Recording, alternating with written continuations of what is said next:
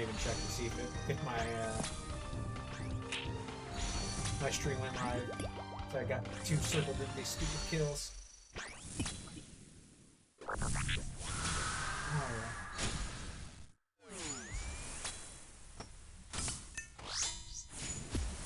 If you read the title, which I'm sure you did, because everybody should, it's like communicate. I will be hitting 99 Mage and 99 range today. And actually, I'm going to pair it where we're at the same exact time. That's how cheeky I'm going to be in my clan.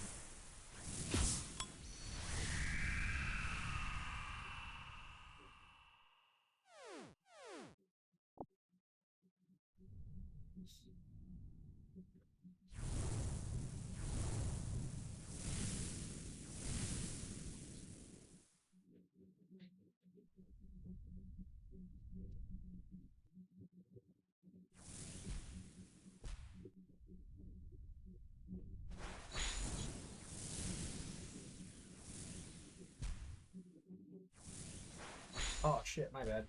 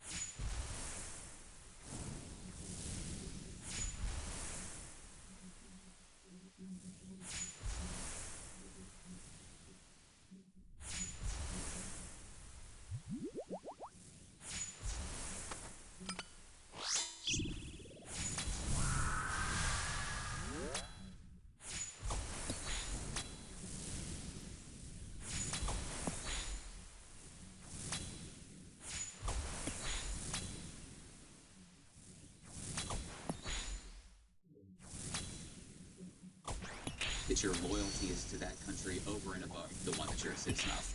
Again, to go back to what Carlos said, assimilation, celebration, cultural heritage are not mutually exclusive. I think that's a big thing. We have a screenshot, because there's another side to this football that I think we and should... This next thing is why I did watch it.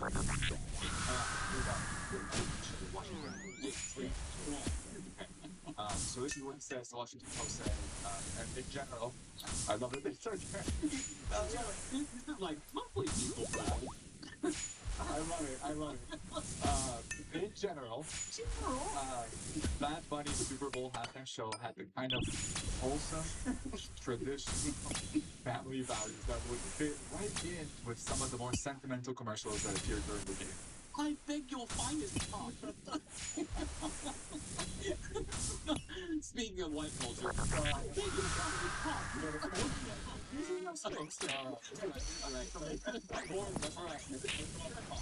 So, I have some thoughts, but I want to let you go first. Well, I'll just go back to, I beg your finest pardon. We have very different definitions of traditional family values. Show that first picture. I almost want to censor it. First of all, you got 2 dudes grinding up against each other. It's disgusting. Take it down. You got this, like, it's like, again, just like, I don't want my 11-year-old daughter seeing that. So that doesn't feel very traditional family values. Then, I'm just going to read to you the English translation of what was sung by Bad Bunny. Now, for words that I refuse to say on a podcast or in my book, I'll just use the letter they start with. So this is what was sung. My thief is being chased, and I want you to hide it. Grab it like a bonga. I don't know what that is. She took a pill that made her... I'm not going to say that word either. She... Really weird, right? You're just like, she the word and people keep talking about it. In the Audi, not in the Honda. Hey, if I give it to you, don't call me, because this is not to make you love me. Hey, if your boyfriend doesn't eat, I'm not going to say that. He better eat off. It's a very, very naughty fight. Yeah, so not super traditional. Yeah, and again, this is where like there's a little bit of a just disagreements amongst Hispanic Christians. People are like, yeah, Bad Bunny, he's Hispanic, I feel represented, and other people are like, Christians are like, well, it's Bad Bunny doing Bad Bunny things, like what you just read. And I would say this again, there's a difference between things that represent Latino culture and things that denigrate, hurt, and actually destroys Latino culture. There's a sign, there's a theological message from the event was this, can we pull it out? The only thing more powerful than hate is love. And again, man, here's what I would say in a show where you have two men grinding, women twerking, by an artist who is known for promoting blatant promiscuity, vulgarity, homosexuality, transgenderism, drunkenness, and more, and then you go ahead and you say the only thing more powerful than hate is love. And I get emotional about this because I think it really deceives a lot of people. And here's what I would say, hey bro, what you're doing literally contradicts what you're saying. Promiscuity is not love. Denigration of women is not love. Glorifying hypersexualized lifestyle, including to teenagers, especially to the culture that I was raised in, is not love. Confusing a generation about what it means to be a man or a woman is not love. Encouraging even a spirit of lawlessness is not love. Anything that contradicts the word of God is not love. And so I would say for people that are maybe used to listening to TikTok influencers about how they redefine love, we need to go back to the word of God and see what God says about love. I actually agree. The one only thing more powerful than hate is love. 1 John 3:16, by this we know love, that he laid down his life for us, and we ought to lay down our life for our brothers. God defines love, and his name is Jesus. Do not settle for a counterfeit, false version of what love is. So well done. So good. And so my warning, or my gentle warning, or watch out to, especially Hispanic people, seeing their flag and blessing a full event, saying, yes, that's it, that's us. There's about 100K difference between range and mage. To So celebrate and identify with your culture, your heritage, your if I have to high out stuff to get my range or my mage closer to where my range is, I will. to identify with things that are inconsistent with your highest identity, and that's a Jesus follower, that's a Christian. And so my highest allegiance and identity is not the country I was born in, it is the person whom I was born again through. That's right. Good. That's Jesus. That's good. Say it one more time. Say it one more time. My highest allegiance and identity is not the country that I was born in, it is the person whom I was born again through. Preach. And that's Jesus. And that's going to change everything. Preach. And that last line you said, by the way, applies to every single Christian. That's right. Including that whole point you were making earlier, is that the difference between a conservative Christian and Christian conservative. That's right. Like what we just said applies to everyone. And you were speaking, obviously, specifically into... A few more kills. Oh, NRC. It's the same thing for any culture. So when you're talking about previous... My jam. Would glorify something that was also moral. They're basically taking something that is not good and attaching it to what actually is good, and that is pretty concept. And so, yeah. Final thought. Come on, rewind it. Come on. Because we're talking about evangelism. And I would say some people think Bad Bunny is actually closer to becoming a Christian than others might think. Again, Latin American culture is very Christian, so I'm sure he's been exposed to the gospel. I'm sure he has family members that are praying for him. I'm sure. I think he's close. And in fact, there's a video, we don't have it here, we don't need to play it, but there's a video that right before his performance, he's like praying or like kind of doing this, God, this is for you. And so here's what I would say for anybody, not just white or Hispanic or black or whatever people, condemning him in a way that is, man, I would never do that. I would say, pray for Bad Bunny. And there was a video. Trinity, can you pull that video? So before you play it, Daddy Yankee, for people that don't know, is like the biggest name. He's like the biggest artist in Latin America. Also known for super dirty music. He has a song called Gasolina, again, super dirty. I'm not even gonna try to sing it. But he became a Christian, and his life was radically changed. And he was asked. Because I would say he was even bigger than Bad Bunny. Yeah, if Bad Bunny invites you to play with him, that your famous song, again, it's about grinding with women and other things, super viral. This is what he said. Let's play. If he were to ask you to perform Gasolina at Super Bowl, would you? Oh no, not right now. Not right now. No, right now because I'm on different mission right now. But even though I respect what he's doing right now, don't get me wrong, man. He does this now, and I'm loving his Puerto Rico. And actually, we were talking yesterday. I told him, I wish you the best. Go there and do your best. And Thank goodness I keep getting teleported. But I'm in a different mission right now. It's different. So I gotta represent what I'm doing right now 100%. So if he asks me to perform something, that's the thing. I'm going there. I'm gonna, okay, let's do something for the rest of the world. And I'm gonna send a message. That's what I'm saying. I would love to, but, I respect his creative decision. I respect everything that he's doing right now. And it's very important for Spanish-speaking community, for the Latinos, for the first time that somebody's gonna sing Spanish. And that's beautiful. You know what I'm saying? And he's Puerto Rico. And I told him, we're proud of what you're doing. And I think the biggest touchdown on his career will be when he has a Jesus in his life. That's the line. Let's go. That's the biggest Good job. So today, we pray that God can save Bad Bunny and transform him. Carlos, would you close us by praying for exactly that?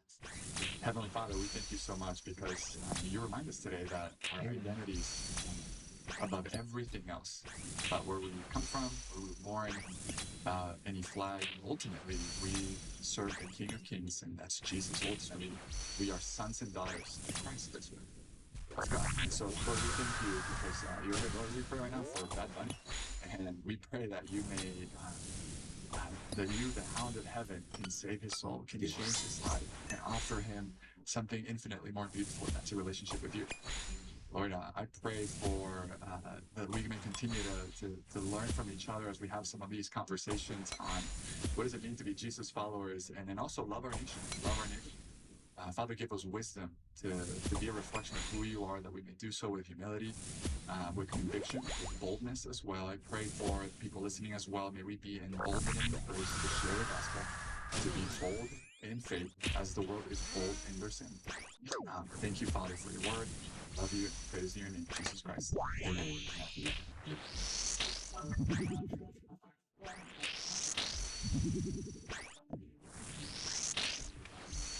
Yeah, that punish phase always gets me, and I'm like,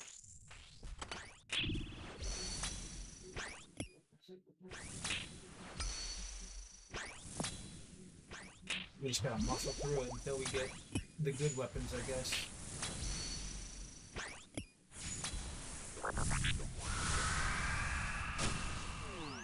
Am I trying to please man, or am I trying to please God? If I'm trying to please man, I'm no longer a servant of Christ. There's not a single tragedy that God can't use for our good and for his glory. I've seen a few things over the years with Charlie and his team. Charlie really was a God-fearing, honest, loyal man of God. Josh, what did not make it into the sermon? Well, hey, welcome back to another episode of the Live Free Podcast. My name is Carlos Erasmo, and I'm here with Josh. How are you? I can't see you. Oh, okay. Oh, wow. This is literally like my first, this kind of shirt. What's that called? He's bro, I'm telling you, this is 9 years in living in Texas. Come on, man. You're gonna see me wearing a cowboy hat soon. Oh, you go. Driving a truck. Hey, listen, once you get a truck, you're never gonna go back. You gotta have, once you do, It's a slippery slope from here. Come on, man. You look great. I appreciate that. You do too. Wait. And right before we started this podcast, Carlos said, let's kick this plea. My goodness. I bet you a lot of... Well, I actually talked to some people from Kentucky, and I asked them, hey, I just want to make sure that, this is a legit Kentucky thing. And they're like, we've never heard that. That's so dumb. Well, it was at Greenwood High School in Bowling Green, Kentucky. Okay. Well, this is more of a West Virginia thing. We'll stick it on West Virginia. Oh, man, I was in Kentucky. Paul Cunningham, welcome. Thanks. How are you, man? Yeah, I'm so good to be back with you. Good to see you here.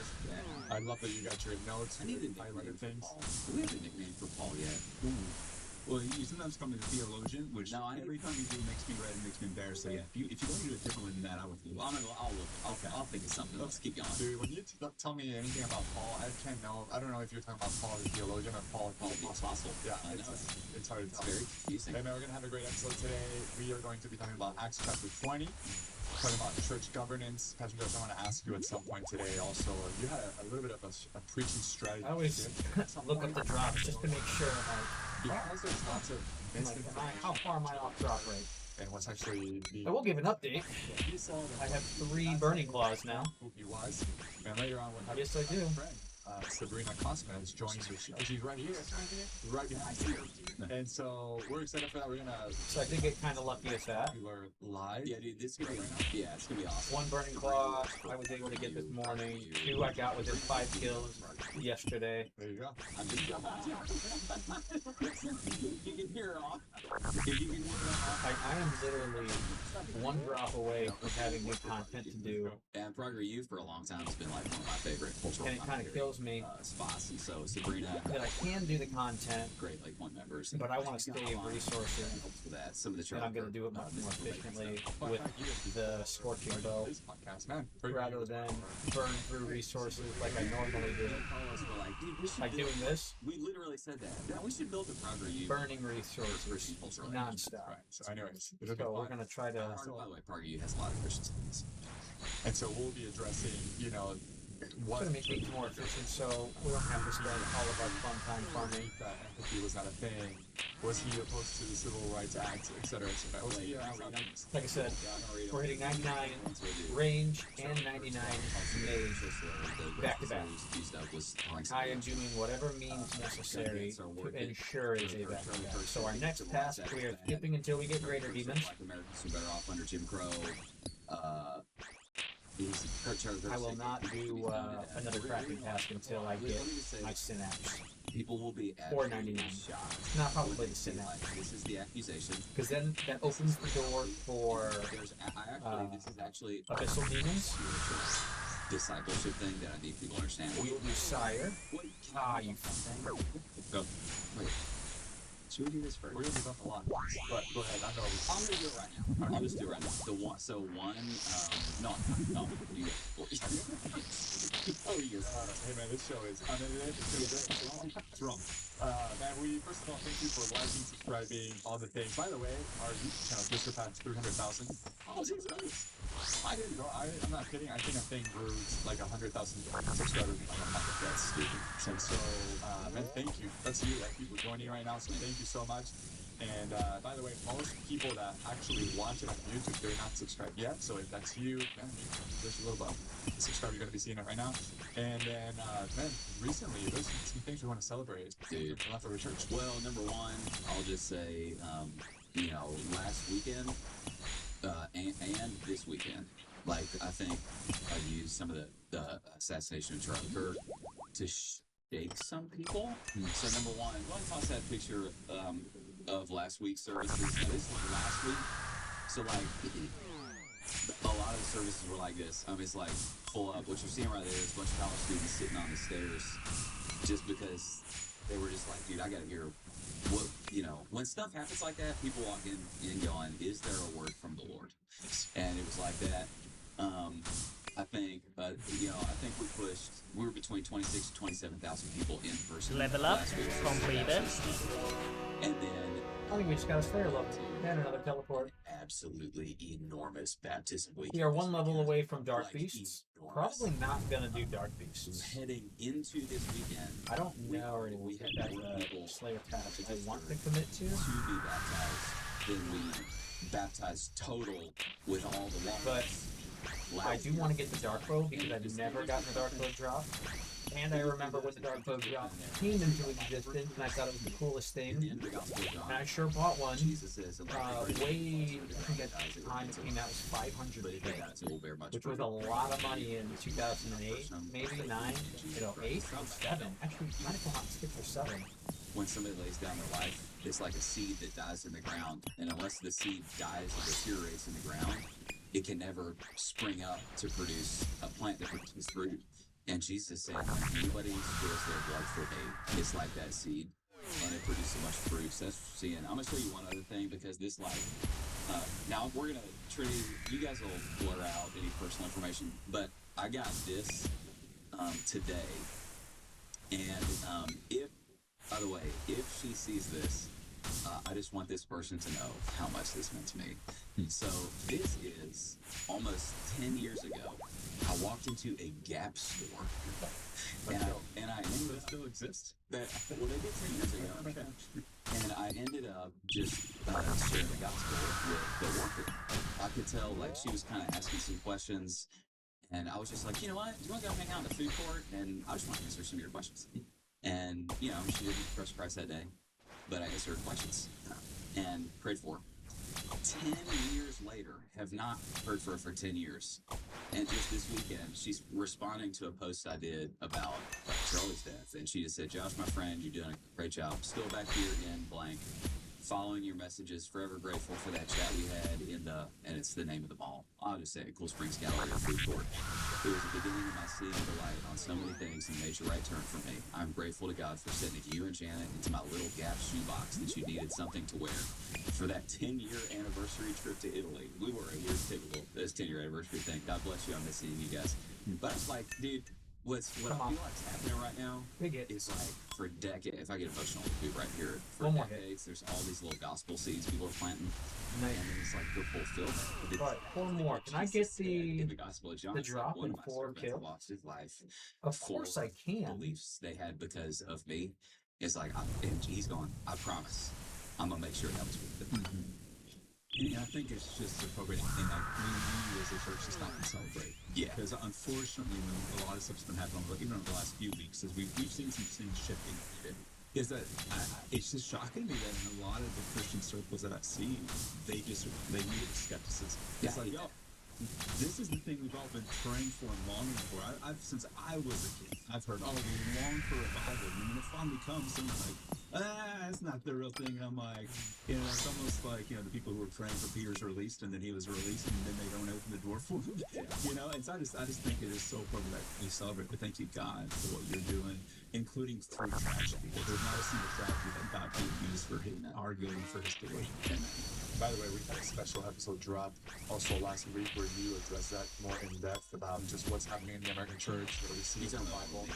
And right. That's right. That's right. Yeah, so you says 3 pastors. We just all hopped on and we kind of did an episode for pastors, church nerds, and church leaders. And yeah, we were talking straight about that. That was our first bonus episode, by the way. So, I'm entering on it. it's awesome, man. Literally, bro. Well, before I ask you, I have a question for you. Pastor Josh. I'll allow it. You know what it's from, by the way? No, what is that from? I'm not sure. I thought we were getting it. Somebody will let us know in the comment section. Is that my Python? Let's keep So before we go there, man, everything that we're going to be discussing will be in the show notes as well. And so if somebody has not yet downloaded those, you can do that right now. The show notes are basically that document that you can download on each episode with key takeaways, all the highlights, nuggets, additional content, and discussion questions as well for you to take into your life group and continue to deepen your discipleship together, because discipleship happens in relationships, and this is your next step after this podcast. And we want you to do what we're doing right now. So to get those, text the word notes. No, send out. 411. That's Send all it right. straight to your phone or go to linkpoint.church/notes. Pastor Josh, I have a question for you. I will allow it. Thank you. What did not make it into the sermon?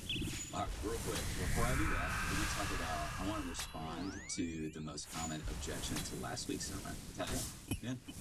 Oh, there were a significant number of people, in addition to the people who were like, you should not have celebrated the life and death of Charlie as much as you did, because Charlie was a racist, Charlie wanted gay people to be stoned, Charlie, like, it's the incorrect accusations, which we'll get to later. The number one objection to last week's sermon was I was insistent that it was appropriate to use the word martyr for Charlie. That was the number one thing. So I want to talk about that real quick, and then I'll ask you your question. Okay. I'll allow it. All right. So, first of all, Biggest. Come on, we got 3 kills left. And usually it's probably, Tormented demons do take a long time to kill. I'm almost at 1,000 kills. you know, I'm at 955 with no Are you synapse. crazy? You can't call him a martyr. I am one of those people that are very optimistic because I did get the BOPA. I'm going to get a synapse in my this past Two connect. things I want to say that is number one, the word martyr. The word martyr literally is just Greek word witness. That's what that means. And actually, I talked about this in one of the services. That the word witness and the word martyr became essentially the same thing. Because in the first century, if somebody was very clear and public about being a Christian, it always resulted in Yo, trial. Perry! And some Are you still in the chat? And so the words I saw you were in there, but I was talking and you weren't speaking. Because originally, if you I had a couple clients, but I'm back now, brother. receive persecution, so I just want to point out You ready to finish that quest or what? he got martyred because he wasn't killed for his faith. He was killed for opposing transgender ideology. My response to that is, where do you think he got the belief that he should oppose transgender ideology? He was extremely clear. We'll talk about this later. Oh, you're at work. I got you. He got that because in life, We're gonna get that quest, man. And when I say we, I mean you, but I'm gonna be there. Beginning, created him in his image, and male and female, he created them. So he rooted. It's gonna be great. His biblical Not being the only person in the clan to go to Vampyria or whatever it is, whatever it's called. No apologies for calling Martin. Dude, it's the same thing. Like, if somebody, John the Baptist was beheaded in the Gospels because he spoke up that King Herod had an unlawful, perverse marriage with his sister-in-law. Because he did. And that was why he ended up getting beheaded. Literally no Christian anywhere would say, John the Baptist wasn't a martyr. He wasn't technically a martyr because he didn't die for his faith. He died for opposing the king's marriage. Well, no, so he opposed the king's marriage because he was saying what you're doing is wrong before Hey God. Perry, if you didn't see the title, Will never be blessed. I'm hitting 99 range and 99 mage today. The defiance of the living God. And he was killed for the same thing. In the same way, I think it's honestly really naive to say, oh, Charlie's not a martyr because he didn't die for his faith. He just died for opposing transgender. It's the exact same thing. So if you're going to call John the Baptist a martyr, you should be calling Charlie one, and I do it because it honors him correctly. So there it is. After quest, we are going for the shadow. Hell yeah! Obviously, we're going to be addressing that. And after synapse, brother. That's right. But no, I did not get. I am getting. I have maybe you might think that, but 136,000 experience for range and 45 for mage. So I'm gonna hunt for another TD task, and then once I get the tormented demon task, I'm going to buy a life verse since middle school. either I'll do the task and then maybe high out a little bit, but I'm gonna hit them both within like seconds. I'm gonna do them together. I used to say no. And then finally I was like, you know what, man, they want a memory. Yeah, buddy. I always signed it, Josh Howard, and I signed Acts 2024, which is, I memorized it in the NIV. Is it the NIV 84 or 86? NIV 84. NIV 84, that's my One of my favorite. favorites. Yeah. 1984 translation NIV. I memorized it in that. It's, however, I consider my life worth nothing to me. If only I may complete the race and finish the task One that more. Jesus gives me. One more after this. Testifying to the gospel of God's grace. So that's right in the middle of it. So fun, preach my life verse. It's okay. It's okay. A couple other things I just want to point out, and a couple of these things We will get it. One service, but not at all the services. Trinity, will you pull up that map? I'm gonna call my shot, brother. We are getting it on the next task. This is one of the passages that seem to make it clear. I just believe This was Paul's favorite church. He spent that 3 the years RNG the passage. will be in my favor. This is like a lame back of your Bible map, but just so the red little dot here is. And then shadow. The passage says that Paul's in Miletus and calls the elders of the Ephesian church, hey, come hang out with me real quick. So if you look up there, Ephesus, obviously north of this coastal city, Miletus. This kind of thing you kind of miss if you don't really, really, really know your Bible. Like, dude, he was asking them, will you guys walk 40 miles and come see me? I mean, that's no joke, man. Yeah. That's no joke. Yeah. So how big a deal they were to Paul and Paul was to them is they were willing to walk 40 miles from Ephesus to Miletus to be with Paul. And I'll just emphasize, like, you need, if you're a dude, you need a band of brothers around you that love Jesus and love you. You need the kind of guys who will walk 40 miles to be with you in your moment of need. Yeah. And he had that. Number two, I mentioned this last week. Please do. We just launched here at the I shouldn't even take it called Rooted. I forgot. Oh, only one kill left. That's fine. No, okay. And so I know we didn't say this, but because you kind of like the books, and so this is really exciting because actually we're really passionate about this at like point, and so Rooted is for people that don't. This is going to be my kill. Come on. I'm going to say it. Where you get to And I'm not calling it.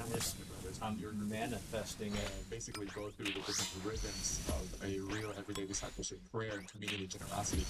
I actually spoken to quite a bit of people saying that this is literally Yo, me eat potato salad. join a group, Almost all. and it's like Yeah, it's all. that's right. And so Dude, it's amazing. It's like boot camp. I'm leading one. It's boot camp for Team Jesus is what it is. So this is Team Jesus. I'm having a blast. One more hit. Dang it. I hope none of my rooting group members care about this. Slayer tag?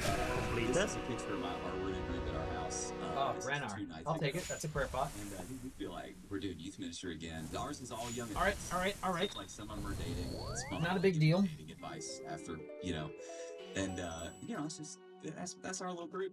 They hung out at our house till like 10 p.m. this week. that's fine. So Yeah, this is there it is. We're just having a blast, man. Total blast. if somebody has not yet joined a group and is interested, then just text the word Rooted to 20411, and we'll get you plugged in. You want me to keep going? Keep going. Okay, a couple other things didn't make it in the sermon, or did, but slightly. This was what I'm preaching now is what I plan to preach a year from now, and then All right. the Spirit made it really clear last week. I Let's- needed to shift it. Go back to standard. What's interesting about this, I titled, I titled the sermon series for next year, There is More, End Game. Any left? It's kind of a little ridiculous, but I named it after the Avengers Endgame. But because I'm always on the hunt for in the crystal Avengers implants. deal, I'm not a huge superhero movie guy, but whatever. The Endgame deal is where they come up with their plan to defeat the enemy, and there's one person that's willing to trade his life in order to take down the enemy. This Acts 20, Paul starts talking about, I'm going to Rome and I'm going to Jerusalem, and I know hardships and trials await me. And then he tells the Ephesian elders, none of you will ever see my face again. So he's been given this essentially prophetic revelation. Paul knows, I'm going to die when I do this. But in Paul's math was, if I can trade This could be the easiest. in the light of everything, I can just go there, it's even deeper. and he gives Paul me was going, not if I can Kraken. trade I don't want to do one life Kraken. to see the gospel sweep over the entire nation. We're gonna skip Rome. all the. It's the third time So the this dunce has right found me. here initiates Paul's death sequence, and from here to the end of the book of Acts is Paul intentionally moving towards what he knows will kill him, because he's going, I will trade my life for the salvation of this nation. So I love that. In fact, you even you stuck? in Poor little when guy. Jesus I saves Saul in Acts chapter 9. A lot of people miss this. Greater demon. What Jesus tells Ananias, That is the next who task. was like a Once we Jewish get dude our synapse, that loved I'm gonna hunt Jesus, for he abyssals, tells and we are gonna Ananias get the to go blood trend, pray and I'm just for gonna keep Saul, skipping until I who's do. blind, and heal him. And he's like, I don't want to. That's a guy that kills Christians. And Jesus tells him, So listen close. Way back in Acts 9, go, for he is a chosen instrument of mine to carry my name before the Gentiles and kings. less than 200k experience between 299s. I can't wait. For I will show him how much he must suffer for the sake of my name. So from the minute Paul's converted, he knows. I want to do the demons, but it's just not worth it. But when you read his I hate letters, dwarves. you get the sense that he's miserable because of it. No, Like in Philippians, he's in a situation where he's in jail. Dwarves is one of my least Over and favorite over because again, they are tanky. Rejoice. He just over and over again talks about how this thing that he feels called to is bringing him joy even as he's suffering. 100%. Yeah. In fact, so this is like super cool Bible nerdy stuff. So I'm going to give away, we're going to do like an old lost flash forward. If you remember the TV show. Carlos, you didn't watch that. I actually did. Oh, you did? Yeah. Things I consider tanky Yeah, are things that are very low level that I don't just one shot. I didn't hear you Like some of these guards takes like 3 hits to get. Into season 3. I think. There you go. So, go ahead. That's So I'm one, going to do a flash forward because it ties in. 2. Okay, that's not So what happens in Apostle Paul is he does one. He goes to Rome. He gets thrown in prison. Apparently, he gets out. Acts chapter 28, which is the last chapter of the book of Acts. And I hit a 15. All under house arrest. Church history tells us he apparently gets out, and then he gets thrown back into prison, and he eventually he's beheaded in Rome, and that's how his life ends. Okay, so that's how it ends. Now, what's really stinking cool is if you go to Rome, you can walk into the jail cell that the Apostle Paul was imprisoned in before his baptism. Go ahead and toss that picture up on the screen.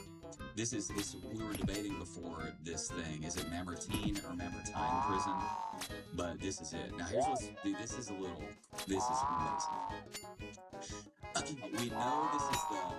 We know this is the jail cell that he was in for a few reasons. I'm going to do the coolest reasons last. Number one, this is the jail cell that is closest to the Roman Forum. In fact, if you walk out, I was just there with a group from Light Point.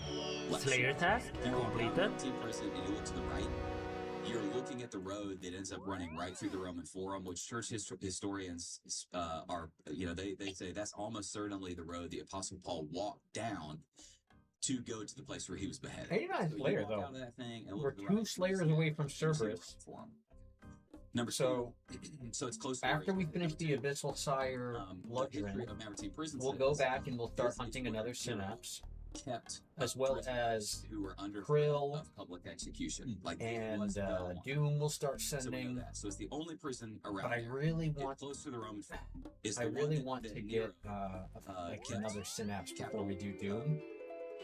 People who are waiting. I know we can do capital offense, Yama, public execution in. But then with the one Synapse. There are 3 letters that church historians say. I want the Emberlight, whatever jail cell he was in, to do Doom, so I can one hit before his the grubs without having to stress about shards. Pastoral epistles, 1st, 2nd Timothy, and Titus. So he writes these 3 letters, these 3 young pastors. Now, dude, all right, this is gonna run it. Give me some music rats. Cows, I don't mind cows. Cows is a good one in this picture. But what's right above? Hang on. Yeah. All right. So in Mamertine prison, you go in, and this prison cell is the only one that's under the ground. So that's where they kept the people waiting public execution because it was the safest, most confined one. So it's underground. Bookmark that in your head. Number 2, if you look real close under that little sign, you're going to see these little holes in the wall. Those are the holes where they would run chains through the wall so that they could chain prisoners on that little seat, and they would be bound right there. Okay, now with all that in mind, remember Paul writes the books 1st and 2nd Timothy and Titus from whatever jail cell he's in. Now this is crazy. Number 1, 2 Timothy 4:13 says, Paul says, when you come, bring the cloak that I left with Carpus at Troas, and my scrolls, and especially the parchments. Now, a lot of people read that and they go, man, why would Paul be asking for a cloak? He's in Rome. Rome's hot, okay? But when you walk into that jail cell, it's far enough underground, it's cold. So you're going, he was apparently, number 1, that's it. Now, number 2, 2 Timothy 2:8-9, Paul says, remember Christ Jesus, risen from the dead, the offspring of David, as preached in my gospel. Listen to this. For which I am suffering, bound with chains as a criminal. Slayer task completed. God is not bound. And then you look on the holes in that wall, and literally those are the holes in the wall where the chains he's referencing in 2 Timothy 2:8-9 went right through those holes, and he's writing about it right there. Wow. So, dude, you right there are staring at the exact jail cell that the Apostle Paul was in. Just 2 things come to mind when you talked about that. Number 1 is just to remind people, like, this is not fairy tales. These are real people in a real place, and these things really happen. I love Dust Devils for birthdays. Like, to your point, this happened. Number 2, I love just to connect. But we are not. The last word in the book of Acts is in the Greek. Don't. Unhindered or unhindered. And so it ends, I'll even just read for us in the English. Basically, he was there in prison. He was basically under house arrest, proclaiming the kingdom of God and teaching about the Lord Jesus Christ with all boldness and without hindrance. It doesn't say without opposition. Scorpions. So that's not a bad one. We're always going to have opposition. Actually, Mighty But the Guild idea is pretty it's good. unhindered I was because thinking we Legends have Guild. Nothing can stop the movement of the gospel. And so the thing is that's not an excuse for us to not get in the game. Like, oh, it's going to happen anyway, so I don't need to do anything. Not. The whole point is because nothing can hinder the spread of the gospel. God can do through you. It's your reason to get in the game and to use your life to advance the gospel. Wow, that's good, man. That's really good. That was really good. I know, man. It's Oh, awesome. that's amazing. I think that's that's it. Yeah. Oh wait, one more thing. Let me do a little fun fact. 2 other little fun facts about Acts 20. This is the only sermon in the whole book of Acts that Paul preaches to. Oh my gosh, that was quick. Wait, we just talked about Eutychus last week. I think I got a bad Bible fact. We'll call that a Bible study. No, it's different. I gave you 5 hamburgers because that's all you've been eating. That's not true. Okay. So we just talked Oh, there's still. I'll get the one that's downstairs. shit for that. Okay, well that's number 6. They got that from a Bible. Oh, there's 6 in there. Like, There's 5 in there. And then there's one downstairs. Yeah. So if you finish in that, verse you 35, need the one Paul downstairs. quotes Jesus as saying it's more blessed to give than receive. Well, the last 3 days, I've eaten 5. Jesus never says that in the Gospels. So Probably because I is am what's gonna go called back part of to the it. Logia. I'm forgetting. Part of the oral tradition. Thank you, Like, babe. you know, the Gospel of John says many more Hey. things Jesus did and taught. Hey. If I were to record all of them, essentially he goes, all the books in the world would not record. So this is one of the things that Jesus definitely did say that just didn't get recorded in the 4 Gospels, part of the oral tradition. Amazing. There you go. Man, I have a question for you guys. So obviously, thank you for allowing it. Slayer task completed. So in this passage, the Apostle Paul talks about the 2 things. He mentions elders and overseers. And obviously he's talking about church leadership. So, Angelo, you know, don't first of all, forget. is there a difference between those 2 terms? And if so, what do they mean? And I'm curious, what is late points, church governance thing? So Paul the Prophet or whatever, we gotta come up with a nickname for Paul. He's gonna talk about this real quick, but Buddy. it's interesting. You got 2 words here, presbyteral. In the Greek, it's presbyteroi, not presbyteros. Oi is Hey. the plural suffix for a Greek word that gets translated elders. And then later in the passage, you have episcopoi. Episcopus. Which is the plural. My kilo man coming to see me. It gets translated overseers. Mhm. And so it's 2 different words that refer to the elders of the church at Ephesus. I'll say one thing, and I'm going to give it to Paul. The word presbyteroi in particular, honestly, here's all it means. It means old guys. I'm not joking. Like, literally, if you go read that book, it's referring to, like, ancient, like, 1st century tribal cultures where there would be a group of the oldest men in the city that were considered. Maybe I get a spoon on They would almost form in like Butte a Heart tribal too. council. Not talking about Off skipping. They would form like a tribal council, and they would sort of like help That would make be nice. decisions on behalf of the tribe. It's talking about those guys. So like in the church, we have this at Lake Point. We have a group of elders. They're no offense to any of them. They're old guys. They're old guys. They got great families, great marriages. They love Jesus. They lead life groups, and they serve as like this council that helps for us guard the doctrine of the church and the policy of the church.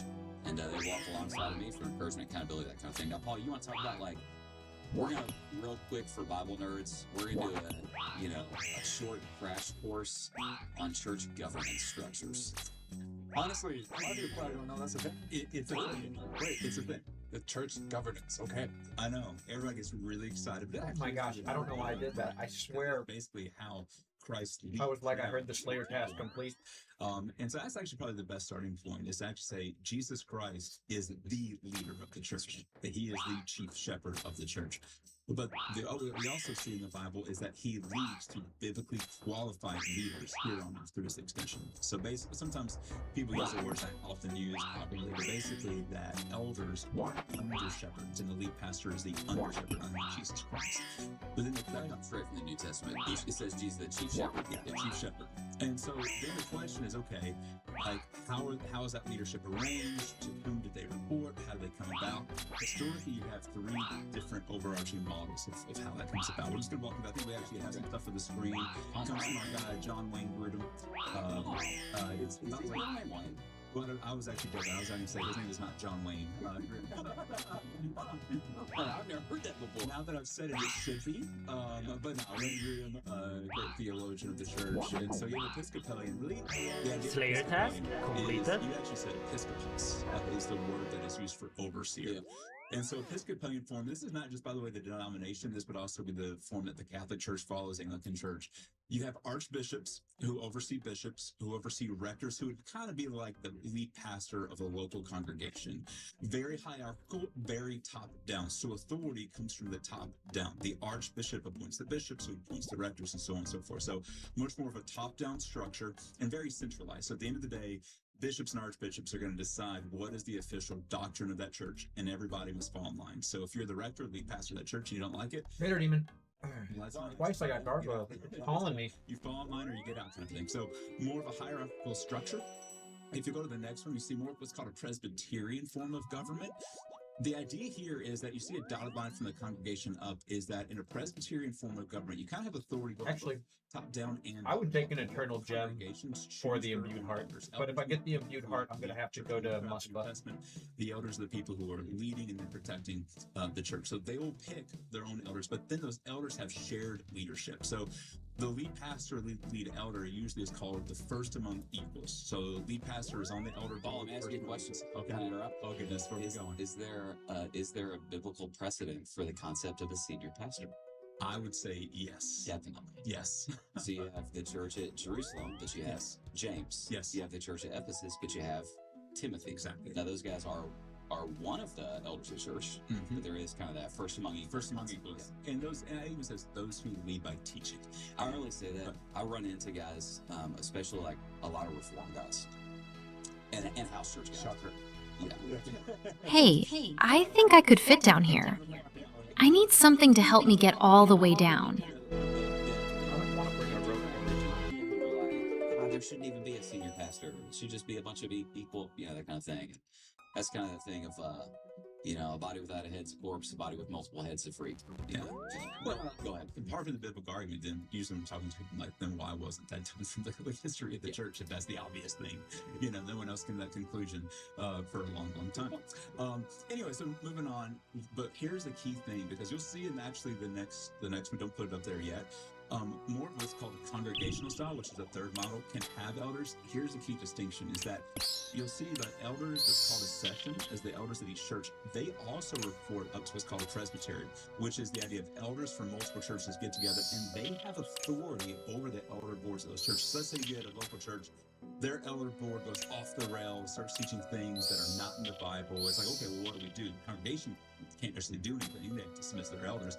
That's why they say we have a presbytery who can actually remove a board of elders from a local church. So there is a structure where it still goes up. So even though local churches elect their elders, they have people from outside of their church that they are still under their authority and report to. Is which one did the United Methodist Church that went apostate? Which one were they? They actually have a little bit of a mixture. That's why I will say this is a good clarification here, is that sometimes there'll be mixtures. And so they actually do have bishops that they appoint, and they can actually appoint them to local churches, or say, hey, we're going to take this person out as well. So they have a little bit of a mixed thing. Gotcha. So yeah. Let's go to the final one, congregation. So this is the third major form. Here you have a big distinction. This is why you don't see anything above the church board. And I say the church board because some churches will call them elders, which I think they should be called. Some will have them be called deacons. There's nothing above, because in a congregational model, the local church is autonomous. Now, they may belong to a denomination in a sense of partnership, but at the end of the day, there's not an outside church or an outside board that's saying you have to do this. Rather, it's saying, hey, if we're going to partner with this denomination, then yeah, we need to believe the same big things. But there's not a sense of, hey, you have to believe this, but we're going to remove your church board kind of thing. Here's the other distinction, is that the congregations, if you see those dotted lines, a congregation will vote for their lead pastor, and then will often vote for their elders, but then will submit to the leadership of those people. I will have maybe one more thing, and Josh, you can lean in if you have any, or you too, Carlos, if you have any questions. The congregational model, there is a pretty big spectrum. So some congregational models, literally, it is you have a lead pastor, but every decision is made by the entire church. You'll have business meetings where you have to vote to change the color of the walls, the carpet, all that. Total disaster. Yes. Total disaster. Slayer task completed. Yeah, you said Can I tell you my favorite quote on congregationalism? I think it was Driscoll. I think Driscoll one time said, "There's more evidence for unicorns in the Bible than congregational leadership." That's not it, though, right? Obviously. Is that congregational leadership? Is that it? Well, and so the idea is, well, it can function on an extreme where literally the entire congregation, but really, I would say that we're supposed to, and I think this might be where we're going, is that the congregation would vote on who the lead pastors and who the elders are, and then those people oversee and lead the congregation. In a sense, it's almost like representative government a little bit, is the best way we can use to describe it. But yeah, that's the idea. That's what's supposed to happen. And I grew up at Southern Baptist churches. I'm a third generation Baptist pastor. What happens in toxic congregational cultures is, this is not the case at Lake Point in any way, shape, or form. In toxic congregational cultures, the church members, sad thing is, spiritually immature church at members, 91 Slayer, we're gonna have to get the has the spiritual maturity of like an ant. Infinity Boots. He all of a sudden is like, well, it's a congregational church, as well as the Ranger boots like that view themselves. Yeah, it's gonna be a rough grind over their pastors. It's extremely, extremely toxic because the sheep are acting like they're in authority over the shepherds. That's a great way to destroy a flock. You often, not always, be careful not to stereotype too much, but you often get the most spiritually mature people and dysfunctional people making decisions for the entire church. And just all they got to do is have a majority vote. Whereas if you actually go to like Titus 1, 1 Timothy 3, when you look at the qualifications for elders, only actually one is a skill. The ability to teach. All of the other are character attributes. So you're looking for people of high spiritual maturity, high character who can lead the church and then protect the church. That's actually the big thing that Paul hits here in Acts 20. He's like, hey, wolves are going to come and you got to protect. So to your point, you got to be a shepherd and be willing to fight off the wolves and fight off bad teaching. So makes sense in that terms of that overview? Yes. So Lake Point is... we are, first of all, we obviously have a senior pastor. I'm one of the elders. So we say is that we are staff guided, elder guarded. So at Lake Point, actually, let me go back biblically. So there's, what people sometimes do is they'll look at passages like Acts 20 and they'll kind of parse down Slayer task completed. This booze, that kind of thing, and try to extract like from tiny little wisps of hints. This is what the Bible's saying. Honestly, man, the New Testament doesn't have a ton of specific things to say about that. Here's what it does. It's very clear churches should have elders. You can't get away from 1 Timothy 3, Titus 1, churches should have elders. Then you go to Acts chapter 7, and this, I'm going to be like, we're going to be a little church nerdy for a second here, and just like, everybody's going to think like a pastor for a second. You go to Acts chapter 7, church starts growing. Acts chapter 7, all of a sudden what happens is the widows in the church, they're cave wars. All right, I don't mind people. skipping that. How do we help? I missed cave Kraken, and it hurt my soul. Going, hey, the stuff's not getting to us. Like, hey, but we will level up. Man, the apostles who were leading the church, like, if we get a cave Kraken, you guys, we're not doing it. The church is real big, and we can't. How are we gonna get your attention?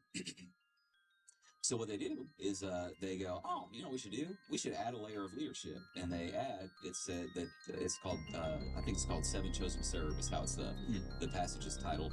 And they add a layer of leadership that often gets called deacons. The Greek word is just diakonos, I think.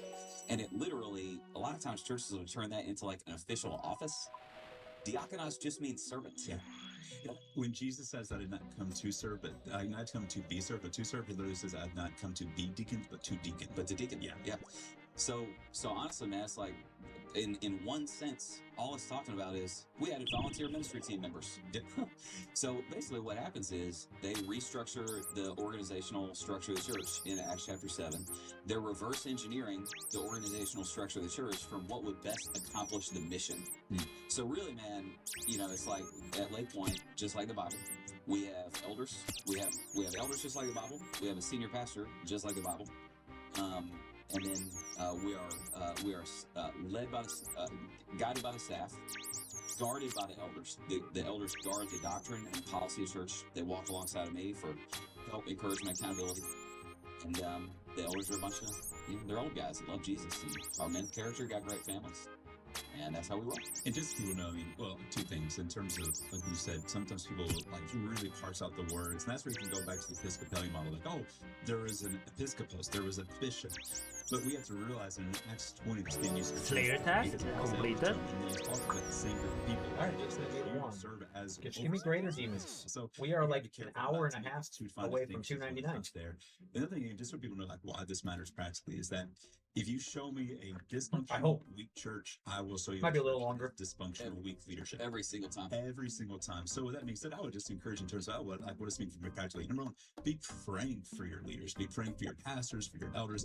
Number two, we need more godly men and women, especially more godly men, to be developing as leaders in the local church who can one day be pastors, who can one day be elders. So like it matters big time. Man, by the grace of God, Oh my goodness. very strong leadership. By the Yeah, grace of God. absolutely. Josh, speaking of that, you mentioned in at least one of the services that you at some point made a shift in your, yes, leadership, but more specifically your preaching Yeah. strategy. Say more. Yeah, dude, I do want to talk about this just real quick. So in this passage, one of the things Paul does, and this is another thing that didn't make it into the sermon in all the services, is Paul mentions, he uses this phrase. He says, I did not shrink back from declaring anything that was profitable to you. Instead, I declared the whole counsel of God. And then he says, publicly and from house to house. I'll just point out, that's how Lake Point's structured. We gather on the weekends, and we proclaim the word of God publicly. And then you just saw a picture of my rooty root in my living room. And then we gather, and then we scatter house to house to get around the word of God from house to house. So publicly from house to house. And then he uses this phrase. He says, I am innocent of the blood of all of you. Mm-hmm.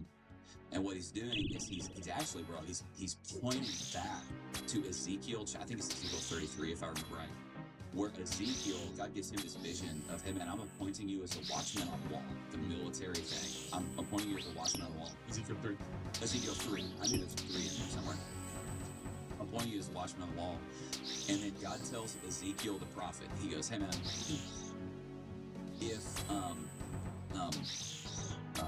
if, in the same way that if a watchman's on the wall and an enemy approaches and the watchman on the wall sounds a clear warning, an enemy is coming, but then the people don't do anything in response to his call, the people might die and get killed by the enemy, but the watchman is innocent because he sounded the warning. On the other hand, if an enemy approaches and the watchman is asleep at the wheel and he sounds no alarm, and then the enemy breaks in and ravages the people, then not only do the people die, but the God says, I will require their blood at your hands because you were the watchman and you didn't do your job. And what Paul's saying in this passage is, don't listen to that. There is nothing in the word that I failed. Wow. Just in your The faith. tankiest little light speed in the world. It was your Slayer responsibility task completed. to walk in a loving relationship with the Father in obedience to His word. And Paul, with a totally clear conscience, can say, "I am innocent of your blood," because there was not one thing that I shrank back from in the word. Now, real quick, I will just real briefly. I made a shift in my preaching strategy where I realized a way that I was, quote, shrinking back, and I didn't realize it. And it happened in 2020. I'll be honest. So here's what I used to do.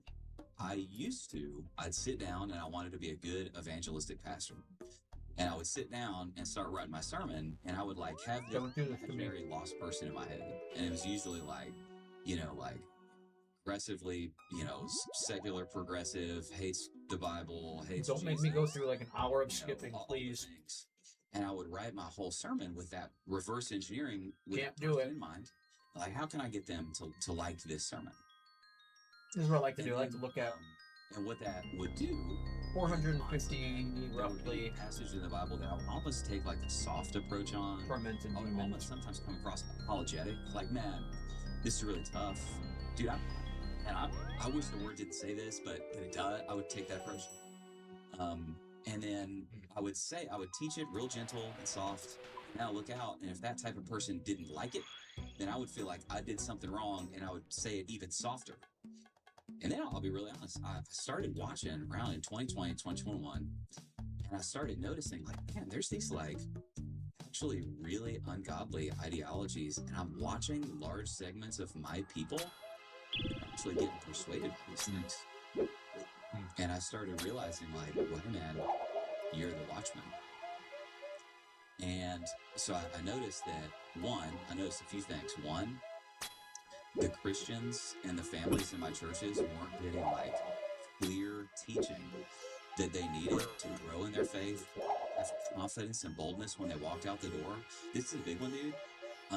Their kids weren't hearing like clear, just like clear, like unapologetic, like actually joyful Bible teaching about what the Word said.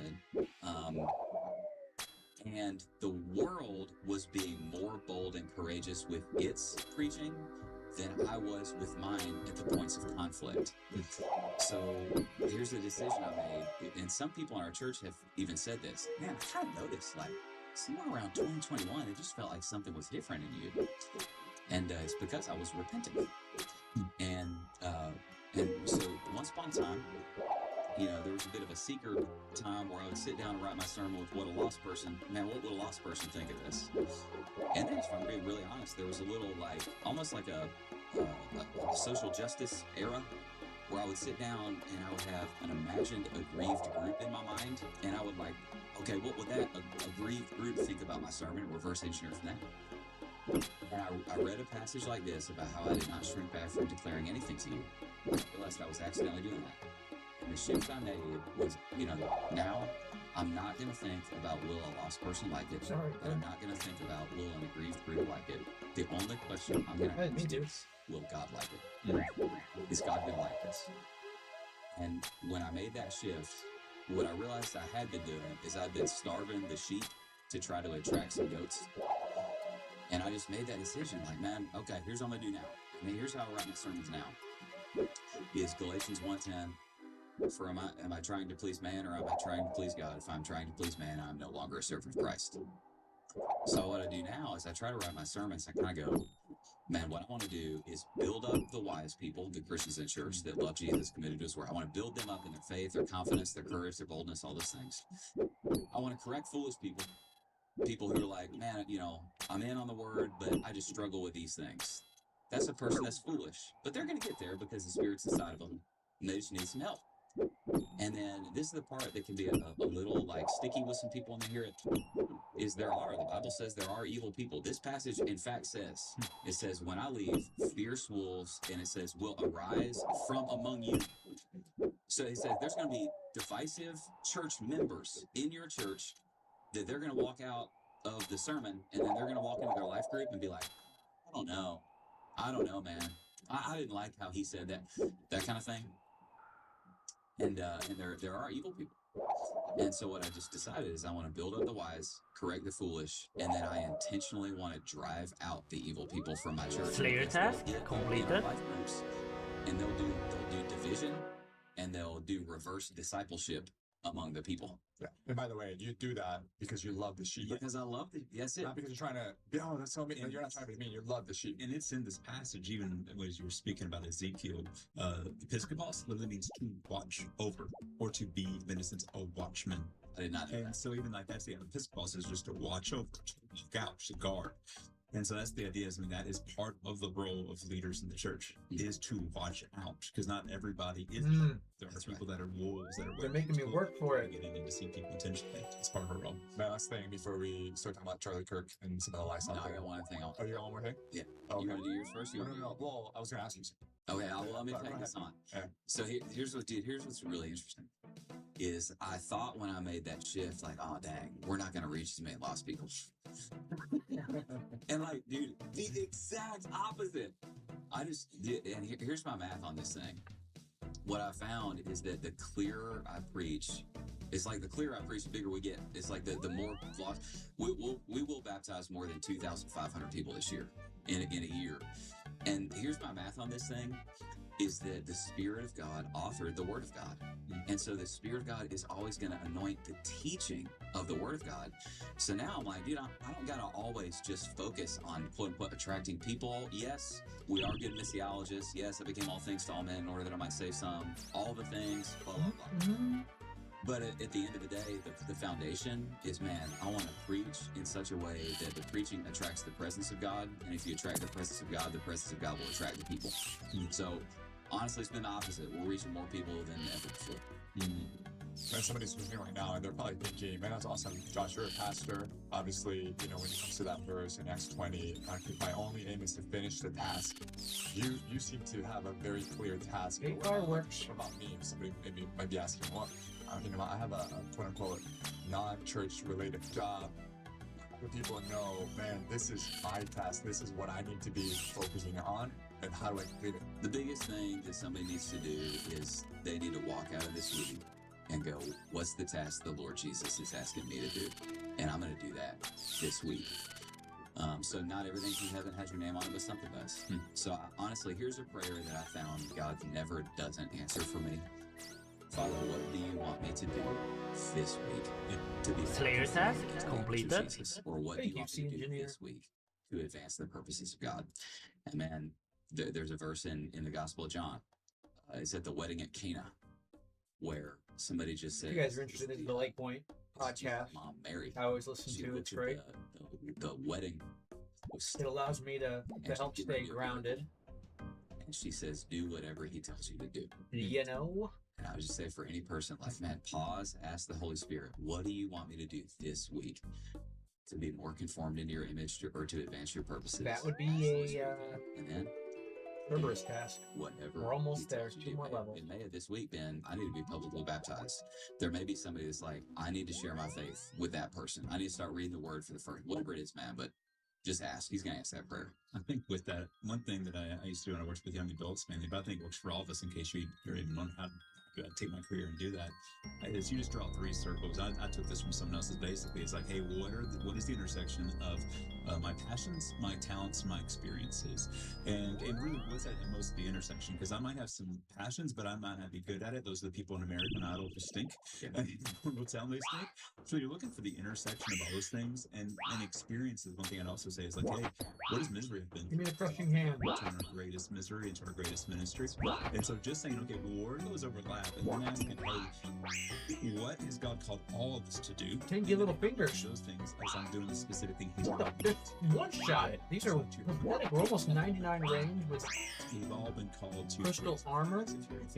So as you're Our accuracy is dialed all the way up. Our damage is just relentless. Don't let these hands overrun. I heard this from Nehemiah. When Nehemiah heard about the broken walls of the city. Crushing hand. So sometimes when I'll ask people, say, what is brokenness in the world that produces brokenness? Imbued heart. Eternal gem. Well, it may not be the same thing for everybody. Probably is not. I think God has actually put different burdens on different people so they can do the ministry in their places. And so Collection log slot completed. Or the missed battle staff. I'll take it. It's 1 in 394 from a crawling hand. I simply ask, God, what do you want in the third world? That's really helpful. Thank you. We have the dust. Now we have the mist. We do need the mud. So we're gonna be the mud battle staff we have to get from Prime. Maybe that's one of the reasons we are intentional. It's up the front door. That is sick. Here I am, like, that was the table. In relationships. By the way, that was the drop table. What we want to do through the Live Free podcast is we want to model what it looks like to be in a discipleship. I can't believe we got the missed battle staff. Open up the Word of God together and honestly just grow together as followers of Jesus to live free in Christ. For this reason, we love that you're tuning in, but honestly, we don't just want you to be a passive listener, we want you to be an active participant. And so if you have not yet joined a group, whether that's in person or online, I want to challenge you to test drive it. To do that, just text the word group to 2011, or you can also Slayer skipping is the best way to get into your heart by doing the pathetic tasks that are super low level, because I can't believe that dropped me. One decision away. It's not an obscene drop rate. I've killed 5 crushing hands. Okay, that's a little spoonage. Now, let's get back to the podcast. And for them to drop the Eternal Gem or the Imbued Heart was 1 in like 1300, so Like rhymes with Christmas. it's not impossible. Okay. Sabrina, the Cuban Wonder. We just learned your parents are from Cuba. Both of them. First generation. Yeah. That's incredible. So there's a few fun facts right here. So first of all, I'm very embarrassed. Early in the podcast, I called. Oh, I thought I was done. Sabrina works with Slayer task completed. Cosmos Prager, it's a lot of, There's a lot there. I can't believe that. That is. I mean, I can believe it. So like, that platform is one of my favorite. It's like one of my favorite platforms. You know, if this was the champagne bottle of RNG, I hope we didn't blur the cork. Literally, because we are getting a synapse on our next Greater Demon task. Christian cultural engagement. And then as soon as we get that synapse, we're immediately abandoning the task after we try it for a few kills to see how much difference the killing is. So number one. Or I'm just going to abandon it altogether until I get the blood run. Number three. It's like I'm freeing myself from a new prison. First it was Corrupted Gauntlet, now it's the Slayer prison, Cave Kraken. You're breaking my heart. Thank you. It's awesome. Yeah. Sabrina. For those that don't know, I am almost at 1,500 Cave Kraken kills. Up in my office before, and it's just been really, really fun. That would have pushed me over the edge. Because we talked about this a little bit. Is you worked with and interacted with both Charlie and Steve. I have 1,450. So, last week Kraken kills. Probably like a lot of us, like felt kind of personal. Missed battle staff. Yeah. So that is sick. I can't believe I got that. So what happened is, Charlie's assassinated. Then there's a big outpouring of positive, like, oh my gosh, we just lost a great one. And then what always happens is there was like a backfill of like just like I'm gonna read some of the some of the things you started hearing. Charlie called somebody a racial slur. He called somebody a chink. He said gun deaths are worth it. In fact, that thing went crazy after, because obviously he was shot. So then people were mocking him. Charlie said the Civil Rights Act was bad. Charlie said Black Americans were better off under Jim Crow. Lots of like racist, stuff. Said gay people should be stoned to death. I mean, just a bunch of stuff. We're gonna get into this and what you're your argument on gay people being stoned to death, it was in the Bible, but it is. That was the Old Testament. It's honestly surprising the amount of it's not hard to find the context for some of these videos, and people are very quick. So people don't realize the ones who truly believe, that kind of punishment. It's mainly like the get into it here. So there's the older Jewish Romans chapter 1 says faith, that what because for those that are against Christianity or unsure about Christianity or what it entails, to ideologies, it is the premise of the Jewish Torah coming to fruition by the prophet Isaiah, the prophets Ezekiel, with reasons that they can express both the truth. I think that's fascinating because my whole life of theology and understanding. You see truth. I never learned that, and I always was like, Christianity, not Jewish Messianic Christianity, because those things never really align with the things that I was, or maybe I was, and I just never embraced, which is also very true if you're young, because why would you pay attention in Sunday school or has the name school in it? And honestly, you're like, no thanks, motor block, no thanks. If these things were actually true, so I think there's that. And then here's the other reason that I wanted to hit this is Christians. You gotta watch out for this. What can happen is lost people or people who don't like the truth that a Christian stands for. Slayer task completed. As steering wheels. And what I mean is somebody will accuse you of you're a bigot or you're hurtful or you're getting close to that range, Mark. Oh man, the closer these two numbers get together, the more excited I'm gonna be. True. But they'll use the label as a steering wheel, and then a well-meaning but naive Christian will go, oh, well then what do I got to do for you not to call me a bigot or a racist or a hurtful? And then it's a way that people can steer Christians into not saying things they don't like. Do you want to see if he wants the rest of that burger that I have? If not, I'll eat it. No, he wouldn't finish his burger. Say what's true and. I threw the other half in there with it too. So it's really fun. You have called Christians into the public arena I could do it. And correct error with truth, and that's what we really have to do now more than ever. I never thought I'd be using that quote in this context, but here we are. Here we are, man. So this is the experience a lot of people have been having. Can you go ahead and toss out that tweet from Jason from the All In Pod? So one of my little side hobbies is, do you know the All In podcast? No, I'm not familiar. Dude, why does nobody? So this is like one of the biggest podcasts in America, for real. It's like every week, it's like top 10 total podcasts in America. It's like three it's Tormented Demons, please.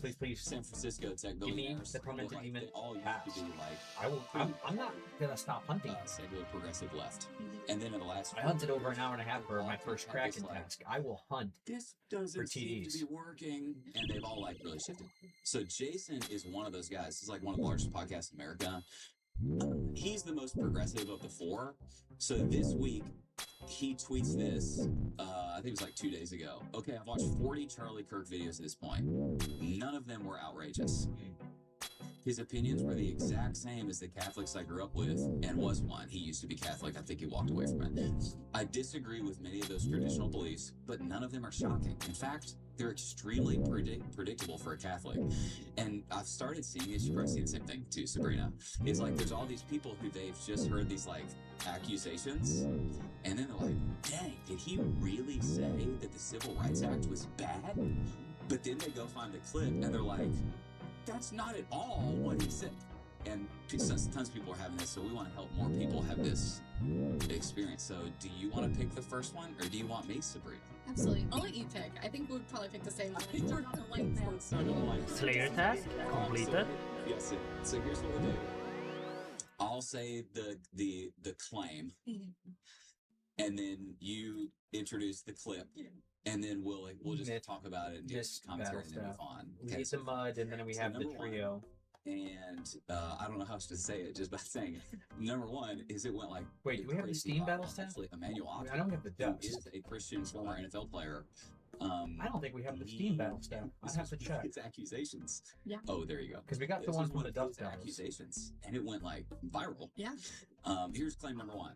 Charlie Kirk used that was a real like Asian person. I hate that I just did that. What they said, I don't know how else to do it. He called. That's what's going to be the reaction, y'all, when we get in a public debate. Sabrina, what say you? Oh, I think I might need to get more blood roots for heals. I'm going to give some background information from the political movement and perspective. So I've done PR in the political movement for about over 5 years now. And so the irony is that this clip, and I remember when this clip went super viral when it happened a few years ago. So Charlie was very notorious for matching people's tones. So if he was in a debate on a college campus and a student came up and was very soft-spoken with him, he was usually matching and soft-spoken back. If a student came up and was more snarky or sarcastic, he usually would kind of match the tone. So he's at Politicon, this big conference with other political podcasters. I think it was him and Hassan Piker and a few others on stage. Hassan Piker. He's on stage with them. He's that guy who had that clip about like wanting to kill all the capitalists and their blood flow through that guy? Yeah. Who, by the way, was published in the New York Times this week. Yes. Okay, sorry. Oh, that's a whole other him and Destiny and all of those. Yeah. Man, if I could use this brain knowledge for something more productive, I'd be Elon Musk, but yeah. Yeah, so anyways, he's on panel at Politicon, and he's trying to do this panel discussion in front of a lot of people, and Cenk Uygur, who is, I'm probably butchering his name, which is ironic, but Cenk Uygur with the Young Turks, he's the face of the Young Turks, which is a pretty far left media company. He's just harassing Charlie from the audience, yelling at him, heckling him, and Charlie lost it, and he starts yelling, and he yells, Cenk. Okay. But everyone thought he said Cenk. Yeah, he said that. All right. Yeah. So you want to see the clip? Yeah, let's see the clip. Let's show the clip here. Which is ridiculous, like asking me what my salary is. Sure, I'll reveal it willingly. You brought it up in context. Why don't you look like a socialist? Okay. Go look like a socialist. Larger. The point is larger than that, Charlie. I live like a capitalist every single day, Frank. I live as a capitalist. Okay? I live what I eat. It's I can tell you every single year. Hold on. Charlie. There's Cenk. So that's him right there. Yeah. Take a seat. Take a seat. All right, now. Take a seat. You're gonna take a seat. You're gonna take a seat over here. Oh my God. What's my salary?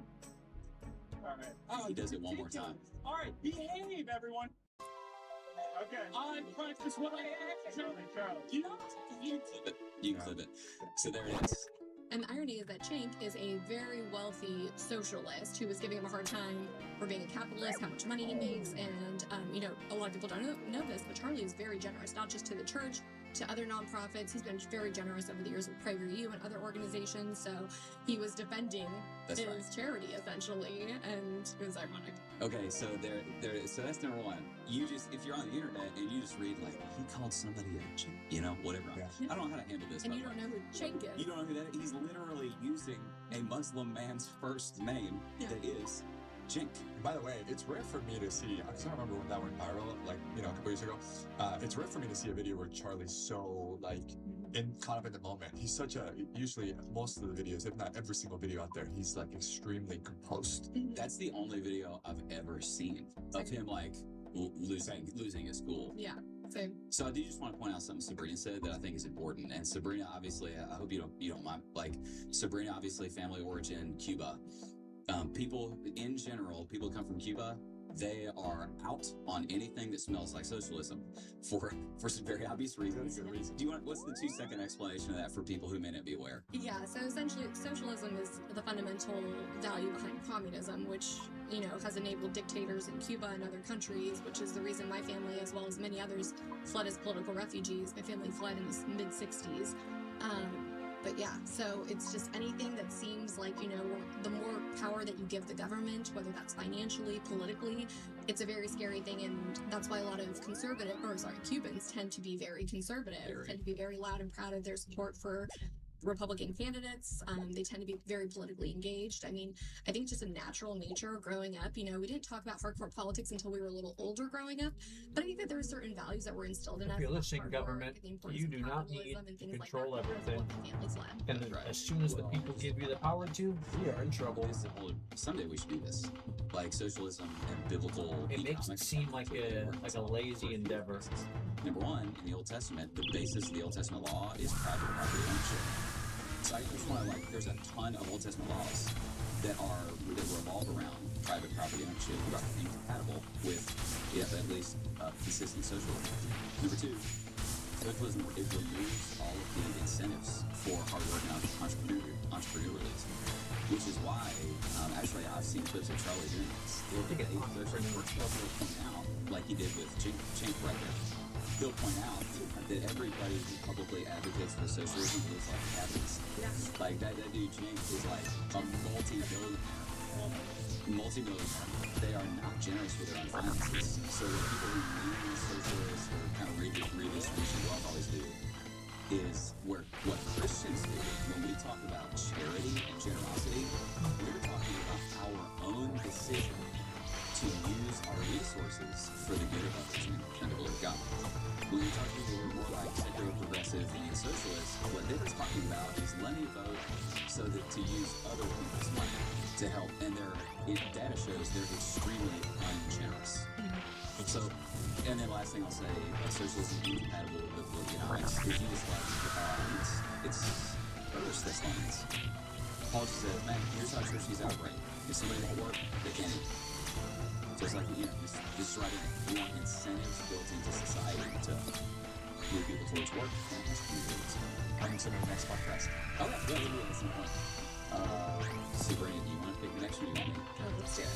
Sorry, my friend keeps walking. I'll pick it if you're looking. Yeah, I'll pick it. So the other one that went, Trinity, you see under where it says gun deaths are worth it? And then go to, this an example of this. Yeah, see if you can open that link. Maybe not. That's probably one of the things that I saw the most when, Charlie was killed and everybody's still talking about it, but especially when it happened, people were saying, well, he spoke about this and there was talking about a lot. He was okay with it. That's right, he was okay with it. I feel like this is one of the ones I heard the most. That's right, and Trinity, we're going to become a little trouble over there, so I'm assuming that we're going to give you a second. Yeah. We're going to give you a second. So the example was, he's talking about the Second Amendment. And the charge was that he said that essentially gun deaths are worth it. That's the price you got to pay for it. In order to protect the Second Amendment. Now, very clear differentiation between our Second Amendment right to defend ourselves against a tyrannical government versus someone being murdered in broad daylight for their religious and political beliefs. Very clear. you wouldn't know what the memes and videos you've seen on the internet this past week. So it's pretty discouraging. He also, even at the end of this clip, I don't know, there's hysterical if he doesn't have it. Okay. Let's do it. Can we show this clip? So people were taking this clip and very conveniently editing it down to 14 seconds. Do you have any background on this? I just want to go right into it. I will say this was one of the most sickening things I saw online this week was how many people, celebrities, everyday people, were using this to condone what happened. And that was pretty disturbing. It was disgusting. So they were like mocking him. Yeah. And after being killed.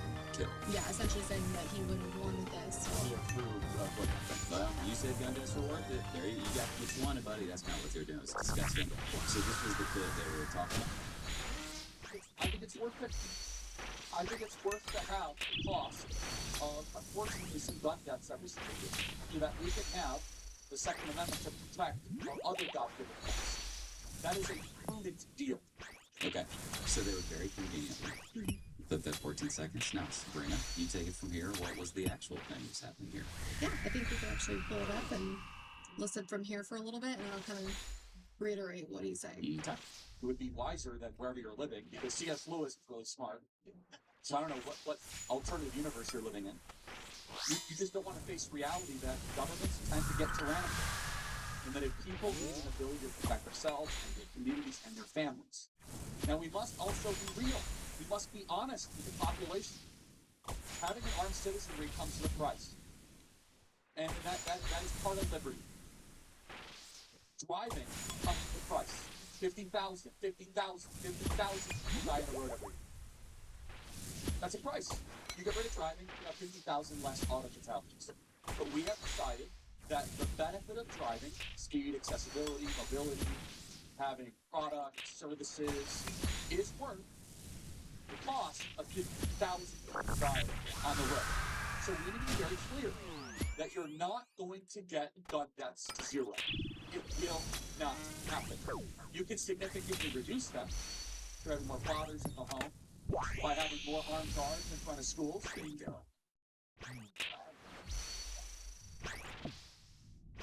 We should have an honest and clear reductionist view of gun violence. Oh my But we should have a utopian.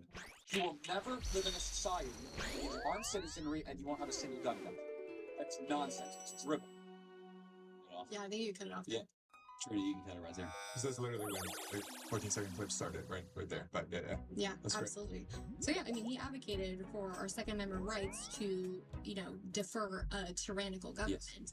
That doesn't mean that An amulet with unlimited teleports would be broken. shot innocent people. I would And probably this threat is just really every single disheartening, especially the fact that he offers solutions to kill future or whatever. I would just go back to the house if we arm and our banks teleport and back our in, baseball use stadiums zero with resources. security, why are we not arming our schools where our children are? We need to look at cultural issues that are leading to higher crime rates in the country. Yeah, it's very, very obvious. Yeah. He's not advocating for gun deaths. No. He's saying, hey, this is a tragic trade-off that we have to make for a greater good. This is what he's saying, right? And this, I always, whenever I had this conversation, and dude, I do not have all the answers on how to do gun regulation. I don't have all the answers on that, but I do know this. If you like the First Amendment, you gotta have the Second Amendment to keep that First Amendment. And so that's kind of the principle that he's going after there. But very, very obvious, he's not gleefully celebrating gun deaths. He's saying this is a tragic trade-off we have to make for a greater good. Good? Perfect. Okay, you want to pick one? Okay. Well, let's do. I think I want to do one of those. Harley Post and Civil Rights Act. So I'm saying Dude, I watched a lot on this one. Yeah. So this is interesting to me. First of all, obviously my family is diversity. It's like, I'm probably very, very comfortable in race conversations because we have them in my house all the time. But this one was really interesting to watch. So here's the charge. Sabrina. Charlie said the Civil Rights Act was a bad thing. Huge mistake. In fact, this is how you'll see it quoted online. People say in December 2023, Charlie said, we made a huge mistake when we passed the Civil Rights Act in the 1960s, end quote. But they're very careful where they put the end quote. Let's show people why. If you had the opportunity, you would get rid of the Civil Rights Act? No, I think you should have a one-page bill that says that racial discrimination based on race is illegal and will not be tolerated in the United States of America. Most black Americans don't support men-female sports. Would you agree? Yeah, I know. No, for sure, right? Believe it or not, the Civil Rights Act is now being used to keep men playing in women's sports. So the Civil Rights Act was used to help black America originally. Totally get that. But now the way it was written is that any claim of identification, so someone says, I'm a woman, therefore I can compete in your volleyball team, they come in with a civil rights claim. And so what we're saying is, no, it should be specified to racial, not gender, all that other stuff. And there were all these other provisions as well. Okay, there it is. Yeah. It's like painfully obvious. Yes. So again, he believes that the intention of the Civil Rights Act of 1964 was good. Unfortunately, the application does not apply today because that included things like gender. And as we've all seen over the last few years, gender is now a changing construct. That's right. So now people are using it in lawsuits in order to basically advocate for biological men to be in women's sports, women's bathrooms, women's spaces. You even have on a different, totally political level, our former Attorney General, Mayor Garland, used the Civil Rights Act of 1964 to sue certain states into not using voter ID because it was considered discriminatory, and he used the Civil Rights Act. Really? That's how that happened? Yep. Use the Civil Rights Act? Yep. Our own government against the states. Okay. Yeah. So you see right there, he's not saying, hey, the Civil Rights Act is bad, I'm against the African American community having equality. What he's saying right there is it was a good idea executed in an imperfect way that led to bad things. Exactly. There's too many loopholes with the present day, unfortunately. It should just be what it was intended to be originally. Bingo. Okay. Actually, Trinity, do you have that with the one that I put up about that with about the Civil Rights Act with this African American black pastor commenting on this? This is what Charlie Kirk had to say about the Civil Rights Act. If you had the opportunity, you would get rid of the Civil Rights Act? See again. No, I think you should have a one-page bill that says that racial discrimination based on race is illegal and will not be tolerated in the United States of America. Most black Americans don't support is men and female sports. Would you agree? Yeah, I know. No, for sure, right? Believe it or not, the Civil Rights Act is now being used to keep men playing in women's sports. So the Civil Rights Act was used to help black America. I love that for them. Totally get that. But now the way it was written is that any claim of Dudes identity... want to play women's sports because they weren't good against the other guys. Look to the part where he gives the No. Good application. Now, do you get it? There you go. He was not trying to say that blacks should lose their rights and equal protections under the law. He was saying that homosexuals, the LGBTQIA plus and counting community, there's 72 genders in counting. Those individuals should not have special rights. We should have equal rights under the law, but not special rights. There it is. Is that a good way to say that? Yeah. Okay. So let's do another one. This one. I've seen this one a lot. Charlie said black Americans were better off under Jim Crow. Okay, so let's show, let's see, is that the one? Hang on, let me see it. Yeah, that's the one. So let's go ahead and show this. Black Americans are poorer today in 2024 than they were in the 1950s. Yes. Why do you think that Good is? question. So we have the Civil Rights Act, we have more benefits, more government blue cross attorneys, something Actually, never mind. You go right ahead. changed in the 1950s and 60s. So there's two answers to this question. Either America got more racist since 1950s to 2024. So like that 70-year period, because black Americans are worse off today per capita than they were. You agree with that? Okay, good. Yeah. Than in the 1950s. Or there's another explanation, and I think the truth is somewhere in the middle, which is I think you would acknowledge that the disappearance of the black father has been the #1 driver of black poverty in this country. Now, there are reasons for that. But What do you think the reason? culture is one. Would you agree? So actually, let's go back to the foundations School, of that. prison, pipeline, all that stuff. But do you at least agree that black dad not being white? Anyone's father not being raised is a bad Well, thing. of course, Now, but 75% of black youth are not raised with father. It's the highest of any group in the country.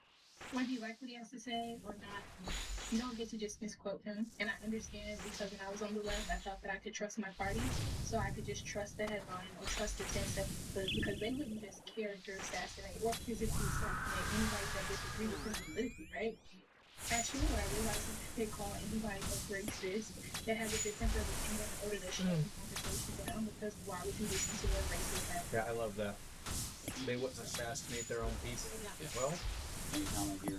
Yeah, so I mean, he recognizes that segregation, he doesn't his loss environments. He recognizes aided that segregation in is a horrible so thing. much A lot of more. people have the conversation about why this is happening. Why are 75% of Black youth being raised without a father or in single-parent households, and how is that affecting the fact that they're doing worse economically? I got We have more social welfare programs than we've ever had before, yet Black Americans are doing the worst economically, and this is a conversation Because the more you give, the less people want to do on their own. if you even talk about that, and you're not part of that demographic. That's there's the little joke of, and again, sometimes I can be, I'm very comfortable with this conversation because I have it at home.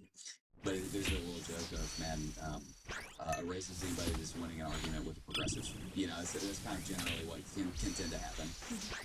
But let me just go back to that, is that a lot of the policies, it's very interesting to talk about this. We've never done this on the topic before. A lot of what the Bible does is that same thing for 1 Thessalonians. It assumes that incentives are what we need to build incentives that incentivize the correct things. That's why it says, whoever doesn't work won't eat. It's saying we need incentives to incentivize you to self-reliance and personal responsibility. So in government, here's what people will I don't know what I was just about to do. I was about to switch my prayers and mess up everything and take a bunch of So damage. what happened is, whenever people are like, dude, you know what we need to do to eliminate poverty is we need more and more and more and more welfare programs. Actually, what you're doing is you're creating incentives to not work. You will always get more of what you incentivize, less of what you penalize. I was getting excited. I was making the excited face right before, so I'm gonna give some data. I was ready when I got the drop. Because we're getting the drop this kill set. You guys know this. I know this. 71%. So we're going like, hey man, what causes children of any? No matter what. What causes children? We are getting the drop to struggle. I'm telling you right now. At 142 kills, well, one of those is at least going to be a synapse, and then we are I don't care which. on to Sire. 71% of inmates and 81% Unless of rapists. I need Ember Light for Sire, I will be very disappointed. Runaway children. I don't think I do. I think I saw 60% of youth suicides, fatherless homes. a range only Again, guy. President Obama. Children And it was without pretty present fathers are very 500% easy to more likely to turn live around and not in use resources. So 900% more likely to drop out of schools. 2,000% more likely to end up in prison. I'm to the point where I will start using one contributor to all brews and restore if I run out of prayer pots. In between making them, of course. Unwed pregnancy, poverty, Oh, and future fatherlessness. I was like, So you solve fatherlessness, you solve all 5 of those things. And this is the one that can be a little, people don't always love hearing this. Fatherlessness, according to the data, is a better predictor of incarceration than race or poverty. Fatherlessness. So man, you want to solve the problems, fix the fathers. Absolutely. That's it.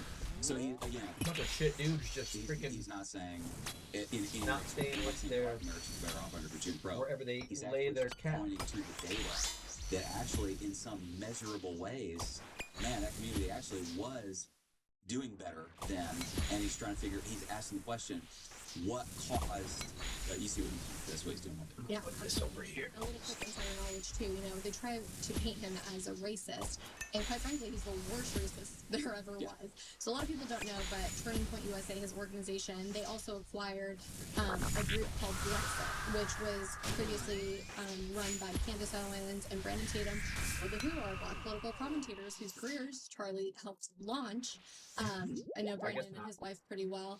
And I like what I've seen from him. Oh, he's awesome. We gotta get him on the phone. He's a fan of yours. Yeah. I heard he's commented a few times. DM me a couple times. Yeah. He comes out to Texas quite a bit, so we'll get him. That's awesome.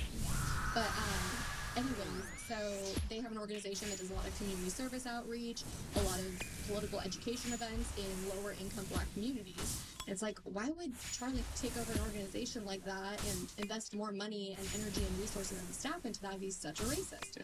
Charlie also, back during the first Trump administration, brought a group of over 100 young black people to the White House to meet the president. Why would a racist do that? You know? Racist is real bad at it. He's really bad. And he's launched the careers, as I mentioned, of so many black commentators of all different sizes. You know, everyone from like Amir Odom, Rob Smith, to Candace Owens, Brandon Tatum. The list goes on. To Nick Craven. I've worked with these people in their careers. Like, they all have been some of the loudest voices online defending Charlie this week. That's cool, man. That's cool. All right, let's do another one. You want to do the Charlie said gay people should be stoned to death? Yes. Okay, so let's show the Stephen King tweet. All right, so Stephen King tweets this. It gets 11 million views.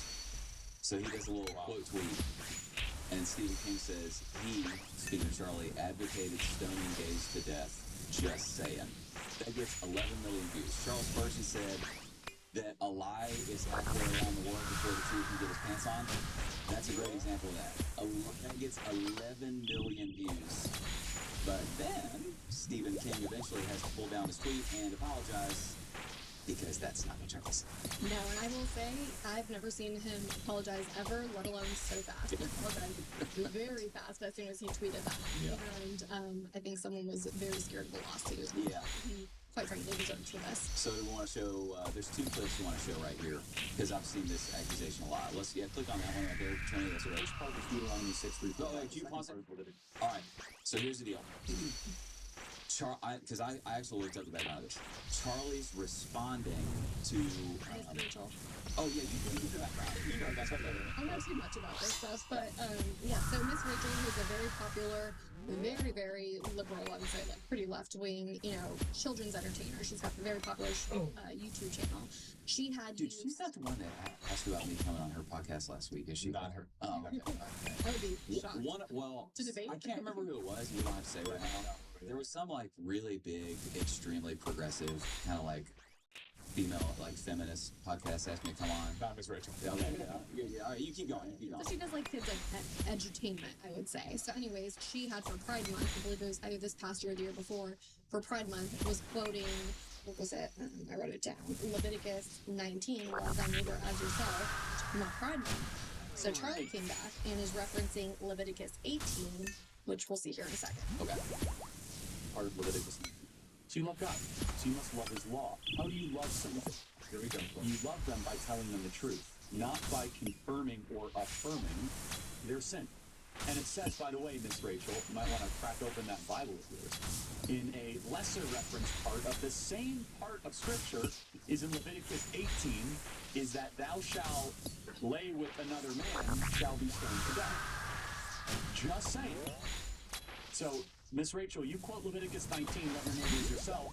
The chapter before affirms God's perfect law when it comes to sexual matters. Bingo. Interesting that Miss Rachel went Leviticus and not Jesus. It is interesting. I mean, I can imagine she's probably thinking, let me just go Judeo, Old Testament. Judeo-Christian. Yeah. I don't know. So commentary on it, Sabrina.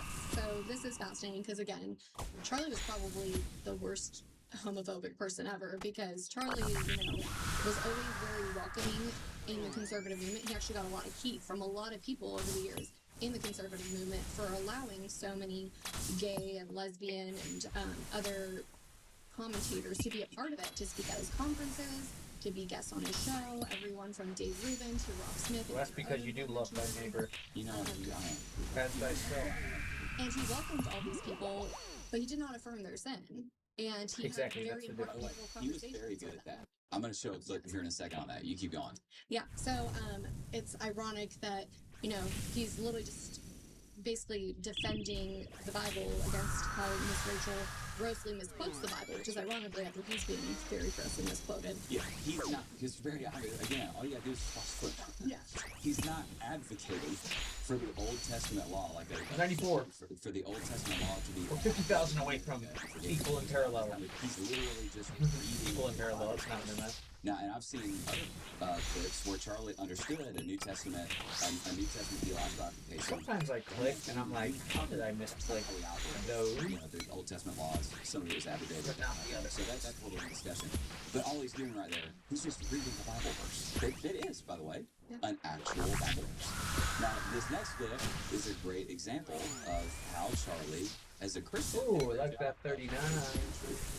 with people who were in same-sex relationships. Let's see it. I'm a gay conservative, and I just want to kind of ask you what you have to say for people like me who kind of feel like, I guess, it's kind of hard for gay conservatives because there's not a lot of us. So, like, what do you have to say to other gay people who need to realize, like, they do have a choice? Yeah, first of all, welcome to the conservative movement. I don't think you should introduce yourself just based on your sexual attraction. If that's not who you are, for sure. You are a complete human being and you treat people well and you're studying something. So I want to get away with this idea that you're gay anyway.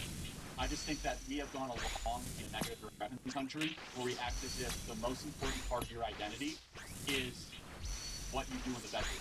It doesn't mean that much to me, but if you ask me from a perspective as a Christian, I create that lifestyle, but politics is about addition and multiplication. I imagine you agree with a lot of what we talk about, right? Strong borders, strong country. For that, we welcome you. That's it, man. I mean, you just see his heart right there. He did, honestly, that's like a textbook example of like, okay, I'm a Christian. I'm going to be honest about what I believe. He's actually even trying to disciple that guy out of him. Yeah, he's pastoring him. Yeah. In terms of his identity, he's saying, hey, you don't have to define yourself by your sexuality. It's, just because culture says so. That's right. And this is the Charlie I wish more people saw. And I have to say, I've worked behind the scenes in the conservative movement. I've seen some nasty things. I've seen people throw each other under the bus, their friends under the bus, for political gain, for economic gain. I've seen a few things over the years with Charlie and his team, and they have been so stand-up every time. And Charlie really was a God-fearing, honest, loyal man of God, and a loyal friend. He, the best of us. I saw, it was a clip from, I guess, a girl that had been an intern at USA. I guess they were out on some trip, and it wasn't anything salacious, but just her and some girls, I guess, were getting in a hot tub, and they hollered at Charlie and a couple guys, you guys want to come hang out with us? And she just told the story. Charlie was like, absolutely not, because I don't even want the appearances.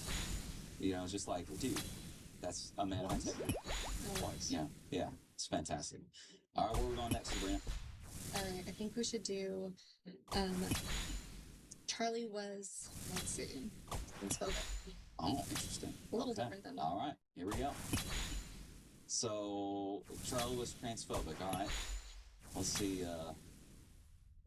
Say I'm a transgender male. What age should kids be able to get things like hormone therapy? Because I don't know what's true, what's not. Tell me, are you comfortable telling me your story? I've known will you pause?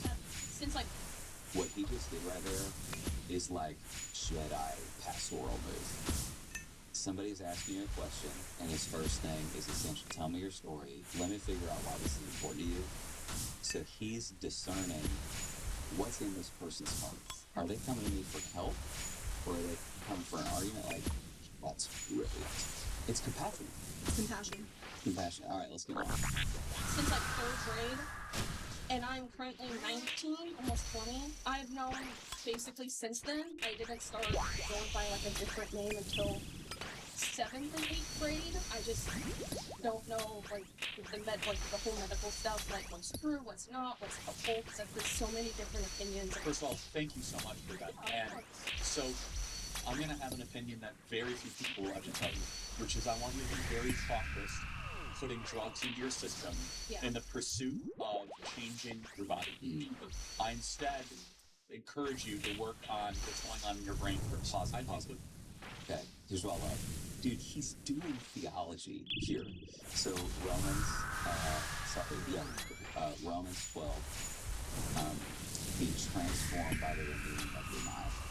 So, this is brilliant. He's a Christian man applying his theology to this person and this issue. Because the transgenderism issue is, hey man, there feels like there's discontinuity between my mind and my body. Mm-hmm. And what the transgender movement says is, change your body to come in alignment with your mind. The Bible says, no. Let's renew our mind to come in alignment with the truth. And Charlie's going, no, let's bring our mind in alignment with our God-given body instead of trying to bring our body in alignment with our mind is struggling right now. Which, by the way, that's impossible. You can't make a male body female. So anyway, I just want to point that out. Let's keep going. First and foremost, it's just a diagnosis. Just someone that is going to listen to what you've gone through, listen to what else is going on. My prayer for you is, and again, very few will say this, I actually want to see you be comfortable in how you were born. Yeah. I know that you might not feel that way, but I think that is something that you can achieve. I think that with the right team and the right people, you don't have to wage war on your body, you can learn to love it. Dude. So it's all interesting for, this clip. Obviously, Charlie would talk to all kinds of people, but man, you can hear like her in her voice. You can hear her pain. She's hurting, and obviously Charlie was able to quickly discern that. And it's interesting because obviously when people watch these kind of videos, we just want to see Charlie destroy somebody else. And the Bible calls Christians to do two things: we want to love people and we want to destroy arguments. We don't want to destroy people. And then love arguing. And so this is a very example of very passionately, very gently. Man, this is a person in need. Let me be as gentle as possible as I share the truth. Yeah, he totally matched her tone. And I think that this is what a lot of us feel when it comes to the trans community. It's not hatred that we feel towards the trans community, it's actually sympathy. We're concerned because blind affirmation of gender dysphoria is not the solution. There are other issues, and then when you have young people, we have about a 400% increase in American or people worldwide identifying as trans over the last 400%? Yeah, I don't remember what the years are, but it's about 400%. Any other social contagion like that, our society would be flipping itself upside down trying to figure out what's going on.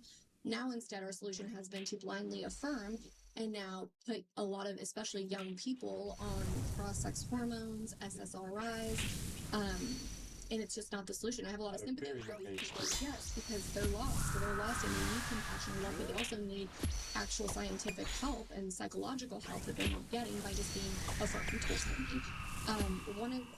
Aside from last Wednesday, probably the second worst day at work I've ever had was PragerU has an amazing short documentary called Detrans, where we interviewed several detransitioners. And for this documentary, I helped interview some of the people we featured on the documentary, all of whom had very similar, backstories, a lot of history of trauma, sexual abuse, sexual confusion, a lot of them broken homes. And it was interesting to see the trend with a lot of these young people before transitioning. And thank God, like, most of them have found the Lord, and a lot of them just have detransitioned, thank God. Yeah. Dude, we have, Carlos knows this. By the way, there are more people than people would think at Lake Point who came from previously identified as transgender, and then the Lord saved them and brought them out. And that, by the way, that's why the scriptures say, "You shall know the truth, and the truth will set you free." Well, why will the truth set you free? The truth sets you free when you've been enslaved by a lie. And somebody that's in that spot, like, you can see it in that person's body, like, and it's actually a lie that's enslaving. So it's like telling somebody the truth in that situation. That's not hateful and it's not hurtful. The most loving thing you can do is explode the lie that's enslaving the person. And he did it, and he did it passionately. It was beautiful. Where are we going next? Let's see. Yeah, there are quite a few. Let's see. That is. Do you want to do the empathy or misogyny? Let's do the empathy. Empathy's not a good transition. Let's do the empathy. Speaking of compassion, here we go. Do you have the? No, that's not it. No. Yeah. Do you have what's the empathy? Where he's So is this the full one, or is okay? So this is the selective way that is correct. All right. So the charge will be what, Sabrina? People will say, Charlie said he doesn't feel empathy. Charlie wasn't empathetic, so I don't feel empathy for him now that he's been murdered. Okay. Instead, it is to say you're actually not in pain. So let's just a little very short clip. Bill Clinton in the 1990s, it was all about empathy and sympathy. I can't stand the word empathy, actually. I think empathy is a made-up new term that a lot of damage, but it is very effective when it comes to politics. Sympathy, I prefer more than empathy. That's a separate topic for a different time. Actually, that was essentially the whole clip. That's it. So yeah. But people quote what's the part of empathy. I don't want to use term. He said he didn't like empathy. It's just an English term. Yeah, so why would we be empathetic towards him? And no, he differentiates he prefers sympathy, because the meaning of empathy is essentially that you can feel what someone else feels, which we can't as humans. Whereas sympathy is you can feel for someone. Yes. So, Yeah, so we also have, where we had Alabama Lepia on her book. What was her book called? Toxic Empathy. And she correctly points out that what drives a lot of like the societal evils that have advanced is the weaponization of empathy. Like, you're not allowed to disagree with me because you have to feel what I feel. Okay? And so, and he points out that sympathy is I care Smaller and bland. I forgot about that. what's true, and I can speak what's true. But empathy is like I demand that you just feel what I feel and get in the feelings with me. Yeah, because if I'm in your feelings, if you're feeling something, I'm just feeling what you're feeling. How can I help you? That's right. We're feeling the same thing. Yeah, that's exactly. yeah. Now, do we have one of the clips on the on any of the DEI stuff? Yeah, the pilots. Do you want to do the pilots one? Because this is like a big one. This has been a huge one. Okay. Okay. Is this the? This was like the full context. That's the full context. Essentially, or yeah, full context where he explains. So the charge is Sabrina. That when he gets on an airplane, if he sees a black pilot, he worries. He doesn't want to go problematic. So, which is, if that were true, if anytime you see a black person, you're like, oh, they're probably not qualified. And for just baseline, that would actually be racist. That's an actual racist thing. Yeah. Now, let's see what he said. Yes. How you doing, Charlie? Oh, wait, are we playing this whole clip? 3 minutes. Okay, 3 minutes, but it's important. Okay, cool. All right, so I'm gonna quote you real quick. You said if I see a black pilot, I'm gonna be like, boy, I hope he's qualified. Are you gonna do that? Yeah, I mean that is correct. That's correct. Yeah, plus, if you just hear, huh? Oh man, all right, let's keep going. So can we both agree? What was the context of what I said? Well, context, I don't even want to get into DEI because your opinion on DEI, it doesn't really help in this case. So, if the context between what you brought up was that you believe that they were being hired because they were black. Okay, so can we both agree that every single pilot, whether black, white, whoever, has to go through FAA certification? No, actually, new lawsuit shows that black pilots and female pilots have the standards being relaxed. No, sir, can we agree at the time of February 29th or 2023 when you said it at the time? No? No, actually, I said it. That's why you don't know the context. Is that new lawsuits were showing that they were relaxing the standards for air traffic control and pilots in order to meet the standards. The context of that was diversity, equity, and inclusion. What does that have to do with hiring? Everything. DEI definitionally is that we will hire more of a race versus a different race. So, for example, United Airlines said that they want 50% of their new pilots to either be women or black. Well, currently, just so you understand, it's like 8%. So they want to go from 8% to 50%. And every time DEI is implemented, every single time, the lowering of standards occurs. Every single time. Lowering the standard? Correct. So can I prove it to you? We both want excellence, right? Okay. If you and I said, hey, we want 50% of the new people going into the NBA are white. Would the NBA drop? They would have to significantly lower the standard. I can say. I sat the bench a lot. Yeah. Okay. All right, let's be on. NBA dropped in its standard. No. The national basketball? Yeah, no, if we say 50%, if we say 50% of the NBA dropped, and it was only white. No, I said the standard program. I'm not hearing what I'm saying. If 50% of all new people going into the NBA were white, by decree, would the quality of play of the NBA decrease? Would the quality of play in the NBA decrease? Yeah. No, if they're the same standard of basketball. Hold on, let's talk realistic. 75% of the NBA is black. 75%. So does that mean white players are less better, or does that mean... Yeah, whites are not as good at basketball as black. That's a fact, by the way, in general. Big exceptions. We're very proud of He says, well, that's a big exception. It's like, why are you very proud of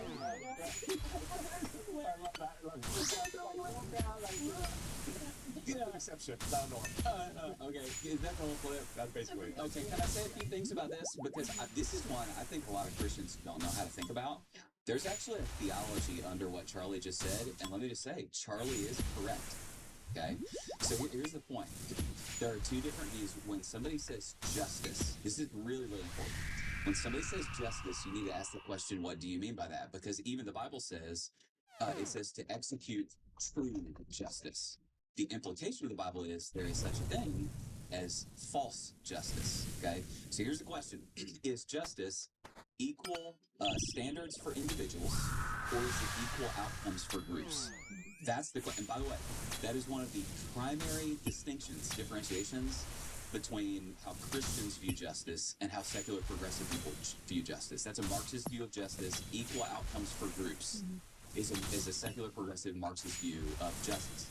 The Bible's definition of justice, do a little word search in the Bible. Am I stealing your thunder here? No. I'm learning. Okay. The Bible's definition of justice, do a little word search in the Bible. The Bible's definition of justice is always, it uses the phrase, equal weights and measures. That's what justice is. When I look at you, and I look at you, I go, I'm going to use equal weights and measures with you and you. So what the Bible's saying is what justice is equal standards for individuals. What secular progressives do is what DEI is most of the time. It's, hey, we're going to decide on an outcome, a predetermined outcome that is going to result in equal outcomes for racial groups. Sometimes they'll do gender groups, or just however you want to divide up society. And they go, okay, we're going to do whatever it takes to get equal outcomes for the groups. And what they have to do to get to those equal outcomes for groups is they actually have to use unequal weights and measures for the individuals. So here's what the New Testament command, like this is, by the way, that's actually a sin. The book of James gives us the command, you shall not show partiality.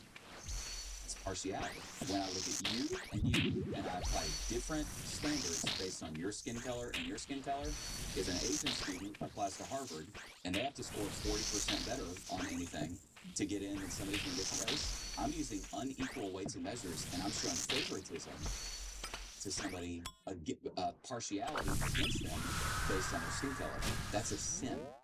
So that's what DEI very often does, okay? So let me go back to the very beginning, and Sabrina, you can correct me if I'm getting this wrong. When Charlie goes, hey man, I see he was commenting on DEI, I see a black pilot, I'm like, oh, I'm wondering. He's not saying black pilots are bad. He's saying DEI is bad because it puts bad thoughts into your head. Because you're like, I don't know if equal weights and measures were used for everybody. So he's clearly not saying black pilots are bad. He's saying DEI is bad because it produces these bad outcomes and thoughts in your head. Agree, disagree, additional comments? Yeah, and some of the loudest commentators that I know that speak out against DEI tend to be African American because they feel like they're being diminished. Their skill set and their merit is diminished if people assume that they're there because of their skin color. It's ironically reverse discrimination to put skin color above merit. That's right. Yeah. That's right. Yeah, and if you decide the outcome in advance, that means like you have to force that to happen. Therefore, if that means you have to compromise on the standards, then you do it because you have to have the outcome you have. And so that's a concern. That's a legitimate concern.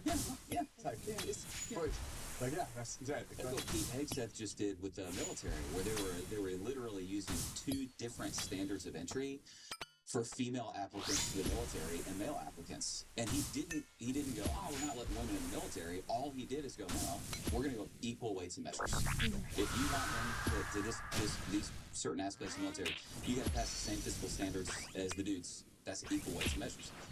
The example Charlie used is fantastic. If they were to tomorrow we're going to get to 50% white NBA. First of all, that would not be very much fun to watch. Lots of passing, assists, and picks. I'm really proud of Larry Bird. I got a Larry Bird rookie card. Nice.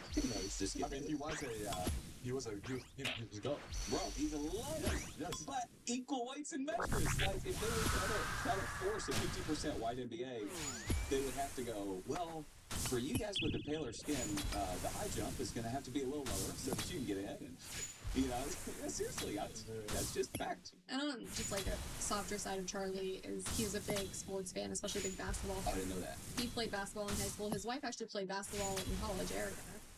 She made a beautiful post yesterday just contributing to how much he loved athleticism because he loved excellence. And athleticism across sports really is kind of like the exemplification of excellence That's awesome. on a physical level. So that's amazing.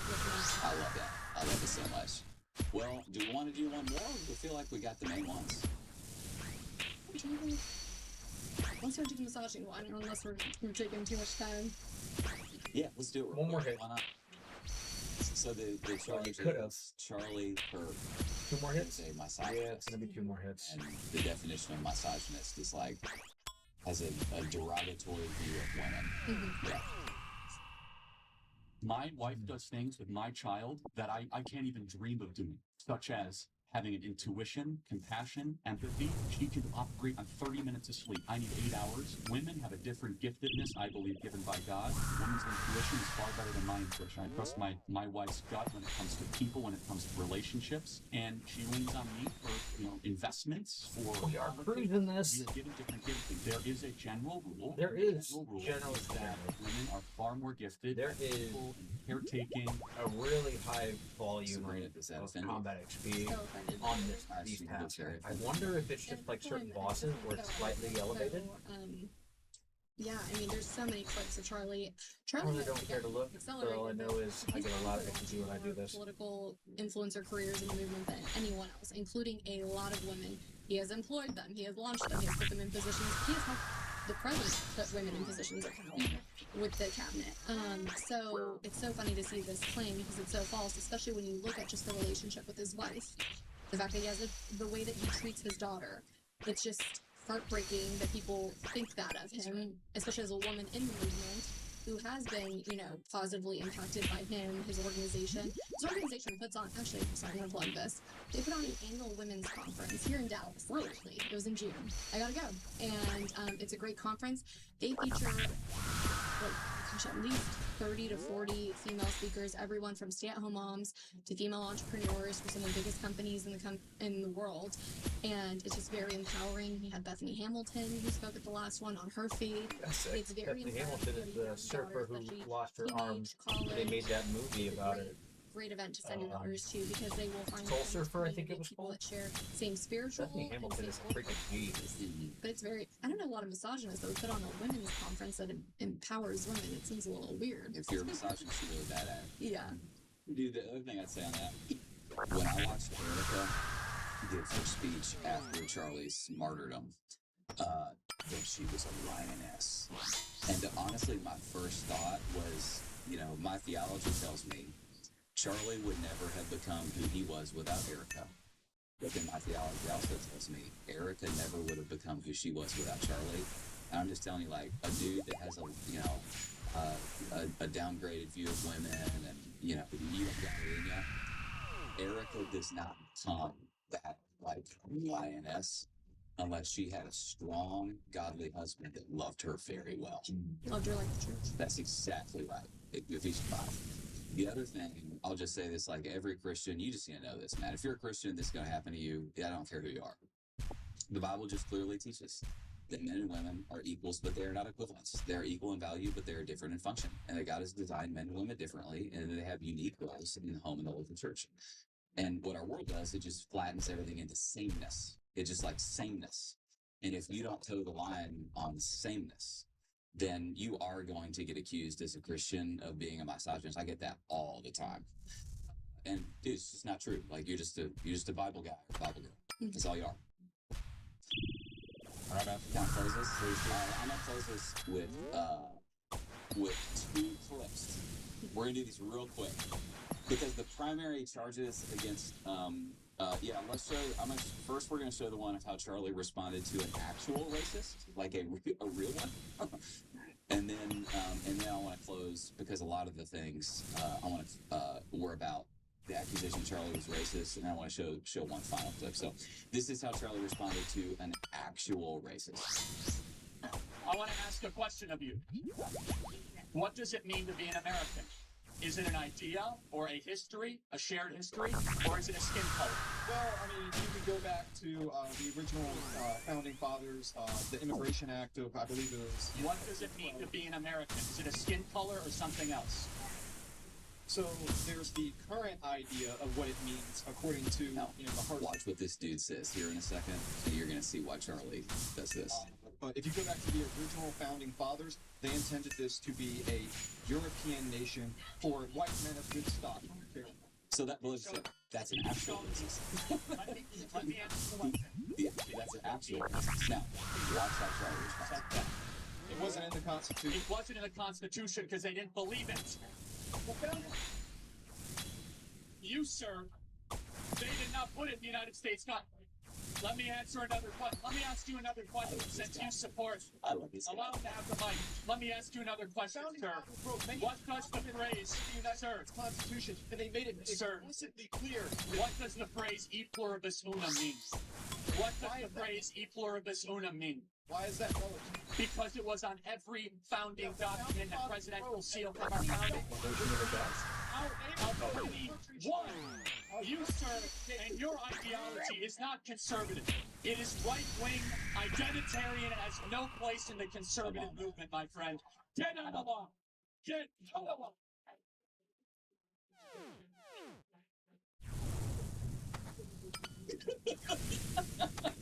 Oh my gosh.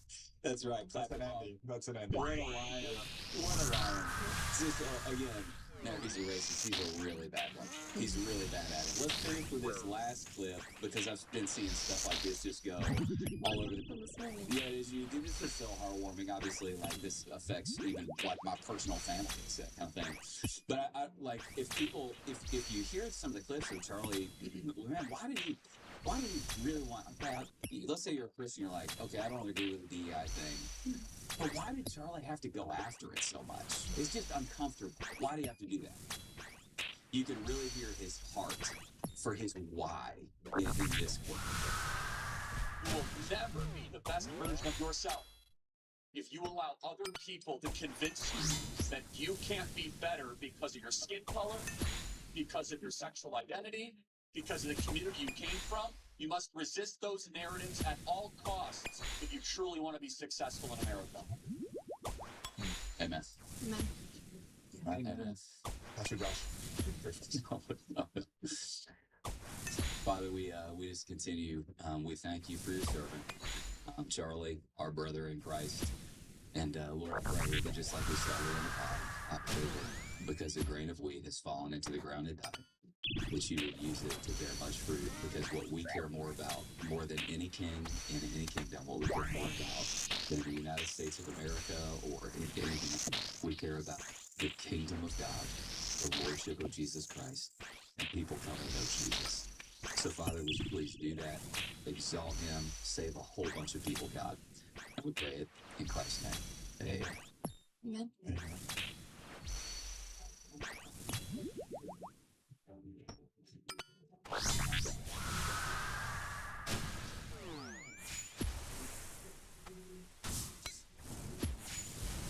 Oh shoot, smothering Glenn.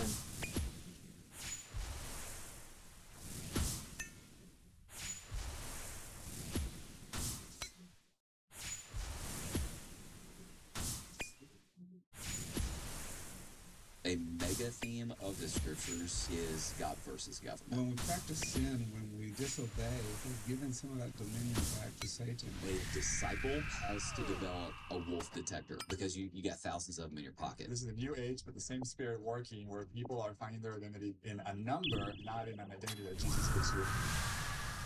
Well, hey, welcome back to another episode of the Live Free podcast. My name is Carlos, and I'm here with Pastor Josh Howerton, and today, it is a good episode because we have a special guest, Pastor Paul Lewis. Bishop Lewis. Great point in Espanol. Gracias por la invitación. Oh, wow, let's go. Oh, Paul, I'm so sorry, I forgot to tell you. Wait, is this Paul's podcast debut? Yes. It is, man. What? Yes. He's a At least in English. In English is my first time. I'm a little embarrassed that Carlos, our podcast producer, has never gotten you. Hey, man. It's his fault. Better late than never. Yeah, right, there Paul? we go. Thank you for your grace. Yeah. How's it going?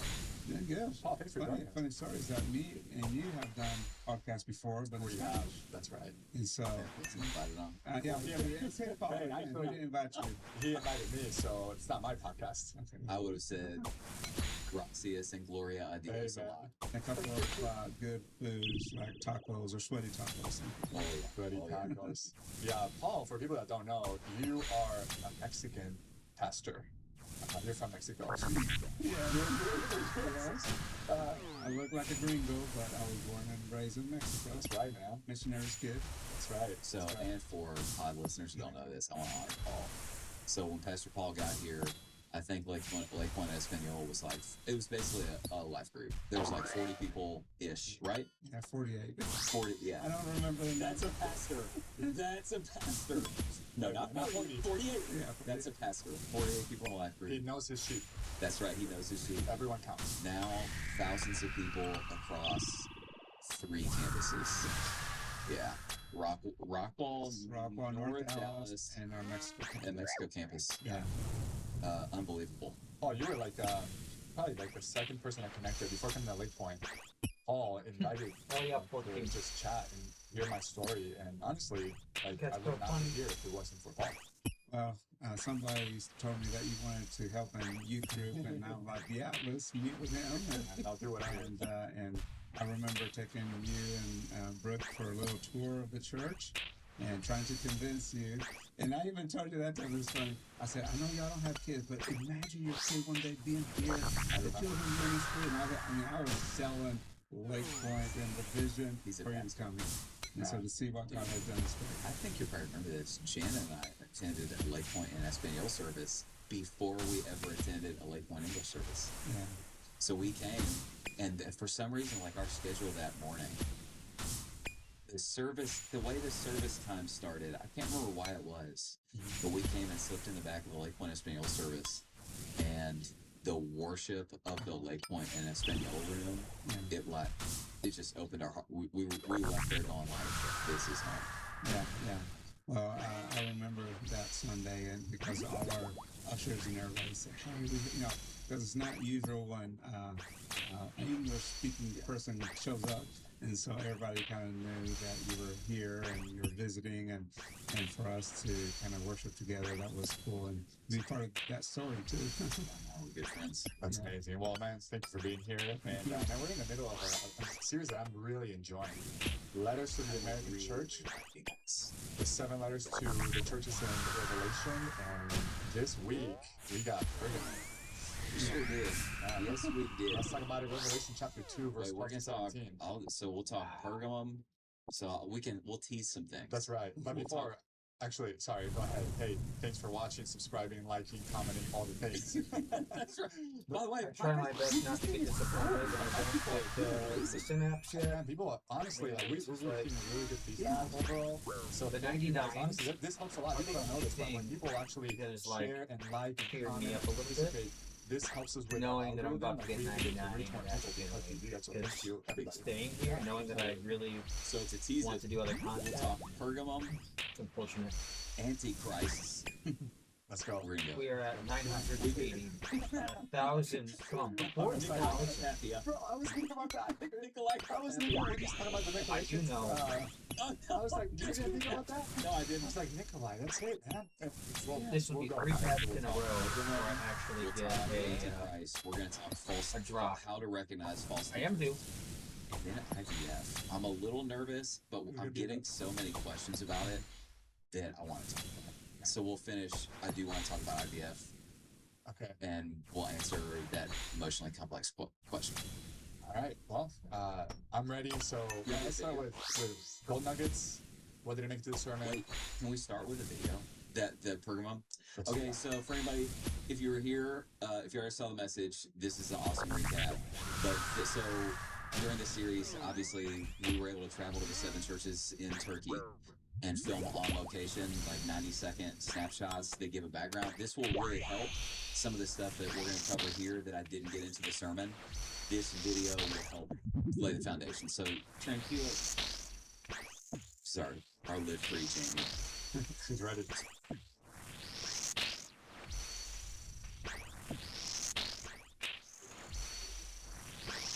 standing here right now at the top of what's called the Acropolis, which means upper city, in the city of Pergamum, which is obviously one of the churches that Jesus addresses in Revelation chapter 2 and 3. Pergamum was an extremely important city dominated by two things: political power and especially idol worship, an absolute infestation of temples to the pagan Greek and Roman gods and goddesses. This was the city that these precious Christians lived in. Right over my shoulder, you'll see right here are the remains of the Temple of Athena. If you look very closely, there is a solitary olive tree. That is the exact spot where the cult statue to Athena stood and where the people in the city were called and demanded to come and worship. To the right of the shelf where Athena's temple was, this was the temple of Zeus. Zeus was considered the god of gods, or in language that may sound familiar, the king of kings. If you look over here to my left, what you'll see is right down here past this little theater, temple to Dionysus. And then if you look very far down, right now where all of these homes are, the residential area, this is where there was a large hospital called the Asclepion, which was dedicated to the goddess Asclepius, who is the goddess of healing. Now, there's more here. Where I'm specifically standing right now, you'll notice in the passage it references, Jesus says to this precious church, "I know where you dwell, where Satan's throne is." He said this probably for two reasons. One, because the city was dominated by false, satanic, demonic idol worship. But two, because where I'm standing right now was the temple to Trajan, who was a Roman emperor who was worshipped as a god and demanded that people worship him upon threat of death. This was what Jesus was referencing when he says, "You dwell where Satan's throne is." Now, in the middle of all of this pressure for this church to compromise into this idol worship and political power worship, there was one man that's referenced in this passage. Antipas was their courageous pastor, and instead of doing compromise, Antipas did courage, and he lost his life for it. In the midst of all of this pressure for this church to compromise, Jesus cheers this young, thriving church on and calls them to courage and not compromise. They did a really good job. Yeah, that's amazing. Man, I would just say, you're really good at explaining things. That was a really good video. Dude, it was so funny because some of those sites you're like not supposed to film on. So it's like all obscure names, but it's like somebody else who was with me would like distract our tour guide and be like, man, can you show me this stuff over here? And then I would like, we shot them on iPhones. So then we would shoot them in like 2 minutes and then shut her down. Was that the first time you were there? Yeah. Is it like when you're there, you're like, oh my goodness, so the places in the Bible are real? I mean, That's what you've been to Israel, right? Yes. Yeah, so it's kind of the same thing where it's like the Bible goes from black and white to color. So when you go to Israel, the Gospels do that. When you go there, Acts does that. So as you start, now none of Acts is in Pergamum, but like we went to Ephesus and we went to Corinth, and we'll get to those later in the series. But it's those were like, oh, dude, like I remember the verse where they talked about standing in front of this thing, and now I'm standing in front of this thing because you're right. Well, thank you for doing the video because you kind of take us with you there. So it's awesome. You want to do some nuggets that weren't in there? There's some crazy stuff that I didn't have time to get to. Okay, so a couple things. First of all, so that city got, so Pergamum got like really big, largely on the medical industry, because, you know, I mentioned it in there, they call it the Asclepion, down at the foot of the hill. Yeah, I'm pretty sure it was the largest medical facility in Rome. So, and it was like, bro, I didn't have time to go into this in the sermon, but they were doing dream therapy like 2,000 years before Freud. They had sleep chambers, underground sleep chambers for people with sleeping problems. They had some really creepy stuff where they would take non-poisonous snakes and lock people in these dark rooms, and they had some suspicions around what would happen there. Dude, it was nuts. It was nuts. What were we trying to do? I don't know. Dude, I don't know. I hate snakes. Oh, dude, I'm totally... Okay, so let's talk about snakes. All right, so this is a fun little fact. So, Trinity, I'm getting ready to call for that Asclepius statue. All right, so that statue, that's the Greek, I'm pretty sure Greek. It's either Greek or Roman god Asclepius, and you see the snake there. So that's from Pergamum. They recovered that statue from Pergamum right there. All right. So, and you can obviously see the snake around his little walking staff. Okay. So check this out. So that's at the medical facility. Yes. So go ahead and toss that. All right. So that's where we get the American Medical Center. It's from the Asclepion in Pergamum. A little biblically interesting to Christians that it's the snakes, a little biblically interesting. I think that's interesting. So that's number one. I think that's super. Isn't there, because obviously the serpent in Scripture is portrayed, obviously Genesis is the deceiver, Genesis 2 and 3, Genesis 3. But then, Revelation, the dragon. But then there's that one time where, Moses gets a snake in the desert, you know what I'm talking about? Mm-hmm. And so it's, there's a little bit of and so it's just a very interesting use of imagery throughout Scripture. And that one was used for healing. That's right. That's right. Yeah, so that maybe Pergamum stole it from Moses. I don't know. Among your notes. So I thought that was interesting. Okay, here's another one. So we touched on this in the sermon. So he talks about where Satan's throne is, and I actually want to get into that in a second because that touches on dominion theology. So that is a little thread that goes all throughout the Scriptures. We'll get to that theology in a second. But so we touched on the sermon on the big, the emperor cult, the Roman emperor cult. The statue there was to Trajan. There he saw that. So Carlos has a new fact about the Venetian coin that he won't share with me until the podcast is actually running. So okay, I want to recover this before I talk about why Jesus says Satan's throne dwells there. The whole Antichrist theology that's being tied in to Revelation 2. Dude, there's a crazy fact about Hitler that ties to Pergamum. I'm going to share here in a second. So for those who missed it, this is nuts. It's like Indiana Jones level stuff. It's like, I can't believe that's true, and I checked it out, and it's true. Okay, so Jesus says, I know where you dwell, where Satan's throne is, etc., etc. What he's talking about is the Emperor Trajan is the one who originally built the huge statue that they had to worship him as God. Caesar's Lord was their little statement. But by the time John writes Revelation, obviously Domitian is the Roman emperor. Domitian was a textbook definition of a 1 John chapter 2 Antichrist. Textbook definition. He assumes a throne. He gains power over the whole world. He demands to be worshipped as God while he's alive. He wages war against the people of God, the most intense persecution of Christians of any Roman emperor. The dude was a totally sexually deviant, perverse murderer, all the stuff.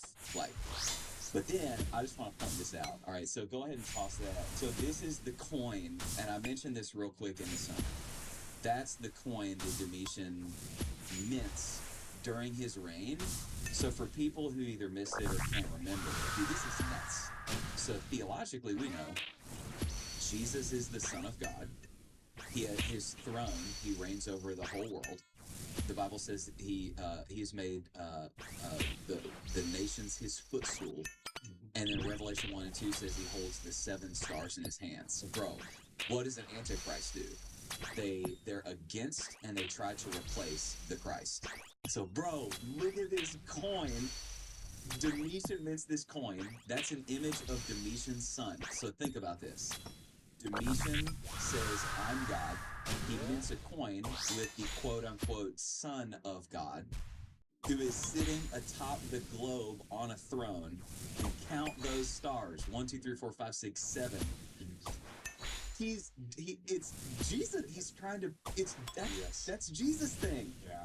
And he's satanically, he's in power. Jesus is a satanic counterfeit. Jesus is filled with the Holy Spirit. The Antichrist is filled with the unholy spirit, Satan. It's all right. We're coming back. He's trying to replace Jesus. Now, bro, because you wouldn't tell me before we started recording. What's our tidbit? So you said it. You said everything except for one thing that I think just adds a little bit more color.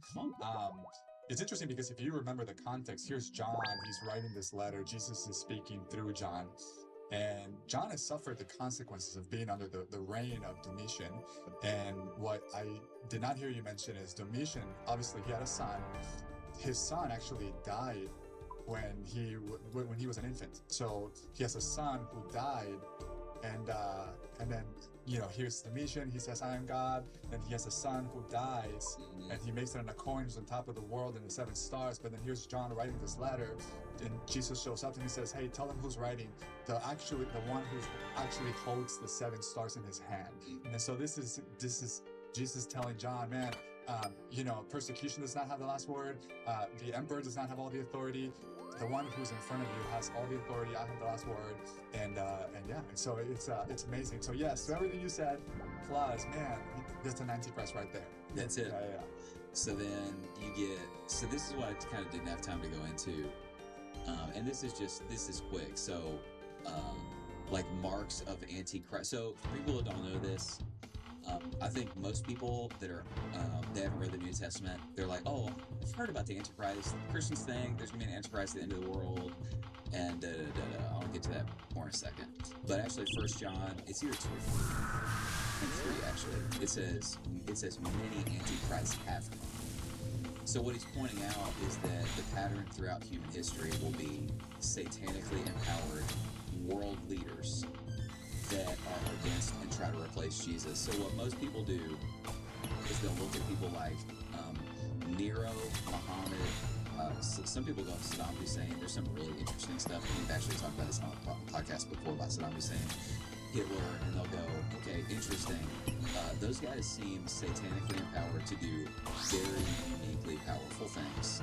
And they always all tried to do the same stuff. They tried to get a world throne, they tried to replace God, and they tried to kill the people's God. All of them. It's like, that's what Antichrist is. You guys want the Hitler Indiana Jones thing? Let's go. Dude, I want to get this in the sermon. This is nuts. So, like, I confirmed to make sure this is true. So, also at Pergamum, again, where Satan's throne is, you had a temple to Zeus, who's the god of gods, the Lord of lords, according to demonic false gods thing. So Germany goes to Pergamum, where Jesus said Satan's throne is in the 1930s. They take, I'm making sure I get this right, they take the altar to Zeus that's there, that some people think is what Jesus was going, Satan's throne. They took it back to, it's still there, the museum is still there today in Berlin, I think, in the Pergamum Museum. They take it right there. Hitler had his chief architect, so think about this, Hitler, who's an Antichrist, he has his chief architect fashion the pulpit that he's preaching from during Nuremberg. Fashioned it off of the quote-unquote throne of Satan that Jesus came from Revelation 2, from Pergamum, Zeus's thing. So then you start going like, bro, you can deny all you want, like reality supernatural, like Satan, demons, demonic activity, that stuff is stinking real. That's insane. Same spirits, it's the same demons. We were talking to a family the other day, I don't know if I've talked to, but this family was demonic possessed. And is this the story you were telling me about the legitimate exorcism? Yes, yeah. and right after church. And so we've had, I think, three legitimate, like, for real, I don't know what else to call it, exorcism. Freedom of, possessions, and simply because we're preaching the full gospel. And, when you preach the whole gospel, freedom of Jesus Christ, and we go there, it's a spiritual work. And so this person, this family, this lady, physically, she couldn't control herself, she couldn't speak. And so what happened when she finally started speaking, we were praying for her, we said, who are you? Who is the spirit? And so this spirit says the name. When they say the name, the mom, this lady starts crying, and she goes, I know who this is. And she goes back, and they were from another country, okay? And so this happened here in Texas. But this lady says, yeah, my sister, she was into witchcraft, and she had a spirit, and named the spirit, that would give her wisdom, and give her visions, and then she already passed away. And that same spirit continues. Now it was inside of her, but in the name of Jesus Christ, she was free. She's got baptized last week. Wow. So this amazing things. But anyway, my point was that it's the same spirit. I mean, history will repeat itself. It's the same demon, same spirit, same enemy.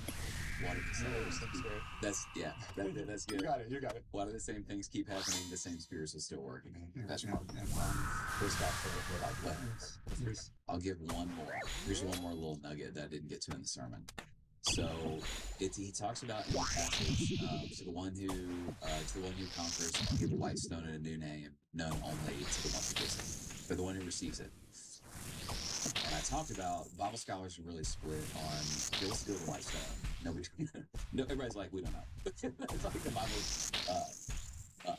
The two theories, the one that I put in the sermon is the most common one, that Roman juries would give when they were done with the trial, if they were found somebody guilty, they'd give a black stone. If they found somebody acquitted, then they give them white stone, which is really cool, obviously. The other theory is they call them tessera, is that those white stones, Roman elites would give, and this, from what I understand, this is the thing, they would give these little marble white stones, and they would inscribe the name of the person they were inviting to like a very high society party to. So some Bible scholars think when Jesus says, I'm gonna give you the white stone with a name, essentially he's going, I'm gonna invite you to the party of all parties, the wedding supper of the Lamb, and you're in. Which that's pretty cool too. So there's some other stuff we got to. I do want to in a second get to the Dominion theology on Satan's throne stuff, but that was the key stuff. I got one more. Let me put on my pastor hat. And let me try to apply the text to the context of the world. And it's interesting because, here you have Jesus telling people, hey, to those that overcome, I'm going to give them a white stone with their name. I'm going to give you a new name that only you and I know. And so there's a sense of intimacy where Jesus is saying, man, there's a name that I'll give you, and I'm trying to be intimate with you, and your identity will be based on that intimacy. Later in the book of Revelation, the enemy, the Antichrist, actually gives something to people, and it's not a name, it's a number, right? So people will know this. So it's interesting if you think about it. Here Jesus is saying, I'm going to give you a name, and your identity will be based on the name that I will give you. That's intimacy with God. Your identity is based on your intimacy with God, who God says you are. But then later, the enemy, the Antichrist, gives you a number. If you think about our current culture today, where people are finding numbers as their identity, how many followers you got, what your net worth is, and this is the same spirit. This is a new age, but the same spirit working, where people are finding their identity in a number, not in a name or not in an identity that Jesus gives you. And so there's a little bit of an interesting parallel there, where are you finding your identity in numbers? Or are you receiving your identity from Christ because he says, man, you and I have an intimacy that nobody can take? Yeah, but also I think Satan, tries to put labels on you and names you, and the Bible says that the power of the tongue, and so many people maybe fall where another says, you're ugly or you're not worth anything. They grab that name, and Satan wants to stamp that name on them and carry it for the rest of their life. But so often in the Word, this says, I'm changing your name. You're not anxious, you have peace. Right? Now you have hope. Now I give you a name, the name of Jesus, which is above every name. I think how we apply it today, each one of us can remember those hurtful words that we carry, and sometimes we can see ourselves in the mirror, and we see ourselves and we hate the person we see, and we even curse ourselves. We say, well, I'm stupid, or I can't do this. What I love how this finishes is, hey, no, I'm giving you a new name. And I love, you kind of mentioned that it's like a secret name. And you were just joking about, it kind of defines the relationship, when the kids say, that you're a dad, that means a relationship. And so there's names that only I will say to Priscilla, right? And I want to say one, which is not, it's not that bad, but so, yeah. So it's a good PG-13 podcast. I forgot to mention that. So I tell Priscilla, mi chiquita. to keep that. No, that, but I don't. Are you explaining that? Oh, You have me girl or banana? Okay, but in Spanish, like, you know, it's romantic. It doesn't sound romantic in English. My little one. Little one? No. I need to get another name in English. So, but my point is that no one else should say that. If someone else says that, they're going to be in trouble. But that's very intimate. And so I just think that God is a personal God. God is a loving God. He said, hey, I'm giving you a special name that's between me and you. I think that's like love it. That really struck me this week too, Paul. But I you know, it's like with a sermon. You know this especially. It's like you got two illustrations, and you're always going, which one should I use? And I almost for that illustration used, because I'm the same with each of my kids. I've got a nickname, like with Hudson. I never call him Hudson. I call him Hudbud. My little buddy. And it's the same thing. If I saw like some random guy in the lobby calling Hudson Hudbud or my little buddy, I'd be like, hey bud, like, why don't you back up? You know, that's not, that level of intimacy is not for you. Felicity gave me permission to share this. I call Felicity Giggle Snout. She's always got a stuffy nose because of her little thing, and she likes to be called. She thinks it's hilarious. But it's that same thing, that just the intimacy of the Father, that someday there'll be some name that every son and daughter gets. It's like, that's only what my dad calls me. It reflects the relationship.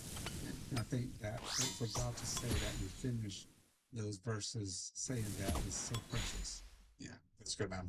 That's awesome. That's all we got. That's pretty good. That's pretty good. No, that's pretty good. Yeah. Man, we have a lot to cover, and half an hour went by already. Are you kidding? I'm not kidding. That's okay. I mean, you know, we got some other things, but hey, let's go in a little deeper. Make sure I gotta do the Satan's Throne Dominion thing. Okay. So at some point we gotta get. Okay. You know what? It's about the same stuff. Let's go there. Yeah, you wanna do it? Let's go there. Yeah. All right. So I guess this counts under things that didn't make it in, but I think this is important. So when he said, you know, it's like a lot of times you'll see something in scripture that's like a thread, and it's like it ties into a theology that runs its way through the whole Bible. So like you see the word covenant. We've talked about that on here before. Well, that's a theology that runs through the entire Bible. Or redemption, or penal substitution, or, you know, those things. The Satan's Throne, when he says that's the same thing. That ties into a theology runs through the whole Bible, and I don't have time to do the whole explanation of it. But a lot of people miss that you can really explain the Bible in terms of dominion and thrones, and it's an overarching theme, like a spine through the whole. So, for instance, the dominion gets lost and gained and transferred throughout the Bible, and it's very clear. So, for instance, when he says Satan's throne, so we're talking about dominion.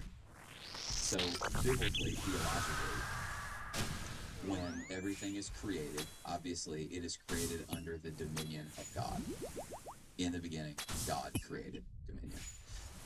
Then, notice, God puts Adam and Eve in the garden to, quote, work it and keep it. Theologians call them the vice regents of God. So then he gives them dominion. You name the animals.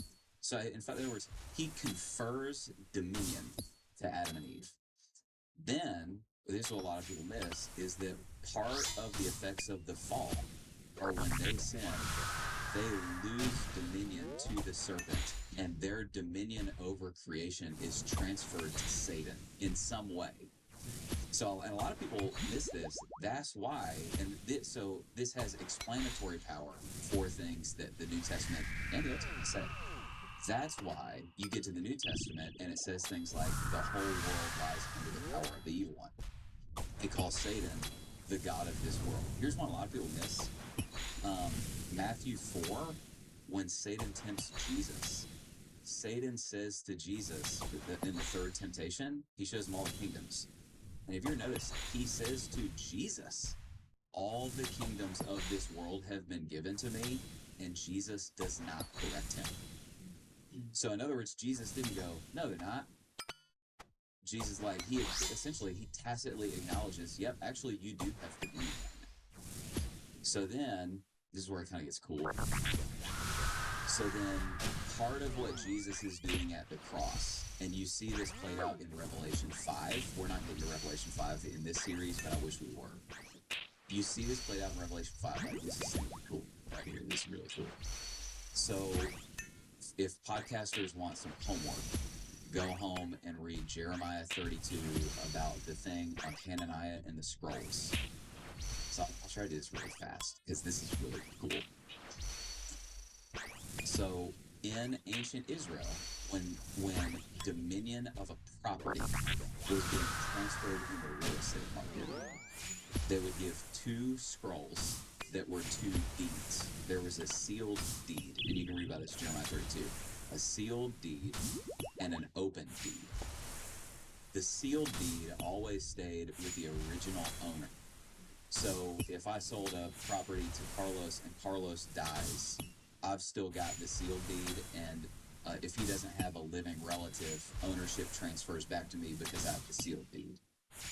The open deed was something that he would, Revelation, the scroll, it would be sealed scroll. And that would give, let me make sure I get this right. The open deed would go with the person that it was given to. And so what would happen is, at any time, the family that originally owned, this is really important, this is where we get the phrase kinsman redeemer, by the way. At any time, the original owning family of the property, if they wanted to redeem the property back, they could crack open the seal of the sealed deed. There was always a double-sided scroll. That's very interesting. They could crack open that scroll, the seals on the scroll, open it, and then a kinsman relative of the original owning family could pay an agreed-upon price to redeem the property back into the family. So you can see where this is going. This is stinking cool, man. So then you get to Revelation 5.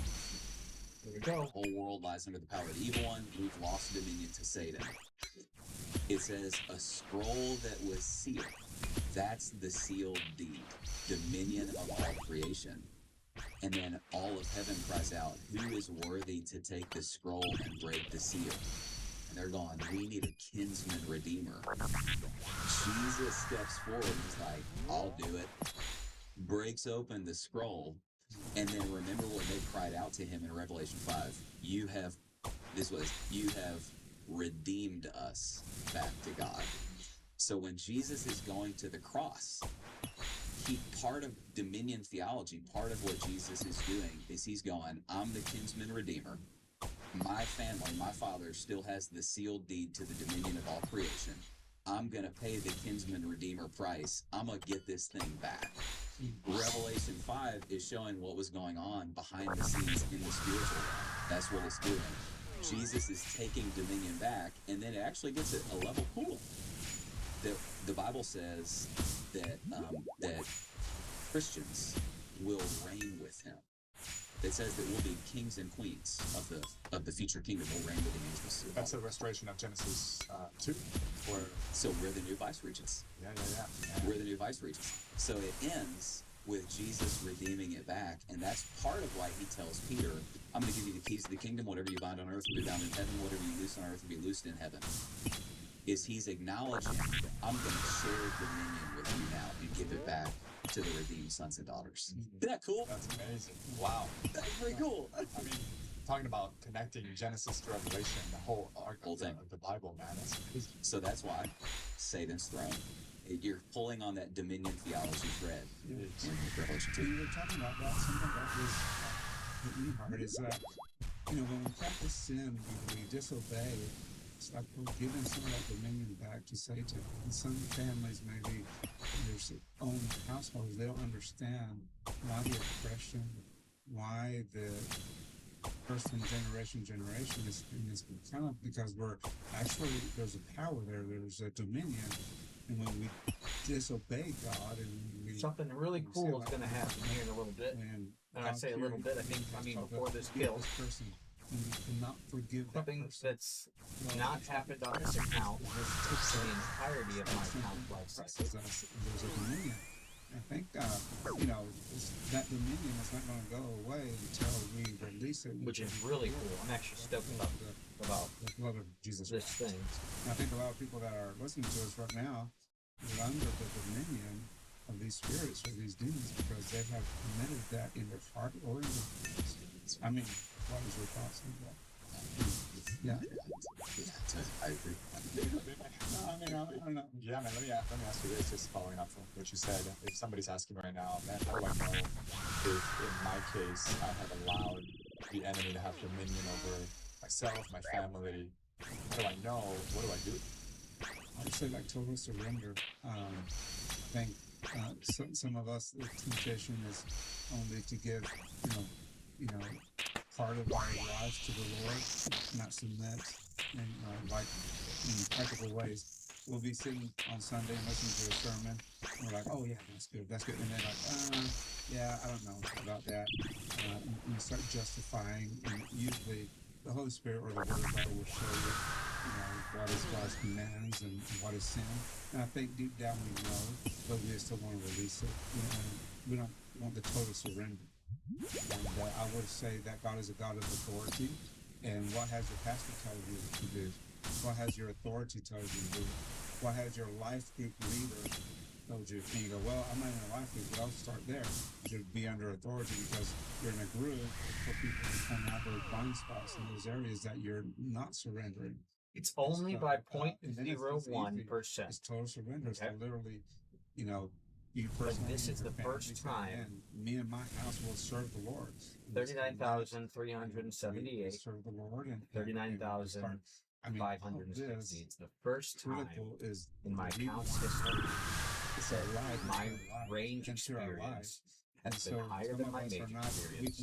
We don't know what to submit to because we're not reading the hilarious. And so some of us. I always wanted primary mage trainer once a week, even as a hardcore, just because it was easier to bypass some of the early stuff when I did Mage Training Arena. I just skyrocketed all the way up because I was like, oh, this is the Master Wand, and that'll be my best in slot mage weapon for a very long time. Wouldn't it have been great to have a Master Wand so early, like I did, 60 magic, with 10% damage boost, which is what the new proposal is for it? He said it is finished. That term, it is finished. It is the Greek Tetelestai. So many things would have been done easier. I'm pretty sure I did Song of the Elves with the Master Wand. Yes, we did this. That's good, man. I have a question on not even kidding. Master Wand and Bloodbark. I did Song of the Elves thing. How does that play out, and does it play out in government today? If somebody's looking at our cultural landscape right now, and how do you, Which, it does have a one-shot mechanic, which is very easy to bypass.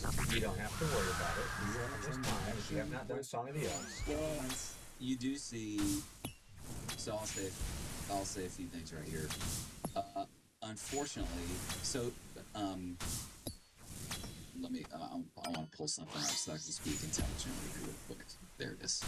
So there's a few things I say. One is there's always going to be a battle for thrones because that's what Satan wants, thrones. Let me hear the chime. So Collection of slot completed. In the scriptures and make this the one. I could see myself getting another burning claw too, and just being like, "This is the way." That's happening there. That's absolutely true. One more hit is all it takes. So I think one that's hit is all it takes. Number two, this is very a mega theme of the scriptures is. But we know we're not going to get it, so we're just going to go right to this one. You can. Now, are there such a thing as godly political leaders and godly governments that? I think that was my first drop with the Magic Short View, and I was like, "Oh, it's noted." That's like, Now I see those, I'm just like, when Esther does her thing, those are moments where it's like, "Hey, we got some wins on the field." But a mega theme of scriptures, all the way back to, my gosh, man. All the way back to Pharaoh versus Moses. You just trace it all the way through. Even Revelation. I mean, here's, Domitian versus Jesus, basically. Yeah, well, and then go a step farther. later in Revelation, I'll talk about this in a second, is the final Antichrist. It at least seems like what he does is set up a massive one-world government. So, I mean, all the way from Genesis to Revelation, there's a pretty mega theme of God versus government. So yeah, Satan does.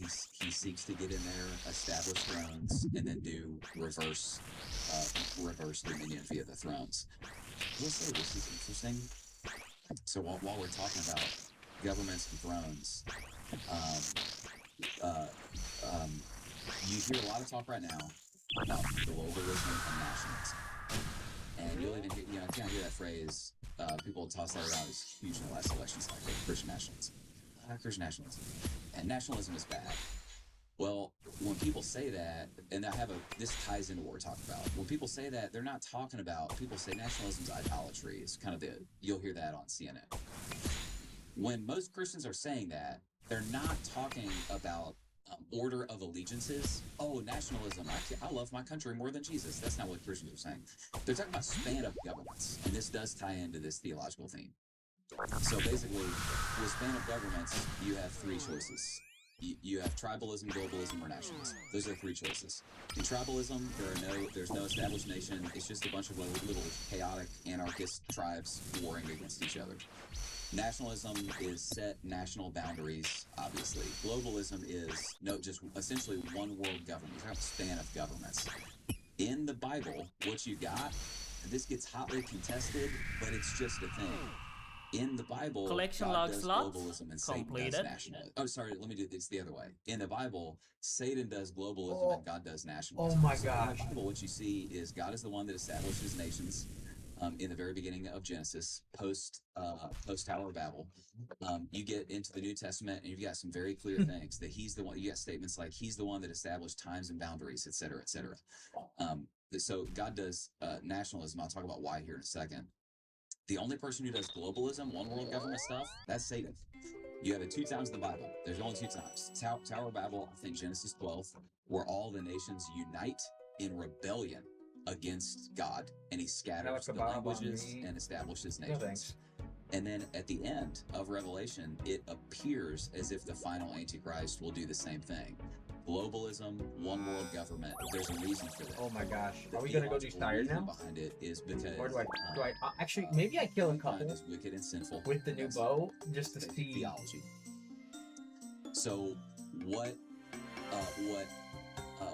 national boundaries do it establishes natural checks and balances against mankind uniting against God in evil and rebellion altogether. So it just sort of naturally sets up this natural competing interests, natural checks and balances. Everybody can't unite in rebellion. It's like we hold each other So- accountable in the sense of, obviously as Christians. I will just say this. We have I have had one of these. falling apart, and so if you have Drop. one person at the top losing power, one government, Just one. order, we would say that's not a good idea. And I was It's saving not a it. good idea because, like you said, because I'm gonna go give Maggie a kiss by name. because that is When we unite, what That's will way too unite long in from is dope. wickedness and rebellion against God. Tower of Babel and the Antichrist at the end. So that's a fun little fact that's tied in. There's God does nationalism, Satan does globalism. It's interesting. So when you look at like the world today, I mean things like somebody were to ask like a European nation or countries coming together to become one. Somebody were to ask, man, does that mean that that's not necessarily good? Sometimes maybe. Honestly, I don't. Yeah. Once you start getting like really granular into this, I just know what the pattern of the Bible is that nations establish natural checks and balances, and Satan is the one that goes for a one world government. Anything in between that, I'm gonna leave that to somebody else. Well,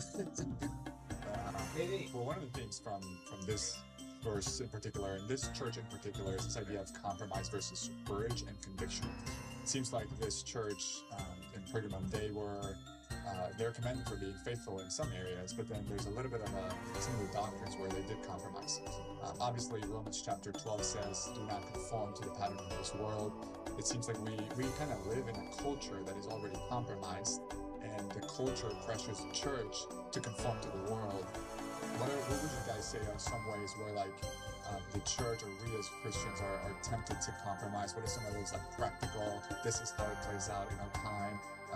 We in our culture, in our time, we are more likely to compromise in this or that area. Well, I think the perfect example, it says there, someone that compromised, and I say it in Spanish because I don't know how to say it in English, it's Balaam. Balaam. So the prophet for profit. His greedy and everything. I mean, he's like an enigma. He's like, he appears like. So this prophet literally says about 3 or 4 different prophecies that are beautiful, and one of them is like talking about the Messiah and all this stuff. At the same time, he had a greedy heart. So I think I can already do There's this. something in this character that this bad king says, "Hey, let's go." Yep, I did read the Durandal notes. Why would they even consider that? They knew something, right? The thing that's so interesting, and I think we can learn from it, is that they go over there and they say, "Hey, Balaam, please, help us the Israelites," right? He says, "Well, stay here, and I'm gonna." I can't believe we got it.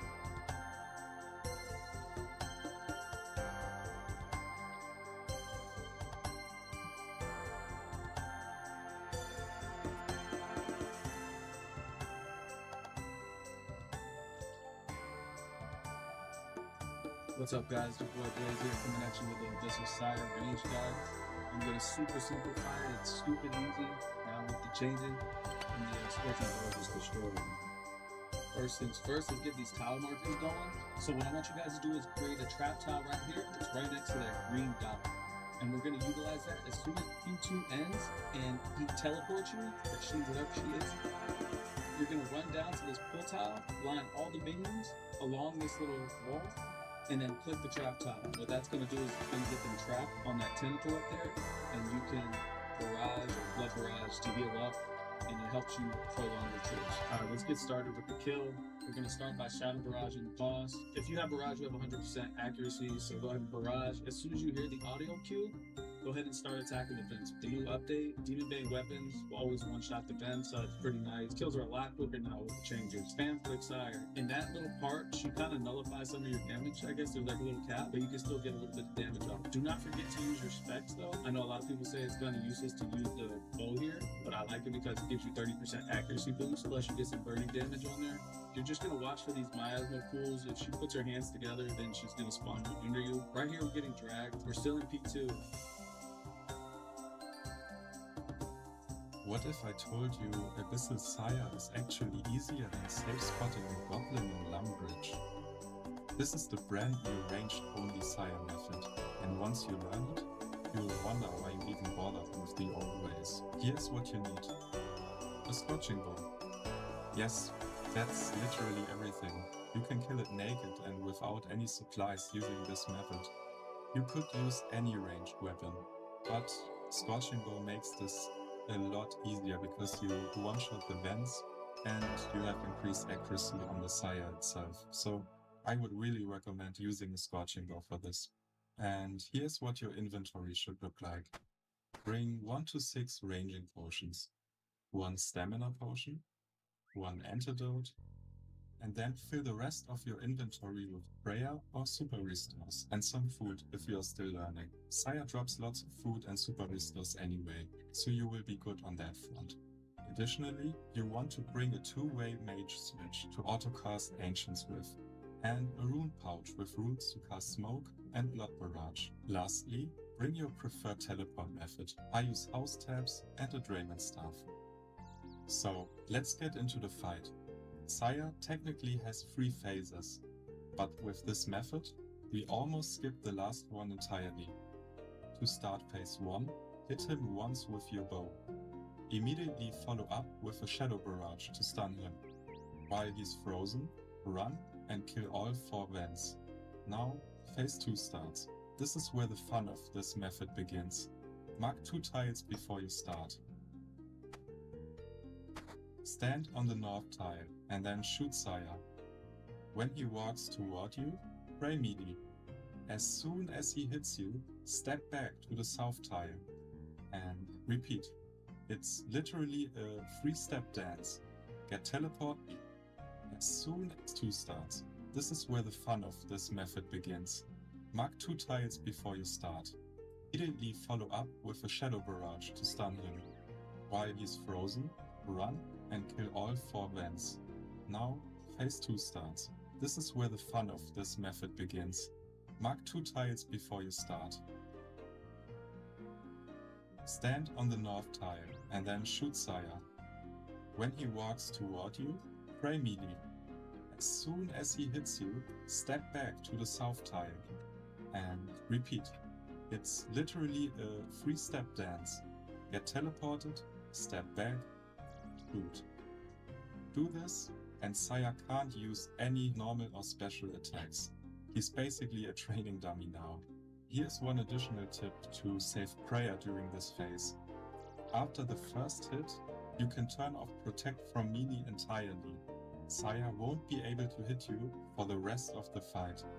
So, if you're comfortable with the method, turn off Protect from melee, just use your range pray, and you will have very long trips by saving prayer. When Saya is around 50 to 80 health, we want to start the transition phase. You don't want to kill him before the transition. If you do, he just heals up.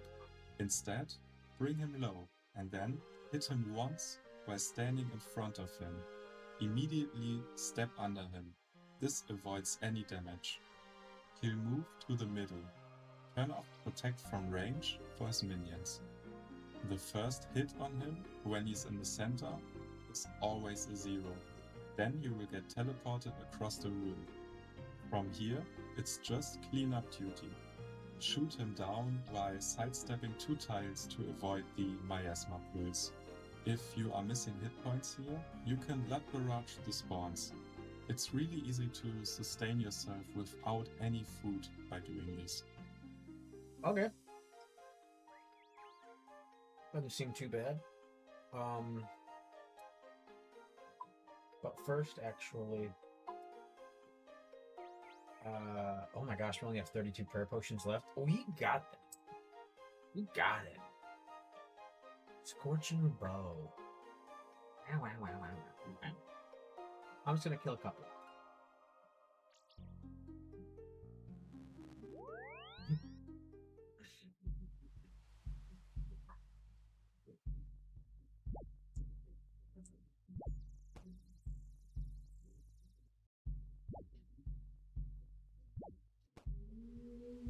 We'll kill a couple. We're still less than like 75k away from 299, so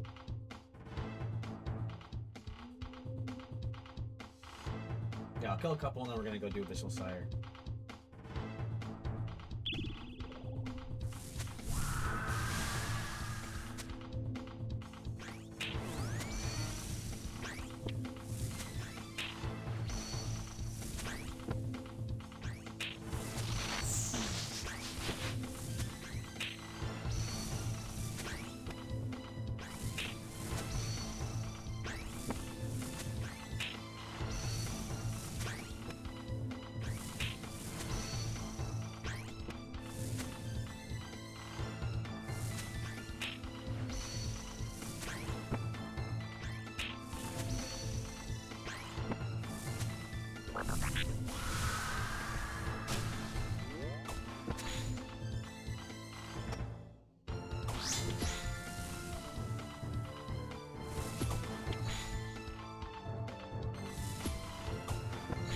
Yeah, we are losing a little DPS on the melee side. But after this kill, we're done. Just one more.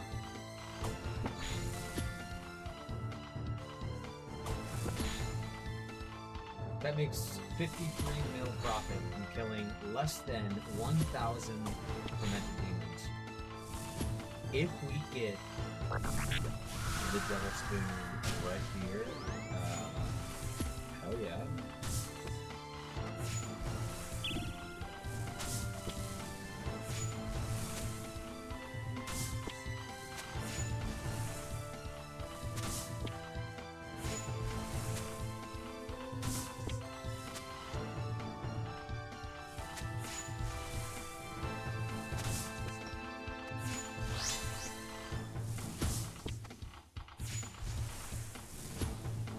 The bludgeon is going to make these so much easier. My goodness. That's all in one thing of prayer. We haven't had to sip yet. This is incredible. I already feel the bed. Just hit it. Just hit it. 2 prayer points left. Alright, yeah, I guess we're going back to skipping. So we're doing Abyssal Sire. Ah. I didn't have blood spells, did I? No, I didn't. I was like, I'll just heal up with blood spells. We didn't have any, brother. Ah, this is great. We could do Krill. Well, preferably before I do Krill, I would like to have the, what's that ring from TOA? My goodness. I'm just, what a day.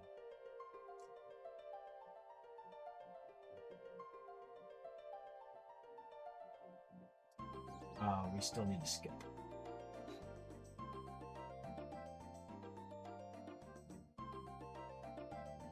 So Bofa, you are still getting plenty of use. Don't you worry, Bofa.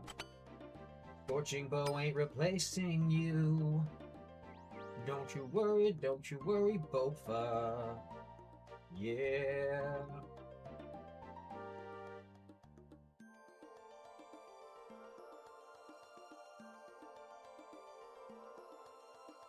And we are not doing black demons here right now. Even though we have Bofa. I would like to get the bludgeon first. I have plans. I have freaking plans, alright?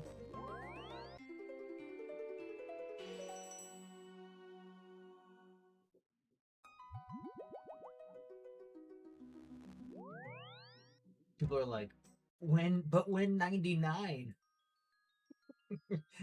The RNG has changed. Did you guys like the RNG in the name, by the way? 99 Mage and RaNGe with the RNG. Real simple. 99.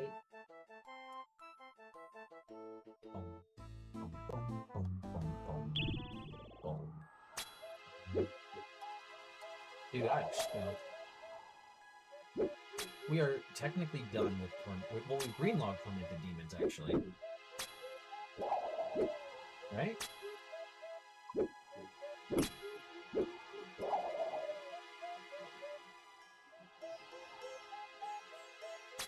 Wait, are they even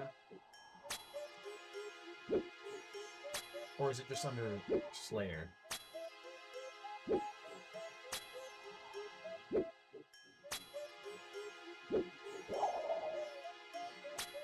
Literally 1,000 kills.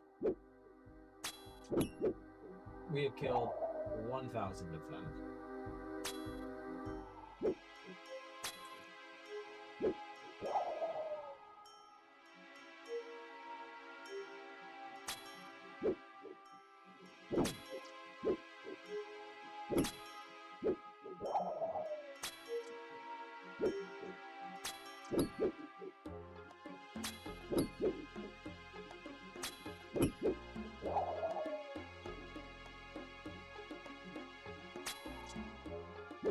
We can do Doom now.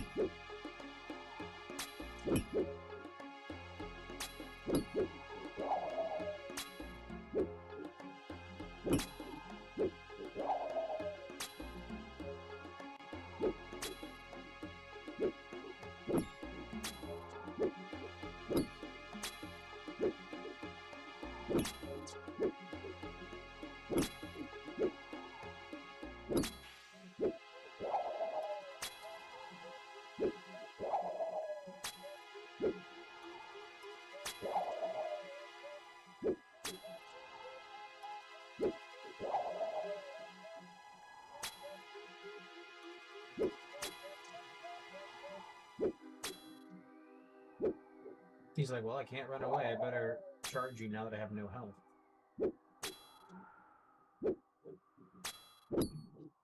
Dead. Almost dead.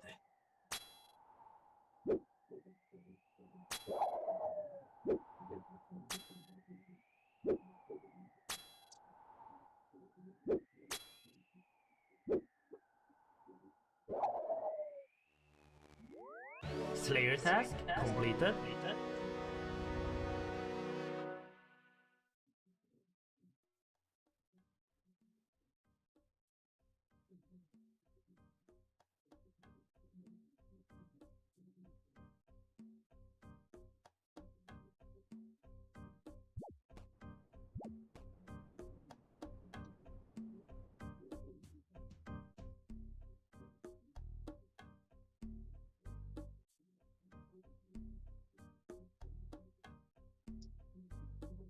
When I was trying to get greater demons, you wouldn't let me have them. Now you're like, please take greater demons. We know. We know.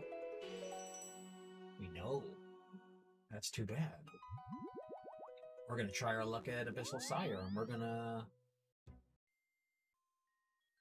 I guess, kill as many of them as we can. I will bring dragon arrows for that one. I don't know if it's going to be an easy task, but with dragon arrows, it's easier, but I want them.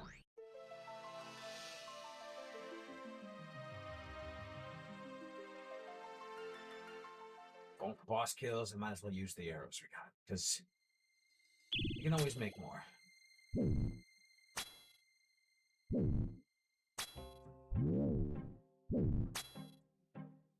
And once I get the bludgeon, I'll have 2 demon weapons that don't require charging. It's gonna be great.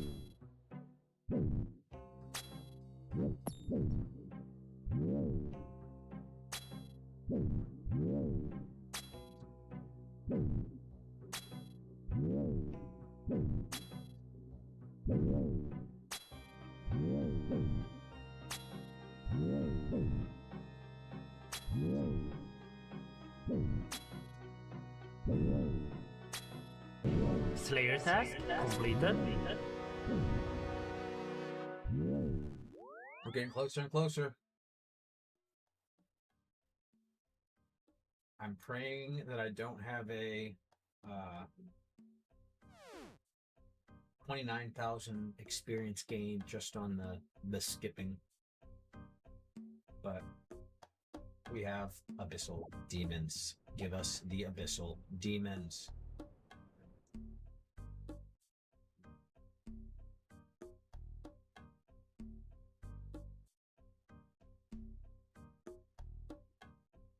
No, not Gargs. Even though we are going to be going after the gargoyles, I think, at some point. But the grotesque guardians, primarily. I like killing them, but I think I want a better crush weapon. So here's let's lay it out. Here's the plan. And one thing I love about this game is cave crawlers. Maybe we get another superior. I love the planning aspect of it because I get super geeked and excited even about just planning. We're gonna do Sire. We're gonna do Sire as many times as it takes until we get the bludgeon. Once we get the bludgeon, we're gonna go back to skipping, and we are gonna skip between black demons, abyssal demons, but I'll keep doing Sire, I think, depending on if I get the pet. I'll keep doing Sire. We'll do Tormented Demons because the XP is unreal, and we'll have plenty of weapons because we need 2 more Synapse. I know we technically only need 1, but I'm gonna continue to do them until we hit 91 Slayer, because then after 91 Slayer, we get once again another task where Demon Bane weapons are best. Hellhounds, we'll do the Hell Puppy. We'll do some syrup. Like, I feel like when I got the both, I was really happy, right? But I was still limited a little bit. I feel like we are there. Limited. With this gear set up, I'm limited. If you know what that's from, you're awesome. And not just the movie, the actual play. My goodness. Have some culture.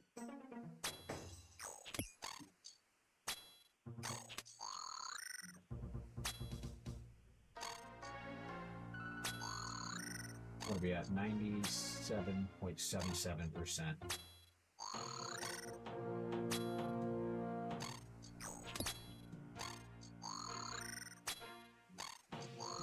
I'm gonna say if I get another superior. Oh, snake grass, I'll take it. Per pot.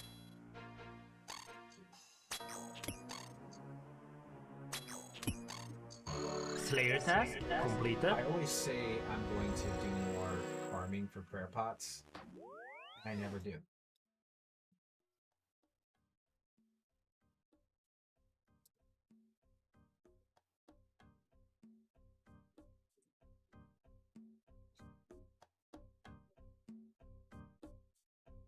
I'm just going to get to that point of PVM where I'm on the struggle bus and I have no supplies and I'm forced to skill. Like, even on mobile, I try doing some skilling on mobile, but I do like to have a separation when I'm not playing and streaming to, like, not be on my phone and do these things. So that is a personal reasoning. Actually, you know what I'm going to do while I'm doing this? I'm going to get my alkables and I'm going to start alking.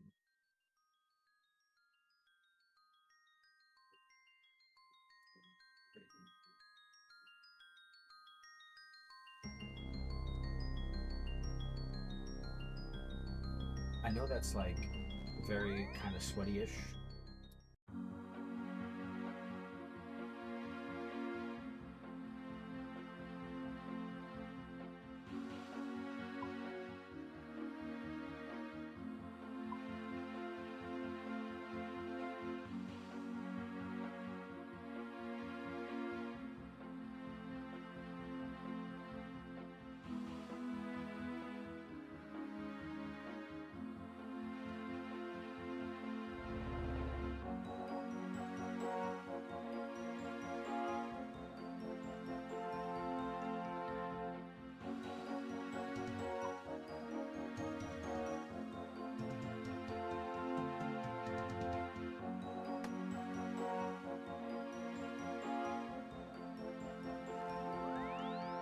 Oh my gosh. Hang on. I'm like, where's my GP at? Right there on the floor.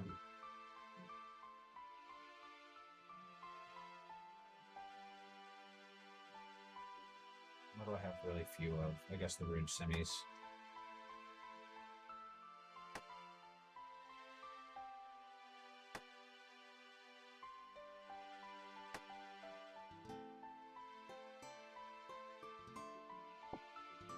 Okay, that's much better. Now let's go.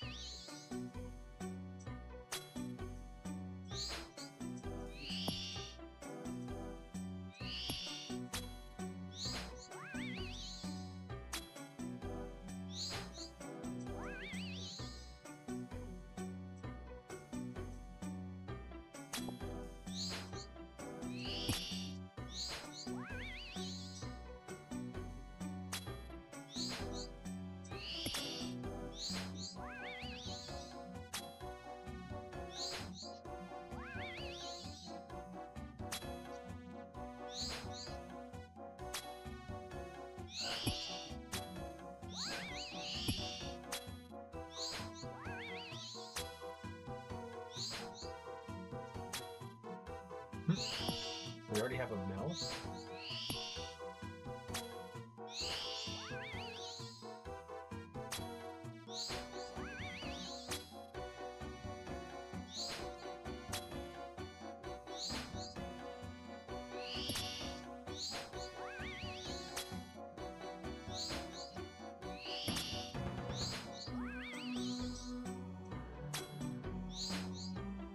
Slayer task completed.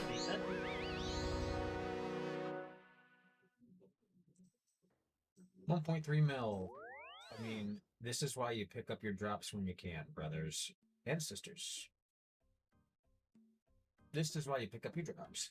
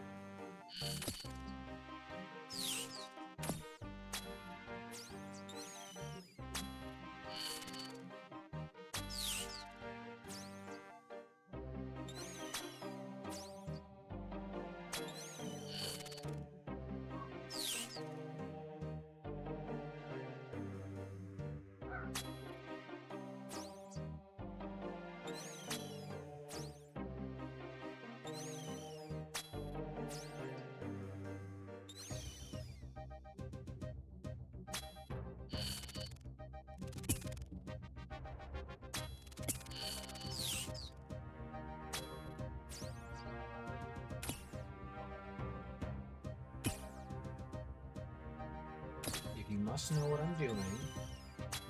Closing the gap. Like I said, we're gonna level up range and mage at the same time. So if I have to do a little bit of super alchemy while I'm running around,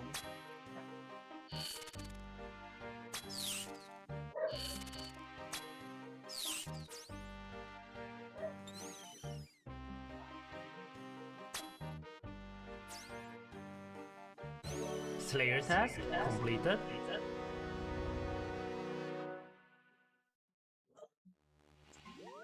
and we still have more rage XP than we do mage XP. But we're like 60k away. Less than 60k away. We're about...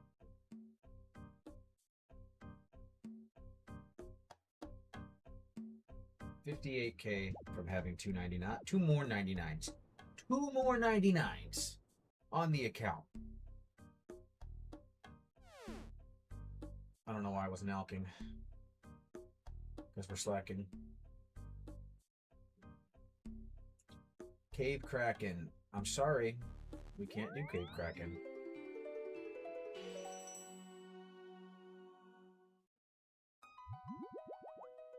not doing Kraken right now. Kraken is on the list after we hit 99s, because we're doing the... I'm being fancy. And actually, no.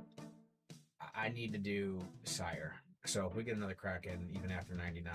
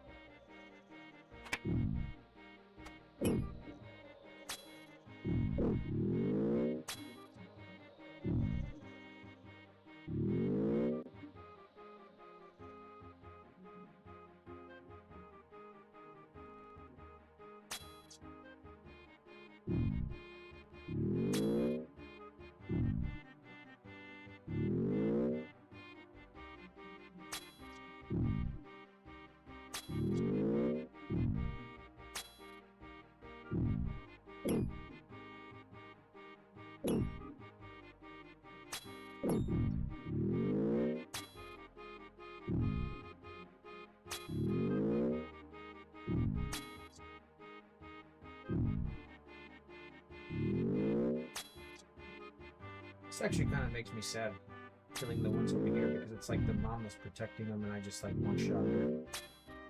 It's like, I'm sorry.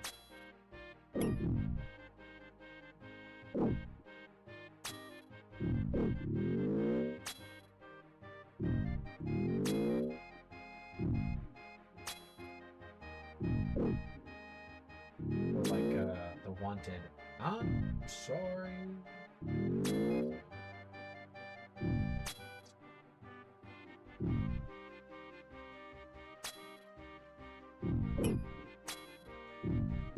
Slayer task completed.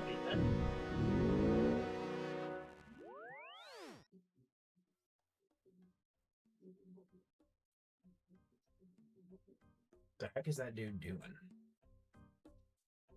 Well, I mean, it's a race, right? 23k remaining range XP, which we are just cruising through with these Slayer tasks.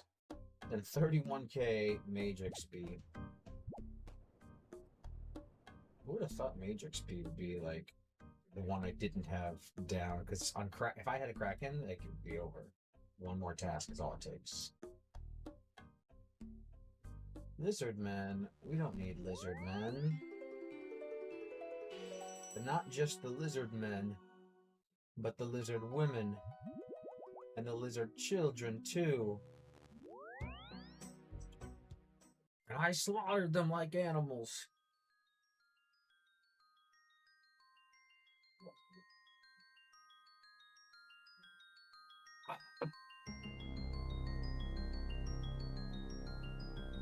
Ice speeds.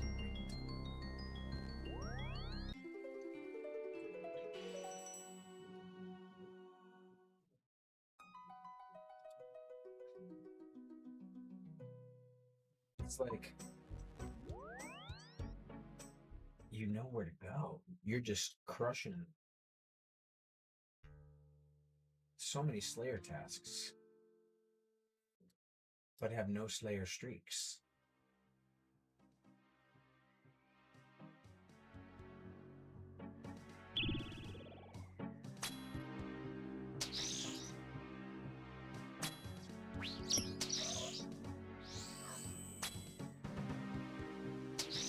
Did I just high out one of those guys on accident?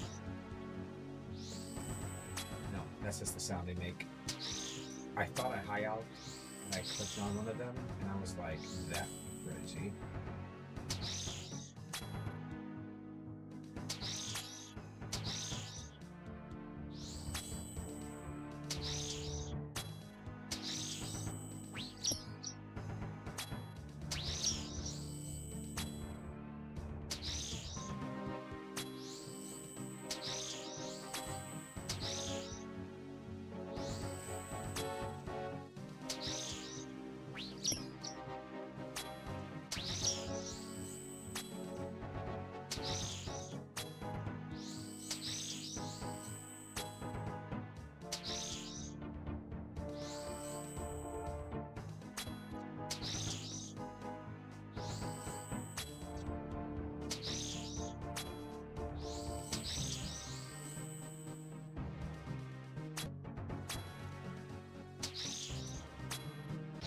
Slayer task completed.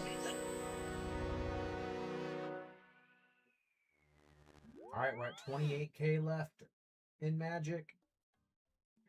Still 21.9k left in range. So that's like, we're not getting much out of it, but... Oh my gosh, I'm just like... I'm ready for 2 more capes. But I'm not even going to wear the cape. It doesn't provide the range strength, which is bizarre to me. It applies the same mechanic as the Avas, but no range strength. That's dumb. If you ask me.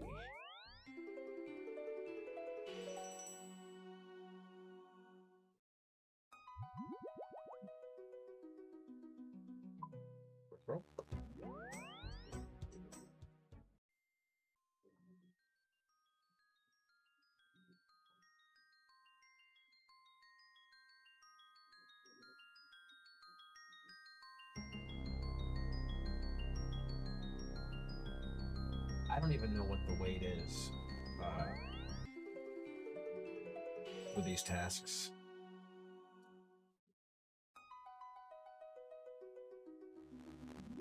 I mean, I can hope that it's decent.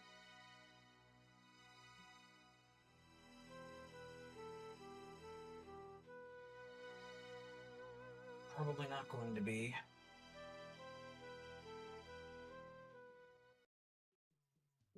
I mean, I've gotten a couple of them.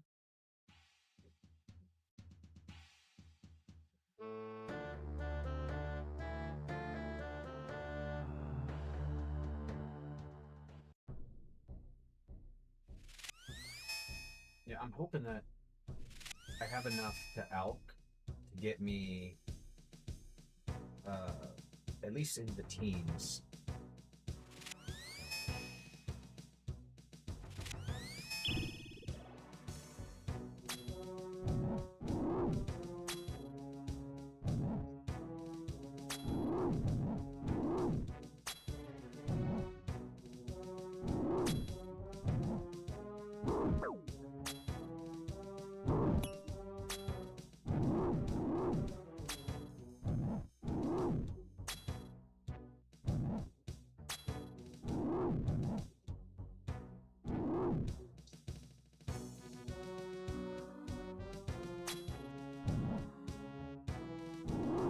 It's gonna be weird having to work with arrows again.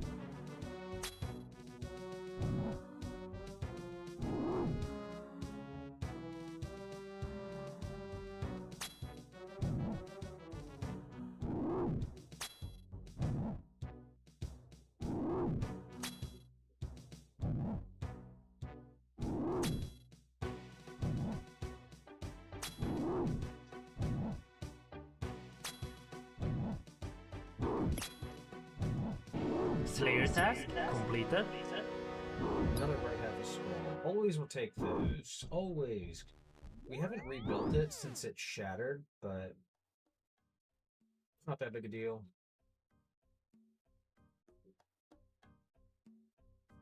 We need top and bottom scepter and right part or left part.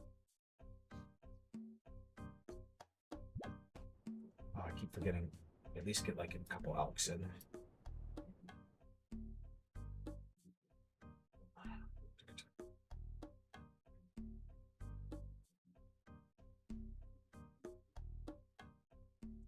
Black Dragons. I would love to do KBD. But unfortunately, we just can't.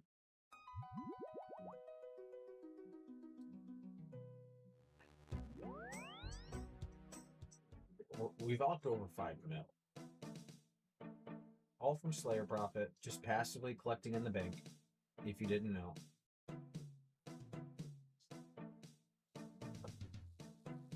Do your pickups. Ooh, zombies. I like zombies.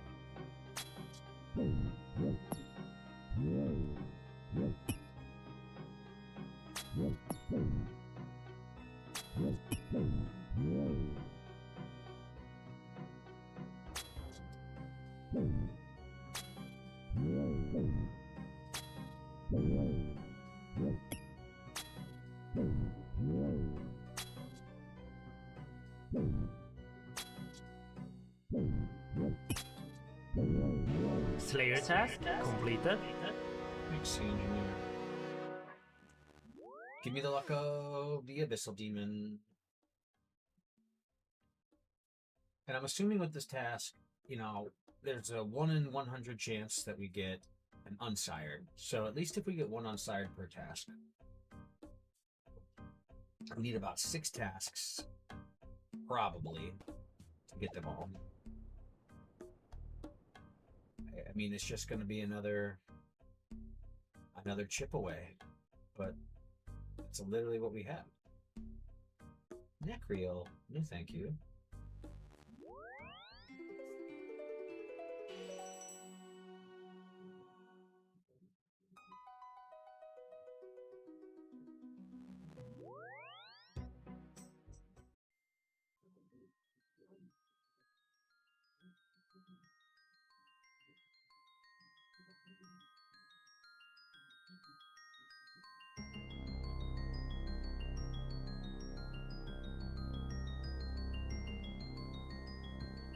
As much as I want them, I'm not doing it.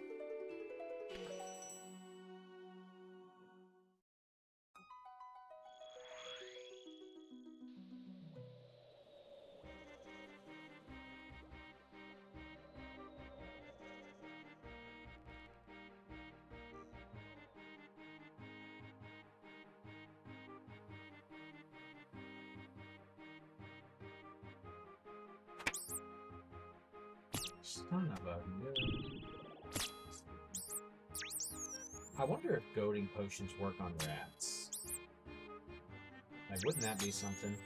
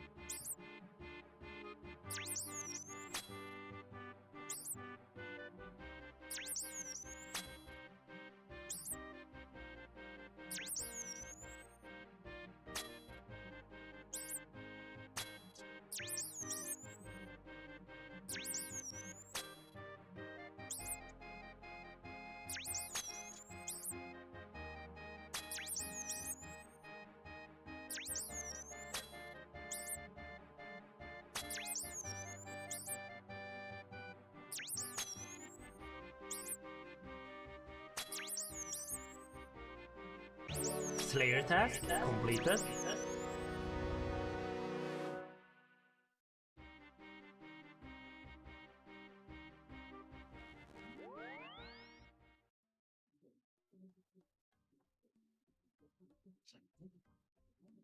Where are we at?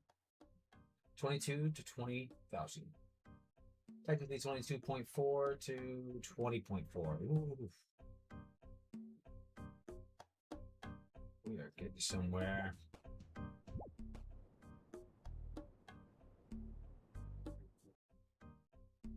It's almost like no matter how hard I try, though, we're not gonna pass range. Is range gonna be first? Maybe.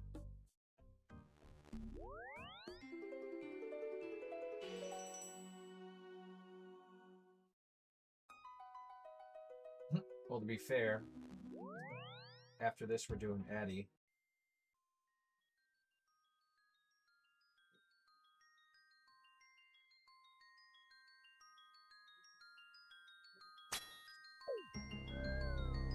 I didn't mean to sleaze her.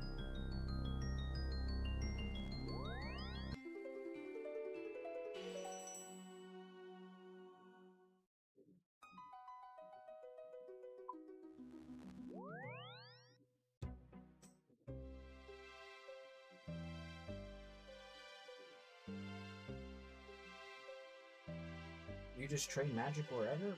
You can train magic on top of a mountain. No.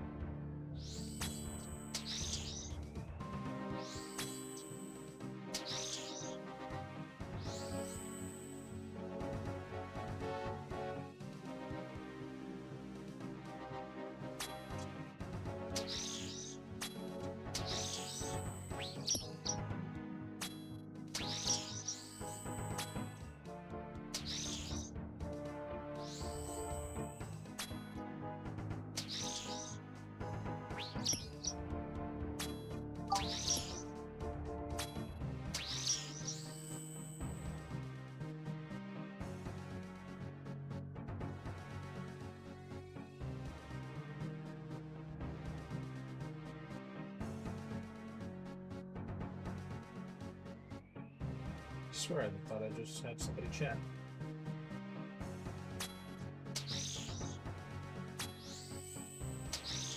Hey, did you see that coin stack?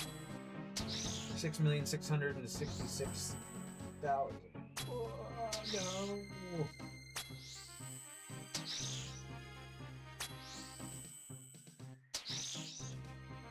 Ugh. We're so close.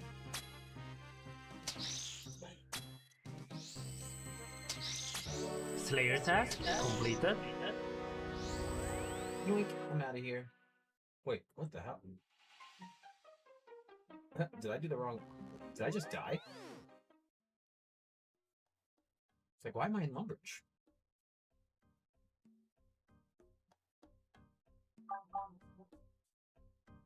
Perry! Did you see? Did you see?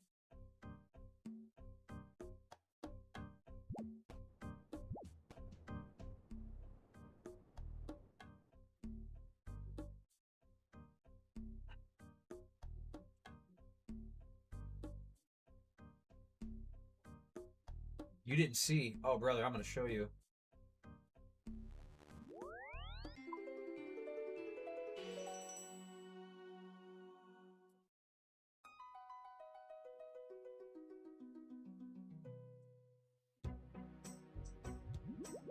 You see that?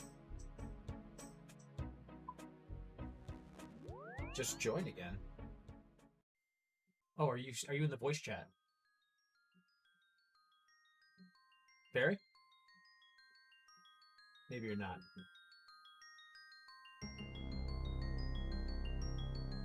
Oh, you're still working. I thought you... Dude, I know, right? Oh, man, like... I just knew it was happening. I was like, I'm getting it. I'm getting it. Sure, No thanks. I did.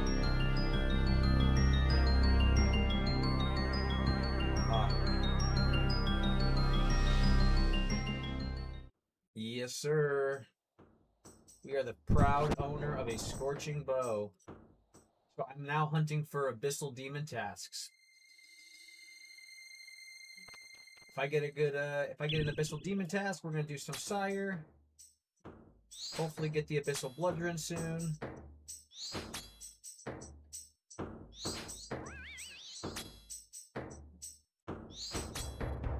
I'll go back to tormented demons here and there. I will go to the spider, spindle, the maggot king. We'll do Mr. Maggot.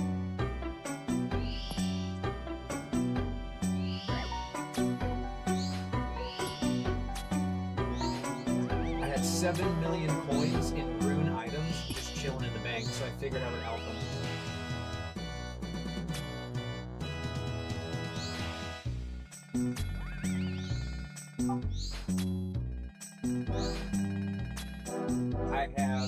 18.7k experience until 99 magic, and 18. Collection log slots completed. What the heck? I was like, collection log. I didn't know these had a collection log. Okay. I guess I got the Dark Mystic gloves.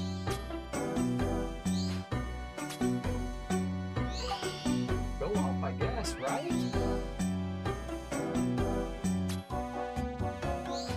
Dude, what a day! I'm just gonna cruise. We're just cruising today.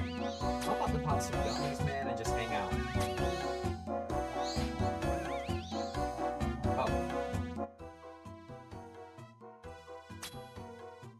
How about now?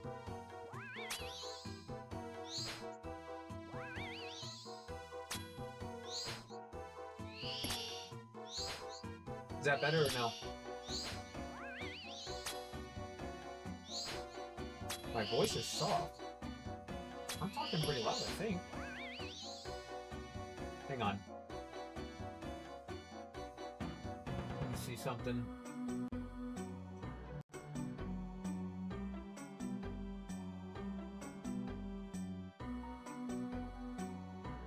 Collection log slot.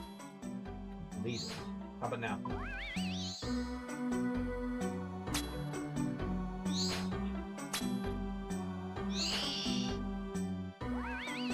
I mean, is it any better?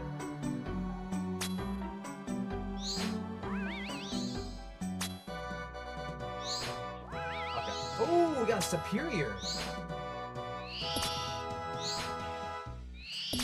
I did get a missed battle staff from a superior earlier. Can we get the imbued heart of the eternal gem? If we do, that would just solid cake. Nope, I guess not. Next time. It's like too many collection logs for the day, brother. I think that's 3 or 4 Slayer task completed. 3 or 4.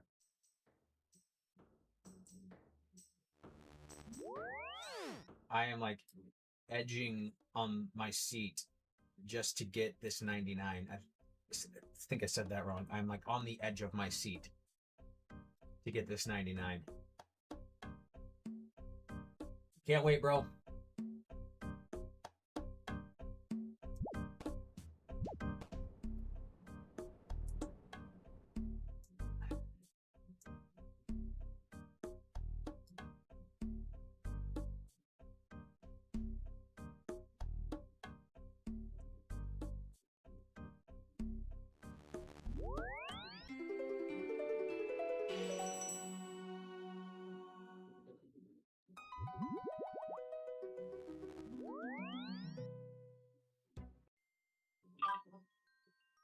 I know, I just looked at it and I was like, wow, the clan's popping.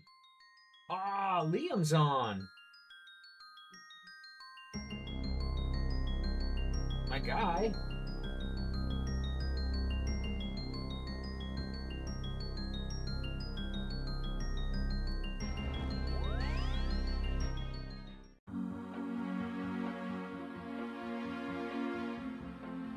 Haven't seen him on in a while.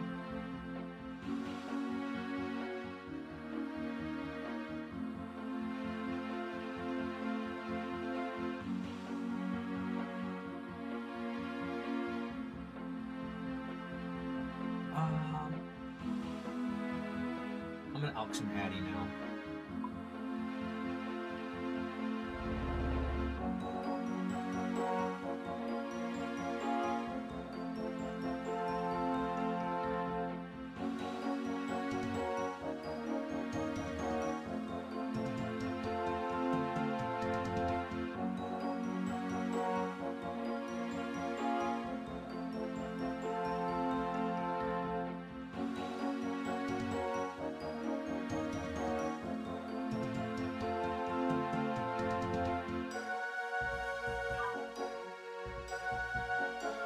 Nah, I turned it off for a bit because I'm gonna wait until one comes out that is a little more tailored to me. There was too many items on there, and it filled up my bank, and I wasn't able to put stuff in, so I was like, it kept getting confusing. So I turned it off, just for now.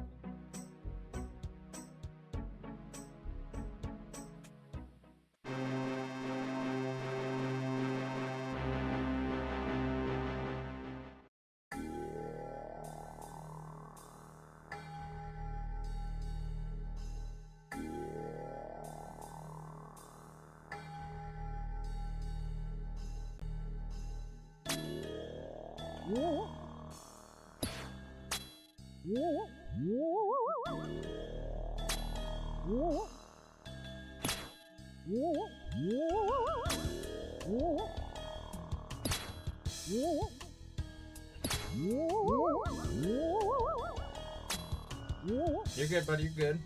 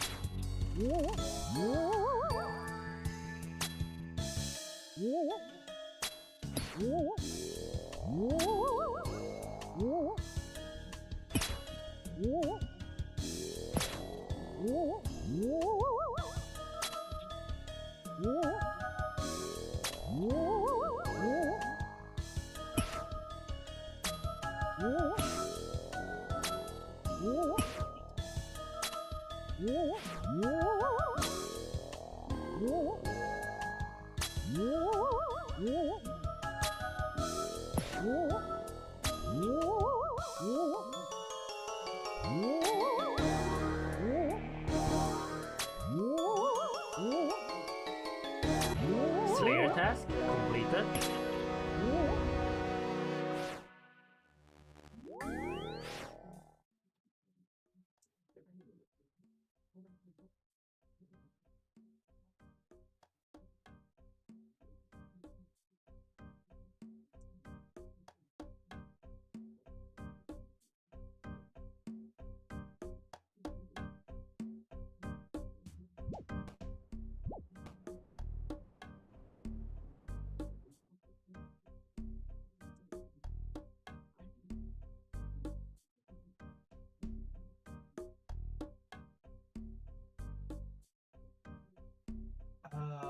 Do I want to do skeletal wyverns to get the 99?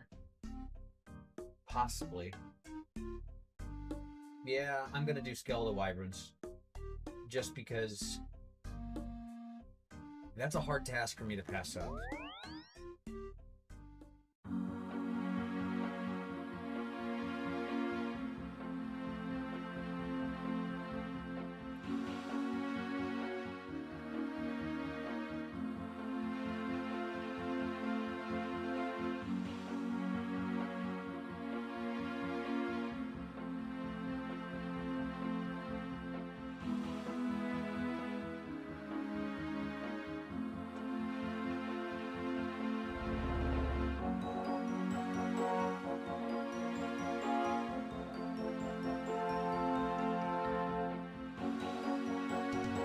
Let's see what else I can help. I need more alcohols.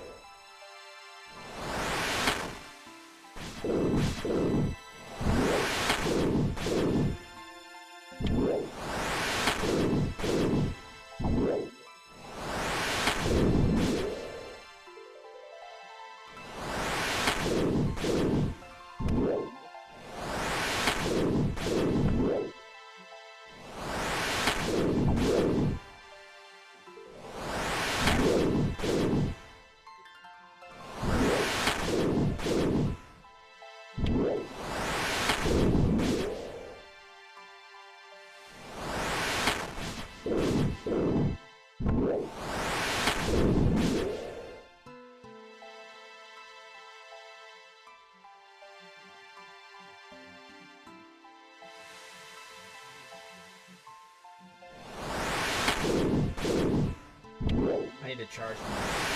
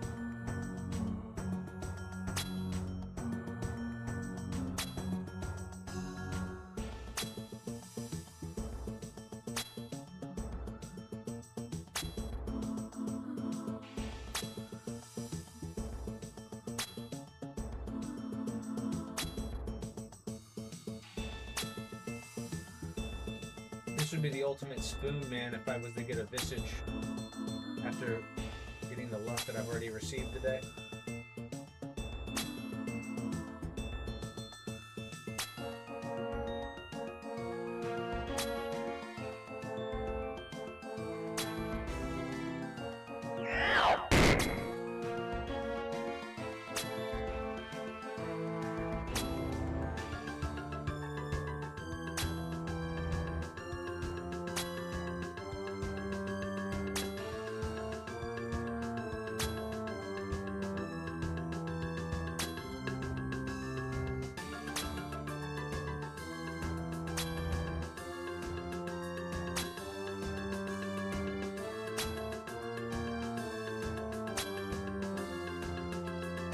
Yeah.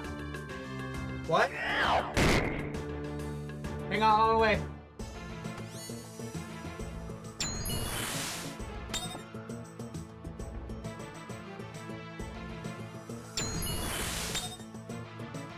Give me 1 second. On my way.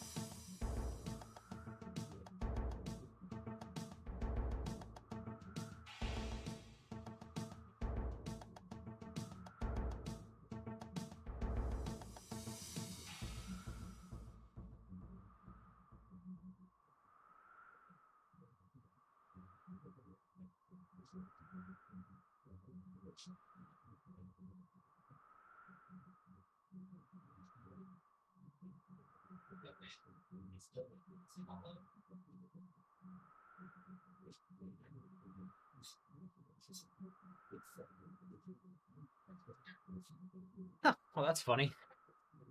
We just had a tree fall down in the yard. But it's not like, oh my gosh, the tree. It's like, no, actually, this tree is like, it's not what you think.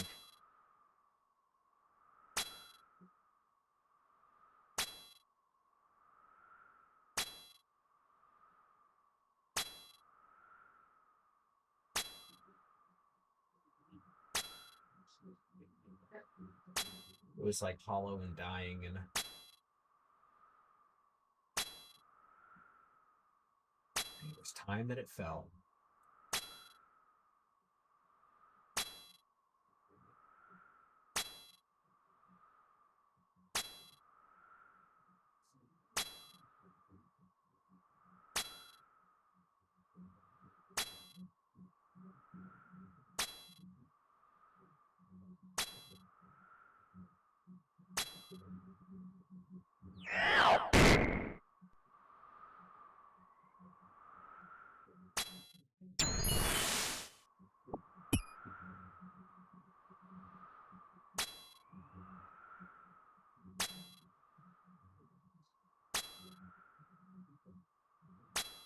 Well, I guess this is going to be the task.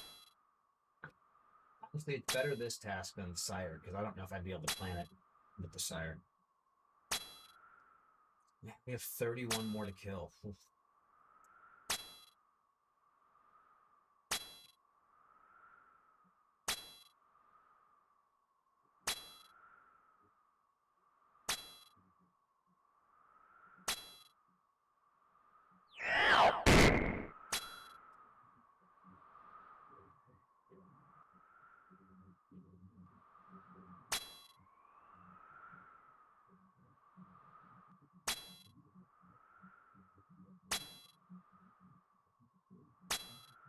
I can't believe, like, the luck we're having today.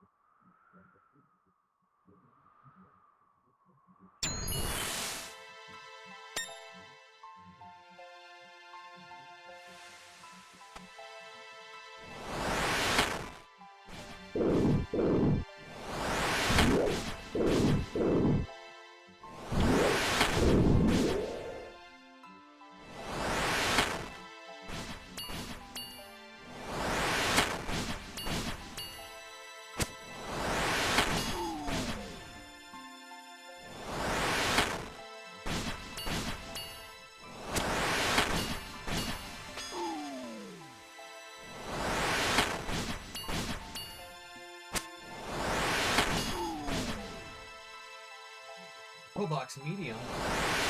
Those could be our Ranger boots.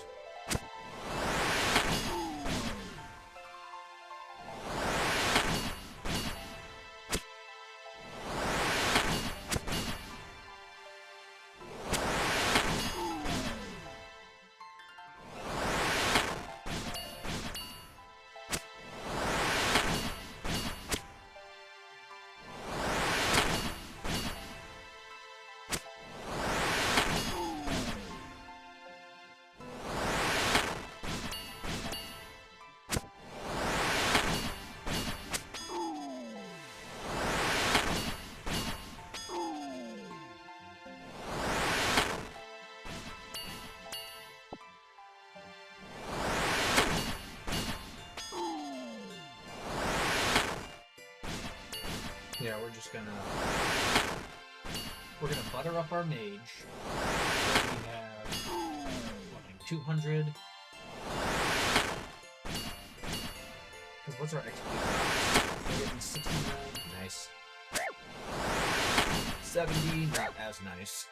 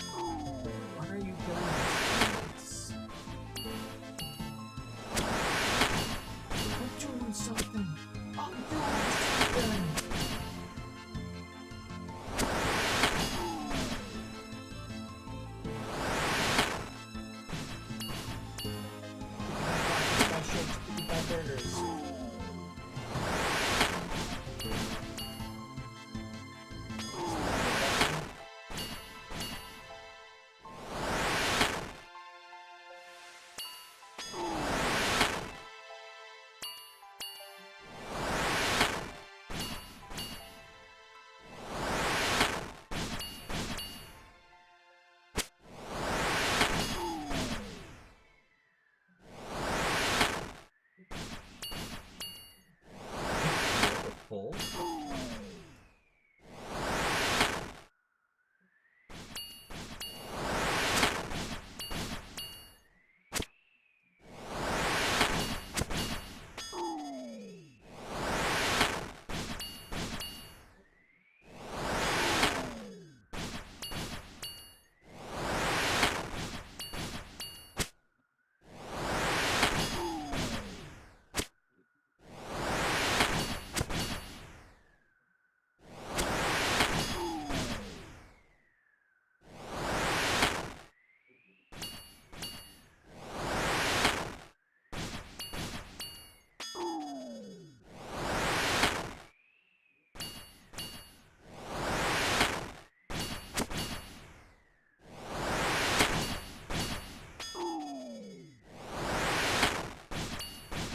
A few more. I could be killing the giants and the bone thing, but I don't care that much. And plus, I'm going to be skipping wyvern tasks for quite a while now, since we're looking for... This is just...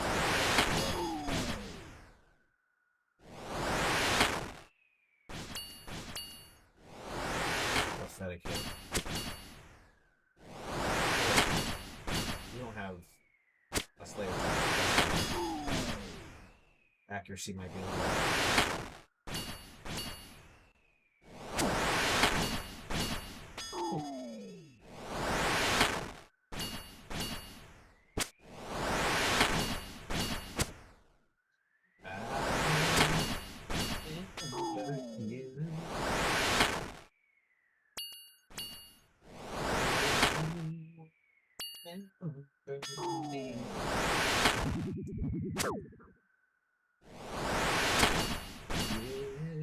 Small 99.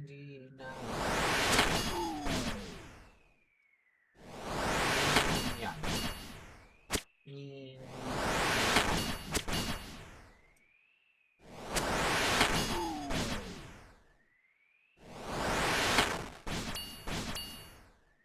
If you have a good staff, it should not use pages.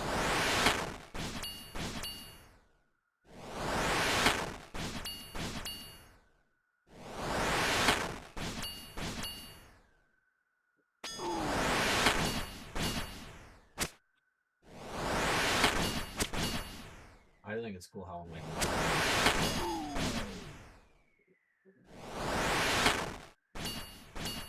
Not that one.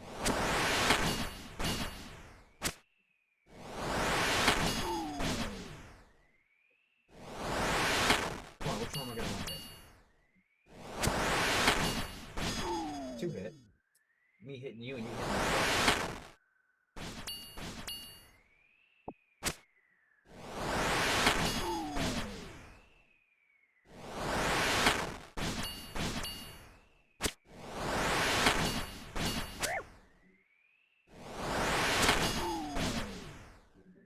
Don't get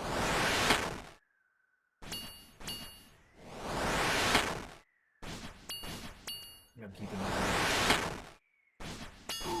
So we can get the speed drop I've seen is like 100 and 63. 149.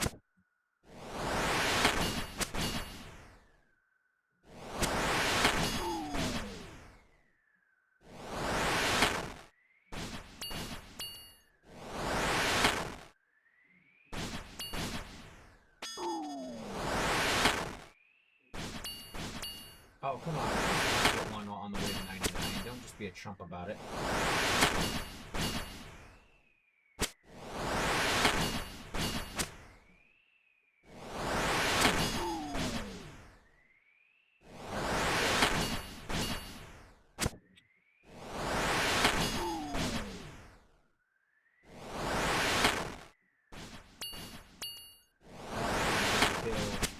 More than like 3 more.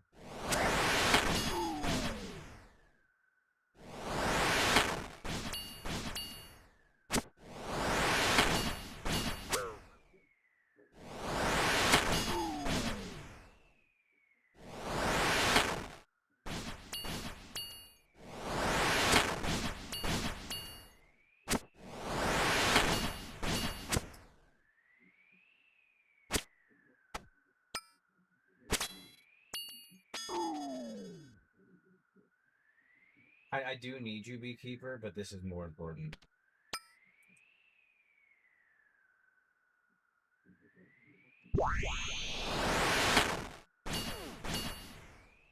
That is all it took.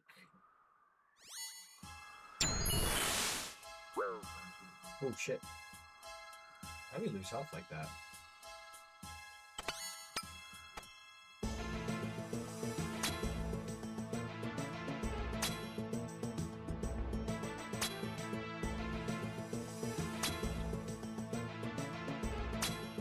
$176 experience points. High alchemies.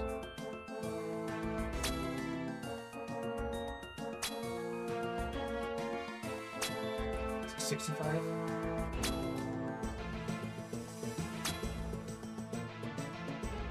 Yeah, it grants 65 magic per cost.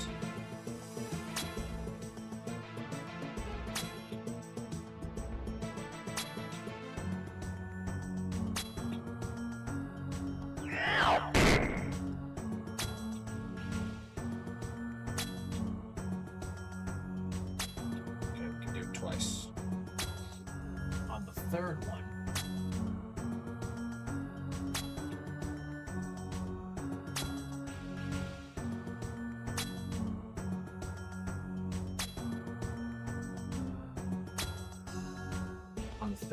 will be our 99.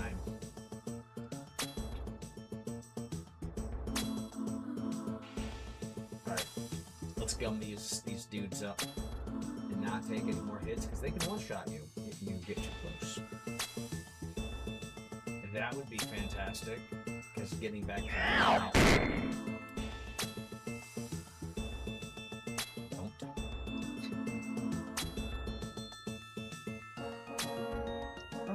What a day!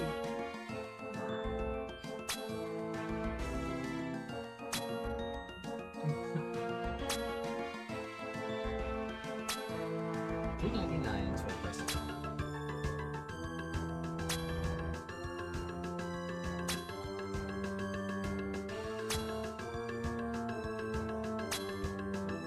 didn't have to go to another total level world. Actually, I don't think we're there just.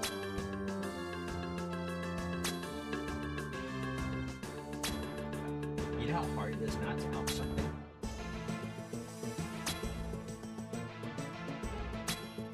And I'm literally gonna wait an instance that I click 99 for each. We are gonna get 99 first. And it's just gonna pop up 299s.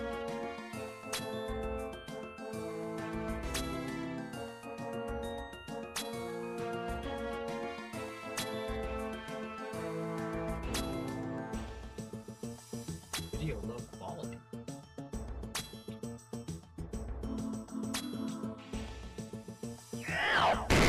It's not my internet.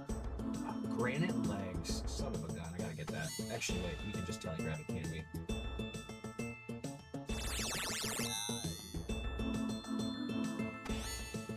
That's actually a pretty rare drop.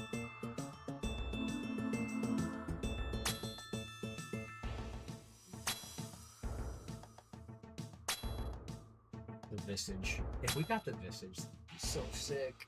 Yeah, those are pre-roll, so it's predetermined if they're going to drop, and it's 1 in 512. It is our second pair of granite legs, I do believe. Let's go back on XP. We have 5,561 experience points remaining.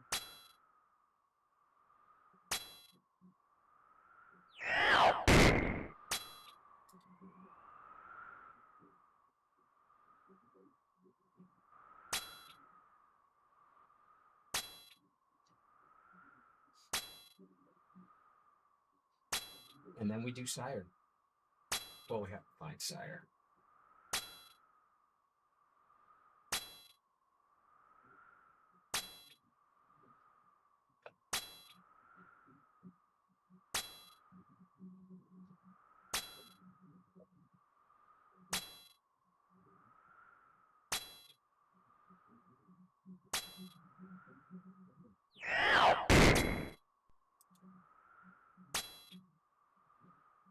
$4,242 experience points left, sir.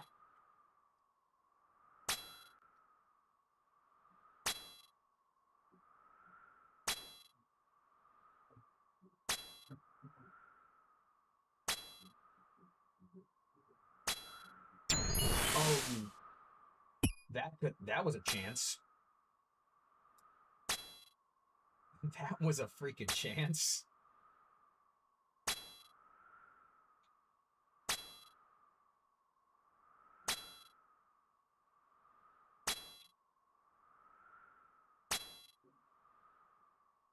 Okay, now we're doing that game again. We're so close to the level. I swear. I believe that when you get close to a level, like, it just throttles you just a little bit. Just enough to piss you off because you got so far. I know that's dumb, but it's... Everybody has those quirks. Like when you played Pokemon, you smashed the A button. Or the B button. It was A. Let's be honest. But you were fishing for that easier catch. You're like...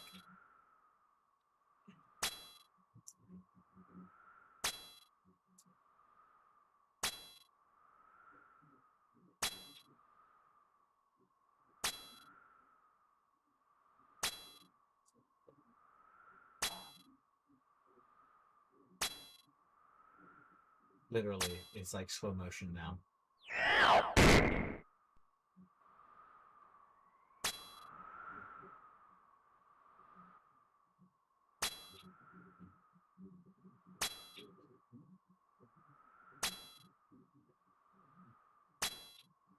99.79%. Engage.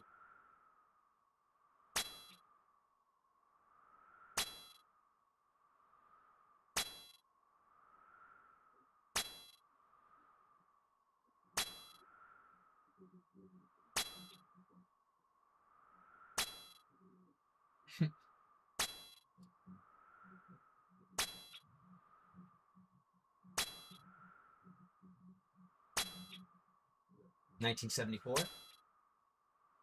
1911. 1886. We're going back in time. 1802.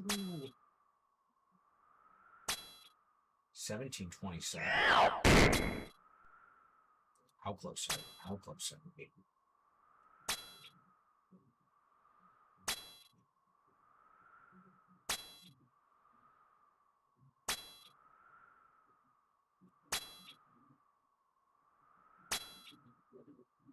I don't think it's going to be this one, but I think it's going to be the next one. I'm like, my hands are sweating. I don't know why. I'm nervous. I'm nervous, but excited. So what else can I say? But I love cats.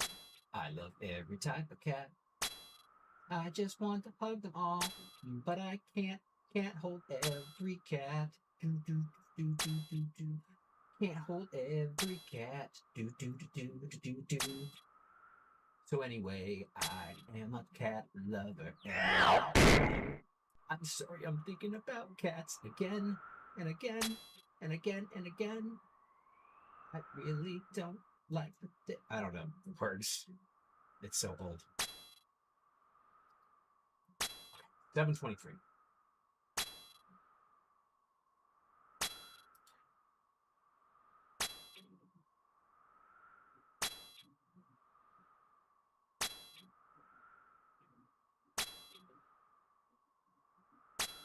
Oh gosh, come on, give it to me. Next one. Level up, completed. Level up, completed.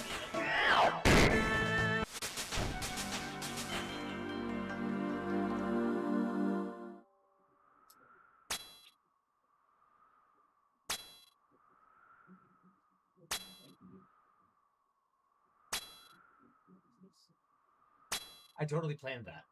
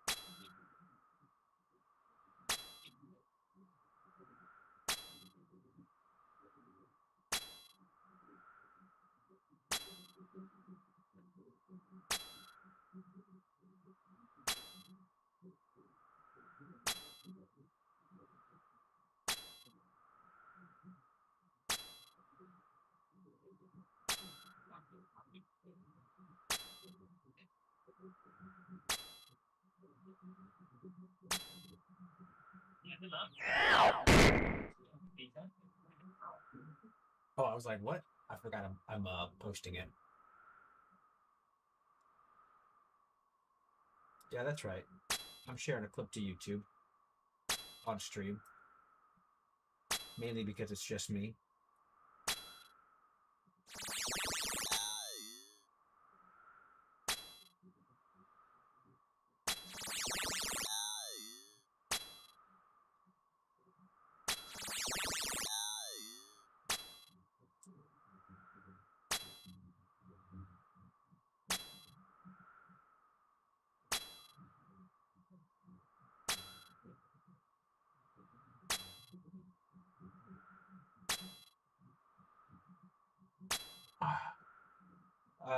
Should I just go buy the capes now?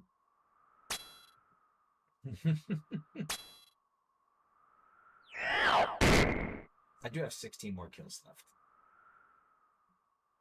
It would be a disservice to leave without just seeing if there was a chance.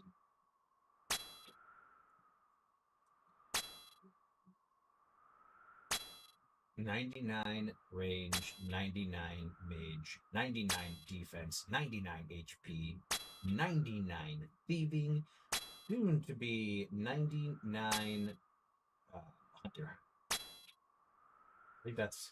Actually, I don't know what the next 99 is going to be. I'm assuming it's going to be hunter.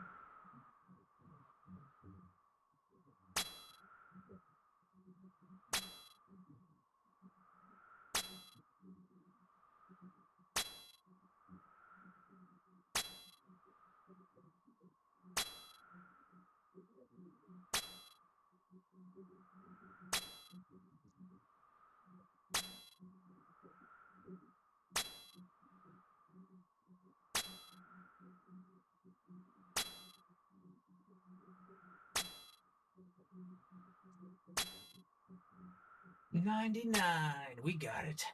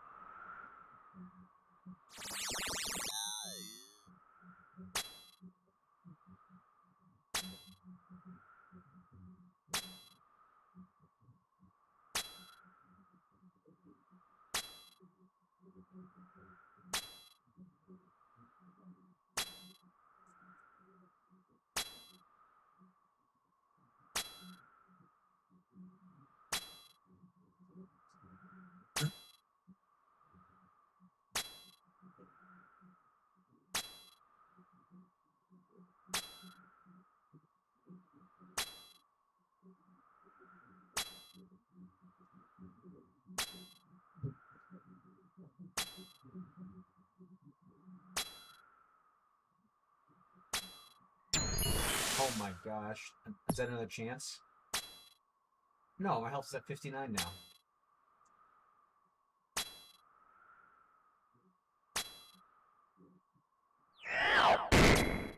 Ten more kills. I can't believe it. I've been saying like every day, it's like, this is going to be the day I get 99. This is going to be the day I get 99. And I think I knew that today was going to be the day because it was so low. I was watching something. Oh yeah, how to kill the Abyssal Sire. We have to stun it. I can't forget that part. So I would really recommend using Scorching Ray for this. And here's what your inventory needs look like. Bring 1 to 6 ranging. 1 stamina potion, 1 antidote, and then fill the rest of your inventory with prayer or super restores and some food if you're still learning. Sire drops lots of food and super restores anyway, so you will be good on that. Additionally, you want to bring a 2-way mage with to autocast Ancient's with, and a rune pouch with runes to custom and blood barrage. Lastly, bring your preferred teleport method. I use house tabs and a dragon star. So let's get into the phase. Sire technically has 3 phases, but with this method, we almost skip the last one entirely. To start phase 1, hit him once with your bow. Immediately follow up with a shadow barrage to stun him. While he's frozen, run and kill all 4 vents. Now, phase 2 starts. This is where the fun of this method begins. Mark 2 tiles before you start. Stand on the north tile and then shoot Sire. When he walks toward you, pray melee. As soon as he hits you, step back to the south tile and repeat. It's literally a 3-step dance. Get teleported, shoot. Do this, and Sire can't... Did I just get another pair of granite legs? He's basically a training dummy now. That is crap. Condition is to save prayer during this phase. After the first hit, you can... That's such a rare drop. What the hell? Sire won't be... I don't know if I like that. ...for the rest of the fight. So, if you're comfortable with the method, turn off Protect for melee, just use your range prey, and you will have very long trips by saving prey. When Sire is around 50 to 80 health, we want to start the transition phase. You don't want to kill him before the transition. Alright, John. If you do, he just heals up. Sorry, buddy. Enough of that.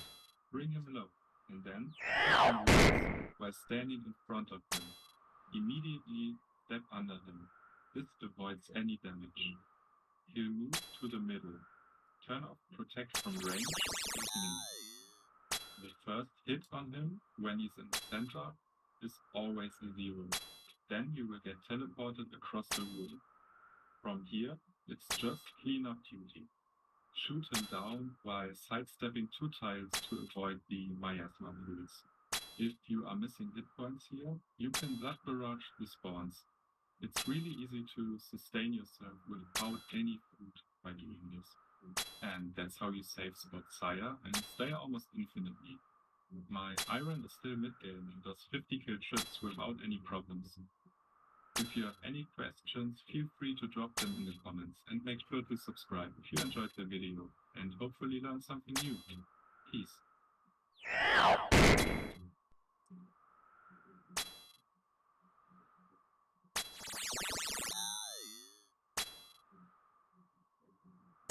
I have 5 more kills.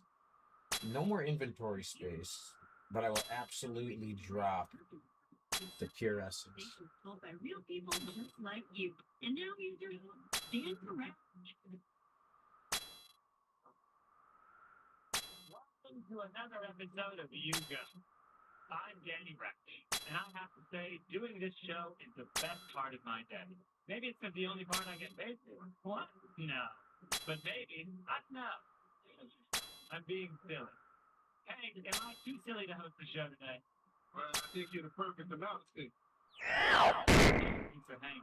Hank, what are you going to do this week? Learn magic. Learn magic? Like you bought a book of tricks? Maybe. What? Hey. Michigan. And Gene's going to tell us how he took what he thought was a mine and turned it into a pot. Please welcome Gene.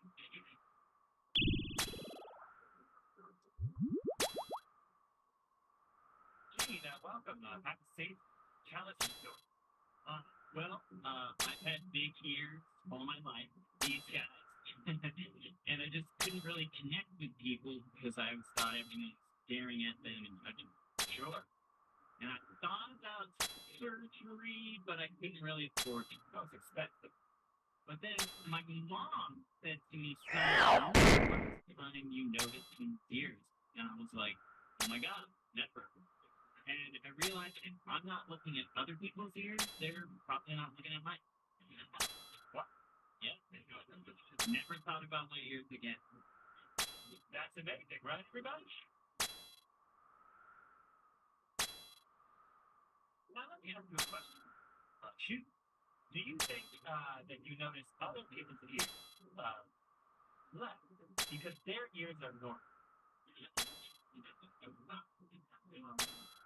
What do you mean? Like, everyone you are looking at is normally, right? So maybe that's why you don't notice it. Okay. But the people looking at you, I don't know. You don't know what? I don't know.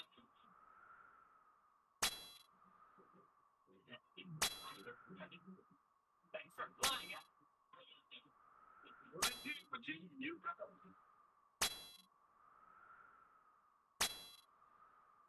My next guest is a woman who gave up everything. Please welcome Amanda.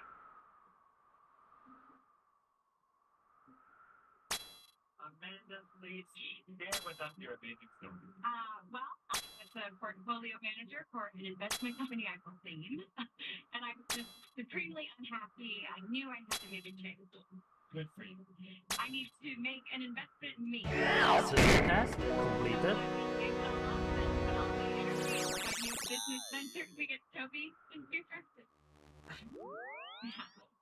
These are my cat skirts. Okay. What? So there's a freestyle poodle skirt. But okay. Yes, that's it. I've never felt the courage to do something like this, but it's just made such a huge difference in terms of my happiness. Well, good for you, Amanda. You go.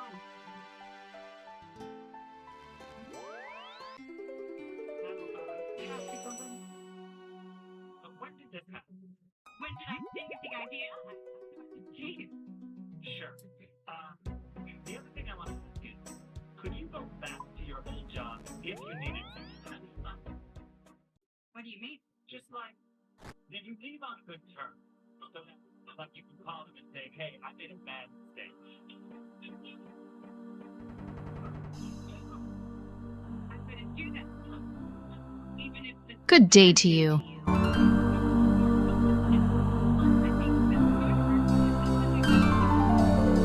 Can you tell me more about your group? I'd like to see you try.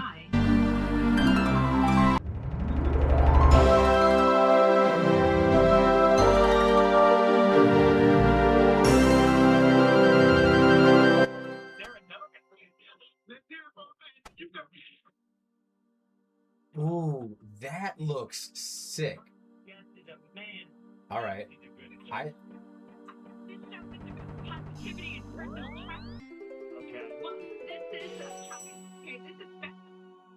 Did I say it wasn't bad? What do you mean? Why will you go if it's not about encouraging? First of all, I think I did. And second, it's all you go. It's you, and then you go. And if we have time for a third person, they go. And now we don't have time. Then we can go. No, there's no time left. Just not time for a guest all this back and forth. So now we have to sit here 40 minutes. Not minutes.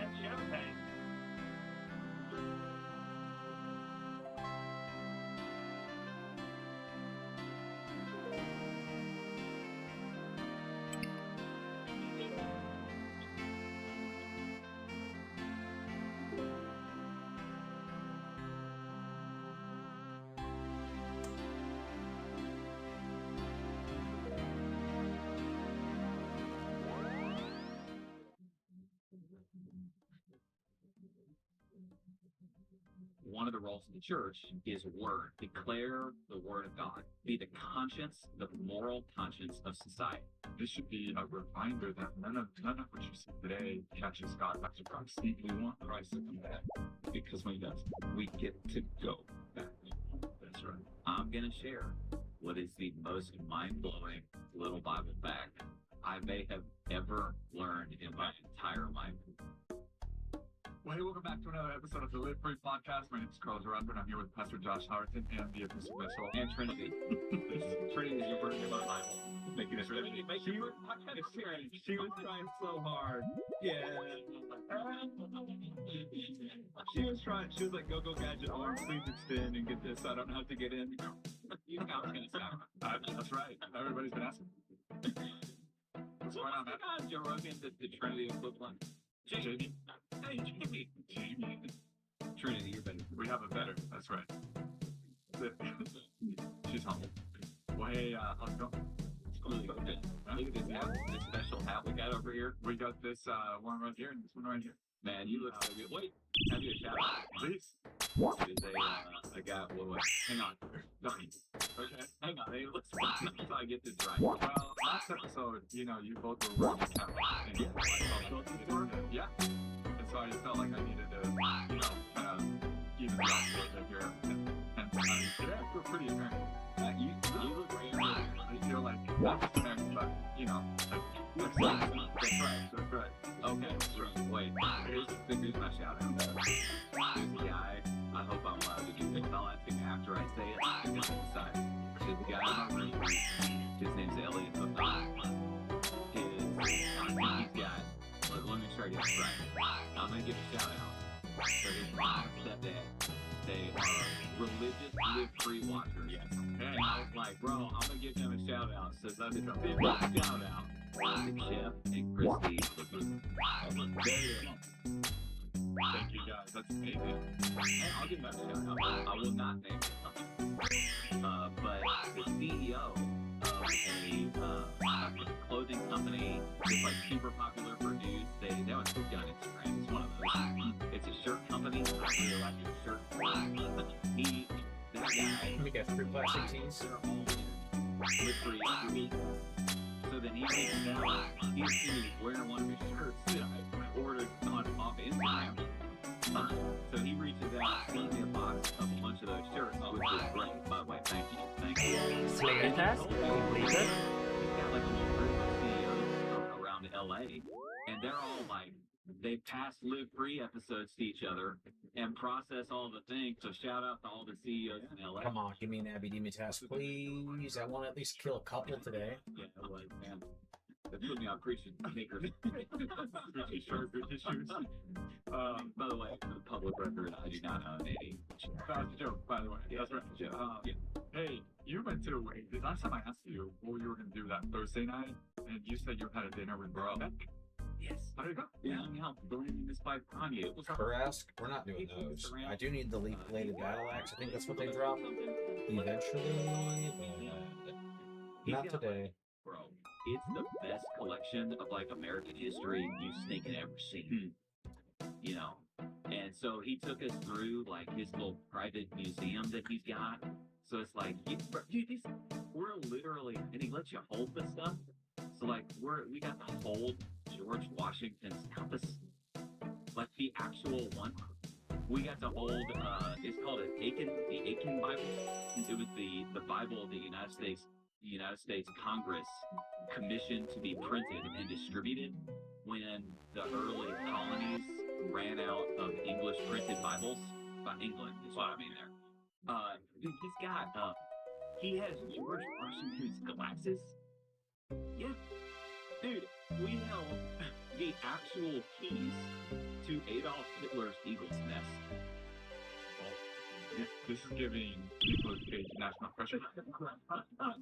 So I was going to ask you how to build a home, and you went to Hitler, and I was like, maybe.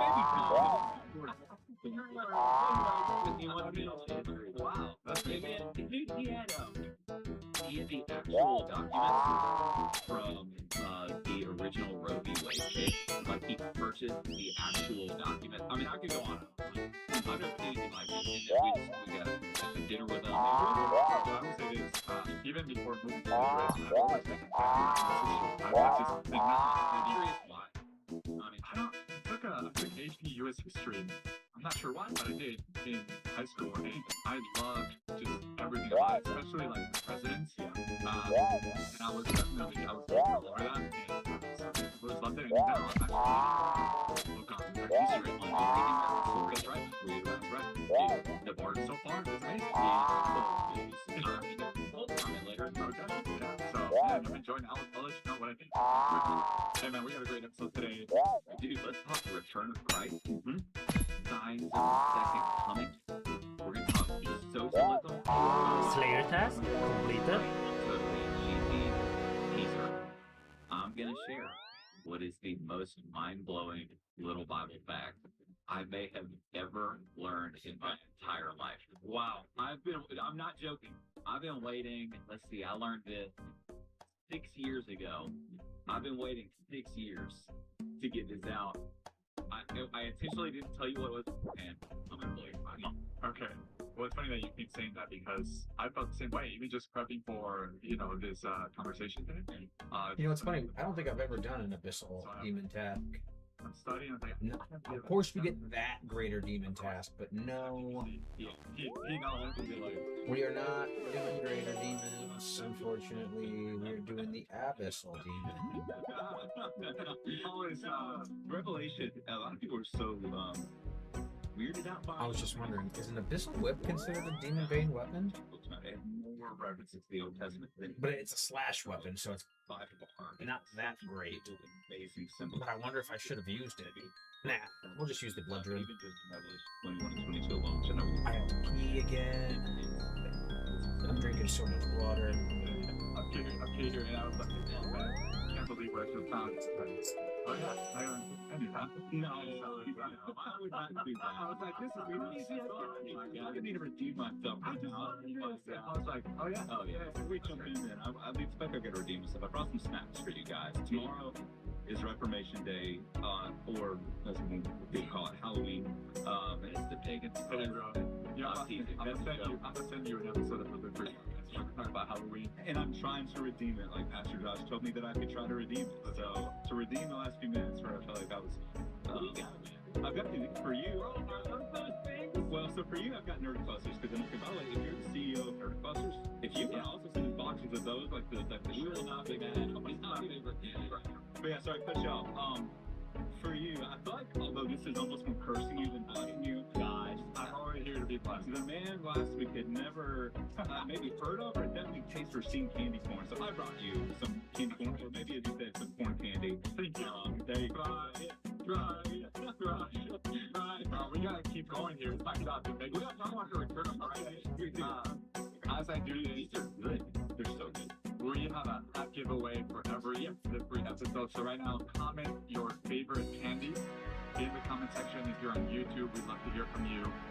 Last week's winner, shout out to Charles Mendoza 3133 on YouTube. You are the winner of last week's episode. On YouTube. Comment on YouTube your favorite candy as we try these.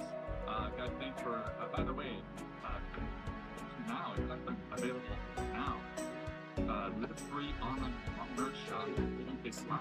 So if you're like, wow, how do we get the merch shop? Like, this is now like, that's a great question. How do we find it? Lakepoint.church live free shop. We're gonna point that Maybe the nerds who came from. Oh, is it ghosts? Hey, we believe that Or skeletons. They're skeletons. And your next step. Should we have to do it? You're listening to this podcast, the community. And so, what we've done, for people that don't know, we actually put together all the takeaways. You go on. What's going on right now? We put together all the takeaways, highlights. Keep going. I'm trying. You can get the candy corn now whenever you go. It's like Halloween version of little children. You can get the show notes, aka the disciple guide, by doing what, Carlos? To download the discipleship guide, text the word notes to 20411 and we'll go to lakeland.church/show notes. Go ahead. Dude, can I just say, I say this to my kids all the time, and this is a great moment to actually say it. Christians have the most fun of anyone. I say it to my kids all the time. Christians have the most fun right in the whole world. I love you guys. Bye. And now it's time for thinking here. Alright, guys, let's I try to open it. Let's talk second comic, baby. Come on. Revelation chapter 22. If you think it's time to go check it out. Great sermon. I'll be honest. I had a lot of fun preaching this. More than it's been a long time since the sermon. Can you open that? We can use that for the show. Okay. It's been a long time. Dude, let's have peanuts in it too. I described the bag the first time I saw it. Let's stop. It's been a long time. It's like whack. Why not there? I thought it was going to be, you know, more like for you to hold in my mouth. Even? I don't know. It's been a long time since the sermon got this deep into my spirit.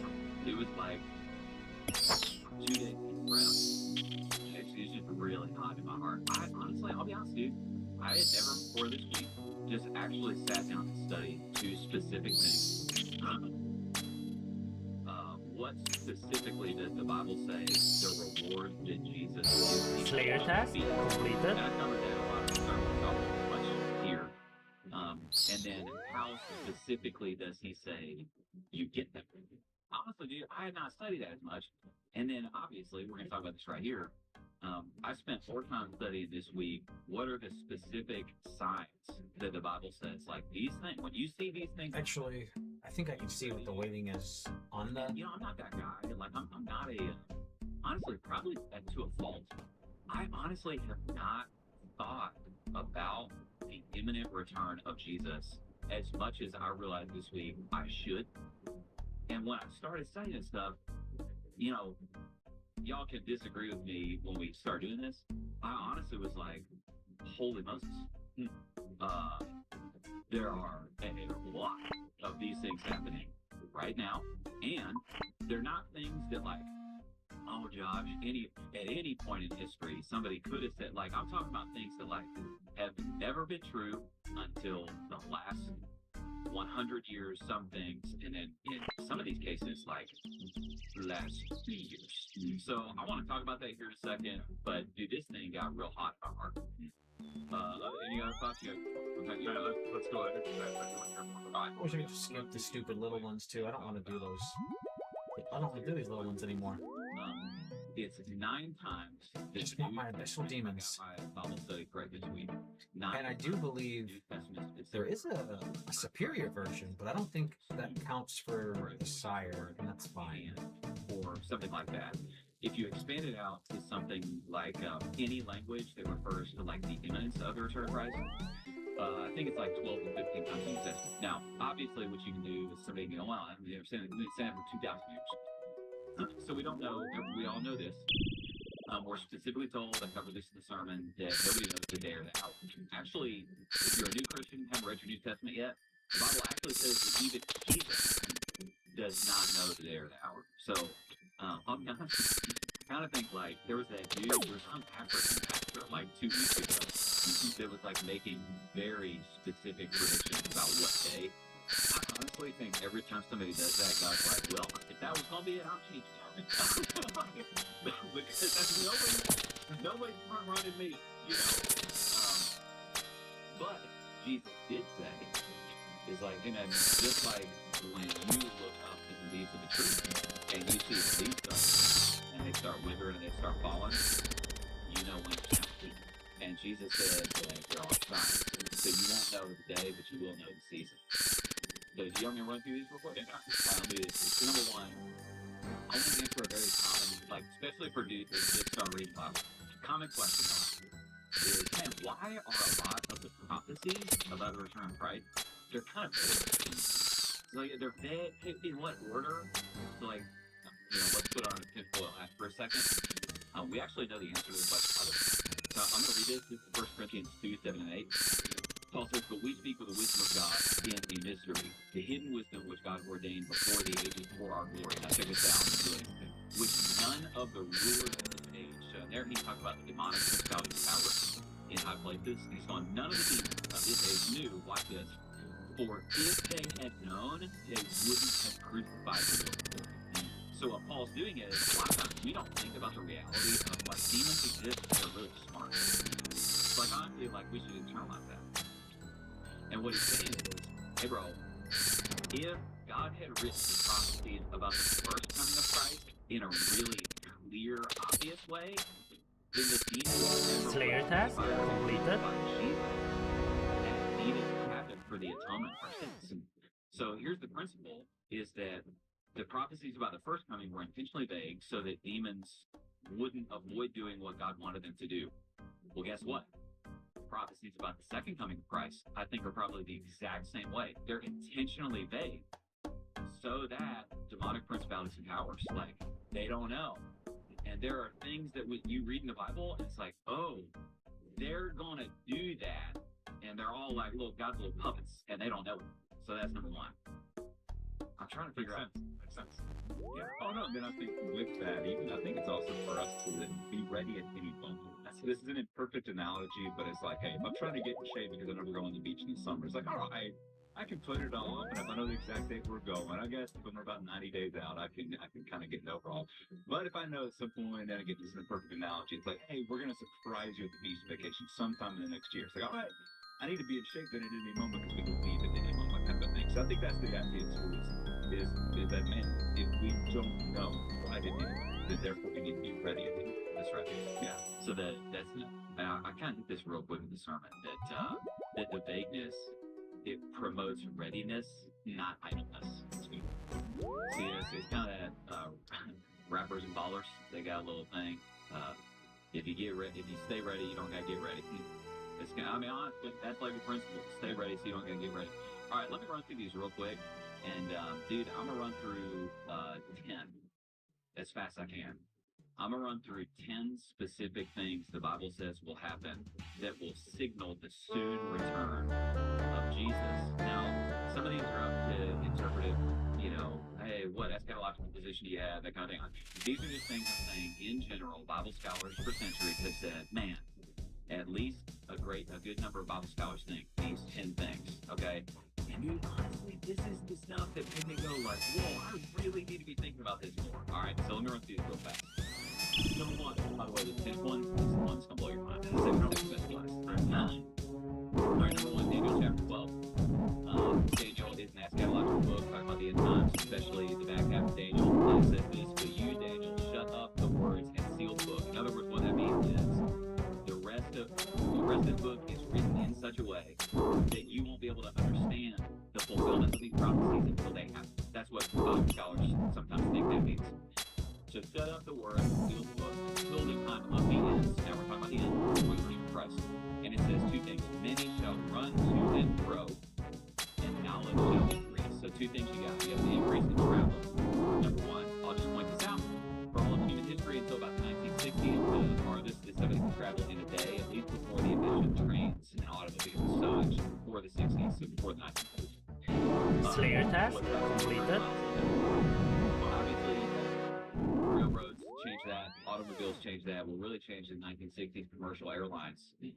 This is the first time in human history, literally, if I wanted to, during this podcast, I could get on my phone, I could book a flight to Australia, I could roll over there to DFW, and I could be on literally the other side of the world within 24 hours. First time in human history. Elon wants to take us to Mars. Elon, He literally wants yeah, no fun, man. for useful rockets. That's right. So number 1, increase in travel. Number 2, it says, and knowledge shall increase. I'd hit this real quick, concern we're going through. But obviously, with the rise of artificial intelligence, I would love to do Jed, but we're not. knowledge available to humans is now, it is estimated, is doubling every 14 to 20 days. Crazy. So, increase in knowledge, we have a tsunami of knowledge. Number 3, this one's gonna do this one. By the way, can I say something about Please this? do. I've heard somebody say that artificial intelligence is the new Tower of Babel. About the keep it out. So, is it Babel or not? People say it. Okay, no, usually say Babel. Just cover my back, excuse me. Because in Babel, what people try to do is they try to reach the level of God, and everybody came together. And again, it's this idea of like we can get there, we can know everything, we can be like God. And so artificial intelligence, we're trying to be like, well, let's double that knowledge, and maybe we can be omniscient, know everything like God does. Because in their day, they used a special technology that they were building. And so it's like, hey, we've got a special technology for building knowledge or to reach God-like knowledge. Yeah. Anyways. Wow. All right. So number 2, that's a historically unique thing. Number 3, I'm going to read the passage, and then I'm going to pull up that visual ID video, Trinity. So this is Revelation 13, 16 through 17. Also, they caused us all, both great and small, both rich and poor, both free and slave, to be marked on the right hand and forehead. And I'm going to talk about the 666 thing here in a second. So that no one can buy it or sell unless it has the mark that is the name of the beast or the name of his name. Now, I'm going to talk about like what that actually might mean here in a second. I'm just going to point this out, man. What that's saying is there's going to be one world. It appears. Some Bible scholars, a lot of Bible scholars would say, it appears like there's going to be a one-world economic system, and the economic system will be constructed in such a way so that without some kind of mark or identifying, this is a really important word, identifying feature, you won't be able to engage in commerce in that economy. All right, bro, if you didn't know this, dude, this is crazy, man. This kind of thing, cut me open, I'm red, white, blue, small government, that's me. This right here is a video of this is Keir Starmer. They're trying to institute this in the EU right now. This thing called digital ID. Now, Keir Starmer has either clearly never read Revelation 13 or he read it and he's like, I'd like to be the Antichrist. So, check this out.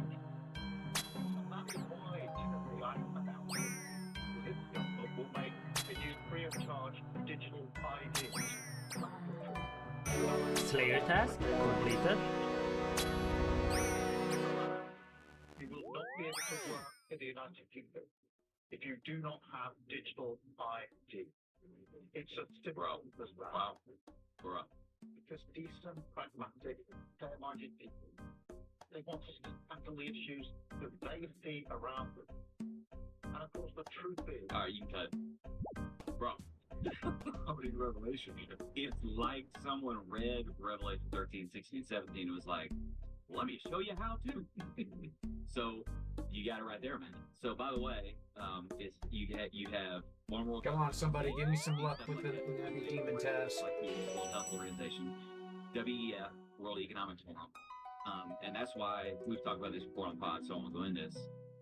God does nationalism, Satan does globalism. It shouldn't be that hard, right? Maybe. Because humankind has a sin nature, we are rebellious by nature, and God knew that if mankind ever unified, we would unify in rebellion against him. Okay, so that's it. So there you go, one world economic system and a mark there. Wow, are you gonna say something? No, we can go on. All right, now let me tag on to this. This is something I learned this week. So Revelation 13:8 is right after this, and it talks about like this, like a mark, whatever it is. So it says this calls for wisdom. Listen really close to how this is the 666 verse. This calls for wisdom. Let the person who has insight calculate the number of the beast, for it is the number of a man. That language is really interesting. For it is the number of a man. And then it says that number is 666. Now, Trinity, will you show that first video up there? Okay, I got this from my top. So point this out. If you open the modern translation of the Bible, Revelation 13:18, it reads this, and that is one of the earliest papyrus fragments with this specific verse, Revelation.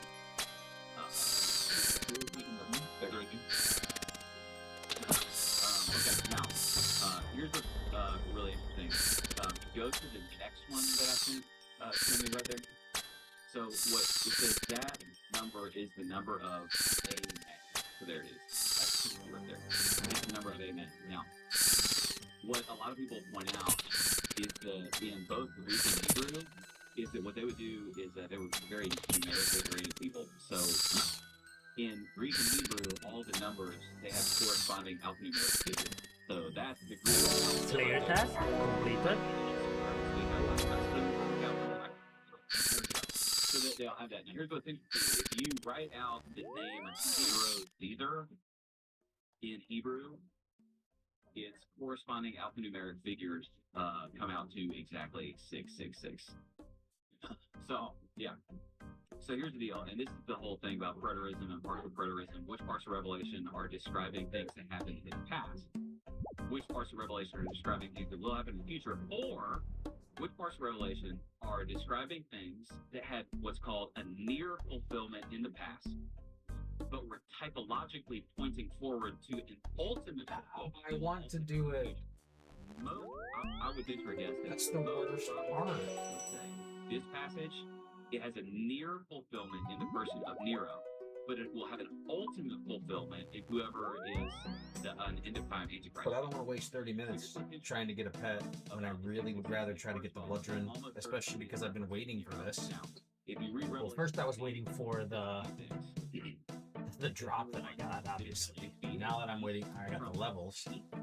Not that I needed the levels, I wanted the levels. She often represents in Revelation, ancient Near Eastern literature. Yeah, we are going to have a max combat account before you know it. Sometimes political things. And I think one of the last things is going to be, I mean, it's almost most certainly going to be prayer. Whoever this beast is will have a fatal wound. And I'll really start the prayer grind, I think, when I get the elite ready done, because then every Dagonoth task, I'll go do decks.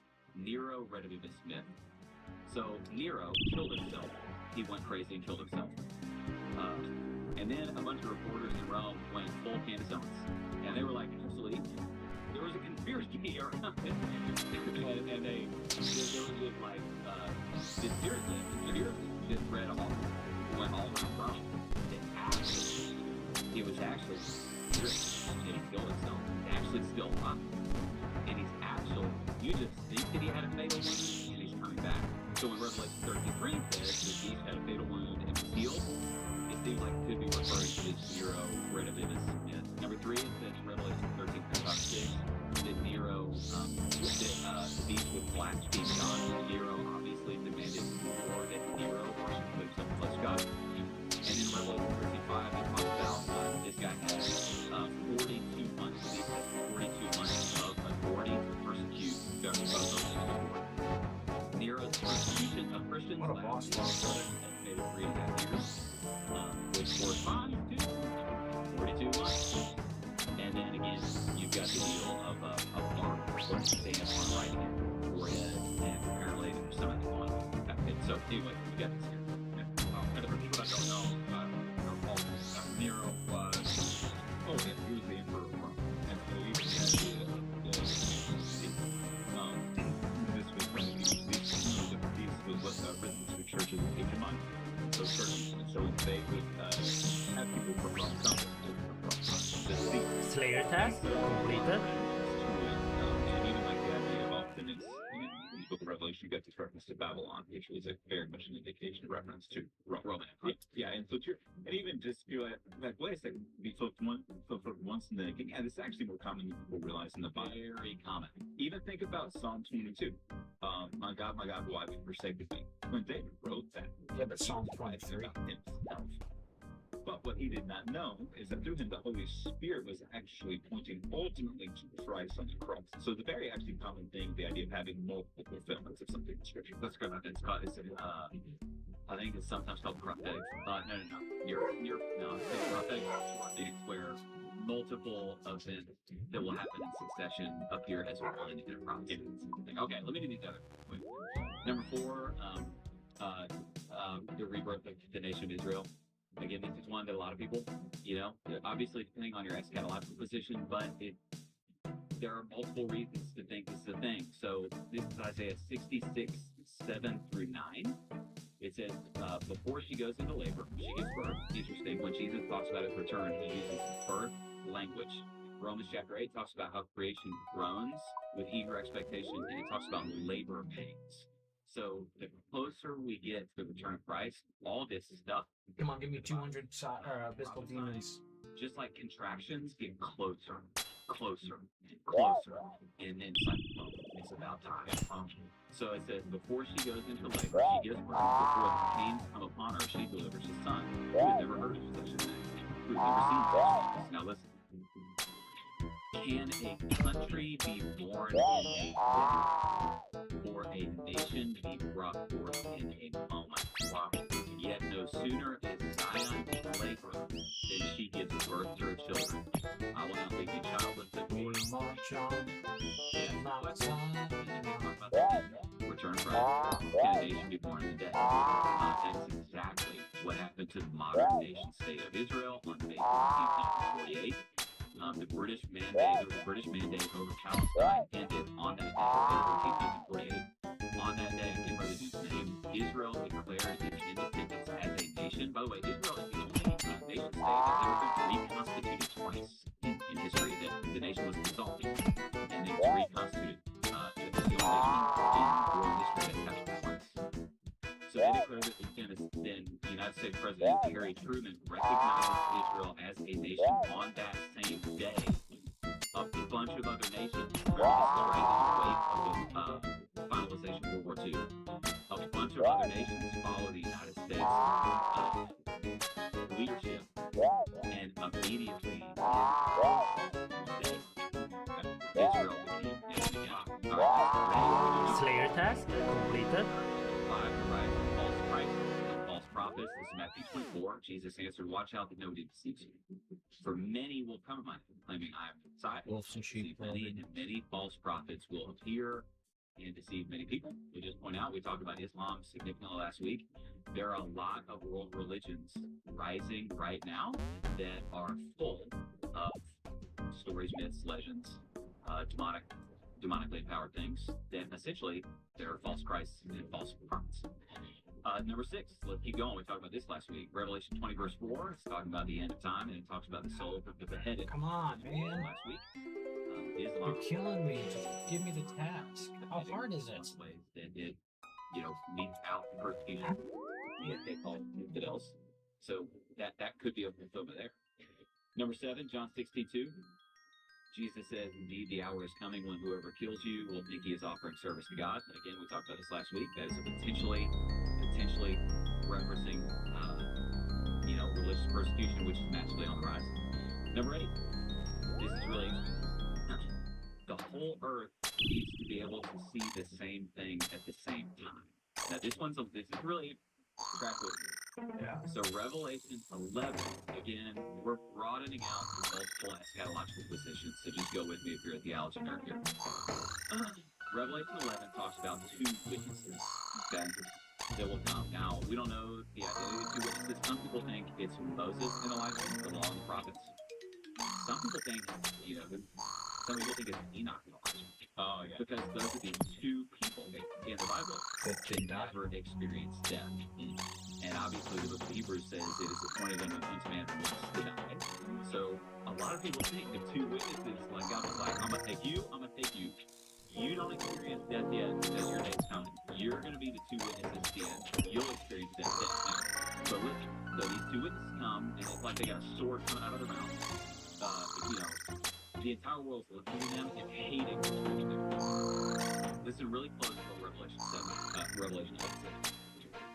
Now, when they have finished their testimony, the beast that comes up from the abyss will attack them and overpower them and kill them. Again, it's appointed once to die. Verse 8. Their bodies will lie in the public square of the city, which is figuratively called Sodom and Egypt, where also their Lord was crucified. Almost certainly Jerusalem. Slayer task completed.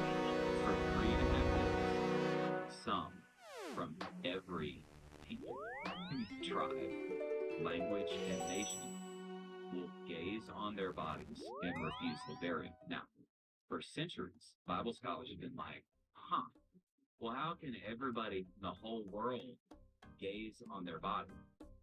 Until the invention of international broadcasting in the mid-1900s, and I will also point this out, and now every person on earth is holding one of these in their hand, and with the click of a button, somebody can go on IG Live or whatever it is and be broadcasting real time from any location in the world, and you can be watching a live stream of anything, anywhere in the world. It's the first time in human history that Revelation 11 is even technologically possible to happen.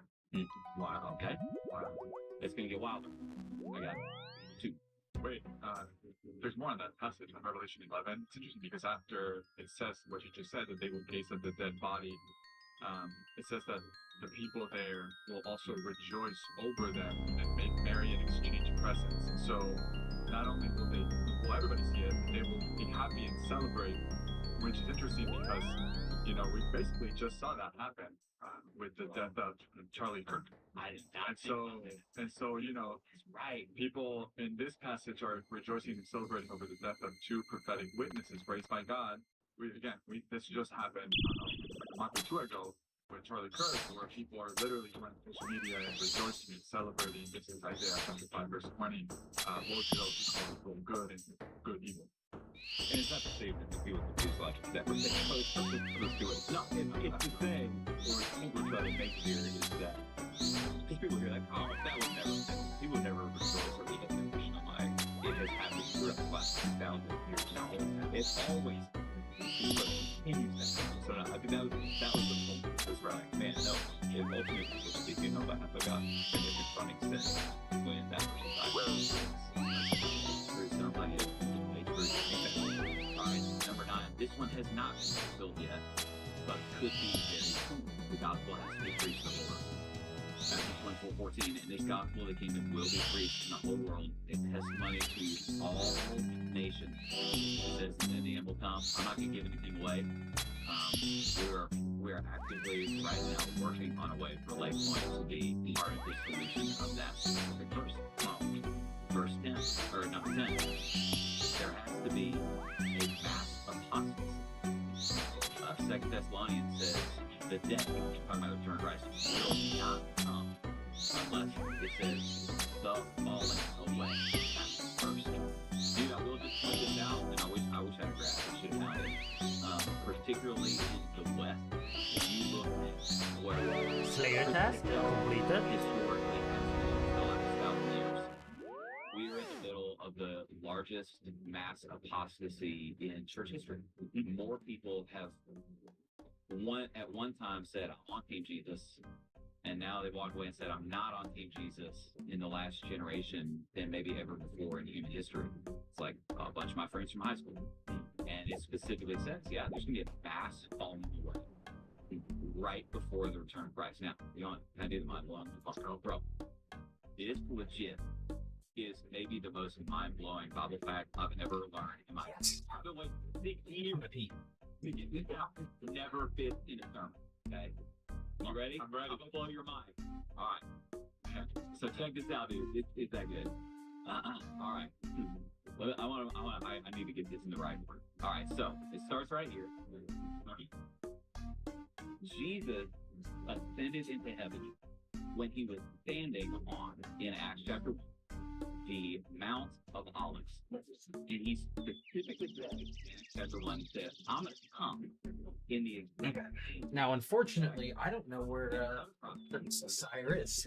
So we're going to find out. Sound like it's clear. When Jesus returns and he descends, he's going to descend and stand right on top of the Mount of Olives again. All right, now, let's go later. In Ezekiel 44, so if you're over there on the Mount of Olives is east of the Temple Mount. So when you stand on the Mount of Olives, you're looking right over here, and it's like, bro, the Temple Mount is right there. The temple's torn down right now. You got the Dome of the Rock, the whole Islamic things over there. But the temple was right there. Okay, so and that's where Jesus was standing, and he looked at the temple. So in Ezekiel 43, it's one of the passages that Jewish people for millennia have been like, that's a messianic prophecy. This is describing what's going to happen when the Messiah comes. Now, listen really close.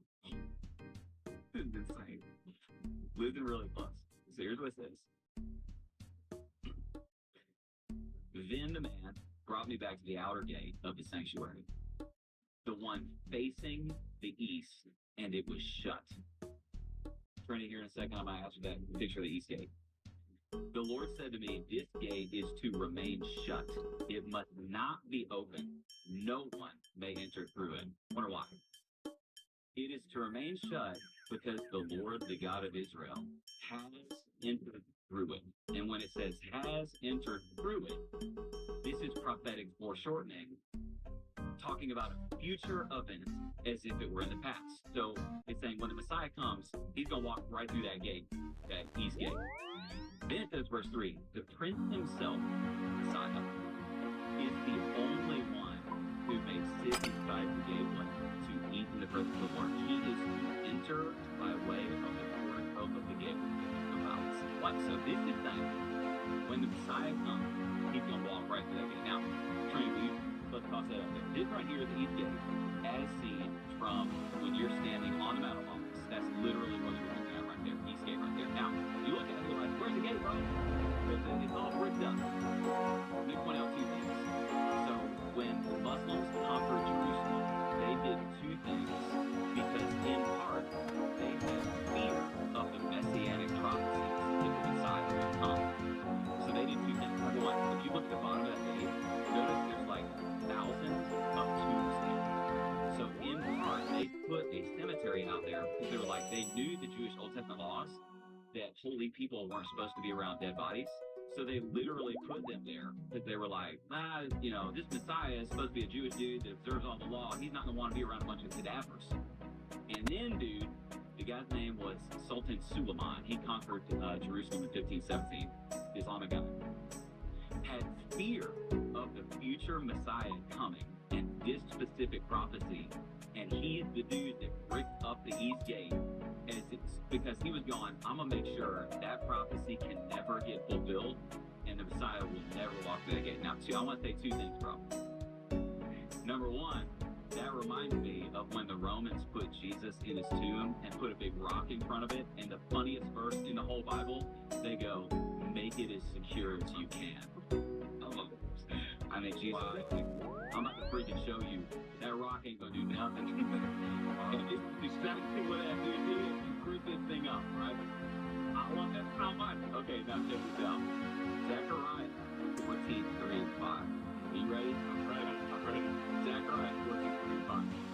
Again, messianic prophecy about the return of Christ says this. His feet shall stand upon the Mount of Olives, which faces Jerusalem on the east. And the Mount of Olives shall be split into from east to west, making a large mountain. Half of the mountain shall move to the north, and half of the south. So that when Jesus returns, he will come back on Mount of Olives, and the mountain will crack in Rome. In 1964, look this up, there's a million news stories about this. 1964, these Jewish dudes want to build a hotel on the top of the Mount of Olives. In order to do it, they've got to get a geological survey done before they build on the top of the historic mountain. When they do the geological survey, they discover that there is a fault line that runs right underneath the Mount of Olives. It is an east to west fault line that runs right from the top of the Mount of Olives, right to the east.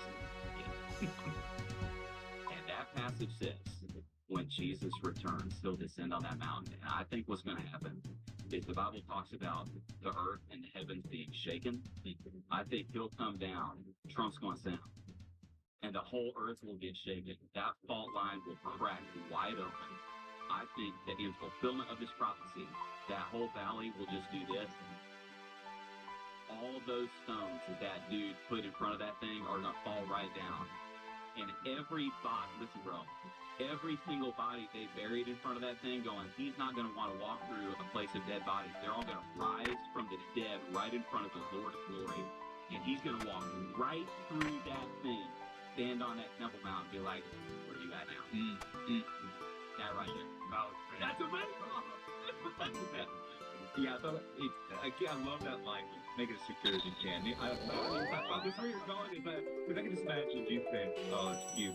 Like, but the same thing is like when they put the tombs there, it's like, the only problem with that when I come back, everyone's going to be raised from the grave. Yes. And so Jesus like, that's cute. I'm fine. Yeah, I think I'm good. I think we're good. Yeah, I'll give you two other ways. First of all, you show the hotel.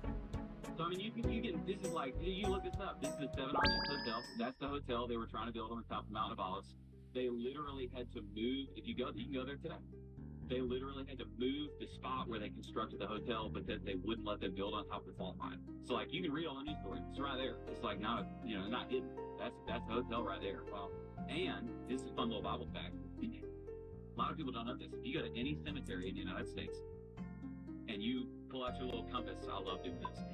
Pull out your little compass. Every gravestone in the United States is like industry standard for cemeteries. They all face east.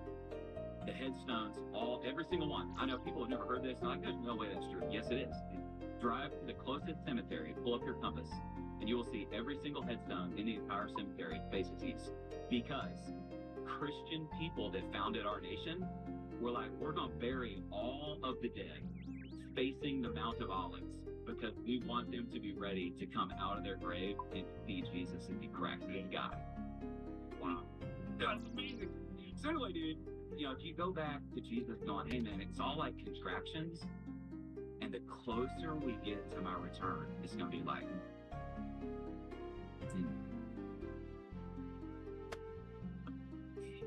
and right now, what you got is like, I just read, you got 11 things that it's like, the contractions seem like they're getting closer and closer and closer.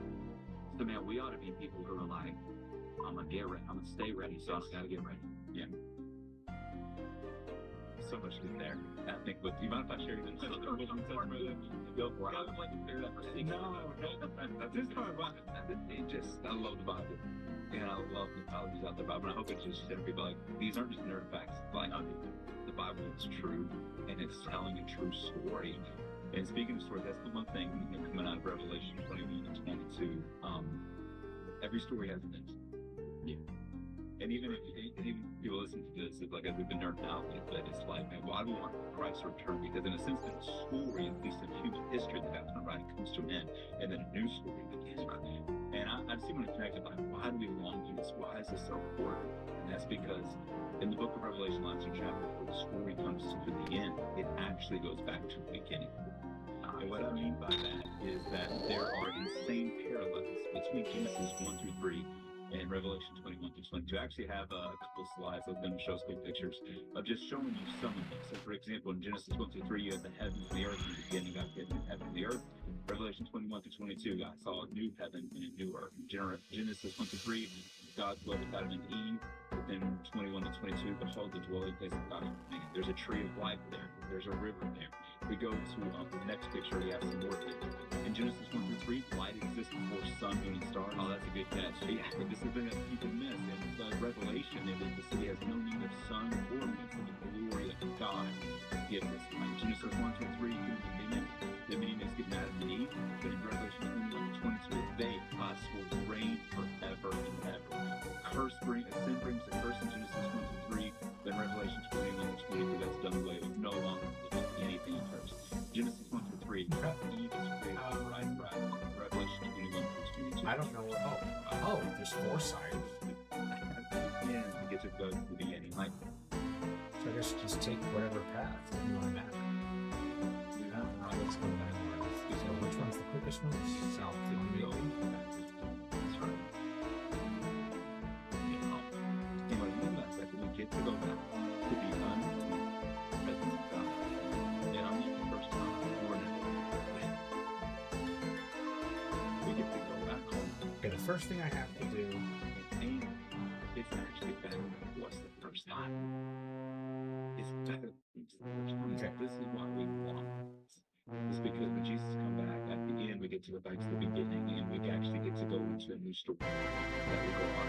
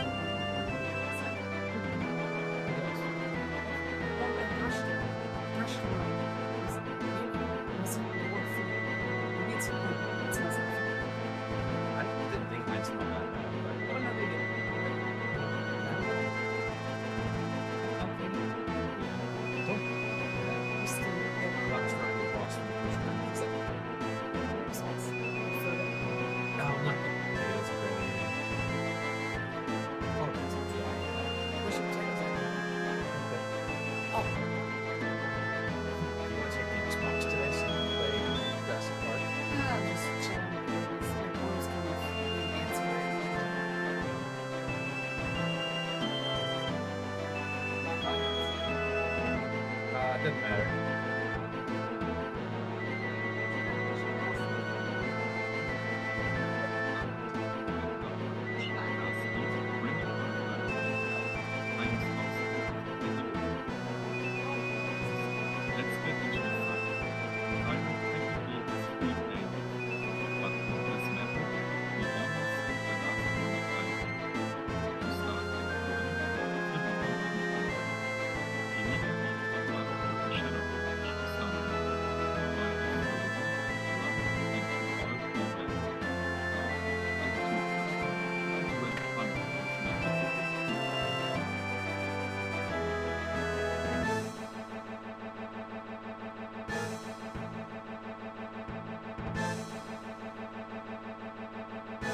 Set shadow barrage, so we gotta make sure we can come out the way.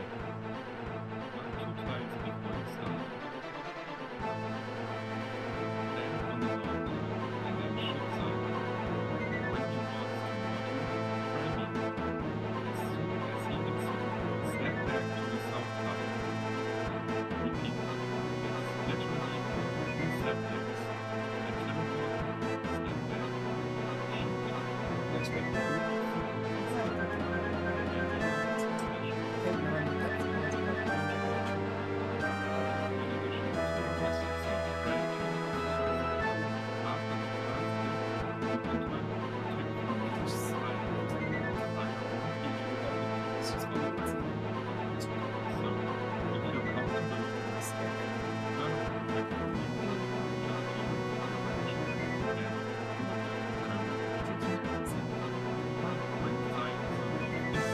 Wait, do I have to feed the dogs?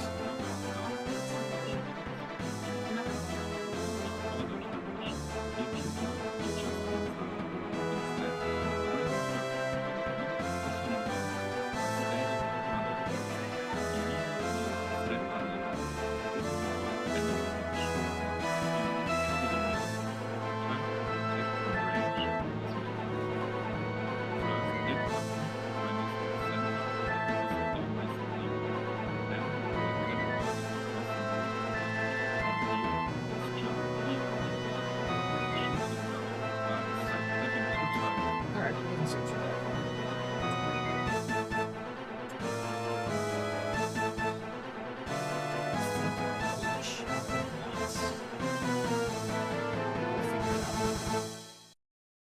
Oops. It's gonna be exciting. I'm not nervous. You're nervous. Are you ready?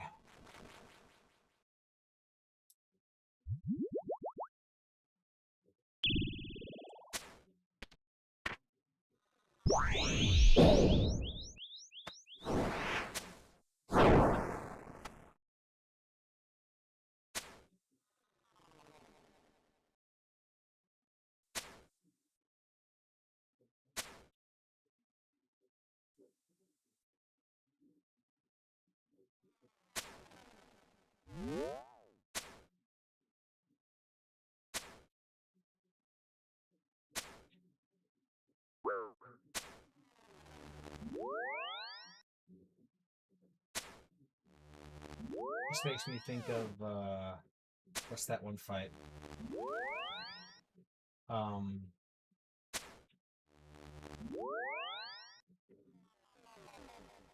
What's his name?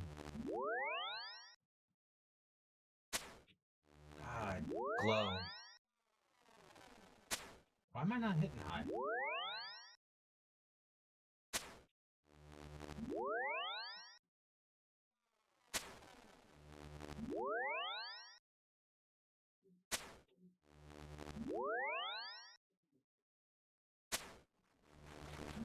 Dragon arrows, scorching bow, and I'm hitting for shit.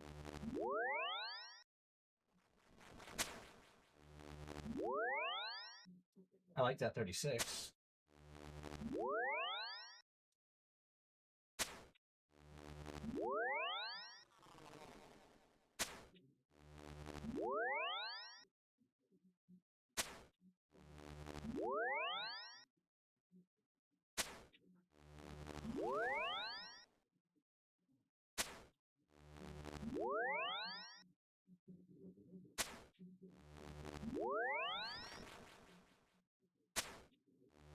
Holy shit, this really is a brain dead boss. I have to get like one shot. It's only level 350. We fought bigger. I think it's about to start walking towards me.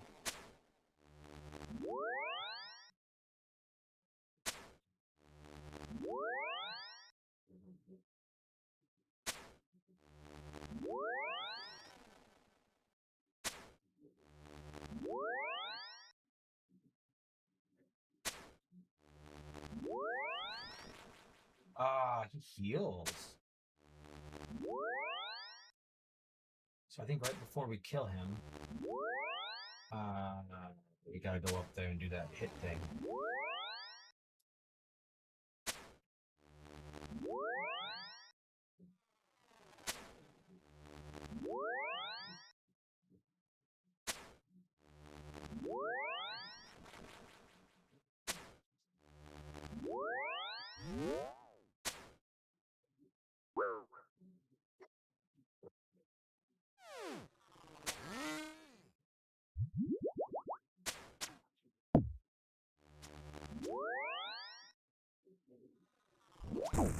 Oh. Okay. Harder than I thought. I didn't know there was a one-shot mechanic. I don't even know what killed me, to be honest, actually. But I want my supplies. I don't have very many.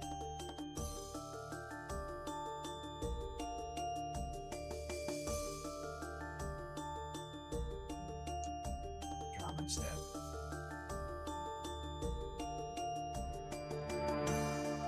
I was like, crap, how are we gonna get there? And I was like, how's... Yeah.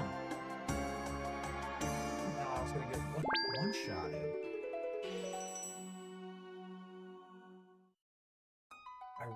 I wonder what it was.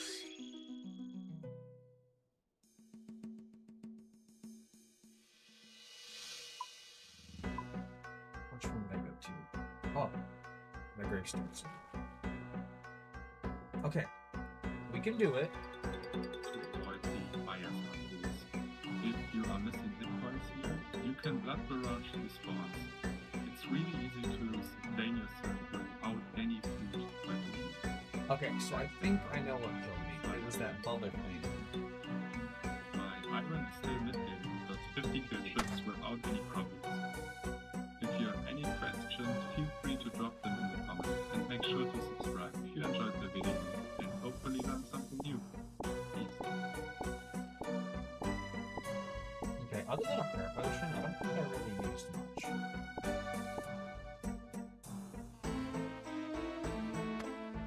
Oh, we have 2 John staffs now.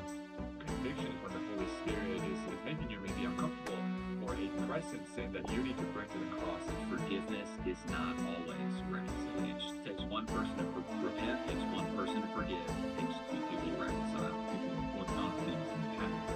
Because by doing it, they don't realize that actually now I think somebody's ability to forgive and people gives harmony to church through their life. It would be so much nicer if we had that diary done. We'll get it soon.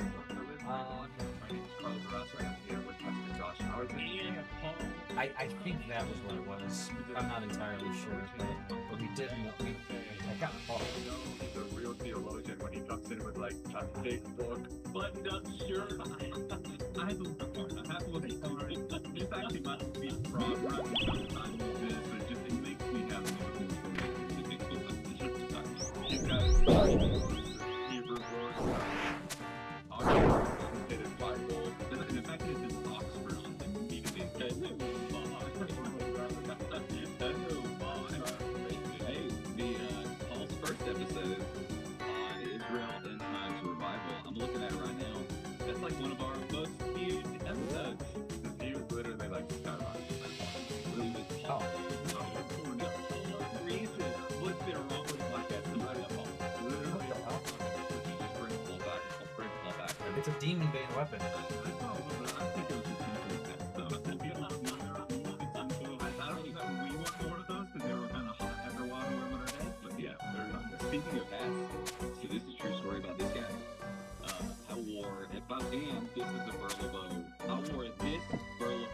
What is that? Somebody from Burlebo watched our podcast and created this hat for free. Something happened because I hit that.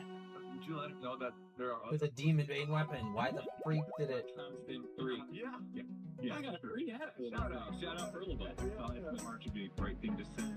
Like, I'm getting annoyed. That's... I just want to say this is not a paid promotion. We don't. That was really frustrating. Yeah, it would be subtle. It would be subtle. Hey man, we thanks so much for subscribing, liking, commenting. People are downloading the show notes as well. Ugh. This is really, we love when people are. Why did that not work?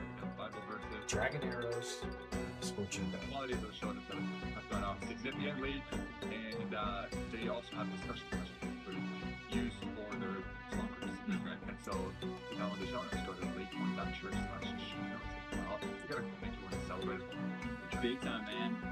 Obviously, this is week 3 of the movie. It's like the enormous amount of salvation. It blows me away every time. It blows me away every time.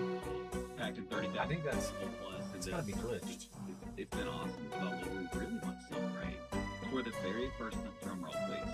For the very first time, welcome to Sunnyvale campus. Like Sunnyvale. We have a photo of it. You want to show it? Yeah. There you go. Look at that, man. Good job, Jamie. Actually, I'm gonna refill my run and read this. Movie is to live free with Jamie is the show. But yeah, that's better. Much better. Yeah, so that was pre-campus. How much did my death coffer cost? Construction was going on, and shout out 12K. Sunnyvale campus. Not bad at all, actually. He sent it to us. He's real proud, man. Dude, you guys want to give first of all, here's a cool story on that. We have that happen. I don't even know what to say. Frequency. We're in a church that, for whatever reason, reaches out to Lake Point to consider merging, becoming a campus, and that has gone extremely well. Like, extremely well. So, pop quiz. And Carlos, I don't know if you know the answer to this. Pop quiz. When a church makes the decision, and by the way, this church voted, I think it was like, it may have either unanimous or 97% for it. When a church makes a decision to merge with Lakewood, what percent growth? Dude, so I actually went back and looked at the statement. When a church merged with Lake Point,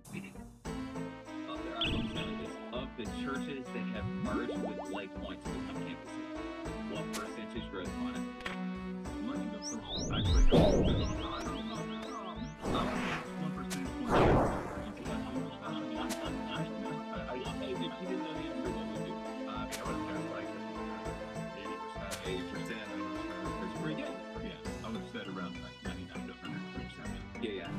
The average church in First Lake Point has experienced 900% growth.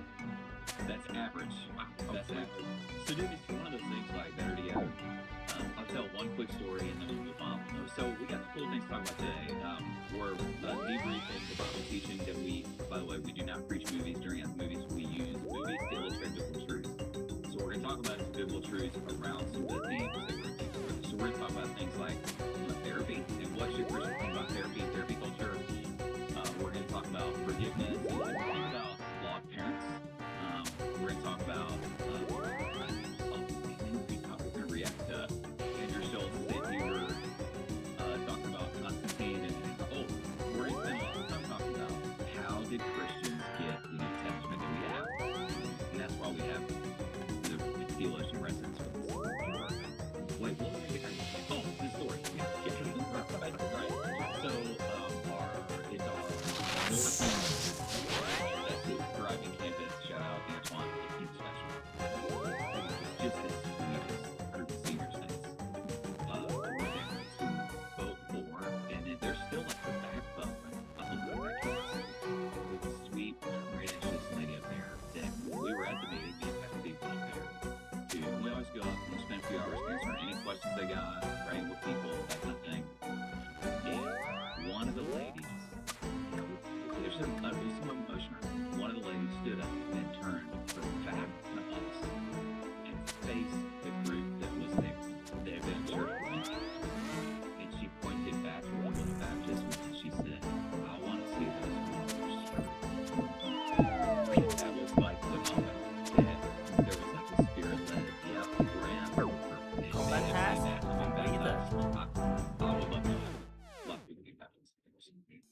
Okay. It's gonna be a great episode. So let's dive in.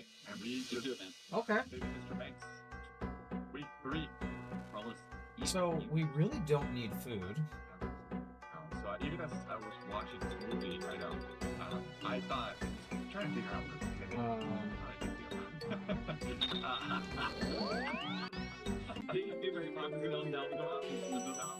what year did it come out? Like what? Like Super old? What year? Trivia or Arthur? What year ago? I'm curious. Can somebody Google it? Long time ago in a galaxy far, far away. But they didn't do very 64. 64. Okay. 64. So I mean, it's a little bit of an older movie. Yeah. So I grew up watching it. Yeah. Interesting. So for anybody that doesn't know, it's a really good. It's a great movie. Tom Hanks. I know the lead actress's name. I don't know her name, but it's a story behind the story about how Walt Disney chased this the author of the original Mary Poppins story down, and then she resists. She was a very eccentric, stubborn person, to say it mildly, and she resists, but and then Walt Disney eventually obviously went with her. But the story is really, it delves into, man, she had a deep wound from her family. There were some roots there, and it delved into some themes of dad, forgiveness. So that'll be the switch. You know, when I encountered We shouldn't take any damage. But again, from these blood spells, we need to heal even on the Again, Walt just pursues her with empathy, with grace. And so let's talk about some of these issues, some of these things, her trauma past, before we address forgiveness. Let's talk about where we are in our culture. There's a little bit of a strong obsession on therapy. Yeah. So let's go there. So let me let's get I'm missing something. You need to go back to your past and give some things to the Lord and experience some healing from the Spirit and this root. Let's do that. Let me get the pastoral. It's one of those things like let me pastor in the other direction for a second. I think I can use that fasting, and that might be better. Just so I can guarantee quick healing, so I don't have to sit there and struggle with it. So yes and amen. We're gonna talk about that. Man, a lot of people do. They carry. I will bring some emergency healing. So I shouldn't need it. Yes, amen. That's 100% thing. Let me get a bit of before I go the other direction. Being our hyper therapeutic culture, by the way, for people who might have never thought about this, you live in the most therapeutic culture in human history. It is not close. Like you are in a radical outlier. One negative thing that's done is, what we like to say is there's the word and there's the world, and you got to decide, does the world stand in authority over the word, or does the word stand in authority over the world? This is one of those things where there's some tension, because what the word of God says is honor your parents, honor your parents, honor your parents. What the world tends to say, influenced by therapeutic culture, is blame your parents, blame your parents, blame your parents. And so here's a little known Bible verse. A lot of people have never maybe here's a little known Bible verse. It's on the 8th. Kill the abyssal sire 20 times. Kill the abyssal sire without letting any scion mature. Kill the abyssal sire without being hit by any extra tentacles. Maybe kill the abyssal sire without taking damage from any ice pools. I don't think it is. Concerning the land of Israel. Oh, this one I did. Kill the abyssal sire on the after slaying it. This is what they would say. The father's the vengeance spell. Okay, I feel so in other words, they were saying, man, the reason that things are wrong in my life is because my dad. Kill the abyssal sire without taking damage to other temperatures and blows. Its children she was the damage the abyssal sire without creating the authority protection. This proverb shall no more be used by you in Israel. So he's literally rebuking this maybe a totalizing tendency to just blame your parents. And God's like, quit doing it. And so the warning is, what therapeutic culture will sometimes do is, you know, and we'll talk about, hey, there's good therapy, bad therapy. Let's talk about that here in a second. What bad therapy will do, and what therapeutic culture can sometimes cycle people into, is let's figure out how your family of origin insurance caused that, and it ends up with kind of this vibe, like everything wrong in your life goes back to your parents. Blame your parents, blame your parents. Okay, agree, disagree, addition, thoughts, children. Yeah. I'm just going to pursue this. I think that's not really a good thing. I don't believe in anything today, and there's a lot of second. And for me, family is dysfunction and strength talking. Like I joke to both sides of my family tree, which is not a push. And so to even like frame for people to know, after my parents got married, my mom's dad had to marry my dad's mom. So like, yeah, no, right now you're trying to visualize me. That's what I'm talking about. It's just like a lot of damage, a lot of trauma, and then continued on to my parents. They got divorced, so I've dealt with a lot of my family. So for me, family issues and forgiveness pieces, and had to deal with a lot of my teenage years. Then about 2-3 years ago, I just hit a wall. It just happened to notice. So I actually did go to counseling, and the counselor told me, I thought I dealt with you like you did, but just not as middle-aged guy. Which I love the inside, actually, the middle-aged comment, but I think it's not what it's like. I really appreciate that. Yeah, we are not hitting that. Okay. It's like making sure prayers.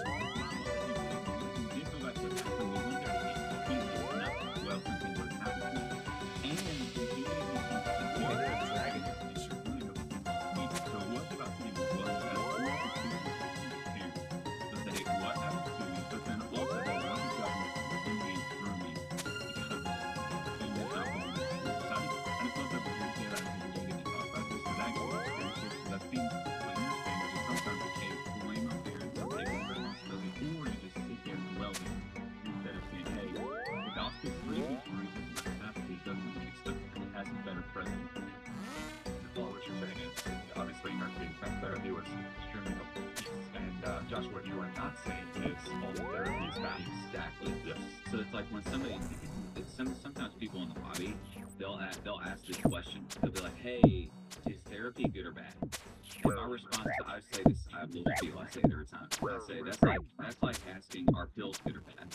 Well, that depends. Combat task completed. Have a skull and crossbones on the side of it, or is it a multivitamin? You know, it's like, hey man, some pills are good, some pills are bad. You can't just ask this guy. So here's a few things. Let's just sketch this out a little bit, because this is like a big deal in our culture. I got Perfect Sire. I got Don't Stop Moving, Don't Whip Me, and Perfect Sire all in one. Gamer? What the hell? Therapy. And what would make therapy good, and what would make therapy bad? How should I think about this, Christian? I mean, it's not that hard, but like, that's my second time killing the boss. Maybe third? I don't know. Oh, nice job, HT. But did you get 3? 2 hogs and an elite? I see your hog. We're almost done with the combat achievements. That's so fucking stupid. We just have to kill it with a vengeance 20 times. And then without letting any scion mature. I don't know what that means. You're asking them to disciple you, and you're opening up the most vulnerable parts of your life. That's so dumb. I love it. It's so dumb. We want to make sure that we're getting wise and godly counsel from a counselor. Okay, so that's number 1. I think that's really important. Let's go. Thoughts? Agree. That's right on. You like the counselor that I felt. That might be pastor that I'm in the church. And you person. Oh, what the hell? Come on. Read it. So what is, hey, go see somebody, see anybody, but they find the right way. Yeah, there's people that are also very skeptical completely of any sort of counseling or therapy. They're well, you need to pray more. You need to read the Bible more. But they can fall crazy if I'm wrong. Seriously, the word therapy comes from the Greek healing. I mean, it still works.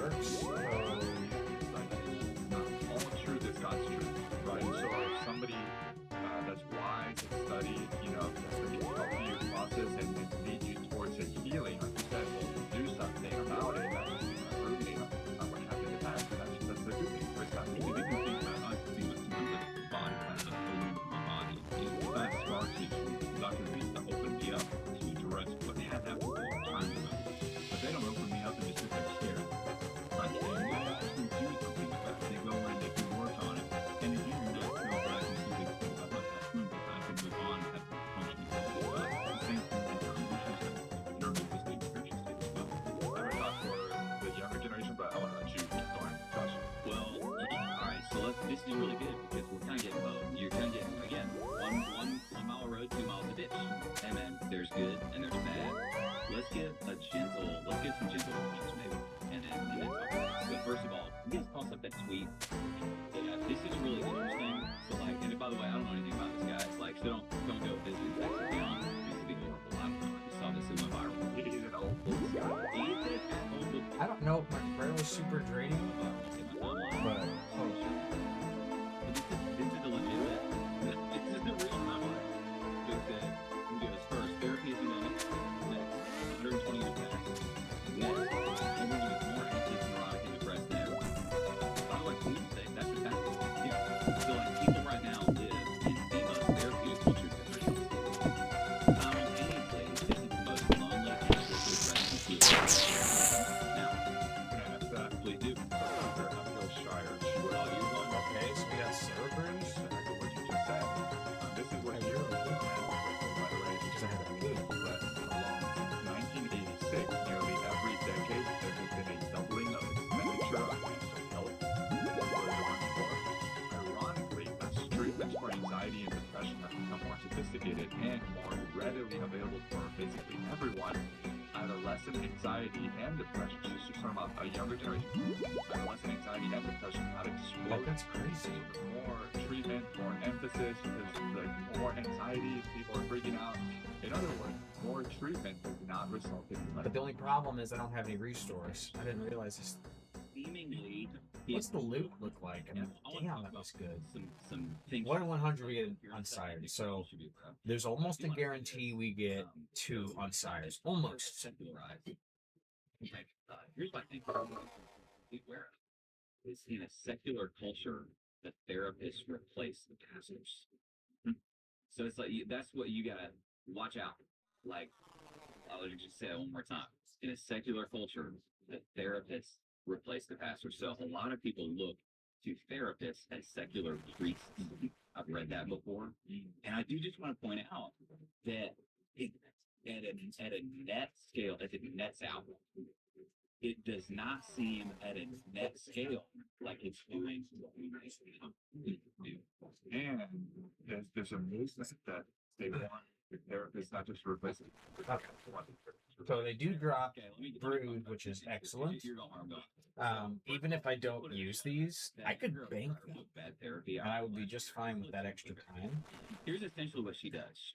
They drop By big. the way, she's not. Okay. I think she's an agnostic. They do drop super restores. Okay. I mean, not like actually the super restores we could be here definitely. Essentially, she just starts with that premise. She just goes like, "Hey, something seems to be wrong. It's the most therapeutic culture ever, and our mental health is worse than ever. Let me figure out what's going on." So she, in this book, identified, I'm going to say 3 or 4 things that are her theories based on her research about, hey, here's some watch outs. Here's some watch out. So her thesis is that therapy is a little like chemotherapy. It's like, man, this is a very aggressive thing. It can have some really negative side effects. But when you have something that's like lethal going on inside of you, it's worth the damage that it could cause to eliminate this thing that's much worse. So that's probably poorly stated, but she's like, there's sometimes where like, dude, you need to blast a tumor. If you need it. If you need it, you need it. You need to go get that thing out of you, and it's gonna get. Is there a risk? Well, now we're slapping it. Effects, yes, but it's worth it. It's like for me, where I got to my life, I use a different analogy. It's actually through this for my wife when I was trying to explain to her what had happened. You can imagine on this paper, just a big ball of yarn, just all something. That's how I felt, and I got to like, I can't untangle that. I had tried. And I read the word. I like was in the sermon village working. I couldn't untie myself, so I needed to go. Like I was at a point where I needed something radical done, some help. And I needed someone who could help me take a little bit different now, it's the same thing. It's like, hey, I got to where there's nothing like I tried was working. I need to go to somebody to help me get that. So but it's not in every circumstance what you're saying. That actually can do more harm if you go in and That's kind of what Abigail. That's kind of where she goes. And I'll say the same thing. We've talked about it on Pop before. I'm going to go there. But when I had the 8 months of the anxiety attacks in 2019, Do you know Rich Blast? Have you heard that? Do you know Rich? I know, I got you in similar circles. I know Rich is. Yeah. Okay, cool. So I went to Rich. Okay, over in Indiana. Rich and Precious wife Sally. Rich is an older Jim Coker. Yeah, she was in one of my seconds. Jim Command. That's right. I love those guys. So we're having a little. That's great. I was wondering when you said like, okay, I'll think. Okay, chili potatoes. Like, Rich is an older, godly, wise. Oh, he's wise, loving, Jesus-y, Bible-believing, theologically man, and he's a counselor. And so when I had that deal, I flew over there to I can't remember where in Indiana. I mean, I believe we are It was awesome. Help me get unstuck. Now, so 1 mile road, 2 miles of ditch. Here's the watch outs. All right. So here's one thing she says about what can negatively affect children's relationship with parents. That's really what we're talking about in this. This is what she said. Number one, she says, never do the materials, I'm quoting her, never do the materials seem to consider that undermining a child's relationship, even with imperfect parents, creates psychological damage on its own. How is a child supposed to feel secure after you've undermined her faith that her parents know what's best or have her best interest at heart? What she's saying is, man, let's say you take an 11-year-old child, you put them in children's counseling. They walk in and the counselor's like, let's get into how your parents have affected you. Hey, there may be some legitimacy there, and I don't know how to untangle this whole knot right here. Let me just say that. But she's like, man, but watch out, because there's an unintended negative consequence. You're undermining an 11-year-old's confidence in her parents. That's her entire life stability. So it's like, hey, you gotta watch out. All right, number two. She says that sometimes therapeutic culture can pathologize normal family dynamics. So it'll slip into calling things that are really just normal parts of living with sinners. And they'll over-label those things with words like trauma, emotional harm, emotional abuse. Other writing I've read recently talks about how, and I get hammered for this sometimes, but one of the greatest forms of abuse in our culture is abuse of the word abuse. It's like we call everything abuse now. It's like abuse is very real, very real. But hey, somebody making you feel a negative emotion is probably not always abuse. Okay? And that's what they're talking about is where this word, a word for instance like trauma, when it was invented in the 60s, 70s, that word had a very specific definition of a narrow range of things. And their point is that over time, the concept has crept to where it's okay, why was it not freaking... That's actually not always true or good. I'm like trying to use blood spells. What the fuck, man? Number three, Carlos, you alluded to this. She points out that in a highly therapeutic culture, the therapist... There's no way I'm out of British. ...as the trusted source of guidance. I'm going to say that's not how God set it up. That's how God set it up. And then last, I'm gonna actually throw this up here. It's that Synpase dilemma thing. This is a screenshot. And this is something that, as I look back and reflect on the one experience I had that was not a good guy. Why am I messing up the rotation all of a sudden? This is exactly what happened. So it's called the Synpase dilemma. Okay, it says Synpase dilemma. Ask a centipede which one of its 100 legs moves the fastest, and it forgets how to move. Reflecting on what we normally do without thought ironically worsens performance. A culture of endless self-reflection therapy and navel-gazing is eroding important life skills.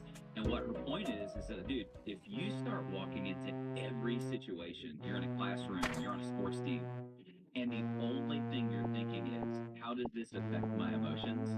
Well, let me just tell you, that is a great way to completely cripple your life. And I think that's one thing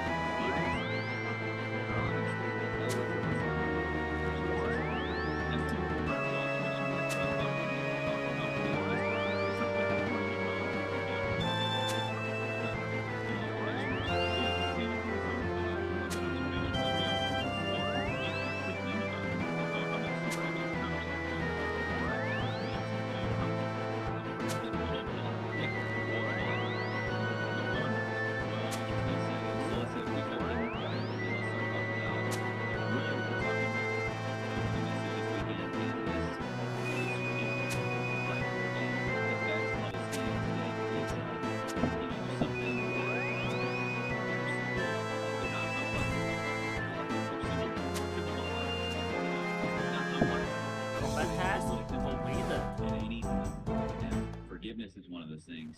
I think somebody's ability to forgive at a deep level determines the trajectory of life. I guess I figured I would get it eventually, and I got it on accident. But we really only have the combat kills now. Oh my gosh. Oh, vengeance. I keep thinking of vengeance.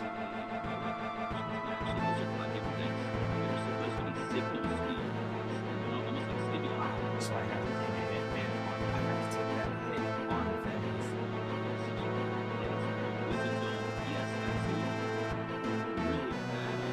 So I think this is actually the time I'm supposed to ensure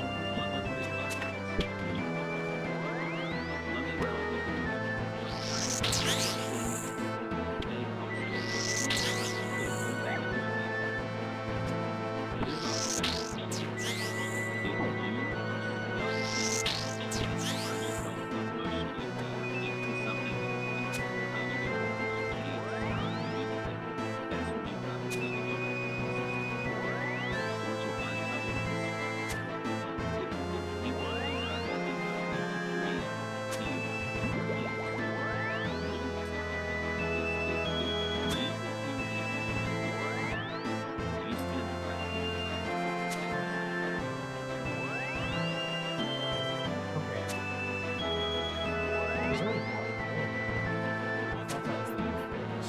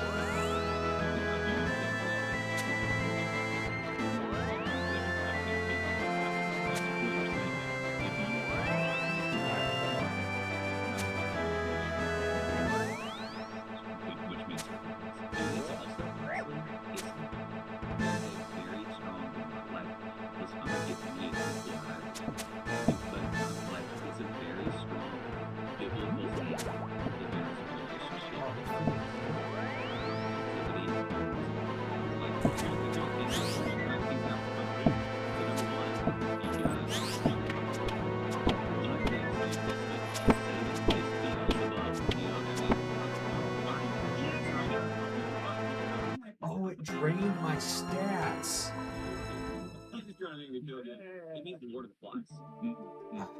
I need freaking restores, not prayer pots. Damn. Gets infected. Flies get in. It's nasty. Flies get in there and they pass and they do all their things, and it turns. That makes sense now. To heal into something that gets infected. I'm like, why am I not healing? I suck at this. Is that what Satan will do is still brother. Garbage. He wants to get up and get in and infect and infest the wound, and then that becomes a portal to his control. There's no doubt. I'll do some more. A lot of people do not notice.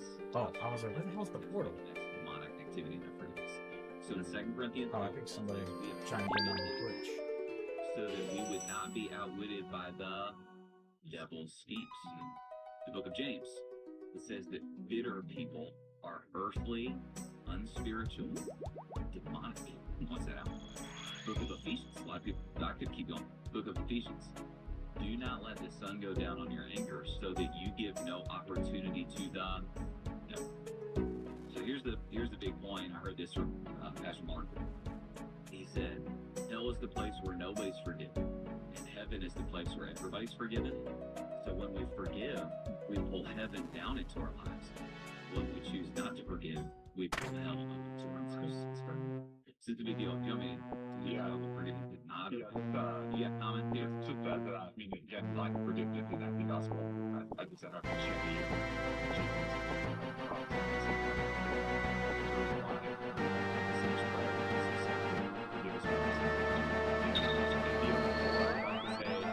you will not receive forgiveness if you don't forgive. So yes, let's talk about speaking of forgiveness. What is it not? Yeah, some things that forgiveness is not. We're doing this real quick. Common Christian myths. Forgiveness is not forgetting. You hear that all the time. I feel like I was holding both of them. Jump on a Jeremiah passage that says God remembers their sin no more. And we'll just say, hey man, what the Bible, it doesn't mean like God literally stopped being omniscient. You know, like he's aware. What are you talking about? Nope, I guess I was.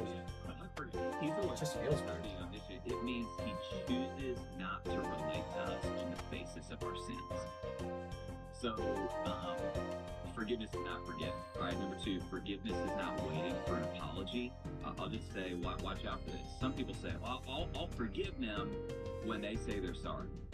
And what I'll just say is, man, if that's you, some of you will die with your legs filled with traffic. You're gonna die in bitterness. Number 3, forgiveness is not ceasing to feel pain. You realize, Jana, this is something I've had to help Jana with the times I first Jana with. A lot of people, and I've noticed particularly women who have maybe more, their consciences, honestly, they got better, more sensitive consciences than men sometimes. There'll be people who are like, man, I'm trying as hard as I can, but it still hurts. And then on top of their pain, they have this guilt. And man, because it still hurts, I probably just never forgive. And no, man, like that does not mean that. Jesus, in Revelation 21, it says that the last thing Jesus does at the end of time is he will wipe away every tear. And here's what that means. You're gonna be crying all the way. Well, hey guys, one of the reasons we are intentional in creating this kind of podcast episodes is because we believe that discipleship happens in relationships. Having said that, what we want to do through the Live Free podcast is model what it looks like to be in a discipleship group where we come together and open up the Word of God and honestly just grow together as followers of Jesus to live free in Christ. And so for this reason, we love that you're tuning in, but honestly, we don't just want you to be a passive listener, we want you to be an active participant. And so if you have not yet joined the group, whether in person or online, I want to challenge you to this right now. So to do that, just text the word group to 2021 or go to the laypoint.church/groups. Because listen, we're now 1 month apart, 1 time away, 1 decision away, 1 move away, 1 circle away. Since we are one relationship away,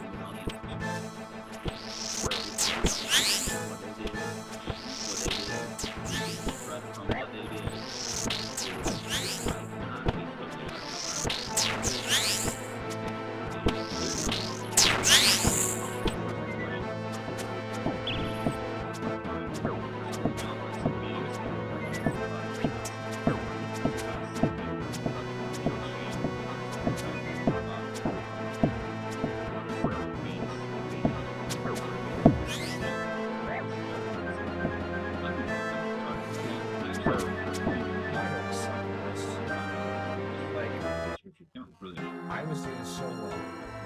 Actually, to be very brutally honest about what happened to you. Because sometimes How am I not setting up the safe spot? Very big deal. But just be. What if I? What if I told you Abyssal Tire is actually easier than safe spotting a goblin and some food if you are still learning? Sire drops lots of food and super restores anyway, so you will be good on that front.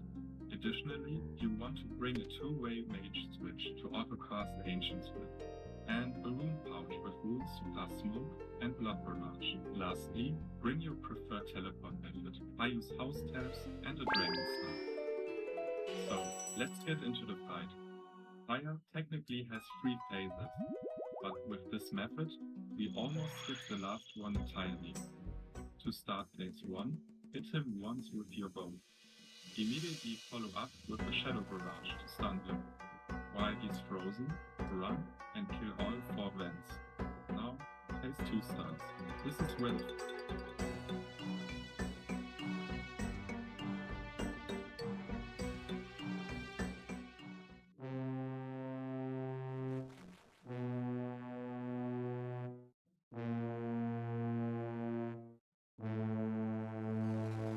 Fun of this method videos.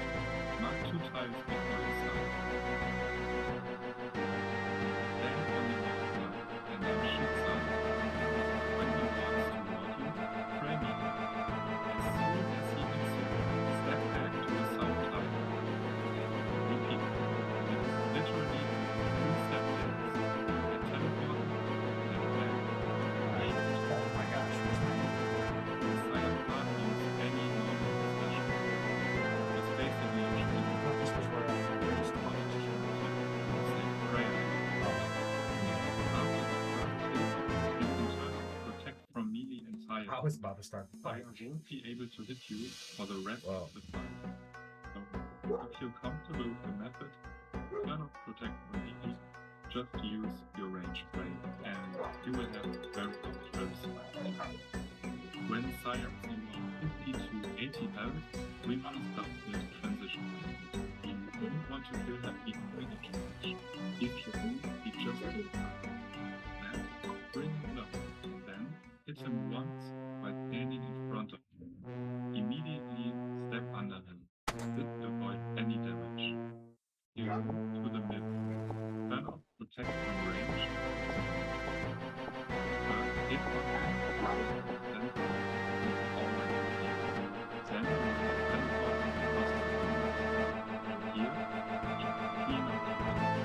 Shoot him down while sidestepping 2 tiles to avoid being fire spells. Hit him on the sword. You can blood barrage the spell. It's really easy to use sustaining without any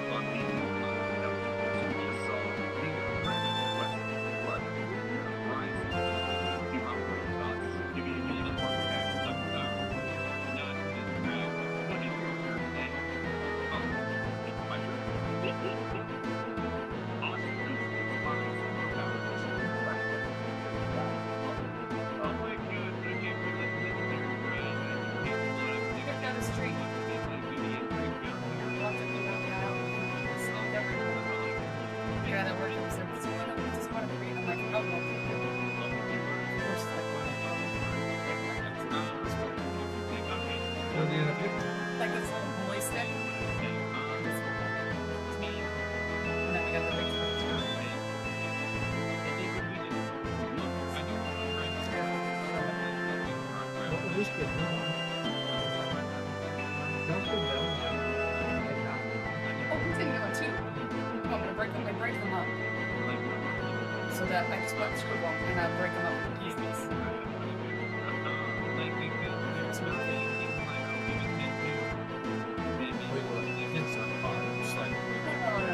That's what he picked up. That's his thing.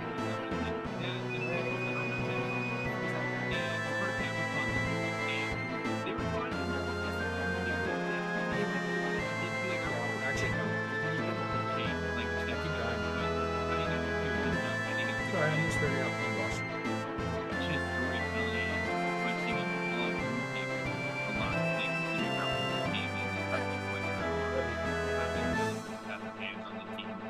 Somebody put it on.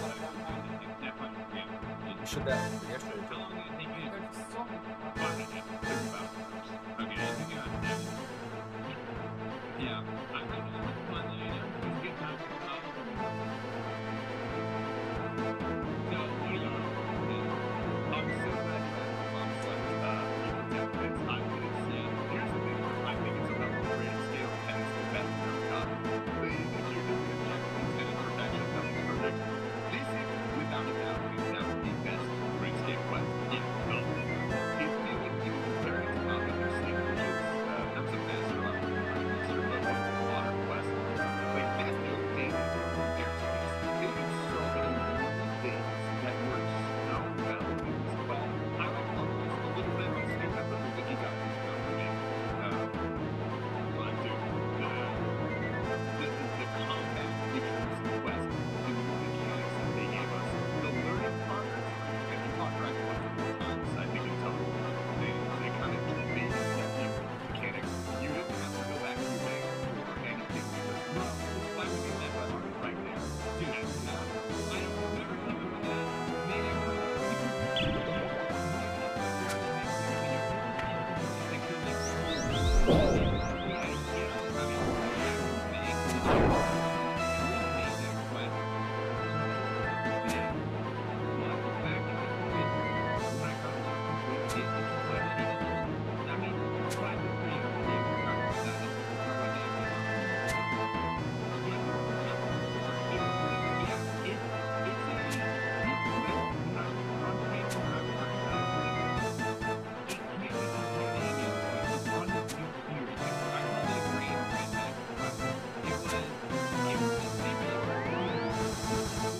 Compared to other quests, I'm thinking DT2, I'm thinking While Gothic Sleep.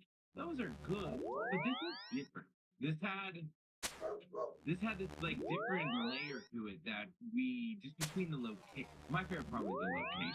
Like obviously the combat was so cool, but just these dedicated locations that were just epic that you could tell had been combed over with detail. Oh my gosh, I loved it. I loved it. It does. Some of the cutscenes. It does feel like a new era of RuneScape is what it feels like, which maybe is a little bit exaggerated, but you know what I mean. Like it really did feel so much different from all the other ones. I think that the combat was incredible. Dude, okay. Spoiler alert: if you have not done the quest, first of all, go do it. It's fantastic. The breach fight cutscene. Oh my god. Darth Vader. Oh my god. Fucking Legends of Dragoon. I was watching and I was like, this is so cool. Oh my god. And then the Draken does that one move where he stabs the guy and then he like impales him down and you watch him slide down the stab and you're like, oh my god, this is new. This is, like you said, a new era. It really was. Now the bar is so high and kind of scary if I was a developer, bro. That was so good. And that's my one gripe. I mean, I feel like we could talk about this for a while, but how do you feel about like the dev time that was used to give us this quest? That's my only thing. How much worth it? How much they spent? It was worth it. I think when we had Giza on a couple weeks ago, we were kind of lamenting the fact that the first half of this year was kind of a nothing burger, and I think a lot of people felt that way. There was just this kind of growing sentiment of dissatisfaction. Just Because slashes, what did I we get? guess. We got a cow boss and a temporary game mode. Is that it? I think I should just worry about my temporary stats game and modes. this stuff We got cow boss, we got in dead this man part, and just mode, take off and the we had fight, league. I guess, as long as I can. Yeah. Still kind of Exactly, lacking on temporary that game timing. modes and cow boss. Which, I love a temporary game mode. I think we should, 2 a year is fine. I think that's more than enough. But in terms of the content the game got, it was nothing. And so the Yiza, maybe this wasn't on the podcast. This might have been in Chicago or in real life. I don't remember. You have to remind me. But I think we talked about it a little bit on the pod. We did talk maybe about it was the Patreon.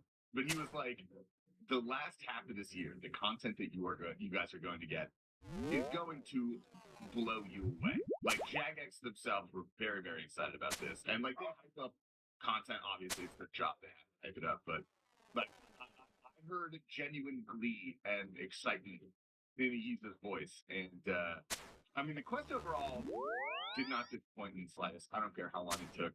The main thing that has been the topic of discussion, which is probably the first area that we should really dive into here. It doesn't want to be consistent, or I just haven't found the rhythm. I think there's a lot of discussion. Is it too hard? Yada yada. But anecdotally in my mind, I feel like most people agree that it's good, and it should be that hard. Yeah, no, I think it should definitely be this hard. I'm gonna be real. I think it should be harder. I'm not sure how hard they can make. What do you want? When first, I thought when I killed it, I really did think it was going to die. I thought it was going to do what they did at Sins of the Father, where he died, and then it comes back, and now we have Mega and RaNGe thing.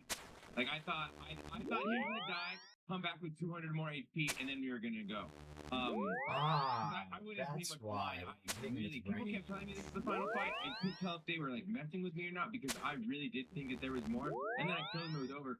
Because that's the one difference. He switches his animation. Hours to 45 minutes, didn't even feel like struggling. Most of it was just more learning how to fight it, and then once I really figured out the dodges, then it was bang bang. It was, I killed it in the next, I don't know, 2 attempts when I really felt like, okay, now I understand the dodging mechanic now. And I think it's one of two things. Maybe I'm just too fucking good at the game now, and I'm the greatest to ever fucking do it. Which maybe that's where I'm kind of leaning towards. I used to be a noob, but now I'm just walking up. I'm like, I had these expectations of how hard this is going to be after talking to all these JMods, and it was hard. I just really thought it was going to be I spent 5 months in the Inferno, Yeah, suffering. Well, okay. I think there's a few key things to keep in mind when we're talking about this. Number one, we are professional RuneScape players. Not in the sense that we're the best RuneScape players ever, but it's our job to play RuneScape and learn the mechanics and know the mechanics very in depth. So I think we have to keep that in mind when we're judging the difficulty of something, because we have nothing but time to learn. Yeah. But here, I'll get on my pedestal. I think the difficulty is completely fair for a couple main reasons. First off, I don't want to spoil it if you have not done the quest, so I won't talk about too many of the mechanics in depth. But the reason it's really, really hard is because not only do you have this really fast visual processing on what you have to do, the cue comes out really fast, and you have to think in your mind, okay, these are the exact next clicks I'm going to do. On top of that, you also have to be insanely, you have to be tick perfect with the placement and the timing of your clicks, which is, it is 0.6 seconds, so it's not insane compared to StarCraft 2 APM or something like that. But it is difficult just due to the fact that it is entirely rhythm-based, and I don't think that's something that RuneScape players learn easily. That's not... Jagex is doing better at introducing that to newer players, but that hasn't been something traditionally that people are fundamentally aware of. So, you basically have to be perfect to do it. However, if you think about it, if you go back in your mind when you were doing that fight, it's not very punishing. If you mess up, you take 9 damage, you take 15 damage, maybe at the max 20 damage. And if you do mess up one of the first dodges, you can get right back in the cycle and you'll be fine. You can keep doing it. So it's not absurdly punishing in terms of the actual damage you receive for messing up. And then Past that, there's no death fee. You spawn right outside the door, and supplies are very powerful, free, and unlimited. So That's so nice. That maybe that's why it felt so much easier than maybe I expected, because there's no let me go to my let me go to my gravestone, let me go back to the bank, let me go back to the fight. Like maybe that makes it drag on more. I'd like to clarify what I was saying. Like I don't think it should be harder. I was expecting it to be harder, but I do think the difficulty is. Okay, we got food, I guess. I agree. I would say perfect. Yeah, I would say perfect for like the ultimate quest of RuneScape. This is right. I mean, it's gonna be a long time before they done this. You know what I think it made it feel. Actually, this might be a hot take. I think there were certain mechanics that were actually too easy for how hard this fight was. I think it was very, very fair because they made it so challenging for like the average RuneScape player. You have to deploy such a knowledge of game mechanics that you've never had to deploy anywhere else in a quest. However, I think the one thing that pushed it past the line of maybe being too easy is the fact that the brews only they make you 1 point. That would fucks up your game. So you can just sit there every time you mess up, you just take a brew sip and you get back on the boss, and it's like nothing ever happened. I almost wish the brews drained you more so you get a little bit more practice with like really end game stuff, because this feels like a lead up into true end game mechanics where if you mess up, there is actually a big cost. You know, you have to brew, and if you brew once, you like your stats are already fucked. If you brew twice, you're below where if you were boosted and you brew twice, you're already below that. You're below where your normal stats would be. And so there's like a big kind of cost to benefit analysis of when to brew, when to restore, when to recombat potion. None of that existed here, which ultimately it's a quest, so I think it's fine. But that is the one aspect that I think made it a little maybe easier than it should have been. Yeah, no, but when somebody told me that during one of the fights, like, oh, just because I was taking so much raw food because I didn't want the brews, because I didn't want to deal with brewing, you know, and the headache that comes with brewing, I'll just like take raw food with it. And then someone's like, no, you gotta take the brews. Just take an inventory of brews and take 4 restores. I'm like, you're crazy. And I did not listen. I didn't make it through.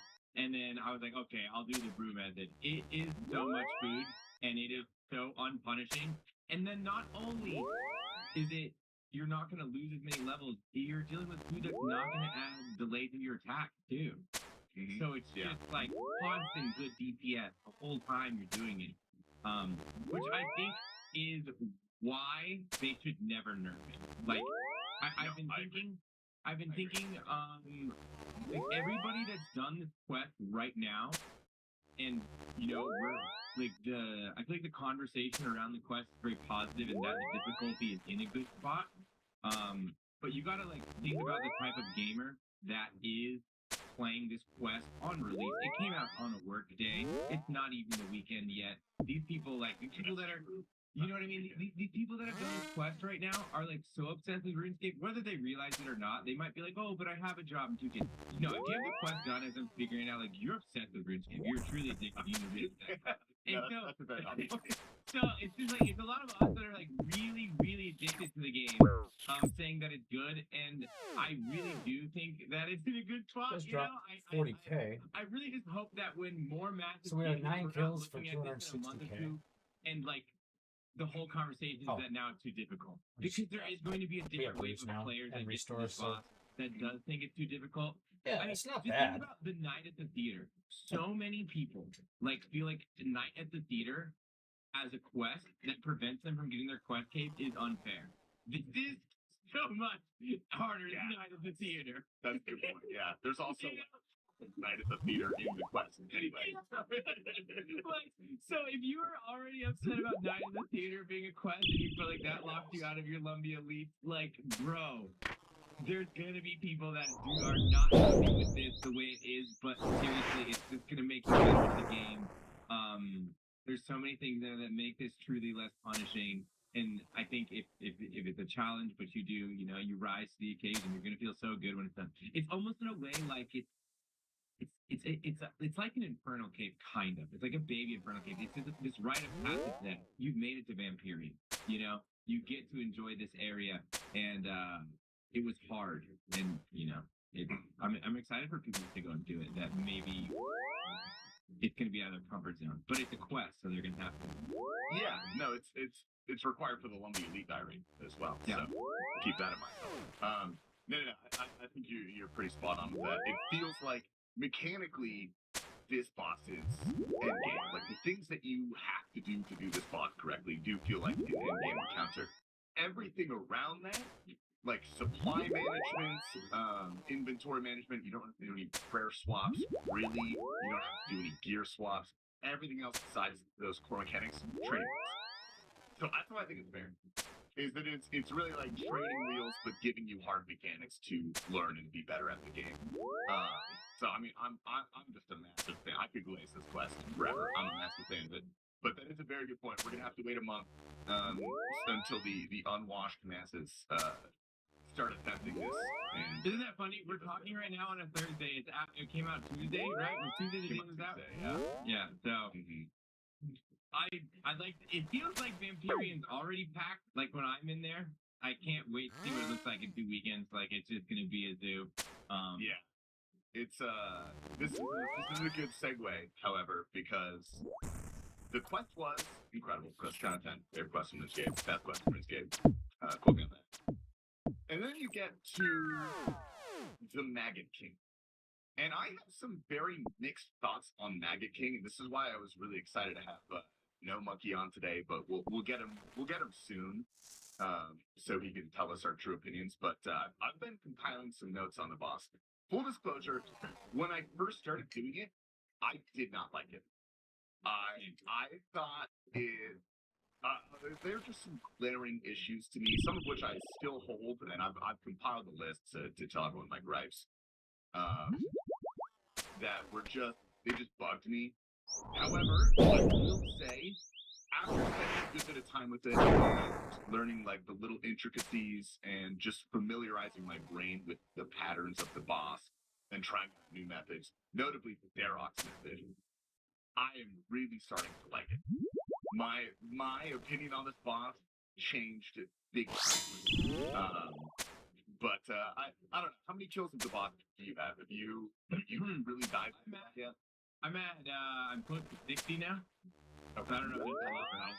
I feel like I know the boss now, and I'm doing it. Like after I really honestly hated it until 20, then I started to hate it less.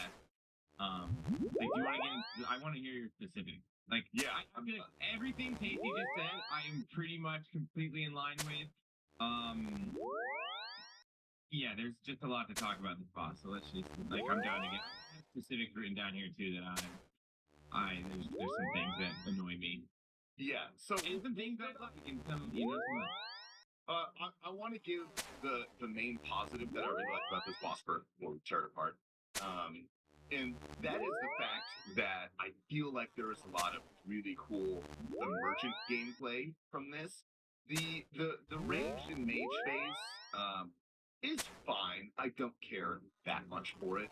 But the melee phase with your attack cycle reset is one of the coolest mechanics in the world and allows for so much really fun stuff when you get good at it and you learn the patterns. So just being rewarded for being better at the boss and having fun, like when you finally learn that specific mechanic, is the highlight of the boss for me. I think that is absolutely spectacular. But there is a long list of shortcomings. Hold on, I want to talk about that for a second. So we have, for people that understand what we're talking about, so there's a range and mage portion of the fight, and then there's a portion where you get to go melee. During the melee, range or mage, and then there's the melee part. You're gonna go up and you're gonna melee. During that melee portion of the fight, when you're meleeing it, there is a 1 to 2 tick window. Is it 1 or 2? I can't even figure it out. It's a 1 tick window, I think. Okay, there's a 1 tick window during the melee where if you click on the right tick, you get a free hit in with whatever your melee weapon is. So you're ideally trying to constantly hit him with your weapon, And then on that free hit, make sure you're also hitting on that free hit time, so you're getting that extra free hit in. I have realized that this is the future of RuneScape. This whole punish mechanic, we're gonna see this everywhere. Like, it's gonna be all over Raid 4. It's gonna honestly probably be like almost every boss at this level of difficulty going forward. It is like such a skill dip mechanic that is being put into bosses that really like it. It's this new thing that it is completely skill related. Like, if you can make sure you're getting that punish hit in, and then you do the step under to get out so he doesn't move, so he punishes more, so you can he melees more, so you can punish more. Like, this is the future of RuneScape. This whole punish thing, and I'm excited. But also, it made me realize, like, a lot going forward, these bosses are gonna have so much health, and it's just gonna be us making sure we take advantage of punish to make sure our DPS is good. Like, that's just the future of RuneScape. Big health, big hits. Bro, it's 1500 HP, and we're killing it in 2.5 minutes. 1500! My PB is 1 minute and 12 seconds. Just so we're clear. I had a nuclear. I hit like 4 raw CCB specs with my actual CCB spec, and then my Darox went nuclear. I killed it in one face. I don't know. Which is... That's the highest PB I've heard. As I say this, world record is 102, and average kills are probably like 2 minutes. I was 10 seconds off the world record. It was nuts. I didn't even realize how fast the kill was until I saw the PB. Well, just go back. 50, or we say a minute two for world record right now, and it has 1500 HP. Like, Corp has 2000. Think about how long it takes to kill that. Like 10 minutes. This is all because of punish, because you can get so much. I mean, obviously DCB procs have to do that, and that is RNG. But still, so much of it has to do these like this mechanic where we're punishing, and yeah. You gotta get used to that game. Like, we can grind it, but you gotta get used to it. This might help both you and a lot of people listening. The mechanic for the melee phase that mechanic for the melee phase that lets you get an extra hit in. When he's up and like at the thing mailing you, he does this big penis slam, basically, which hits like a big 3-tile wide area, and you have to dodge outside of it. If you step out of that area, terrible, I guess, then you get a free hit. Like, your attack cycle it's not technically reset, you just get a free hit if you dodge the head tick perfect. And then your normal... Oh, you have to be under to... Okay, I see. Yeah, that's... I'll give you a little demonstration after this starts about it. Okay, good. So yeah, it's like a tick perfect dodge, and then if you dodge a tick perfect, you get rewarded, you get an extra hit. So that's technically how that works. It's a little more in depth, but that's all I can talk about. I do really like the boss. I'm going to go more as I do it. The Darok method especially is really fun because it's really high risk, high reward. Oh my gosh. Because if you mess up like one thing and your health is like, what, 20, 30 because you're Darocking, like, you don't go much below that, even though the max hit is crazy. I hit like a 144 on the boss, which is the highest I've ever hit in my RuneScape career. But yeah, if you mess up after that, then you die, basically. So it's pretty high risk, high reward. With all the fun stuff that came out of the boss, I do have a laundry list of things that need improvement. So, first of all, I think the freest one is the loot table. The loot table is not only cartoonishly bad, it's downright insulting. The shit that this boss gives you have to kill the boss like 300 times, and you average 1 blood vial.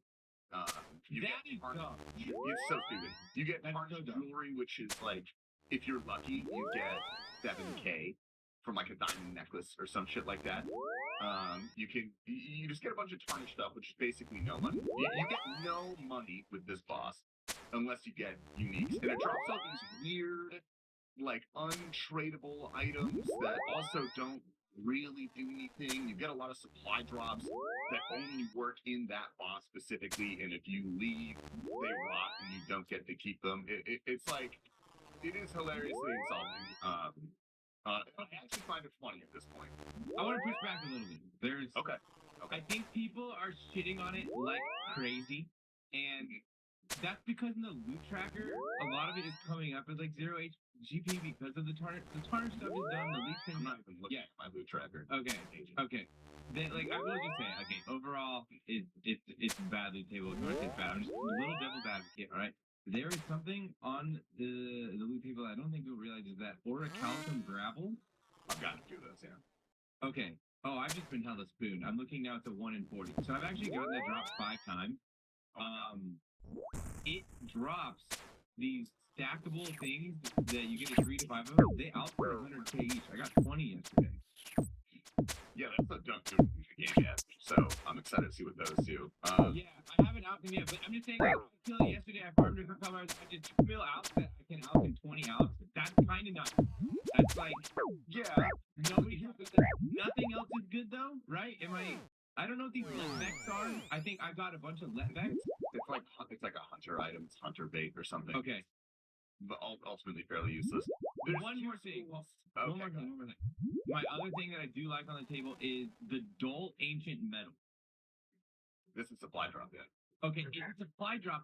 Look, I don't know if it's bug. I don't know if it's supposed to act like this. When you get the supply drops, you get these food. When you teleport away with the food, they go rotten. When you teleport away with the dull ancient metal, nothing happens. You can bank them. Do they? They're insane. Yes, I think so. Like, I guess I technically haven't. I don't used think so. it. I think. Bro, I need to go find out. They don't rust. And people have been stacking them in their banks because I talked about this. I'm like, are you guys saving these? They're insane. They boost your magic to level 110 and it stays there for 4 minutes. It's literally like, they're like doses of their hits of the saturated heart. I think they're probably supposed to go bad because the food goes bad. They also restore prayer over time. And so I'm thinking, how are these on the loot table? Shouldn't these have been voted in? This is like insane. I'm reading the wiki right now. If those work in the overworld, then that's probably unaffected by right? Yes. I think they do. Are you serious? Dude, I'm like 99% sure they work. I thought those in the overworld. I don't think they work. I'm gonna go figure out right now. I'm gonna look. Okay. Well, anyway, that's a bit of a sidebar. There are really two main schools of thought when it comes to drop tables in RuneScape. There is the very traditional kind of lottery style where most of the drops are relatively worthless, and then you have the big ticket items that are the actual money producers. So think God Wars, Corp is an extreme example, and then you have the money printers, things like Forecap or Muspa, which are just a super consistent, between 3 and 5 mil an hour. People do them for their bonds, sort of thing.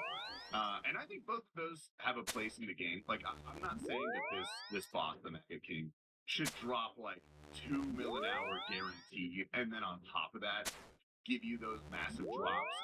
I don't think that's the solution necessarily. But right now, I could go do wave 1 Doom and make more money than farming this boss. Like, with you, it's crazy. Yeah, it's weird. I just think maybe like an easy number is like if you're max geared and you're good at the boss, making like a guaranteed 500k an hour would be fine. Because like 1 death and that's gone, right? Like that's not an absurd amount of. And I think it's really easy to die here because of that. Like that. It's very die. You're dying a lot. Definitely, yeah. You could get absolutely cut. I think like that with the value of uniques, because uniques already tanking those like below 100 mils each. I saw Ivy playing with the leaf earlier in the yard. They're gonna come like It wasn't a leaf, it was a chipmunk. to 80. I would say is my guess for that. The kitten maybe even lower unless they make it just. I think the kitten's gonna be lower than the clock. Worse than clock. By the way, I got to check it, and you're right. It doesn't So he work. ate it outside. He's laying there. I'm like, what is that in the yard? I'm like, If the other food changes, that wasn't a leaf. icon to like a rotten. That was a chipmunk. This should change rusted, like you said. It looks exactly the same. Back in. Yeah. Because I think so. Now I have no idea. I think so. You think so, right? It says that I polished it and it crumbled, and like my stats didn't go up. So maybe it's just version vampirian. Further testing required. Get no monkey on the case. Anyway, but wait, hold on. Which one do you like? Because I feel like this whole like loot discussion about like, we're only here for the uniques and the rest of the loot shit is really prominent in Posani's, and that's the one boss that I have never killed. I just have got there in my Iron Man journey. So you like this? You want minimum 500k? Like how would you build a table? I hate Warcraft. Warcraft is the reason I made an Iron Man because I got so excited to get to Warcraft and grind some money, and then I realized like, oh, this game sucks, bro. I'm just coming home from work and then I'm working at Warcraft all day. So there is like this common ground of I need the loot to be bad, but the unique to be fun. The game has space for both of those types of bosses. I think this one should be a lottery style. But again, it's fairly high level. I don't think 500k an hour of base loot is I don't even care what you make it. You could make it alchemables, you could make it supply drops, you could make it herb seeds, that sort of thing. It doesn't really matter. But I think this is decidedly difficulty-wise above the level of those farm bosses that we should be bringing into the game. Like I think Warcraft, Solra, Muspa, those are fine. If you want to go make your Bonjo farm those for like 4 or 5 hours, you're probably going to be fine. What do you think about them dropping these items that you just go trade in for dragon arrow tips instead of just giving you the dragon arrow tips? I don't know why they did that. Right? I can't think of a reason that would be. Like, I think it's because the lore, and they're trying to make it feel like very themed in there, but it's like it's almost like foreign now. Like it's like this isn't how RuneScape works. Maybe because it's like in a different year in the Vampirium, it's like a different universe. But I don't know. That's weird. Maybe it's like honestly, I think in like line with an MMO and like the charm that an MMO can bring, I kind of would have liked if they gave us Venator arrows that are the same exact stats as the Dragon arrow, but they're just the Venator. And they're just literally just reskin ones. You can have a small stack of charge to ground. I thought that'd be kind of cool. I don't know. I think, or just give me my dragon arrow. Why are you giving me something I will trade? Like, I think that's a weird answer. I just don't care. Like it's fine. The loot just needs to be better. It's a little weird that they did that, but it's not something that preoccupies my mind.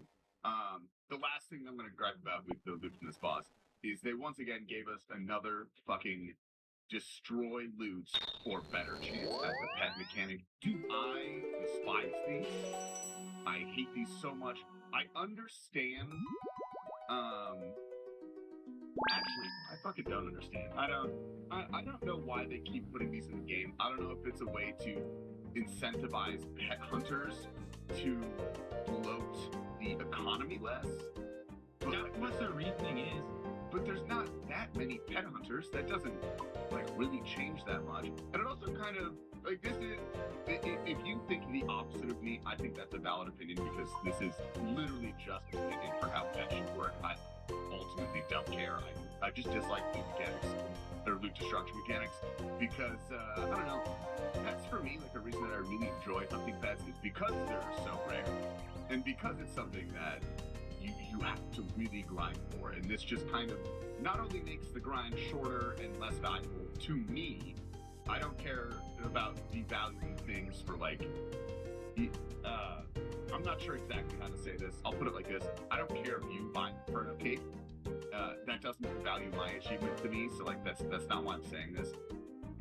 It devalues it to me when the loot destruction mechanics are added. And on top of that, it makes it far less fun because you don't get anything.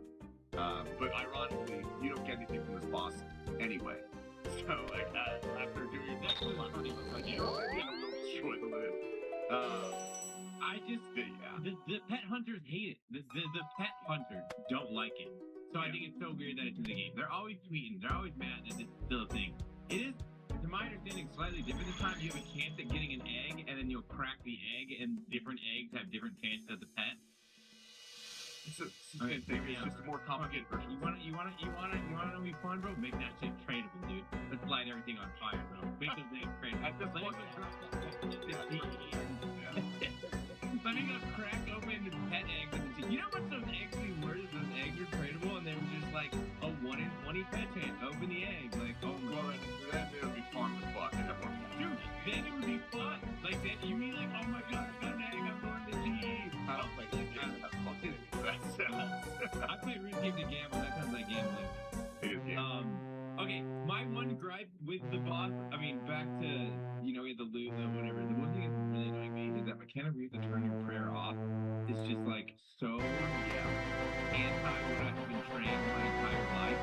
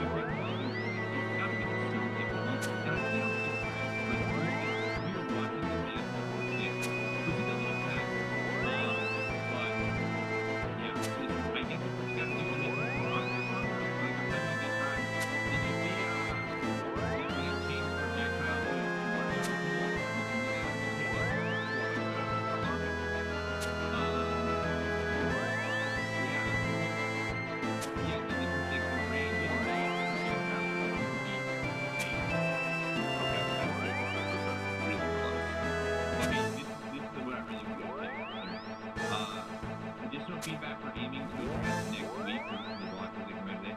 The magazine projectile colors should be more distinct from each other, which is like fine, okay? But this next sentence fucking says in the book, one helpful distinction is that the point forward class always remains diagonal, while the lead forward class remains the part of protection. Right, so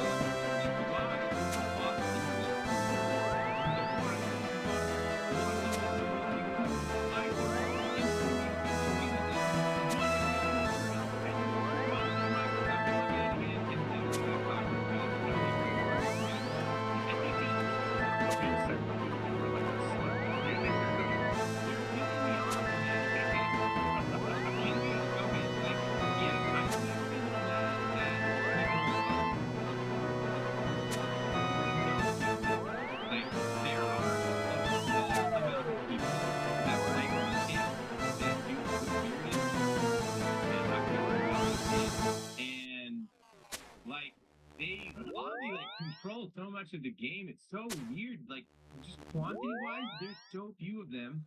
And I think about, you know, the cloggers and the, like, 200 mil all skillers. They're just, like, there's, like, none of them. And it's so weird how much control they have. For those that don't know, there was a one-click, three-tick starting action accidentally added to the game, which was huge for a normal person getting into tick manipulation.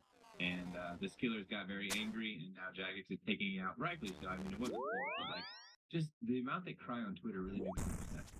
What do you like? Yeah, well, the BE video today talks about all this. Like, we can dive into this. So all I'm saying is, right now, these cloggers And the 200 ml all killers, there's just none of them. Like, actual Water? quantity Oh, I wise, guess I could not use that that for many of them. grapes. And it's so weird how much pull there That is a nifty little drop, and I can get not necessarily cooking. a opposite opinion. Maybe an adjacent one that frames it a little differently, though. I've talked about this several times. Yeah, that came across. I wasn't ready to talk about that. That just. All right, I am starting to feel confident with it. I mean, I'm just saying, like, it's really weird that. Well, okay. It's so few, and I feel like they have pull. I'm not actually. They I'm not do have actually. pull. They do have pull, but I don't think that's necessarily a bad thing. I like to view it as this. They're kind of like the yin and the yang. The 90% of RuneScape players that are, you know, Reddit Andes, Reddit Timmies, whatever you want to call them, they have a lot of opinions. Many of them are either short-sighted, very driven by things that would benefit them exclusively, and sometimes straight up bad. But I think if you take the aggregate of all of the newer players who are just coming into RuneScape and see what they're saying, like, you can't listen to the suggestions themselves. You have to identify the pain point behind that suggestion. I think it's a very valuable pain point to address because we need new players. Like, a game to live needs to bring in new players. And if all the new players are saying, hey, this is actually not fun, this is something that doesn't make me want to continue playing RuneScape, I think that's valuable advice. Even if it's framed poorly, I think that's valuable advice. So there is merit in listening to that. But on the other hand, I think there's equally as much merit listening to the HLC, let's call them what they are, fucking dweebs, who, you know, don't want anything at all to change. Like, they want 2004 RuneScape. They don't want to bank, like, you know, just like the autumn elegies of the world. I think that voice of the player base is also equally as important, because ultimately you want new players coming to the game, but you don't want high turnover. You don't want those new players to join and then quit when it gets to the late game. Like, you need to listen to them to figure out what is working in the late game and what is a mechanic that will keep people playing RuneScape throughout time. Because ultimately that is what Jagex wants. They want long-time players. They want consistent subscription revenue. You know, it makes sense. So I think there is no reason to listen to one above the other, but it is very tricky because typically their opinions are at odds, and it's very easy to find yourself in a situation where you, in attempt to cater to both of those people, you end up doing something that makes neither of them happy. So it's a difficult balance, and I'm so happy that I'm not Jagex and I don't have to figure out the solutions to those things. You know what I mean? Yeah, I'm glad it's not my job either. It's my job to look at it and complain. I just feel like there is some amount of the overall game that gets held back because of this. I think more so with, like, it's a little bit easier to correctly show the analogy with, like, vloggers. Like, imagine the outcry if we added new items to the clue casket box. Like, that would just be insane. You know what I mean? Like that people would be mad. Oh yeah, they would lose their fucking minds, dude. Because their whole life has been dedicated to opening 10,000 caskets. You know, like, you know what I mean? Like, or, you know, that's Dude, maybe they want more stuff. Dude, those guys are chasing third age. That sucks. That can't be fun. You know what I mean? I just feel like I'm slightly held hostage a lot of the time from, like, I don't know if there can be emergent gameplay in skilling. If they add a one-click gnome cube is always been the name of the but, like, a one-tick, three-tick starting cycle. But, like, am I being held back because there's this thought that this should come into the game from this small group of players? Like, I don't know. Like, I feel like I'm being held back, and that's what I don't like. Like, what if there's emergent gameplay with, I don't know, using a one-click? Like, you can always knife log, but knife log's not fun. And then you watch one-click 3-tick granite, it actually looks like so much better. And, like, I've done knife log so many times, and it's just like, I'm never looking forward to it. I feel like I might look forward to it more because it's just one click. And it's not even about, like, the carpal tunnel. It's just about, like, the annoyance of, like, that other thing. It's just, like, it adds more timing. It's not as chill. Like, I can't knife log and watch TV, but I feel like I can one click and watch TV. Yeah, this is a complicated discussion that I guess the time that I've into it, that I've never really fully formed my thoughts on. I guess there's no like good way to make everybody happy, because no matter what you do, there's always going to be a group of people that is mad about it. On one hand, retake skilling has always actually okay. I'll give a small like introduction to what retake skilling is, because I've talked to a lot of people, and a lot of people know that it exists, but they don't know what the fuck it actually is, like what's happening. So when you're doing an action in RuneScape, skilling action like mining or cutting a tree are the most common ones. Depending on like the level of equipment you have and what you're actually mining, let's say rune ore or something like that, you have, it's like every 6 ticks your character rolls the chance to actually mine it. If you miss that one, you have to wait on 6 ticks and then try it again. Miss that, then maybe you get on that time. What 3 tick does is, for some reason, and I think the reason that this is such a big debate is because it's not meant to be in the game. This is not something they coded in. This was just kind of like a happy accident that players discovered. And Jagged tends to be pretty embracing towards emergent gameplay stuff like this, like prayer flicking is the same concept. It wasn't, supposed to be in the game, but people found it and they're like, okay, like we'll work with this. There are certain actions, like fletching a certain type of log or adding an herb to a mortar and pestle, that for some reason resets that cooldown. So if you try to mine the rock, you don't get it on the first cycle, you can knife log and then try again. And so you get basically double the chance, checks every 3 ticks if you knife log in between each one. So it is the potential to like double your XP or even more in certain cases, depending on what exactly that you're doing. And it usually, like this method usually leads highest XP per hour. I don't think there's anything that it doesn't lead, because it's just taking the normal method and then speeding it up. Yeah. And it is a relatively difficult method to pull off. Once you learn it fundamentally, you can do it like chins and stuff too. Once you learn it fundamentally, it's not that hard. It is a pretty high skill ceiling to learn for the average player. I think like HLC people would maybe laugh hearing me say that, but like fuck you guys are losers. No, it is. It's relatively hard for the average person to learn, because it's not supposed to be in RuneScape, so it's not something you ever get a tutorial for. It's not something you ever can learn. And so I kind of forgot where I put that, but yeah, essentially it's just a relatively difficult thing that has been gatekept by the high-level skillers.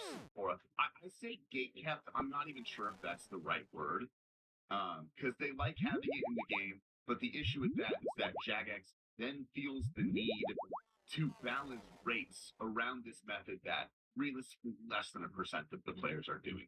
Like probably less than that. Probably less than that. Probably 1% of 1% actively retake on a regular basis. And then that causes a large majority of players to feel shorted, saying like, we shouldn't have to deal with this. Like, just give us a good method that we don't have to retake, yada yada. Which, again, is another complex argument. Okay. I'm not even going to give an opinion on that. I'm just trying to explain both the sides here. That shouldn't happen. So then, like, the counter argument to that by the high-level community is that, like, this is emerging gameplay. This is what RuneScape is exactly about.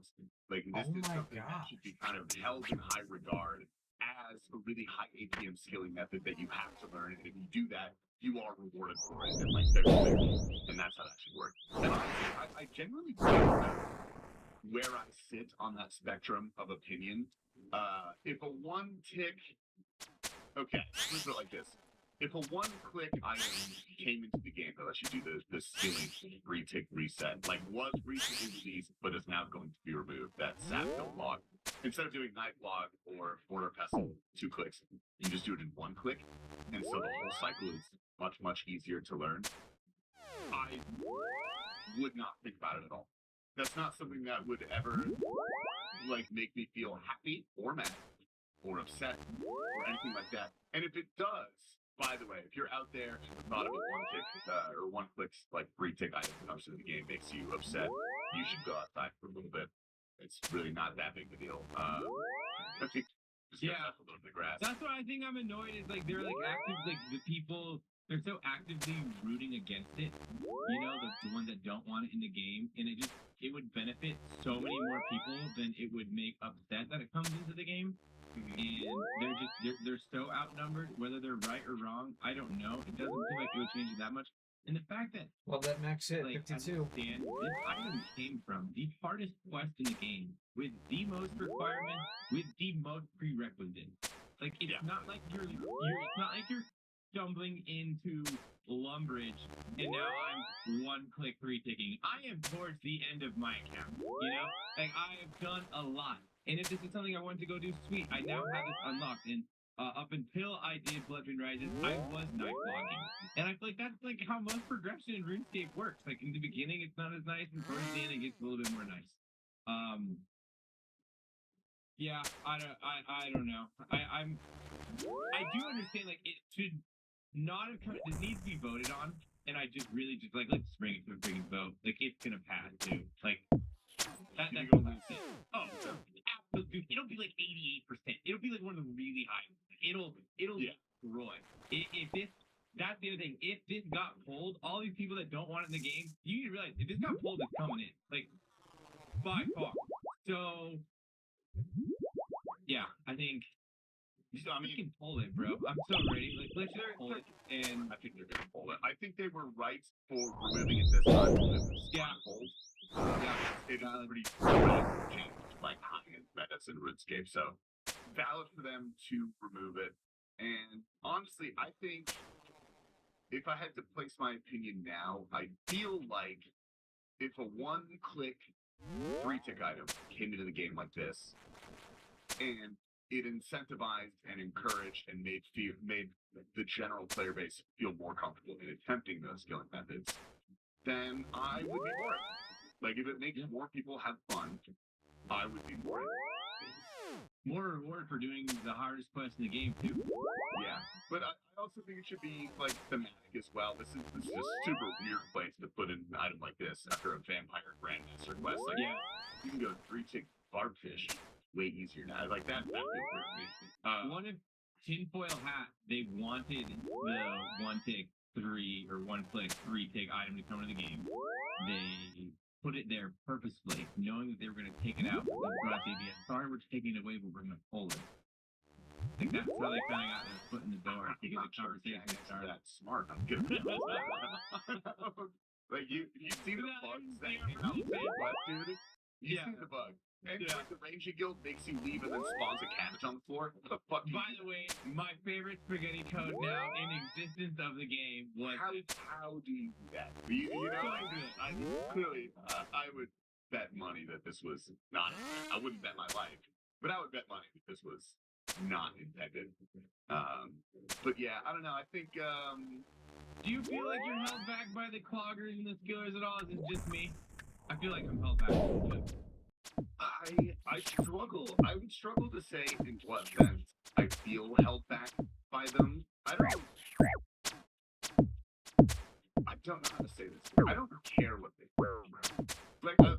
Like I said, I think it is valuable for the J-mods to listen to figure out what top-end players want and what keeps people playing for extremely long periods of time.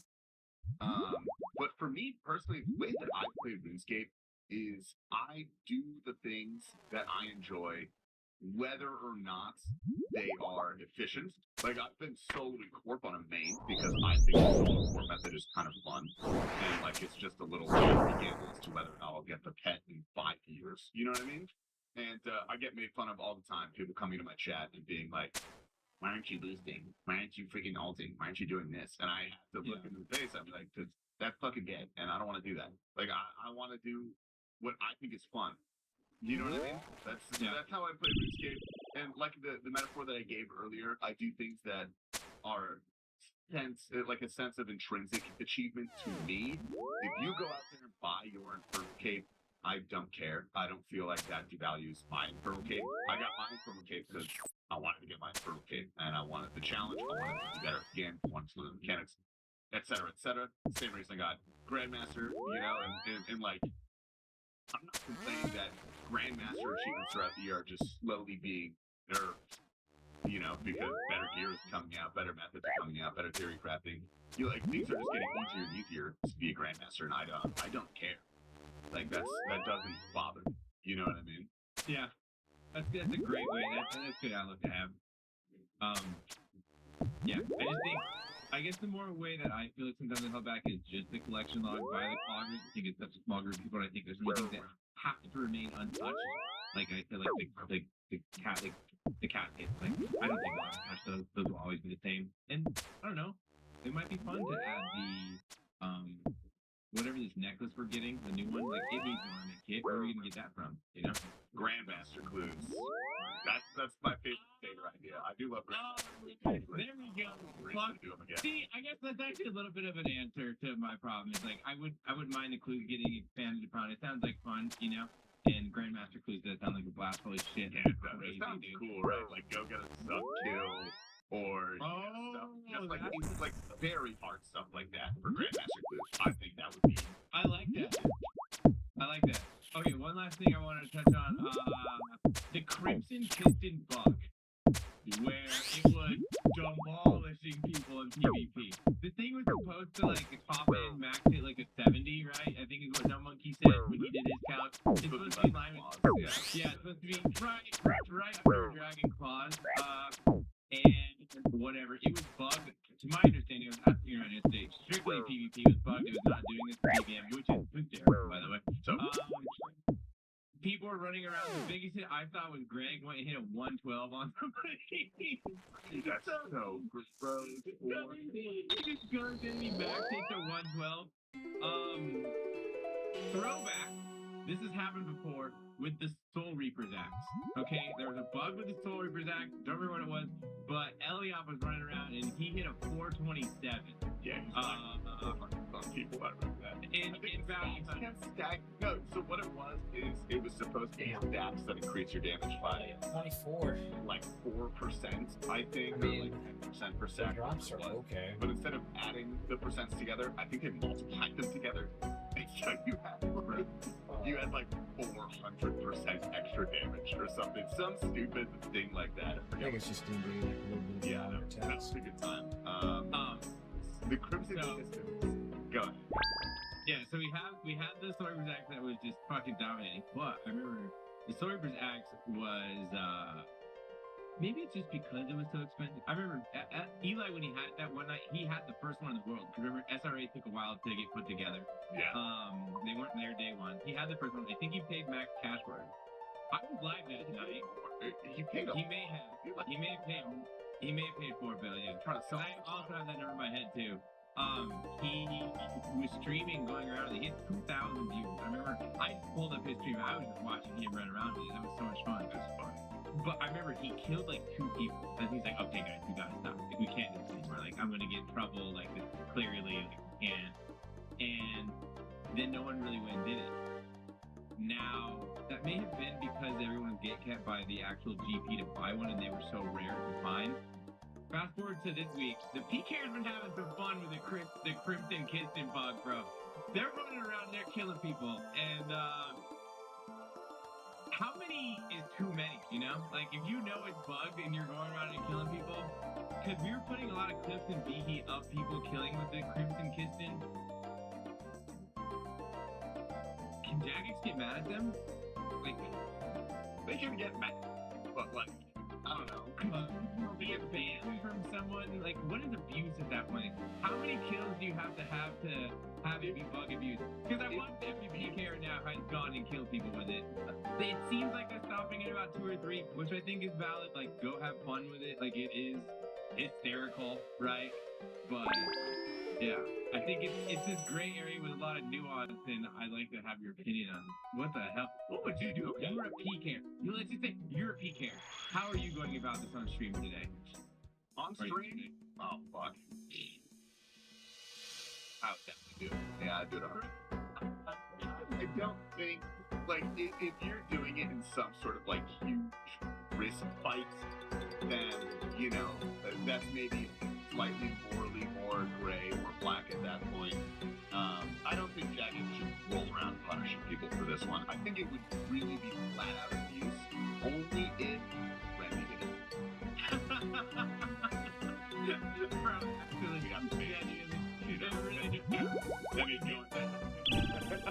Oh my god. Yeah, from what I've seen, like the features, they go against or 3, they laugh it off, they say, oh man, I can't do this anymore, and then they don't more, but it wasn't. I don't know, I think it's all in good fun. It's not like the 427. You don't always kill every time, it's just now your max is 112, which is just easy, but you know, like you're gonna hit for anything. That's what, like 30 damage more than the next best spec one, something like that. Yeah. And like they're not worth that much right now, right? Like now they're like 700 mil. I'll check the GE tracker. Already 700 mil is like actually. Yeah, I see 71 mil right now. That's right. Oh god, they're so cheap. Yeah. Anyway, that bug was hotfixed though. That PvP thing stopped. By the way, if you're listening, you can't just hop on it. They've already fixed it. But pretty fun for a day. Crazy bug. I think that's everything I want to talk about. Oh, okay, sorry. I lied. One last thing. Drafting Quest not replayed. What are your thoughts on that? Honestly, they're gonna make a replayable a couple months. You think so? Yeah. I think the blog post, they said they were fluid. Oh, I didn't really read through it. I just saw that they didn't plan it out because they wanted to be this like moment where you enjoy that. Which I think is valid. It is really fucking epic. But ultimately, just let the players do it, you know? Like, they got the experience the first time playing through it, like, that was epic for them. It's not going to devalue their first experience if they keep doing the fight that's fun, you know? I was somewhat hoping that we'd see a perfect drafting CA. That'd be nightmarish. It would be the hardest task, right? Yeah, that'd be like a jam task, dude. Yeah, no, perfect drafting would be insane. It would be like, I'm looking forward to the perfect bag of cubes. That's gonna be fun. yeah, I almost had like, I feel like I had a perfect, I almost had a perfect failure. I don't think But you can't let any grubs land, and you can't get hit by any rocks. I never let any of the grubs land, by the way. I use a Venator bow. I don't understand. Venator bows crash. I don't understand why. It makes no sense. You know, you can just shoot the Mage and when the grub comes down, as long as it's close, you bounce and kill the grub. It's insane. But if it's not close, then you just shoot the grub and it dies. What is okay if there's 2 grubs? And it's feeding each other's water, by the way. Yeah, it bounces. And it kills them. And if the boss is close enough, it hits the boss. The Venator bows crash. I don't think it's I watched someone. Bro, I watched someone. I watched him. It has no tip lock and it maxed it every time. I have no idea. I feel like I'm the only one that knows. It's insane. I was doing it all day yesterday. The Venator bow. So OP at magazine. World first T-Papa theory crafting is crazy. That's Bro, also, if the grub falls, if the grub alternate which way they pop out on, if it pops out by the boss, if you shoot the grub, or you shoot the boss, I don't know which one. I think you shoot the boss. Yeah, you shoot the boss, it bounces, you shoot the boss, it bounces the grub, and it bounces back to the boss. You get 2 hits on the boss. While you're just killing the grub at 0 times. That's kind of sick. That's pretty cool. Yeah, so I've been competitive, like, I never grub, never touch the grub. And then I'm double death charging too, so with the grubs. And so when the 4 grubs come out at the end, you send the double death charge, bro, you get the spec back. It's so sick. It's so nice. Venator on top. Anyways, that's everything I've talked about. Blood Moon has risen. That was a great week for RuneScape, bro. I loved it. Great week for RuneScape. Yeah. Yeah. It's a lot of fun. Yeah, that's all I got to talk about as well. So we're going to head over to the Patreon podcast. Gamers, thank you very much for listening to episode 16. Next week, we could be the guest here. We've got him locked down already. We're going to be talking to Jimmy, the one and only Mr. Jimbo, good friend of mine. Got to spend a lot of time with him in Chicago. He's a lovely guy. So stay tuned for that one. We're just going to copy his podcast. Let's just copy Bank Standard. Let's just make that episode of Bank. It's Wall Friends. But his earlier podcast was doing 9 on Bank Standard. Oh, yeah, I know. Yeah. You want someone? Okay. We're going to copy his podcast and just work for it. We're not going to tell him we said that. We're just going to do it. That'd be fun. Yeah, so probably not as much RuneScape on that one. Just good old buddies talking. All right, gamers, we're gonna go to Patreon. We love you very much. If you're a Patreon subscriber, thank you. If you guys want to try the Patreon, you get a week free. And then it will charge you. So if you fucking hate it, you can cancel. But if you like it, like support this channel, you can keep it running. All right, we'll see you over there. T-Papa, any parting words to the viewers? The blood moon has risen. I don't know. I got nothing. That's pretty bad. All right.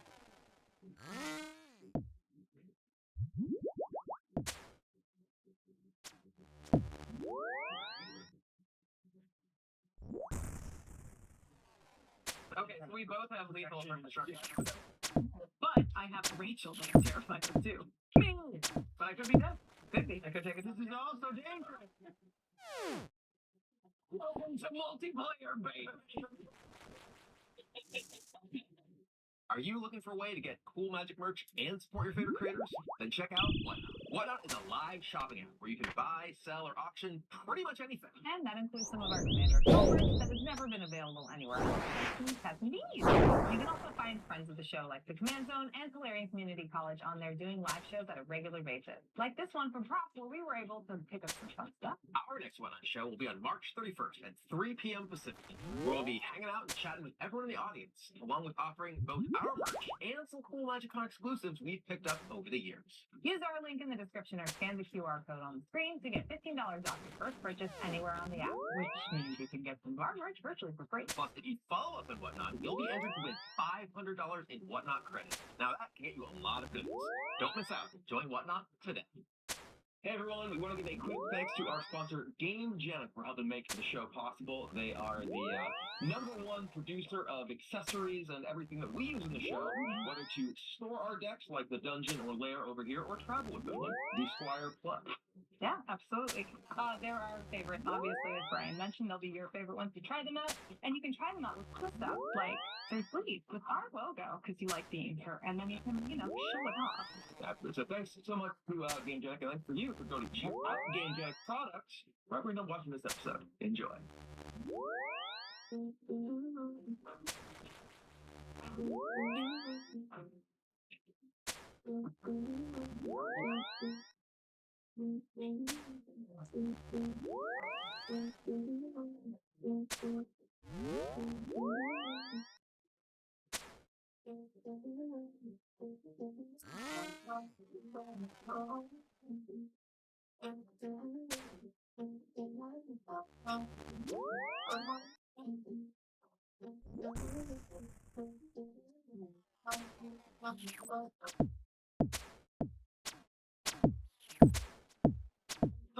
And welcome. We invite you into our home to play Commander with our friends. If you enjoy the show, be sure to check out our Patreon. Get early access to every episode, along with access to our Discord community, where people hang out, play games, talk magic, build decks together, play over spell table, post pictures of dogs, and all kinds of other fun stuff. You can find it at patreon.com/commanderhome or down at the link in the description. Let companies blow their advertising budget on us. You don't have to blow your budget on us. You can like, comment, subscribe, and get the internet. So it pays us, and you can keep that money in your wallet. And or give it to GameGenic, our amazing sponsor, with their sleeves products. Sleeves products? What is wrong with me? Sleeves are a product. Sleeves are a product. Sleeves, deck boxes, playmats, dice, all the fun things you want for your tabletop gaming accessories. And now they make pretty ones that have magic art on them because yay. So if you want nicely protected stuff, well, GameGenic's the company for you. If you're looking for decks to protect, check out the links to the decks that we are playing in this episode in the description on Mana Pool. Mana Pool is the fastest growing Magic card marketplace in the world that is also exclusively dedicated to Magic. So you don't have to dig through all kinds of random other card games to find what you're looking for, and allows you to get what you're looking for as easy as possible with their cart optimizer, which allows you to prioritize what you want, like fewest packages, lowest prices, whatever it is, whatever matters to you, they can get it to you with Mana Pool. So thanks to them, and thanks to our guests for joining us. Hello. Hello. Welcome. We know who you are, but in case the audience doesn't, let them know who you can. Hi, I'm Van Bateman. I like to play blue-red and Magic. I love to do chaos drafty things, and I've been making Magic content for a long time. That was a dating profile. Hey there, I like blue. I like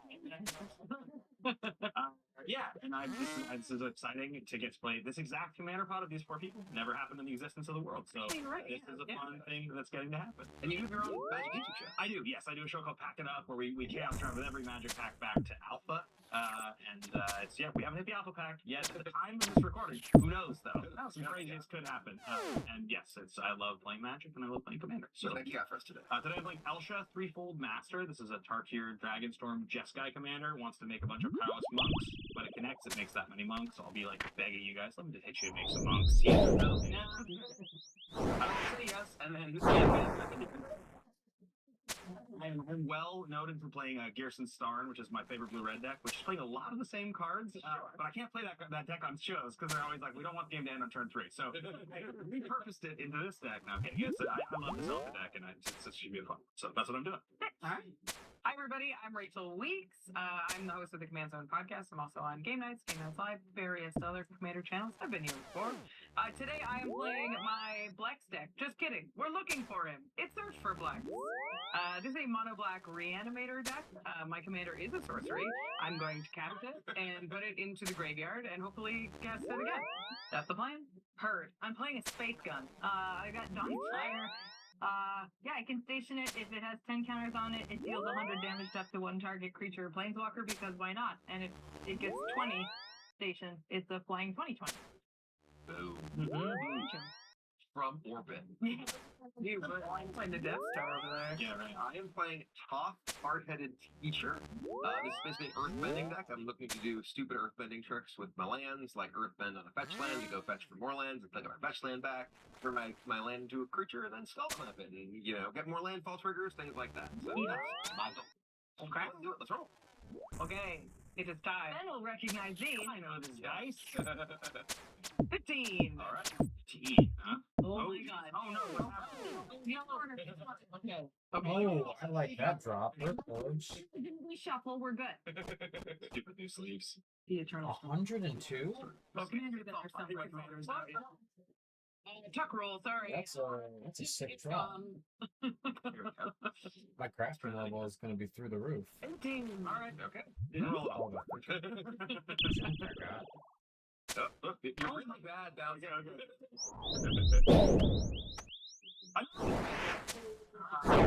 You're actually, I think you're excellent bouncing. Uh-oh. That's neat eliminated point now. Just to be. Yeah. I mean...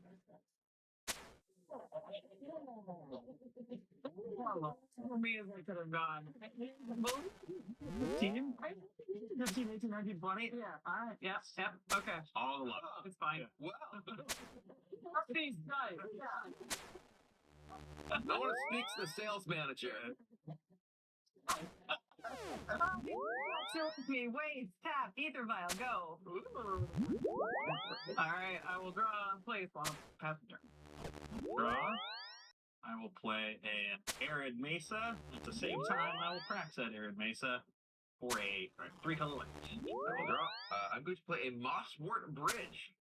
It's going to be fun to use multiple times with Earthbending. I will hide away. And then I am done. Okay, great. Just I'm on my here, but I can't be. Oh, the Ether Vial song. Dude, it was fun looking at lands that I'm like, I wanna be able to like have this die and do it. Yeah. Let's do it again. You have the clue land in there? So you can stack as a clue and it comes back? I don't think I found them. It was on my list, but I didn't end up actually. There's like Cryptic Caves, maybe, is in my list. Like Yeah. Bank Buster. All the words. Words. Tax. Did you get an extra land into play? Oh, that's... Mostly.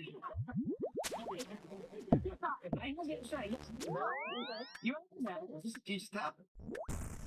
I don't really so I put that down. Sorry. Not there. 3 times. It's 3 times. See, it's not the 3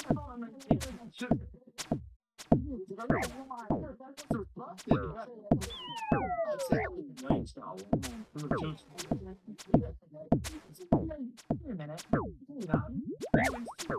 First. One in, I'll play the Earth Swamp Urborg. Everybody has a little extra. And play Overlord Belmer. Jeez, look at these powerful cards. Oh yeah. Milfoil. And I get what? Nope, just Haven't lands seen on a a check. recovery. He's got a bunch of counters on him, and I will remove one right now. Go ahead. Very good. Untap this Rogren Triangle. Next one. The search continues. What's one day? Urza's Saga? Oh, all these powerful cards. Indeed. So fancy. And I'll tap for a white and a colorless, and I will cast a Voice of Victory. Oh, Yeah. it's a good one. That's not bad. Draw. Game Trail, revealing a forest, and then I will Rampant Growth, and I am done. Okay. The alternative version of these cards, with like the black background, are so confusing. When I did like a list of like the best white cards of last year, they're all in my phone. It looked black, so I just skipped it and then just didn't include it. Yeah. Okay, so this part happens now. See? There you go. Land green. Thinking ahead, thinking ahead. We're gonna cool dragon now. Nice. I will pay 2 and remove the charge card. Plus the bank. Fucked it. Roll in there. You've got to be kidding me. That's the turn. Untap. Draw this. Doesn't really do what I need to do. Well, I'm gonna play a swamp and pass. Nuts. Alright, screw it up. Go ahead. Untap. I'll keep draw. This Saga Mode 2. Like, I really want to make a creature? Probably not, right? That's the question only you can answer. That's Alright, by attack. Let's see here. Wide open spaces. Oh yeah. The way you can check, the way you explain, Just checks. That's their check now. It's the check. It's like with mobilize, it's just all for one if you want. Sure, do you get for each of them? no. You can flip them off. Yeah, that's a fair point. I will do that. Right? Hey. Boom. The democratic attack. One. Boom. Democratic attack. Tie game. 39 all. Do you want to show the 2 1-1s on the Yeah, table? Doesn't matter. We got it. Unless you're doing something with them. I think what I'm going to do is not make the thing, because I don't care about that. Thank you, Ryan. And I'm going to tap 2, and I'm going to cast Talisman of Creativity. Alright. And then going to... She's breathing right into your mic. And they get battle stats. And I'm just gonna end my turn. Alright, guys are gone. Dylan. You gotta chill. Impossible. They have the tiniest shred of chill at least. No. This is something we can't. Something I want to talk just yet. I think we want to call it. Ramp. And we'll go get a forest and a mountain. Wait, one of them done. Okay. Still a lot of board building over here. Yeah. Very mellow start to the game. Look at this. Just chilling. We're just chilling. We're all violent, like you and your voice. Yeah. I do like your suggestion though. 1 to each. Was the nicest voice of victory. Yeah, I believe that. That's nice. I cannot wait to find out what comes in off of either round. Yeah, dude. You know what? Honestly, same. It is such a... Okay, we're busting the bank. I am fine with everything that's happening. Go ahead. Oh no! I'm gonna be honest. You don't look fine with everything that's It's gonna be great. It's gonna be awesome. They can tap for black, Olivia. I'm helping. You're in your element. I'm very much in my element. The abyss and black. You truly can't be mana screwed, right? Quite the opposite, actually. Oh, well, I'm going to look for my commander. Where could he be? I'm going to look at the top 5 cards. I can put any number of them into my hand, but I will hurt myself for each one I keep. We're going to Gee Whiz deck. Gee whiz. Okay.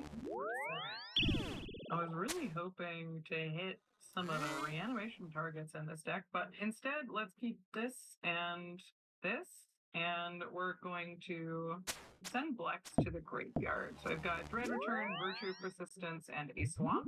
I get 2, so I lose 6 life, going down to 33. Wow. And For your 6 life. 2 cards of the 5. Very good. And then I will go to my end step, and I remove Alright, I can't from complain too much. the Overlord, and I have to discard 2 hand size. We're going to discard this one, Hogak. There he is, the Arisen Necropolis.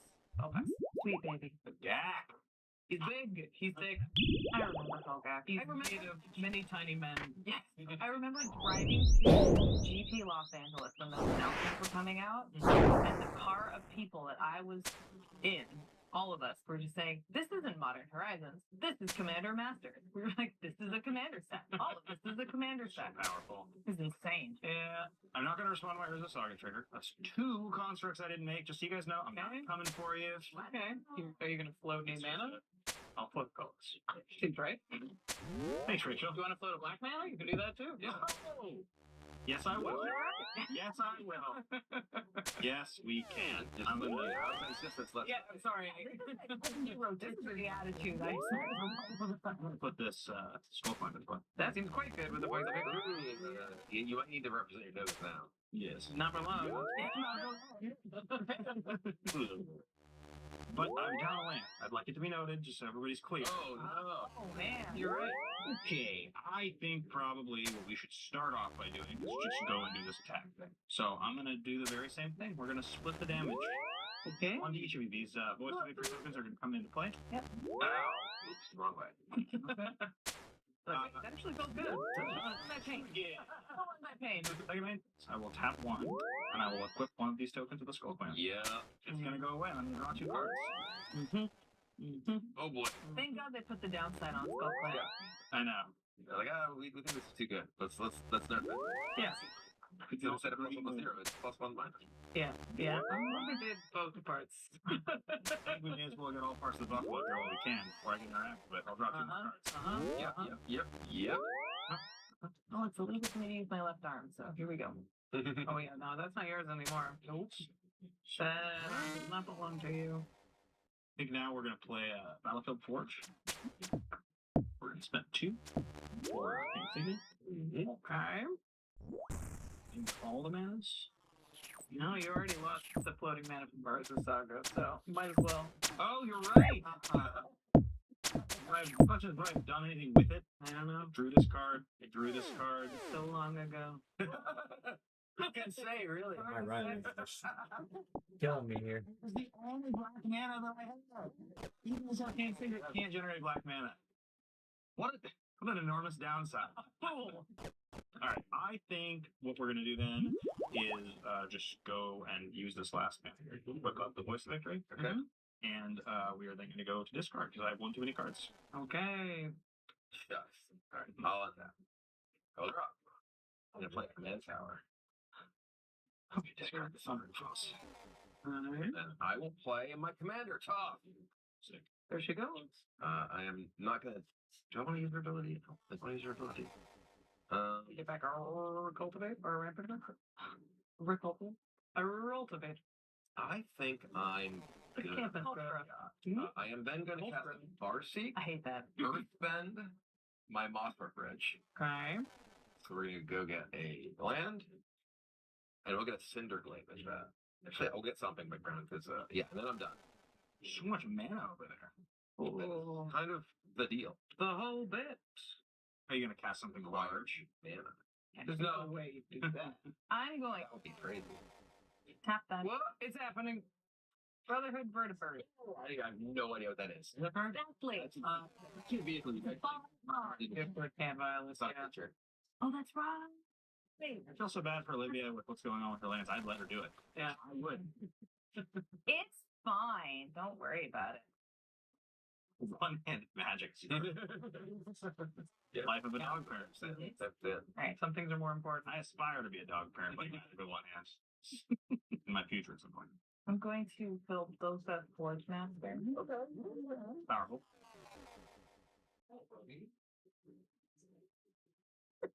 You're doing great. Am I? Yeah.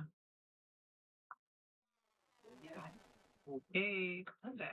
Draw this one. Perfect. Just what we always dreamed of. Play Swamp. And cast this cutie pie Citrus Supplier with a little push on it. It's a little Tommy baby, I will mill an Archfiend of Despair, a Victimize, and an Agra Mauling. Archfiend of Despair, that's a fun one. Mm-hmm. Just if each opponent loses life equal to the life that player lost this turn. It's like sort of a delayed Wound reflection on it. Yeah, it is wound reflection on a dude. It's dude reflection.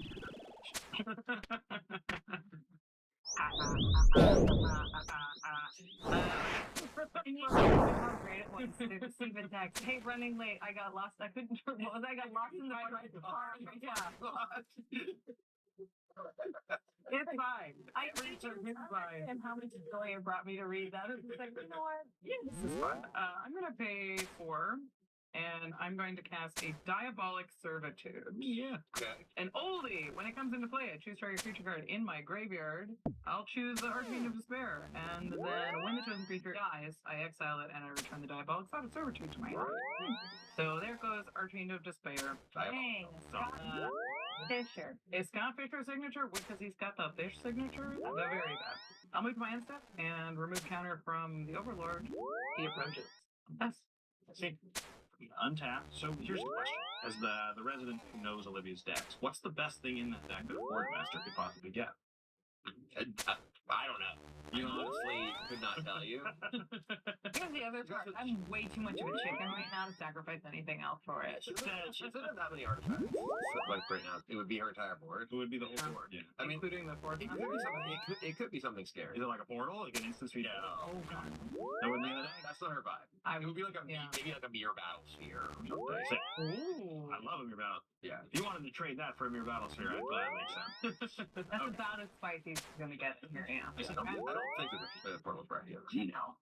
Play the flimsy. I see that a lot worse and less powerful. I shouldn't play this. It's a real bummer that everybody here now has blockers. How big is your Board Master again? 3/5. 3/4. Mm-hmm. And a 4. But you draw the cards. That's true. Indeed, I do. Indeed. I like the Voice of Victory a lot, though. For all these blue decks at the table. If you can do what you want. You can do what you want. This is like the F6 table. Black, green, red, and colorless. Like the rest of us could just get up and leave during your turn, and like other than blockers, it wouldn't be that different. All right, so I have a trick in my hand that could potentially make this creature big enough to take out any blockers. Okay. I'm just telegraphing right now. All right. Okay. And I'm not really looking to do the 2. What I'm really looking to do is draw the cards. Sure. Uh-huh. So no one's gonna let me get through. They're all gonna. Oh, I'm getting Really? Yeah. Yeah. Oh, but I guess no. You guys just get to block the 1/1s. I don't get to draw any cards. You can send everything at one person. Some amount of. That's a much smarter idea. Yeah. That's a much smarter idea. That's a big brain play. I got so wrapped up in the equity that Brian was like, just attack everyone. All the time. We'll start it. Olivia, I'm plays a lot of 1 big 1. going to come you with Voice of Victory and 2 Voice of Victory, 1. Going to. Are you really? You can still you get 6 cards this way. Even more cards. That's true. That is if you want to block the Voice of Victory, I don't care if you draw a lot of cards. I'm blocking Voice of Victory. Okay. Voice of Victory is gonna hit the bin. I'm gonna draw 2 cards. Okay. But the 2 boys get through. The best. So then let's suit up one of these on a token and draw 2. Okay. I'll be honest, your little warrior guys are going through it over there. They're not having it now. Yeah, the level we call meat grinder. Yeah. You're like, wanted, warrior. Brian, at the end of the line, your job's just to run. Yeah. Just go and see if you can get through. We're gonna suit up again. This is like a really ill-fitting suit. I'll be honest. It's like, but I feel so empty. So many cards. This time, what I'm going to do is tap 3. Do you happen to have a way to hold on to all those cards? I don't. I just said yeah, sure. I just draw them. Giving Ben Bateman this many cards can't be. Nothing go wrong. Right? I can't think of one reason. We're going to play this BB. Okay. Ooh. Cool. and then I'm gonna go and discard a whole mess of cards. Why'd I draw all those cards? These cards was Such a downside. For you. Yeah. Olivia, it's on your step. Fun. Ben knows that you're going to take 2 more from the archer. Oh, yeah. Dude. Reflection. Good reflection. Gonzo. Oh my gosh. These cards. I have a very Giving my arm back. very fun play on my turn. I Oh, have no God. idea how to go. Sick. I love that I had to put Ben in decision paralysis. But I must give away sick. Doesn't feel nearly as good as I thought. To draw all these cards. It's Ramo. I got a chance to buy it. Blue player was Ramo. Say, I almost decked myself. Yeah. That's fun. Don't watch her in the water. Oh, we're all waiting for me? Is that what's happening? I mean, It may affect what that Brian does next. That's true. Look, I'm a graveyard deck. I'm curious about what. We're going graveyard here. It's important information. You're putting them all. Secret's so gnarly. I don't think I've played that deck. Discarding Lisa Hex, 2 lands, a sleight of hand, and a thought scare. I want that. I will draw. So here's my funny plan that I have no idea if it's any good. It's hilarious. Okay, let's do it. I'm gonna bestow Springheart Nantuko on Boss Work Range. Okay, yes. Okay. So Let him have it's a creature now. Yeah. I'm gonna play a land and I'm gonna get a Boss Work Range. You have to pay 2 to get him out. Yeah. But yes. Is that how that works? Yeah. Get a Mothra Ridge creature? Yeah. And you can, and then if the creature dies, yeah, you have to pay 2 to get the copy. Otherwise, it's just a book. Yeah. Yeah. We're gonna do it slightly differently then. We're gonna play. But you are also going to get another trigger when the monster. Yeah. I have a top trigger, which is going to go on Stomping Ground. Great. Play a land, which is a commercial district. We are going to surveil and have that trigger. Yeah. I will leave. Put it in the bin. We're gonna leave. Put it in the bin. And then I am going. I am going. Yeah, it's not even like I like No, I just like the bin. Yeah. I am going to pay 2 and make a token copy of Nantuko Bridge or of Monster Bridge. Yeah. Which is then going to hide away these cards. Yes. And trigger the Nantuko again. Yes. Yeah. This is the new bridge. Give pen. Yep. Use your words. She just did. She's only used 2. Some of them. Some words. Why use many words when few words do trade? What about you? It's so weird. It's just so many I'm obsessed with this card. weird things that you can do. It's so strange. And then this triggers, so we're going to pay 2 Okay. and make another bridge. Okay. Hide away. Yeah, we hide away. Monster Ridge 2 with the horror movie sequel. Right? This is the 3rd one. Nobody wants to see that. Yeah, they probably replaced the lead actor. More than likely. She only signed on for 2. This is bridge 3.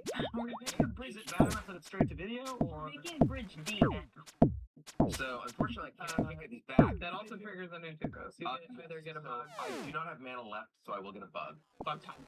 Interesting. Mystic Lava Staff? 3, 4, 5, 6, 7. Yeah, I'm just gonna cast this now. The Lava Battle Staff. Oh, Mystic Lava Staff. Okay. Like 2 counters. That's an upgrade that I don't really necessarily care about. Will now earthbend my commercial district. All right. Yeah. What's my combat achievements up 2, to? 3, 4, 5, 6, 7, 8, 9. Only 454 points until we can get. Look at the top 10 and It's find a elite creature roll. because we're hard right now. Yeah, it's the elite combat tasks. Oh, he's. You know what? We will take the old school rampaging Bala. Oh, put him in the bin. Put him in Which the bin. easy ones have I not? That's going a lot of 4/4s. And after That's an that easy one. very weird turn, I am done. Well, I think it's fun. It was cool. Those are such goofy ones. I But play a okay.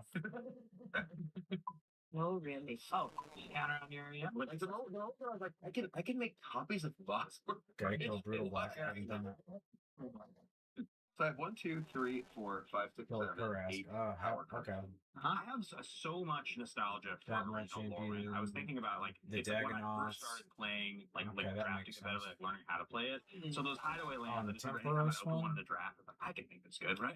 Like I'll be able to figure this out or something. That's like almost 20 years. I think because Mothra Bridge has did that so one. many precons that people underrate how powerful it is. Yeah. And it's like so powerful. It's like a bonus card, and you cast it for free. And it's Okay, so it seems like so powerful. those on a aren't land. too bad. And we're just like, because it's cheap, we're like, Okay. something jacked. It's gotta be bad. And then you earthbend it. You just keep doing it. The top 4 for a 4/4 for Sojourner's Companion. That's It has a Well, I was just even for hop. Never mind. I didn't realize that. It's no frog, mate. It's not what you're playing frog. Maybe he loves artifacts. He's got an real affinity for them. I feel like I should put something on here that will let me draw cards instead of just drawing lands. Distress cards, you got more use of that. Yeah, 3 points. Or you can draw a card and then discard 5 like I did. That's the move. I almost go to this BB though. Yeah. Apparently he's just a cute boy. Just a little guy. 0-3. He's just he can be Brotherhood's End right now. Yeah, he's never been known to do anything unfair in his life. Play any number of mediocre 3-mana sweepers from any format. Right now, Evie would. It's true. I just have just a bunch of lands. I'm not gonna kill your guy. And under this door, I have. I do have a lot of tricks up my sleeve. Okay, I would play a Swamp Return. And while we're talking about mediocre 3-mana I sweepers, still think that drop big. yeah, what about a really busted one? The Deluge? Yeah. I think I'm gonna Deluge for 5. Okay. That cleans up kind of everything except for my Archfiend. Yeah, do the thing.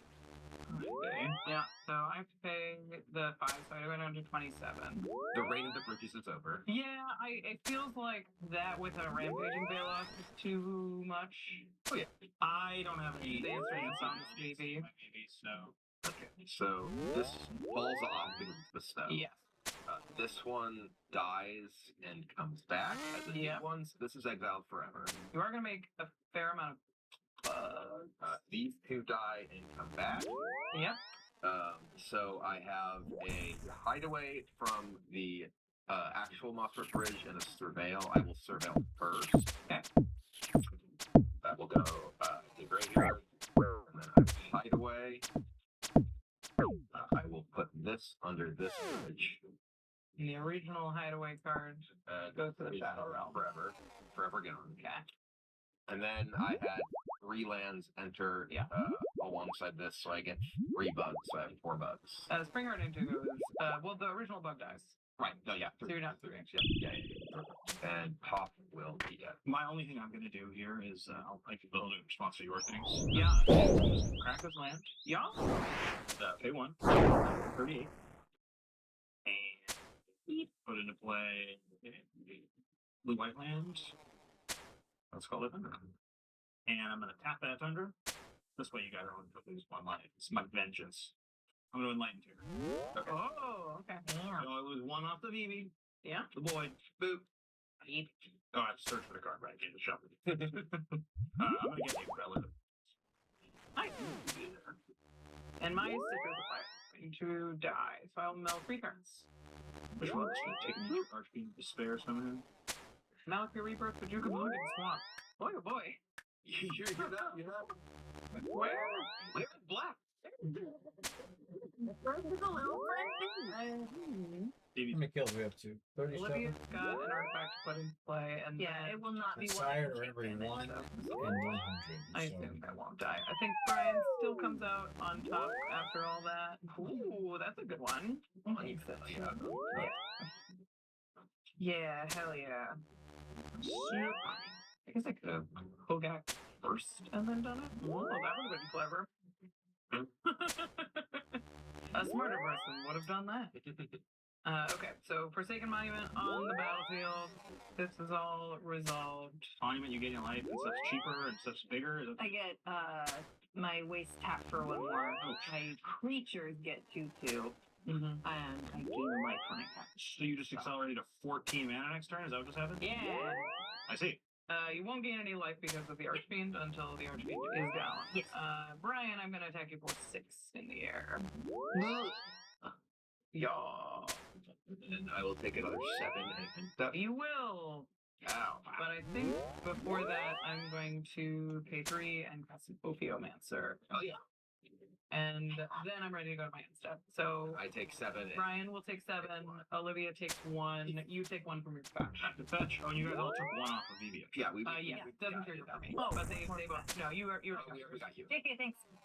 So yeah, you take 1 from the fetch that you. Yeah. Okay. Finally, I remove that counter from the Overlord and best you. People doing good things. Good things. Snake time. Shouldn't have discarded all those lands. Made a snake. Oh, fun. Right? Cute. I have Inkling made some black, like with Lotus's black snake tokens in it. This was given to me so long ago. This is by Sir Proxy. Legends. Oh, the legends. I was like, didn't I stun him? Elsha will be cast then off with the Relic of Legends. My commander, I have 2 open mana. Or do I want to do anything else? Alright. Marty. I think I'm going to have to just pass the turn. Okay. Are you looking for a fun event on the West Coast? Check out LDXP Tacoma, March 27th to 29th. If you're a competitive player, you'll find a modern 10K running all weekend, and even a 5K on Sunday if things don't go your way the first time around. And even if Magic isn't your game, there's lots of options, with 5K tournaments for Riftbound and Flesh and Blood, along with a Warhammer GT. And if casual gaming's more your speed, you've got tons of options as well. From Commander Pods all weekend to Secret Layers Field and Commander Drafts. And if you just want to hang out, it's a great chance to meet some of your favorite artists and get signatures or prints, or just browse all the cool stuff at the menu table. And if spectating high-stakes Magic is something you enjoy, you'll be able to watch the top 32 finishers from last year's events battle it out for an invite to Pro Tour Amsterdam, along with a $10,000 prize. So what are you waiting for? Make plans to join Laughing Dragon in Tacoma, Washington, March 27th through 29th. Who knows? Maybe we'll see you there. 52. Having copies of the Mosmer Bridge with the stuff underneath. Like despite not actually having that much on it. Yeah. Like I have to keep track again. This bridge is in this, and this is here. This is your rule deck that you had? Or yeah, no, that one was the fidgety artifact one. The one where you had everything that was... Oh, the Yara. Yaris, yeah. The face down deck. Yaris. Yeah, that, you remember those guys? Yeah, that was like super fun to play like a few times, but like you try and play it like like, randomly a casual game. You're just like, it gets so loopy. Yeah. What do I More do? water. Okay. Definitely one I was curious about, and then I goldfished it once. And was like, Brian built it, and it was just the longest turn because he had to sit there and try to figure out what was what under what. Yikes. Right. It's to where. just kind of. What one is 10 power or 20 power? 10 power. I have a rampaging balance in my hand. It feels like you'll have something to say about that. Yeah. In just a moment. So. Not like this deck has any fetch lands. Should be fine. No. I mean, well, the Baloth alone with my board is. Yeah. What is Ophiomancer doing? You get a 1 snake? I get a snake if I don't have a snake. Yeah. Upkeeps it checks for snake. If no snake, acquire snake. If snake, nothing happens. Are you going to do something massive on your turn? Because you have No. 14 mana coming. I am not. That's not her bag. It's going to be commander and then something else. Really? Yeah. Probably. Cool. And that's assuming she's drawn some spells. And I have 3 bridges. Alright. I mean, we're doing this. We're gonna play. Oh. We're gonna play this battle. All right, here we go. And what's in the box? Let's. Yeah, how are we tapping for this? That's the big question. What's under the bridge, Ryan? Which bridge, Rachel? I think we're just gonna play a land here and let my bridges hang out. Oh. And use them at instant speed. Oh, quick bridges. You never know where these bridges are going. I'm gonna play another one of the fun lands, Hickory Woodlot. Yeah. Sacrifice land and tap for 2. The depletion going. If you earn it, you just keep getting. Oh my god. It's not like the dice ever get confusing, so don't worry about it. I feel like with plea. I'm still just gonna take so much damage from this fire thing. Yeah. I don't know. I could press it around. I just hit you because you lost that test. That's fair. I think I will say go. The last several turns, I've discarded 6 cards and lost a BB. You're doing You draw. You discarded 6 cards because you drew 6 extra cards. Sounds like It's very different. Doesn't you were put upon like on mind Well, I you? think- But the reality is you were beset by your own greed. I mind twisted myself. okay. Oh yeah. You get. Oh, you don't get mine. No. That thing. The Archfiend. He's rude. He is very fiendish. Oh, I have a. I have a beast. Yes. Very good. Very What big. is? Other artifact creatures I control. Okay. Ooh, what is that card called? Thrall. It is from the Necron Dynasty. I have a penchant for those Warhammer decks. They had some sneaky. They had some real good stuff in them. Yes. Oh, I should play a land for her. Oh, you snuck him into play. Oh, he's a sneaker. He's sneaking the dat. My beast is apparently Scooby Doo. Love that. Yeah.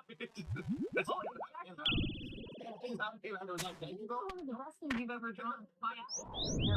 That's a good one. Look, if I had a payload that made Scooby Doo's, I'd be a very happy person. Aren't you on the commander format panel? Can't you suggest that? Yeah, Scooby Doo tokens. They've already done this.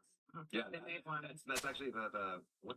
I haven't built that deck. Dog Yes, deck. yeah, Dog Detective. Yeah. It's out of the box. It's disgusting. Yeah. I remember that. It was oops all tokens. And yeah, that's kind of why I haven't built it. It's just kind of a lot of stuff. But I like the token a lot. It looks like my old dog. These giant playmats you have are incredible. Oh yeah, cool. They are. Singular. Look at that. Black Label Boy. Yeah. Oh. Nothing on your board gives you because you hate it. No, but I do have these. Yes, but you do have these. Yeah, wheel. I have 3 mystery boxes. It's a real wheel of fish situation. What is a problem?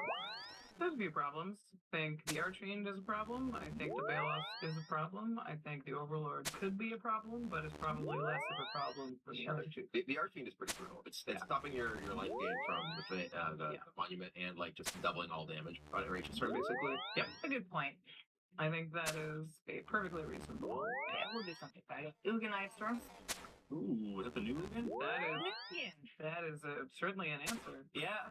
So how is that all that card that Use permanent one or more colors? Whenever it is put into a graveyard. So Diabolic Servitude does not trigger and if it kills on the battlefield. Stays there. Wow. A double awesome answer. Yeah, that was okay. Was it had not played by Olivia? Also, now there's a Opening hand because of course I did. we got there. Got there. Take your monument help. Okay, and you've got 2 blockers for to defend him. The Oog. So he's 7, 3. yeah, this is just the Yeah. I go 0 again. Yeah. And lay it on there. Is you the color of mana, over 5, very good. And you gain Look at these not stability. Oh yeah. You get both. Yep. And you have another exile. I do. Look at that. Jeez. Cards messed up. Cards messed up. And seeing her figure all less than 1 color. Double trigger situation. Yeah. That would have been a lot worse than Yeah, that's powerful. Yeah.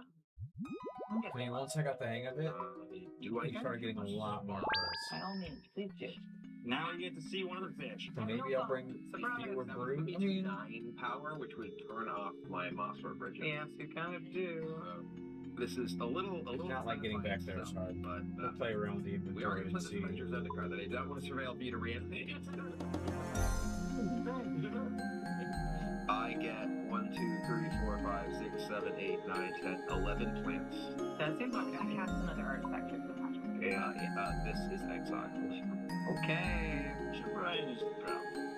Yeah, I mean, I'm still pretty well. yeah, I'm gonna have to on the ground. Yeah. We do that like every card you roll it. Everybody looks about the exile something. Once Ugin's handled, Olivia's sort of back into her control, but yeah, Right now it's bad. Avenger is going to be a big hairy problem. Doesn't Brian kind of represent the situation where, like, on his turn, like, some combination of cards made Unless I start doing an 11 1 1? Yeah, I do have 11 0-1s currently. Yeah. And I can probably get more than 1 land in play. Right. That's what happens. They get a They get multiple power whenever I land, assuming Avengers alive. Yes. Do you have an answer?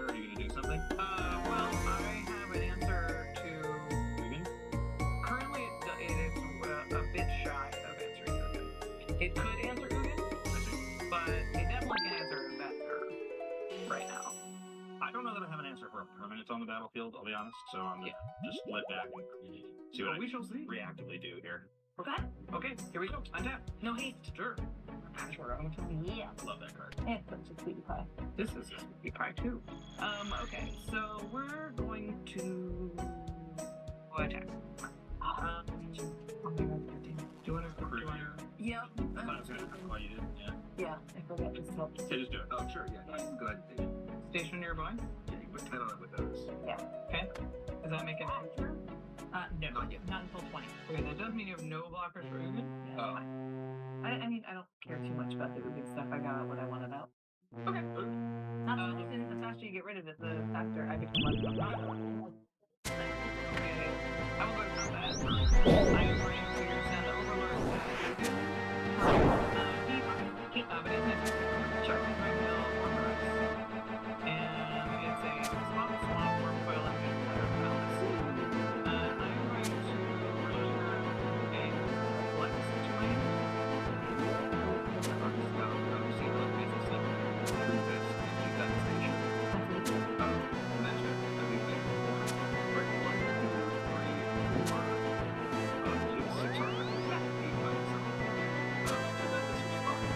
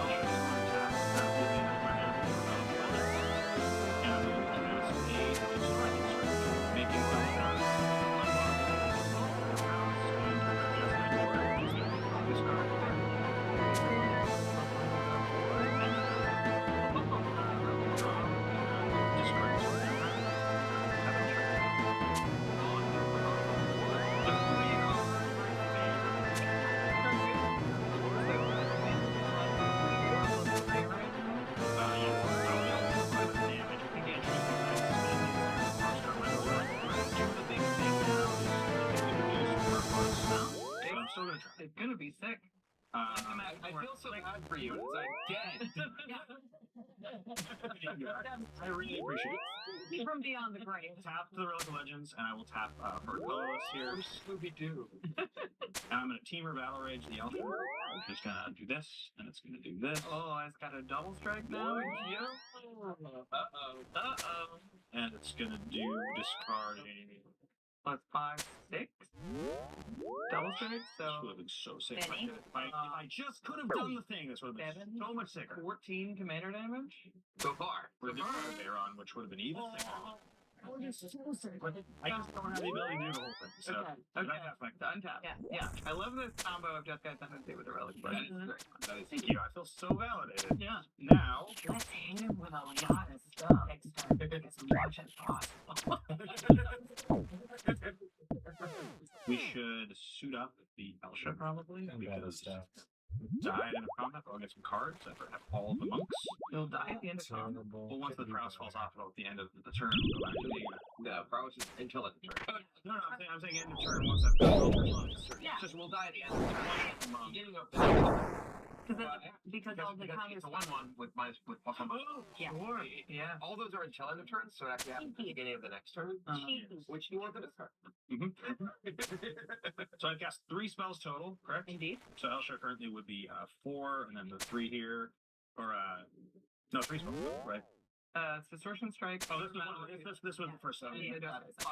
Plus 5 plus 6. Sorry, that's 1. 6 plus 1 from the clan. Yeah, plus 7. So 8 double strike. Yep, 8 double striking monk power. That's plenty. That's plenty of those. I think we've had enough. So 1 more spell gets me 2 more power. But double strike does not commander damage. No. 20. Maybe 1. 1 more spell gives us 2 more power. One more spell would be That's it. Oh no, it's 18 now. one more spell would knock the one kill. Yeah. So the question becomes this. Okay, dead player. Who am I more at risk of just dying from? I mean, you've got a lot of good things here. I'm gonna put out there getting a bunch of 1/1s, and then the mass worm in play.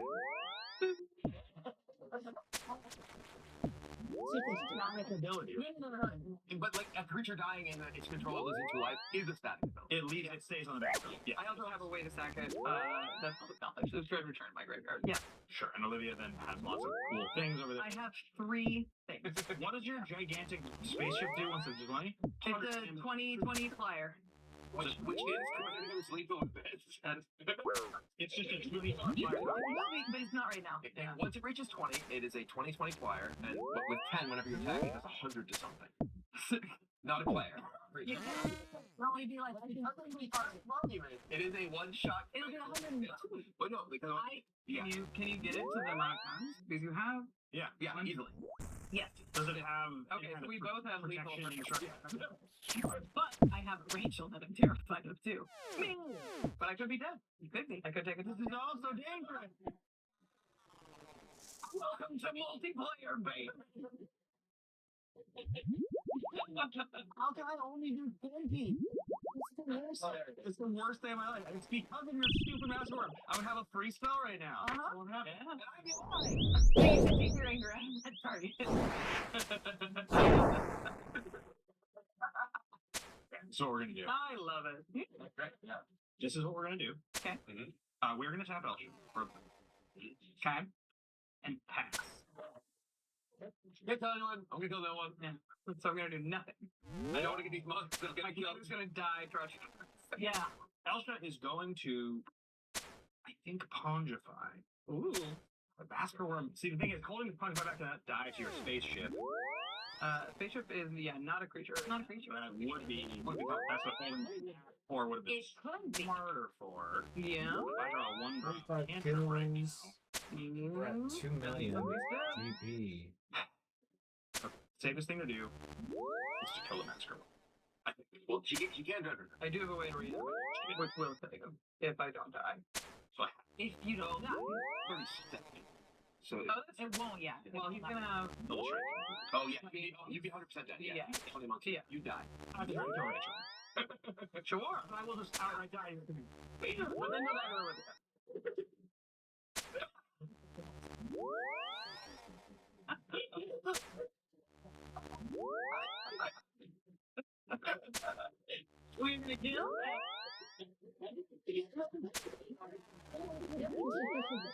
Yeah, we'll do it. Lean into it. Lovey, I can't even see what's under the dice. And don't your things have hexproof anyway because they're dice? Yeah. Oh, so I can't even mess with You can't even modify it once it becomes. Yeah. You could kill. This is the only thing he could possibly target. Oh, So you can make it so your other command creatures are hexproof. So currently, likely dead either way. yeah. All right. Fair enough.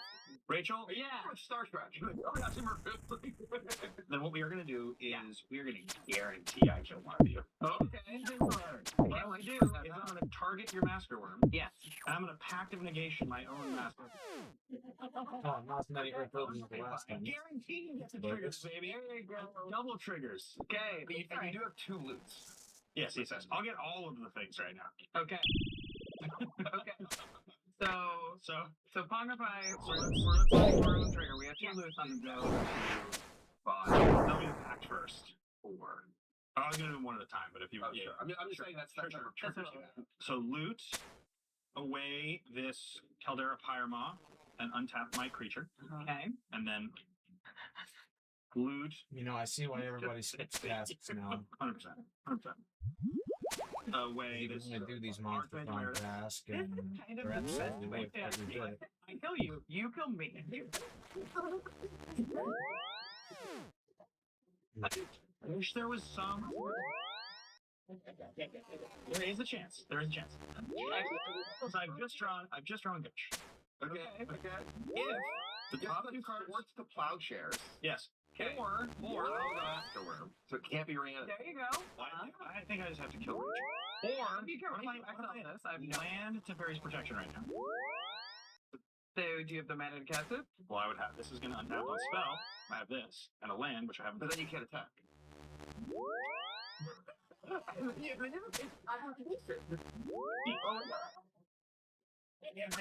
believe I already played this under this game. Yeah, you did. Okay, so let's just party, guys. That's all we can do. Here's the thing. If you can get the, exile this, I can't kill you at all. So if you can rip an answer to this, she's definitely gonna kill you. You have more outs against me than it just is. Oh, and I have the mana to be able to equip Skull Clamp. You can pay for it with Paper Pact, yeah. Paper Pact if you do draw exactly Plow or Path. Yeah, which I think one of them is. Okay. Here we go. We're gonna do. So currently, this is fine. Okay, you can move the Skull Clamp. Yeah, I can draw some cards. I can try to. Yeah. I like the white with that. Yeah. So first things first, we are going to attack. Yeah. For lethal. I think it has to be Olivia, correct? It has to be Olivia because I cannot interact with this shit.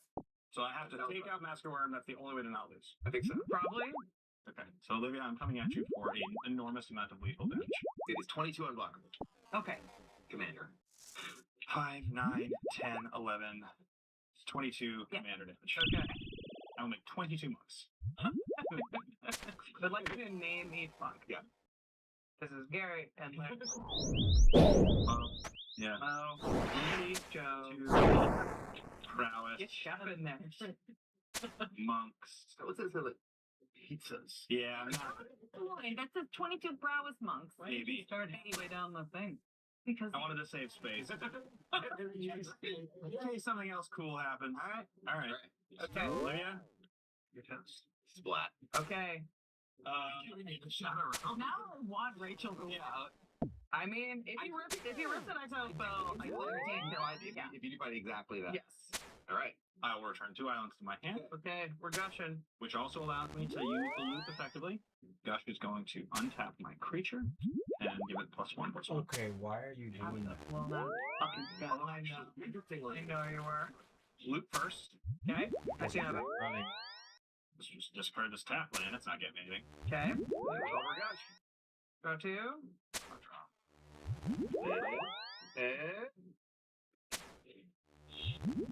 This is slippery space. Let's do face. Yeah. Nope.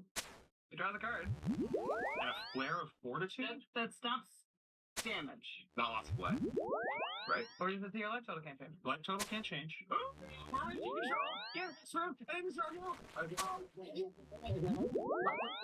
Okay. Okay. Definitely still kill all your monks, and I will probably have to. Yeah. But I can't kill you. No. Well, no, it's minus. It's -2. Yeah. If you cast 2 spells, they'll. I also still have. I have action now. Yes. I can keep drawing cards. Okay. Oh, but I have to pay 5 on my. Just okay, sure. Let's keep rocking, guys. Okay. With a huge draw. Okay, we ball. Okay. We're gonna slip through space. Yeah. Okay. We're gonna loot. Okay. And then we're gonna, I think, just discard a land. No, we'll discard it. Nah, we need non-creatures. And then we'll draw. I see. Okay. Damn it, no. I need to draw cards. This is wild. Oh, but I have all this. I can do this. I'm man. I can do things. Okay, clamp. Yeah, let's do it, baby. Believe in the clamp cards. Sorry, buddy. Which one died? Greg had a hard one. Greg had Oh, no, not Greg. We're gonna draw 2 cards. Look, you live a life of piety and just pose from a helmet. Yeah. And I no longer have the ability to untap anything, do I? Unless you have a free spell. Mm-hmm. Cool. Okay. It's pretty So, like, challenging 41 prowess. to flip it on and. You need to be the center of it. She's going. Yeah. Open up. Okay. That was I think a question for you. Yes. Yeah. Once you flare Fortitude, sacrifice a non-token. I feel like they still do damage. How are you paying for like through it when there's so many of them?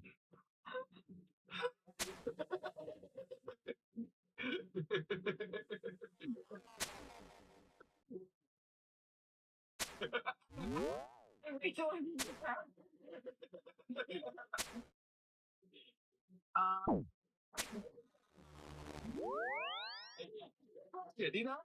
Yeah, solid question. Okay.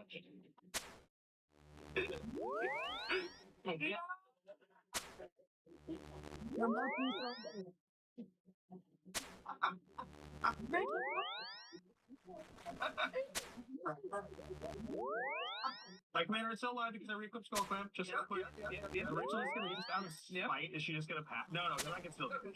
Like, currently, I have to force you to. I have to force you to do it. So. Alright, well, there's a Dread Return in my graveyard that I think. Do we start there? And what if what happens from there? What if I have free direction? Totally. I completely believe that you have a Flare of Denial in your hand. Or a Flare of Fortitude in your hand. I need straight faces from you guys, right? Okay. I need fully straight faces. Okay, here we go. Attacking doesn't really do anything for me, so... Fortitude 5 life. Yeah. Let's do this a smart way. I'm going to tap these 2. Okay. And I'm going to delve for 5 cards. 1, 2, 3, 4, 5. And let's put Kohogak on the battlefield. That reminds me of what Kohogak does again. Oh, he's big. He's just big. He's just words all over this card. Things. Oh, he's just big. He needs Doesn't it haste though? Just a big 8 creature? Oh, yeah, he's just big. Just dance. Okay, big creature. Okay.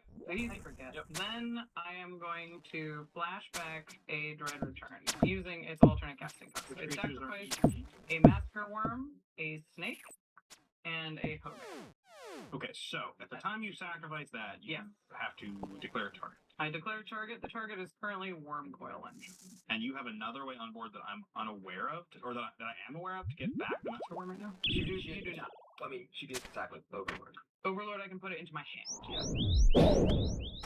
So, Dread Return targeting Worm Coil, Massacre Worm in the graveyard. Unfortunate for me. Initial cost. Yeah. That's in the bit. Yeah.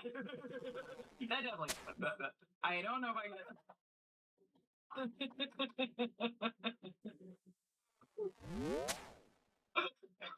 So cool. I can't wait to figure out how this goes wrong. If only I had Solitude. Yeah. Well, I guess you're gonna just do the thing. I'm gonna Fierce Guardianship your Dread Return. The Dread Return? Okay. Well, I mean, you get I do get to untap my Elsha. And importantly, all of your monks are now 2/2s. So, that's a fair point. We forgot about that, didn't we? Multiple triggers. I'm gonna loot.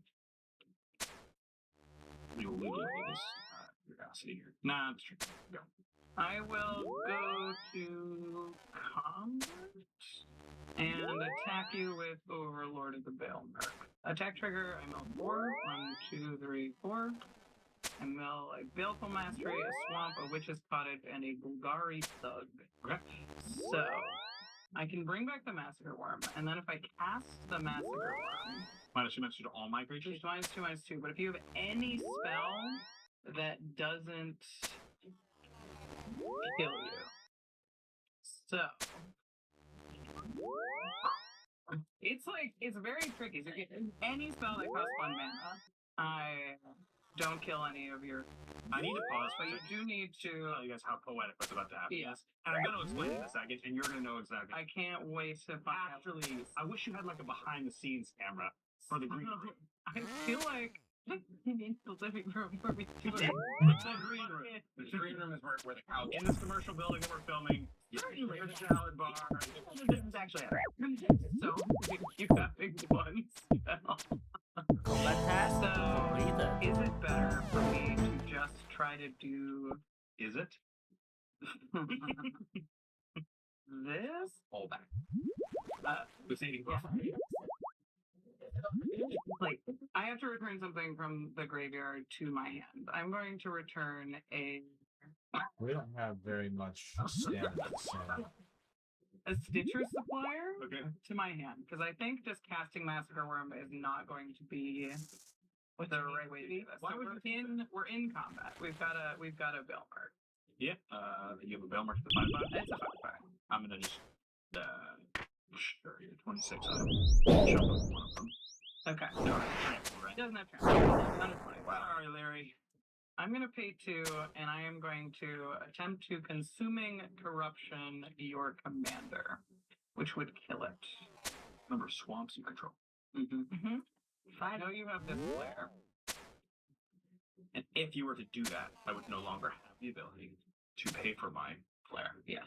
Yeah. And the fact. But also the flare. Well... significantly less fun than I thought it was about to be. Tap for a red. Tap for a red. I'm going to... What's that creature there? Lightning Bolt! We were talking about this. Oh, we're going to Bolt and put it in literally before we get to card number 100. Okay, so Lightning Bolt on the stack, Prowess all the way down. Prowess is now at 3, right? My guys, yeah. How many swamps do you have? 6. So if I can manage to run off a certain number of... Oh no, and I also, is it already big enough actually? 2 spells? It's 2 spells, so it's +4. So it's out of 5. This would be... need 1 more spell. Okay. So Lightning Bolt, the Ophiomancer. But right now, they're about all to become 2/2s. Those are, yes. Yes.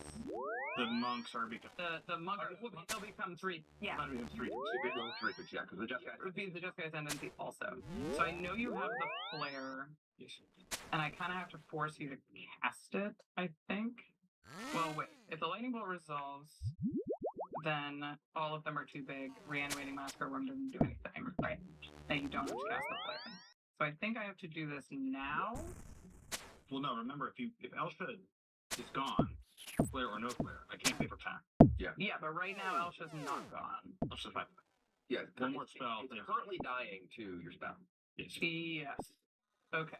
So Ophiomancer and they all become big. So you're just going to die to your pact, and that's currently my plan. Yeah. Okay. Battle stabs. It's alright. We have 300k in battle stabs again. No. And this one actually drops this also has some the heads that we can apply, so... Right? So you could kill the... Pretty copious amount. With we'll kill the Baelmerk. That seems... Okay. So that's target on that. I do think I need stamina for this. Okay. to do it really untap, efficiently. loot. All your stuff are But- 3/3. We'll be all right. They're all 3/3. Yeah, The commander at the resolution. This one. Yeah, what's the They'll what be, they yeah, they'll be fine. Okay. Okay. Okay.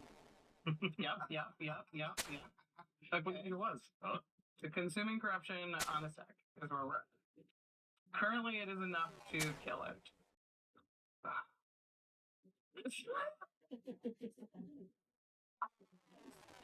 Is there like a flash white creature on upkeep? No, it's not gonna happen. Oh jeez.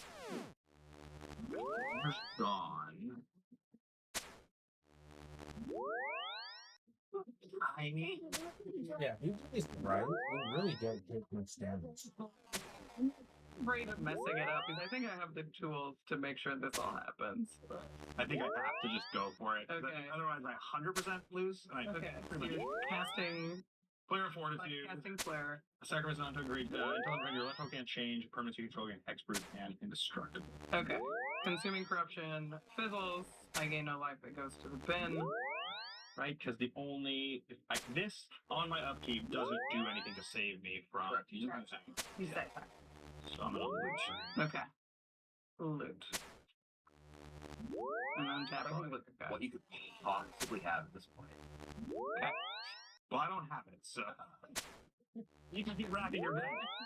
I was like, you need like an instant speed legendary cobalt. I'll pass to you, I think, and see what happens. That's trigger on the stack. Honor your upkeep. That makes me sick. You do have a distortion strike. You do have a distortion strike to but no creature. Oh, I have no creatures to target. So let's resolve the distortion strike first. You have lots of targets. Yeah. I will target a creature. Yep. Mm-hmm. Sure. Go to the graveyard. We will make one of these slightly larger. In response, hang on. In response to all the triggers on this deck, I'm gonna cast Necromancy, targeting Masculine.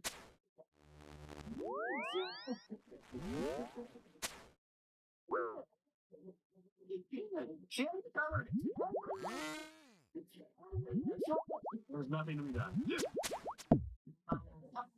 Rachel, congratulations. That was glorious. For a game where basically everyone got one shot. Pretty sure. That's the coolest thing. No, oh man. Okay, damn sis. Okay, I'm black sis. Crazy. I don't know how to say this. Yeah. We'll find it. Maybe he's under a brace. With all that the lightning. We can play lightning.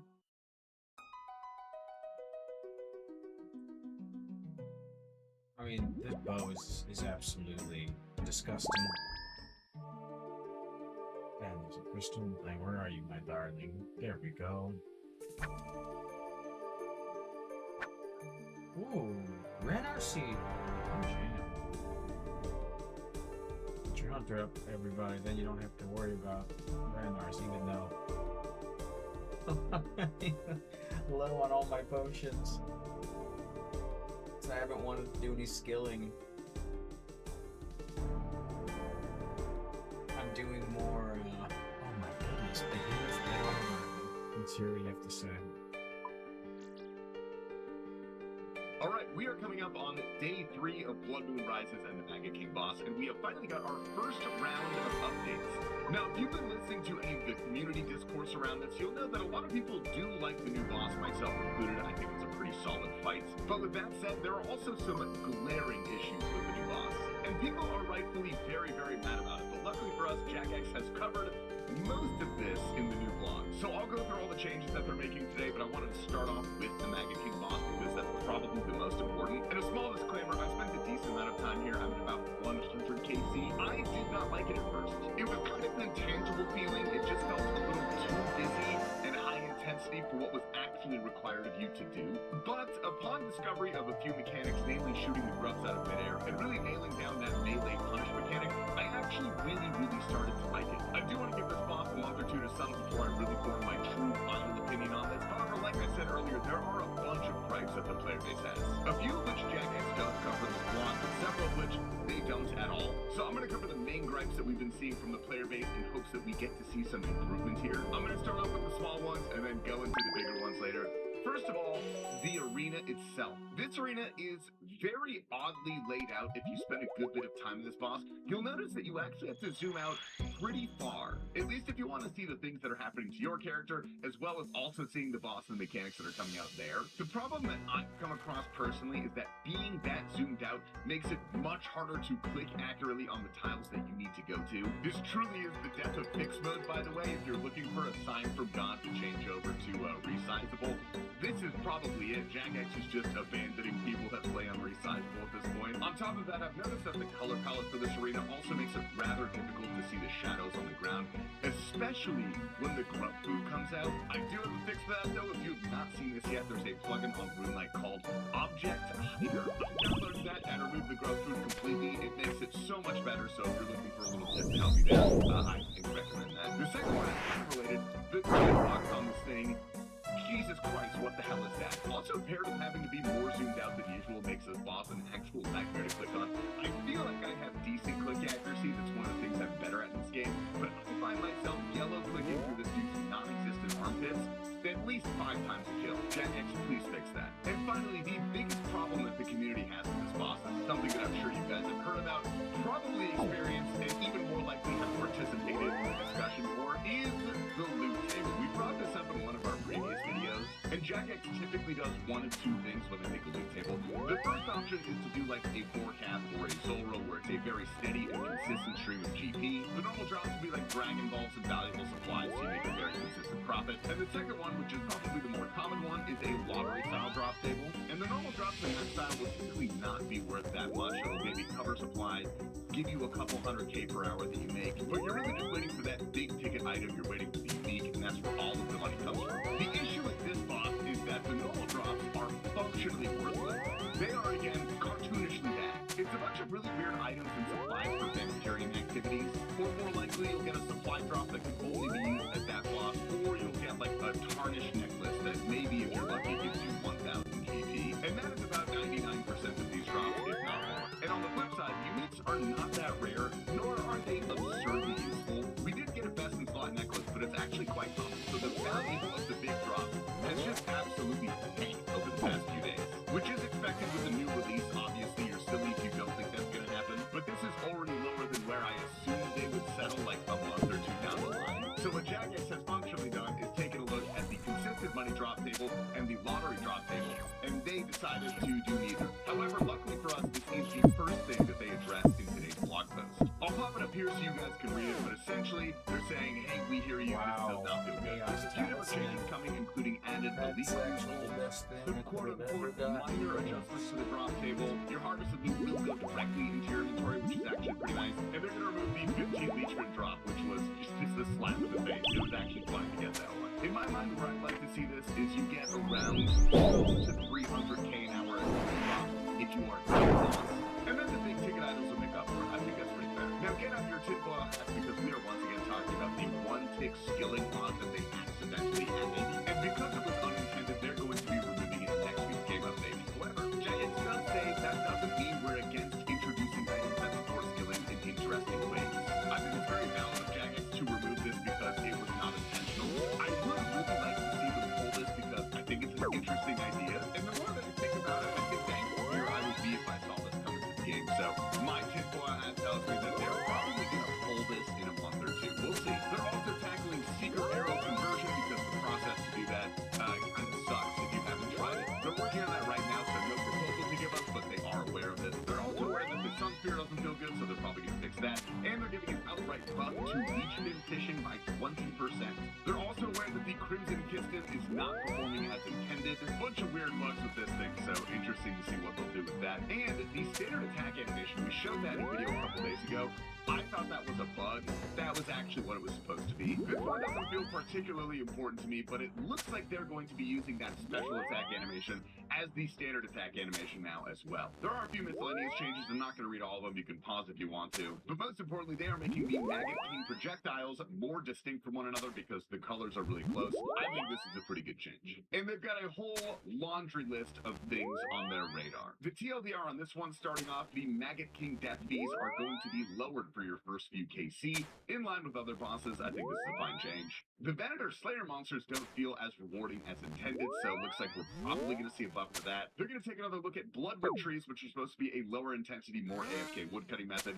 They're currently not, so they're probably going to change it towards that. And unfortunately, I've seen a lot of people call for this, but the Lawernial Draken Bite is not going to be repeatable. I give it a month. I think they're going to make it repeatable eventually. Anyway, for the rest of this video, I'm going to try my best to not inundate you with Maggot King drops. However, sometimes a white boy has no option. Gamers, welcome to Behemoth. My name is Tasty Life. It's lovely to see you all. Let's have a little bit of fun first. Wydega hits what is, if I'm not mistaken, the single highest hit splat outside of TOA. Oh, wait, I won. Almost done. I won. My cousin, Mr. Mammal, sent me this and said, "Oh boy, yippee!" Oh, we got a drop. We got a drop, boys. The Crimson Kit. Wait, pick it up quick. Oh my god. I heard a story about somebody taking too long to pick up their loot, and the boss spawned in and killed them. Oh, let's go. Let's see the bad boy. Oh! Vic, who goes through the 5 stages of grief in one single clip. Oh my... Wait, no. Bro, imagine. Oh, bro, imagine. Imagine. Bro, I'm so sad. If that was a twisted bow. Frenzy G is having an absolutely fantastic day, starting off at the new boss. Locked in, yes, Marty. Locked in, yes, sir, yes, sir. Well, how's the Inferno going then, Arm? We got the yo! We really did. And then going directly into Doom, where he is, quote, not a milker. This is gonna be our treads. Are we really about to make some luck? Should I milk it? Nah, I'm not gonna milk. I'm not a milker, bro. Plus, I'm just gonna get the claw. Maggot King, and then the Averted Treads, all in one day. Guys, what is this? What's going on right now? 61M, one of my favorite people, takes the new necklace Peking to great effect.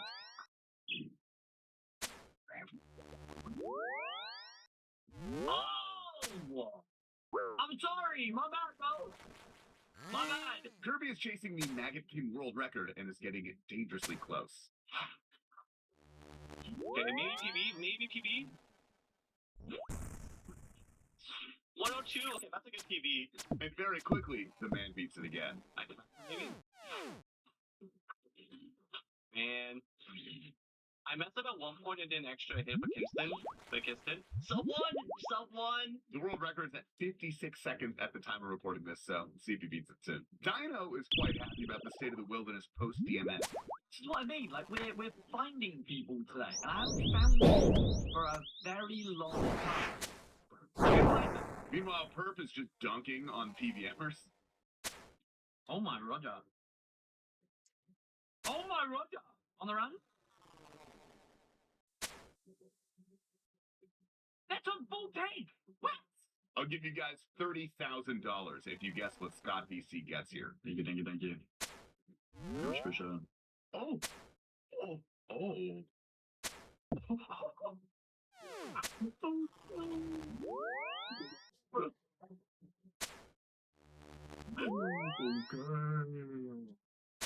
I can't even see it, my core's all what? Oh wait, no way! Wait. That looks so cool. Let's follow up with Mr. No Sleep and get his opinion on the new quest. How is the new quest? Did you struggle with it? So, do you want to get off my ass now or later? Because, you know, this is the 3rd time you're asking me about this quest, and you know I haven't done it. So, how about you take 2 steps? Matter of fact, you take 3 steps back there, Wiggy RS. I'm feeling that the pet is extremely rare because we've seen so few of these. Let's go. Let's go.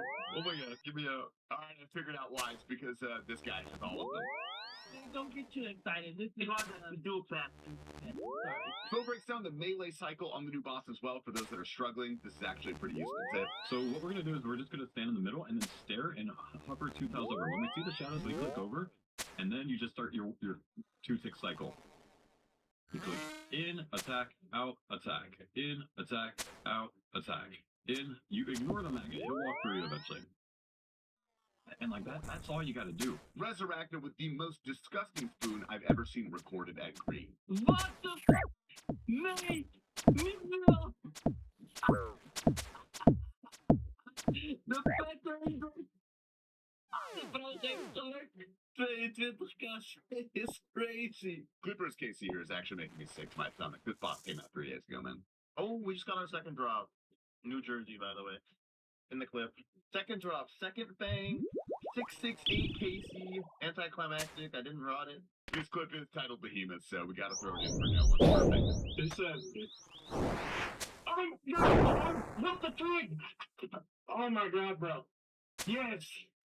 Oh my frig! Gamers, that's all we got for you guys today, so I will not see you until after the 4th of July. For all my Americans out there, stay hydrated, wear sunscreen, don't drink and drive unless you really want to. Cut that out, Asterix, that's not a funny joke. And for all the Europeans out there, suck my balls, 7777. Anyway, Dino's taking out today's video. I should mug by getting my weather from an app.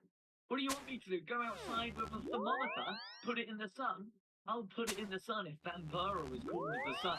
The worst part is I just said Vampira, and I meant the vampire from the quest. For sake.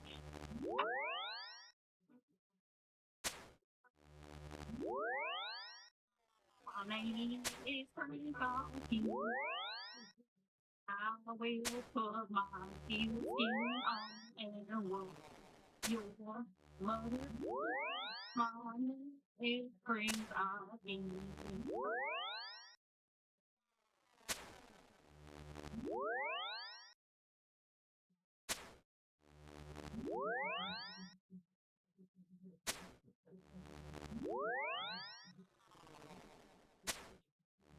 Every show is a sermon. Every show is literally, whether you like it or not, discipling your kids. The world says, I was born this way. Christ says, you can be born again another way. Righteous anger is something you possess.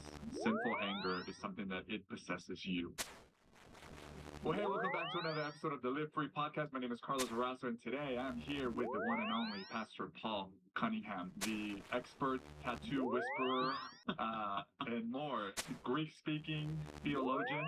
Wow, you're really setting me up big for a big letdown. I feel like in a little bit, yeah. Man, this is going to be a good episode. How are you, man? So, man, I'm doing awesome, man. Pastor Josh is on vacation. Hope he's having a good time. Okay. But, man, I'm so good to be with you, and I was actually thinking about you yesterday, man. What? Okay, tell me about it. Yeah, it was the first game of the NBA Finals was on there, and so I don't know if you know, but, like, when people come and visit and they haven't seen us before, I know you're going to show us a few people who've been visiting us. They're always like, man, Carlos is really tall. He's like Victor Wembanyama. And so, yeah, do you know what Wemby is? I do. Actually, my fellow French brother. I was like, man, I feel like Carlos is the Wemby of our church. Wow, and so, okay. if you are just joining us on Spotify or something, you don't have video, may want to go over there and look. But yeah, the I thought you were wonders going to of pull AI. Tim Duncan over here. I mean, Tim Duncan is awesome too. I'm just saying, you tower over everybody else in the lobby the way Wemby towers over everybody. That's funny. You know, that's kind of how I feel sometimes, especially when I travel, like overseas. I genuinely feel like, you know, just 2 heads solid. Yeah, that's hilarious. Man, it's last weekend or this last week, Pastor Mike Bro started us off with a brand new sermon series, and Fuego. We're going to talk about that in just a little bit, but we're excited because today we're going to be addressing a couple different topics. James chapter 1, verse 19, talking about anger, especially unresolved anger. We're going to go today in this episode, Pride Month, responding to some of the most common arguments people have that people use towards Christians, basically to say, hey, actually, you're wrong and I'm right regarding LGBTQ ideology. We're going to be debunking questions such as, the word homosexuality, Paul, wasn't in the Bible until 1946. I want you to explain that. Okay. I want you to explain that in just a little bit. Other questions such as, it's inconsistent to follow Old Testament Bible on same-sex relationships, but not in other Leviticus prohibition. The Bible, like eating, for example, shellfish. Are you a shrimp eater, Carlos? I am actually. You hypocrite. We're gonna learn some things today. You hypocrite. We're gonna figure that out. Okay. The Bible only condemns exploitative same-sex relationships, not consensual loving same-sex marriages like we have today. That's what some people will say. And if we have time, we're gonna be talking about Sesame Street and their ex-post about LGBTQ promotion for kids. And just talking about how do we equip parents to have these conversations with their kids because the world is already having those conversations with them. Hey, last episode we had something very significant happening. Okay. We hit 1 million subscribers. You did. Bro, so first of all, a couple things on this. One, thank you to everybody that has been sharing, honestly liking, commenting. This is a big deal. Obviously, again, we have a little 100,000 thing over there, but a million is a big deal. We appreciate that. One thing that I think, I don't know if we've done a great job on this, Paul, and I think we could do better, is that ultimately the views and the streams and the traffic and on social media, I mean, honestly, one, it's been insane, but two, it's great. But ultimately, those numbers are people and stories. And we are all about people and stories. We love getting emails, letters. We get to hear literally every single week in the lobby here in our campuses. We get to hear story after story of life change, of what God is doing and how God is using podcasts. We love that we get to hear that's cool. Because that's what we're celebrating right here. We got I really don't Trey want to make from those. Trey. This is literally the weekend. I By the didn't way, even know Trey that's on the got drop. a tattoo to tell us that. Yeah. And so he missed you. You should have fact checked that, making sure What in you the would. world Only would have is been too all on late. this Would have been drop awkward. table? Well, yeah. You can. It's right there. You can tell him if you got it right. Did you It's get it right? exactly right. Okay, good. Exactly right. Trey, we're good. They visited from Missouri. They just literally flew in, say hi. We had Jed and Wendy.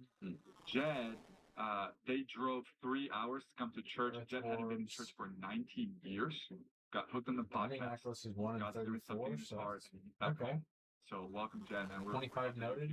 Last story here. We got Ernie from Mexico. My friend Ernie, he was involved in Mormonism. And for many years, he started listening to Lake Point Church Online sermons, joined the podcast regularly as well, joined a life group online for Lake Point. He gave his life to Christ. He drove last weekend with his life group and his family to Lake Point campus to get baptized. There's a whole party thrown.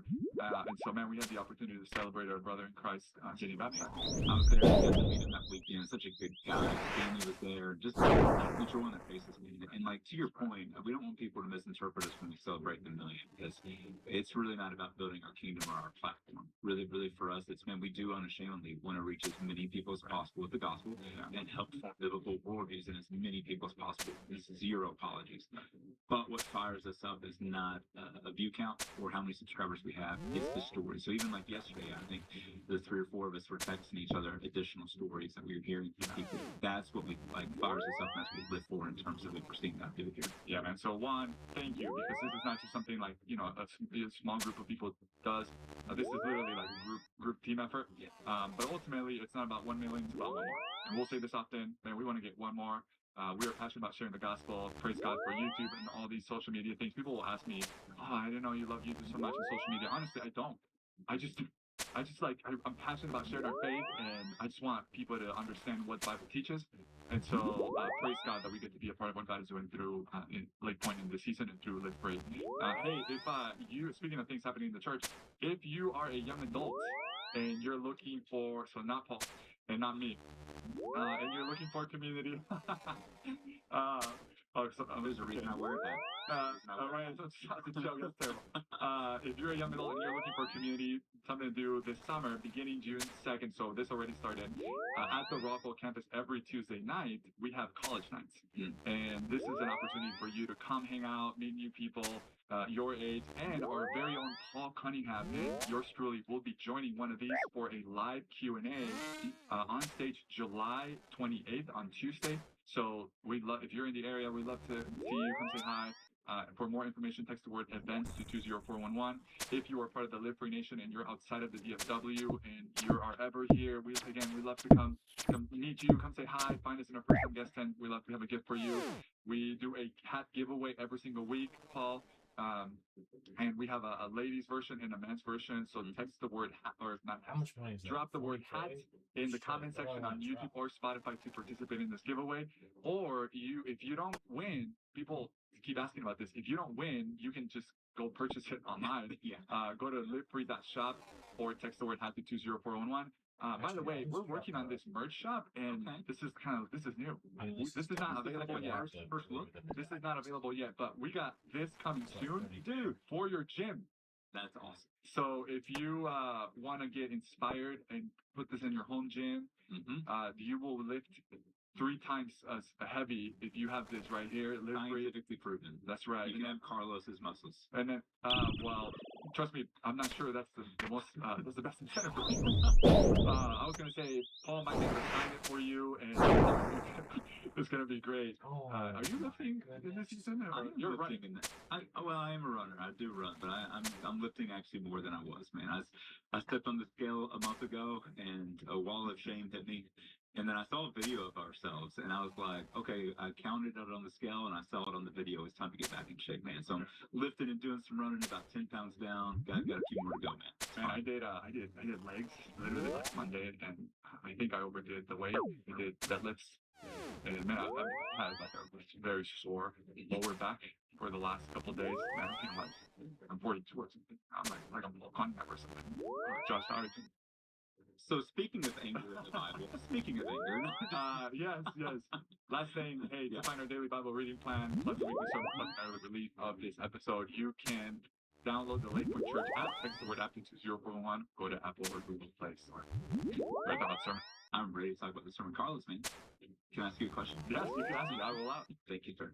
What did you think of the sermon, man? How did it hit you? Man, it was good. First of all, shout out to Pastor Mike. Yes. New sermon series, En Fuego. Always kills it. That's a killer title. Carlos, what does it mean for a non-Spanish speaker? Yeah, of course. Thanks for asking. It means on fire. Okay. Yes, I'm sure, as Pastor Mike gets rested this weekend. Yeah. On fire, En Fuego. I like this title. It's pretty hot. It's, and so that's actually not a great joke. It's okay. I was going to let you pass on me. So, man, we went James chapter 1, verse 19. So if you haven't listened to the sermon, you can go back and check it out on YouTube. So James, as we know, it was written by Jesus' little brother. James, I didn't know this, but first of all, if you think about James being Jesus' little brother, if you think about that, like, he literally grew up with Jesus, right? And so whatever you see him writing, like, he's not just saying in a theoretical way, like, he witnessed it, he experienced it himself. The Gospel of John tells us in John 7:5 that at some point James didn't even believe Jesus was the Son of God. Obviously, because what would it take for you to believe that your brother was God incarnate, alive? Yeah. Like a resurrection is what it would take. So here is James, and he's writing about Jesus, and obviously he's speaking from what he's seen. This is perhaps one of the earliest, possibly, Paul, one of the earliest books in the New Testament that we have. Some people believe it was written between 44 and 62 AD, which is literally like 10 to 30 years after Jesus was resurrected. And so let me just take a moment. So James chapter 1, verse 19, this is what it says, as we chew on this a little bit.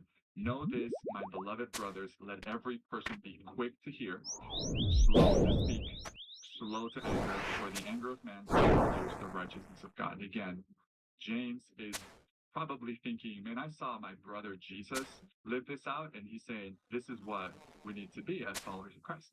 And if you think about it, Paul, this is literally the absolute opposite of what we see in our social media culture today. Like, identically the opposite. We say we ought to be quick to hear, slow to speak, slow to anger, but today our tendency is to be slow to hear, quick to listen, quick to speak, and quick to anger. Like, that's literally X, all your X feed is that.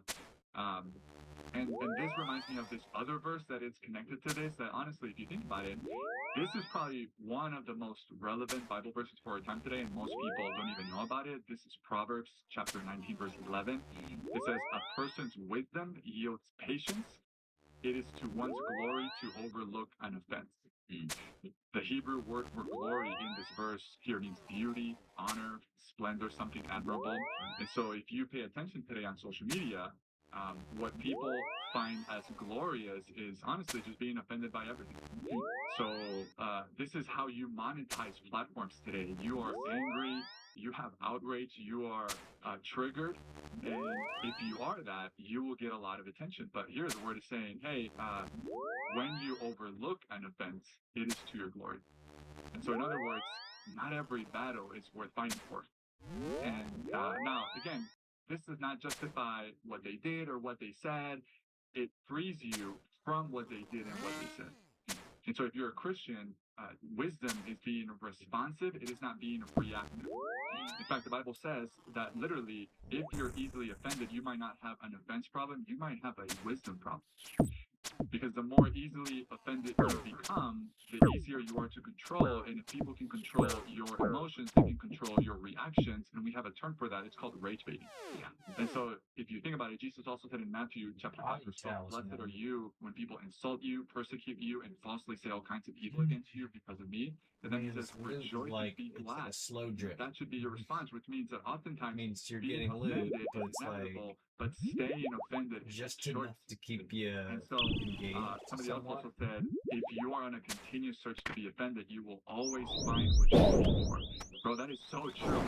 So this for me, as we meditate on this, and I'm just going to ask you a couple things here in a second.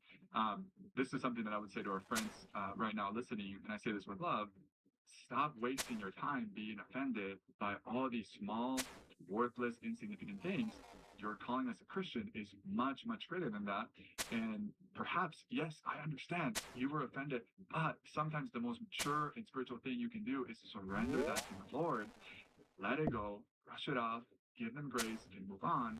The world would call that weakness, but the Bible calls that glory. A few things that I love before we maybe jump into, we talked about maybe 3 types of anger in the Bible, but just a few things he said stick out. Number one, I love your tie-in, and you maybe didn't even realize you're doing it between Proverbs and James. Yeah. Because many scholars say the book of James is actually a form of New Testament wisdom literature, that a lot of how James writes is these kind of short sayings, which sometimes, like, for example, if you read the Apostle Paul or Peter, they're writing sustained arguments, very logical, whereas James will kind of hit some stuff, move on to another subject, and he repeats the same subjects over and over again, much like the book of Proverbs. And so I just love that connection there, that how both Proverbs and James have stuff to say to us. Also, just reminds me of a low pass. I was reading some research coming into this week, and literally the rates of self-reported anger have never been higher. And part of that is because it is the best way to, what you said, to drive attention or to gain attention. People call it rage baiting or farming. Obviously, you see this on social media, where sometimes people will say stuff that I don't actually think that they believe. I think they're saying it just because they will get a reaction. In the same way, what's interesting is, you know what the leading cause of anger now, or one of the leading causes of anger is, in terms of what they see on social media? No, politics. Shock. I know, right? I know, everybody always thinks politics. Who would have thought? Who would have thought? But if you actually look, it's crazy how much it has increased. And part of that is, even like, this is actually, I'll just be honest, one of the things I get frustrated by politicians on either side of issues here in America is that I feel like so many of them, instead of giving us a vision worth living for and building towards, they give us something to be angry at.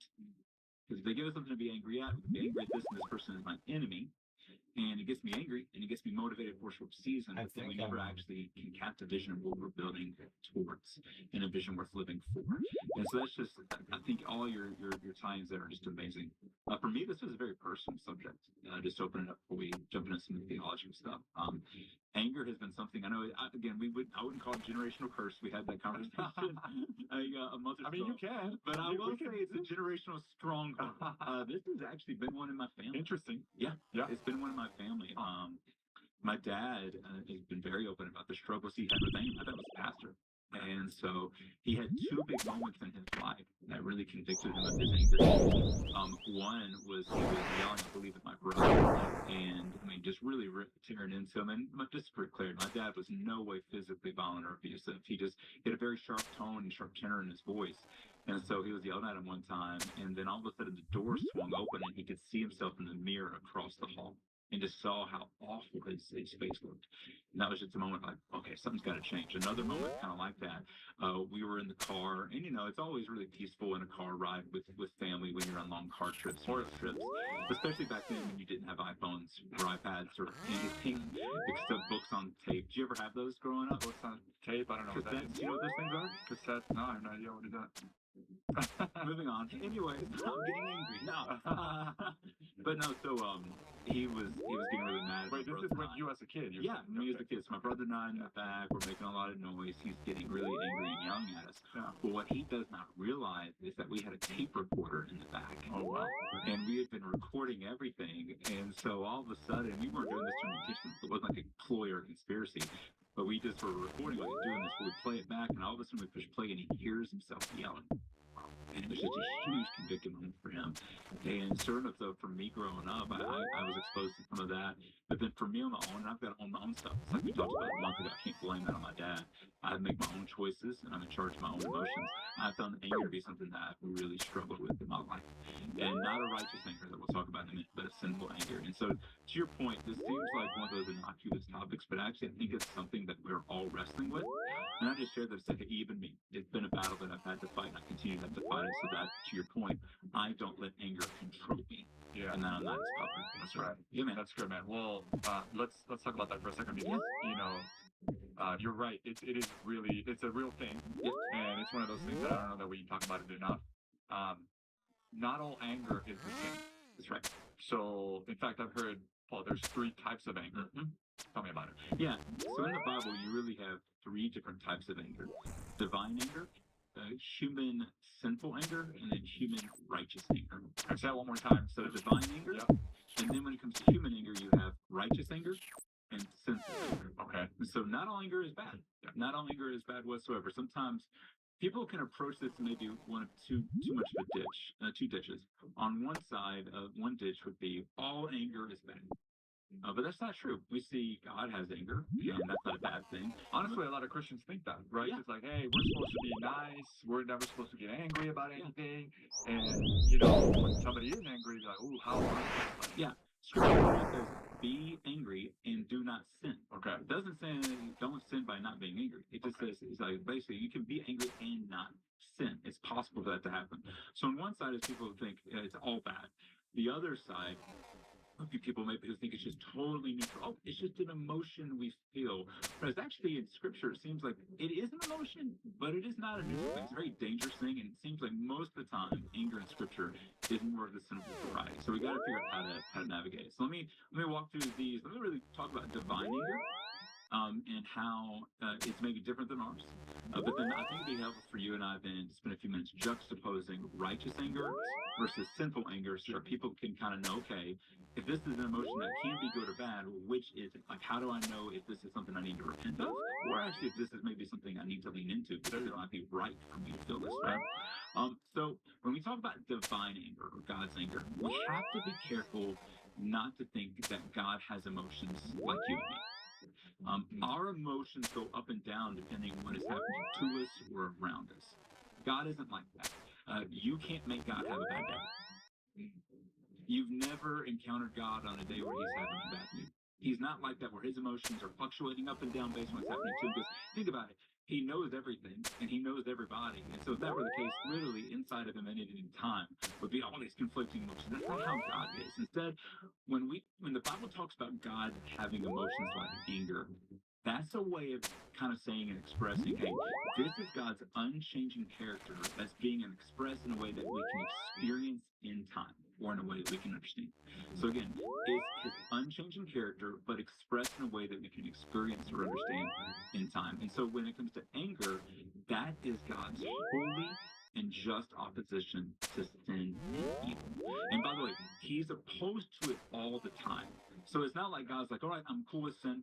I'm cool with saying, oh, you pushed me over the edge and now I'm angry. No, he's always opposed to it, but there comes times where we feel that or that he expresses that in Scripture. So let me put it this way. When I get angry, something outside of me is changing my emotional state. When God is angry, he is expressing his unchanging state against it. Does that make sense? Yeah, and by the way, some people don't like to hear that God gets angry. Yeah. It is because he's good that he gets angry. Exactly. I was going to say three things.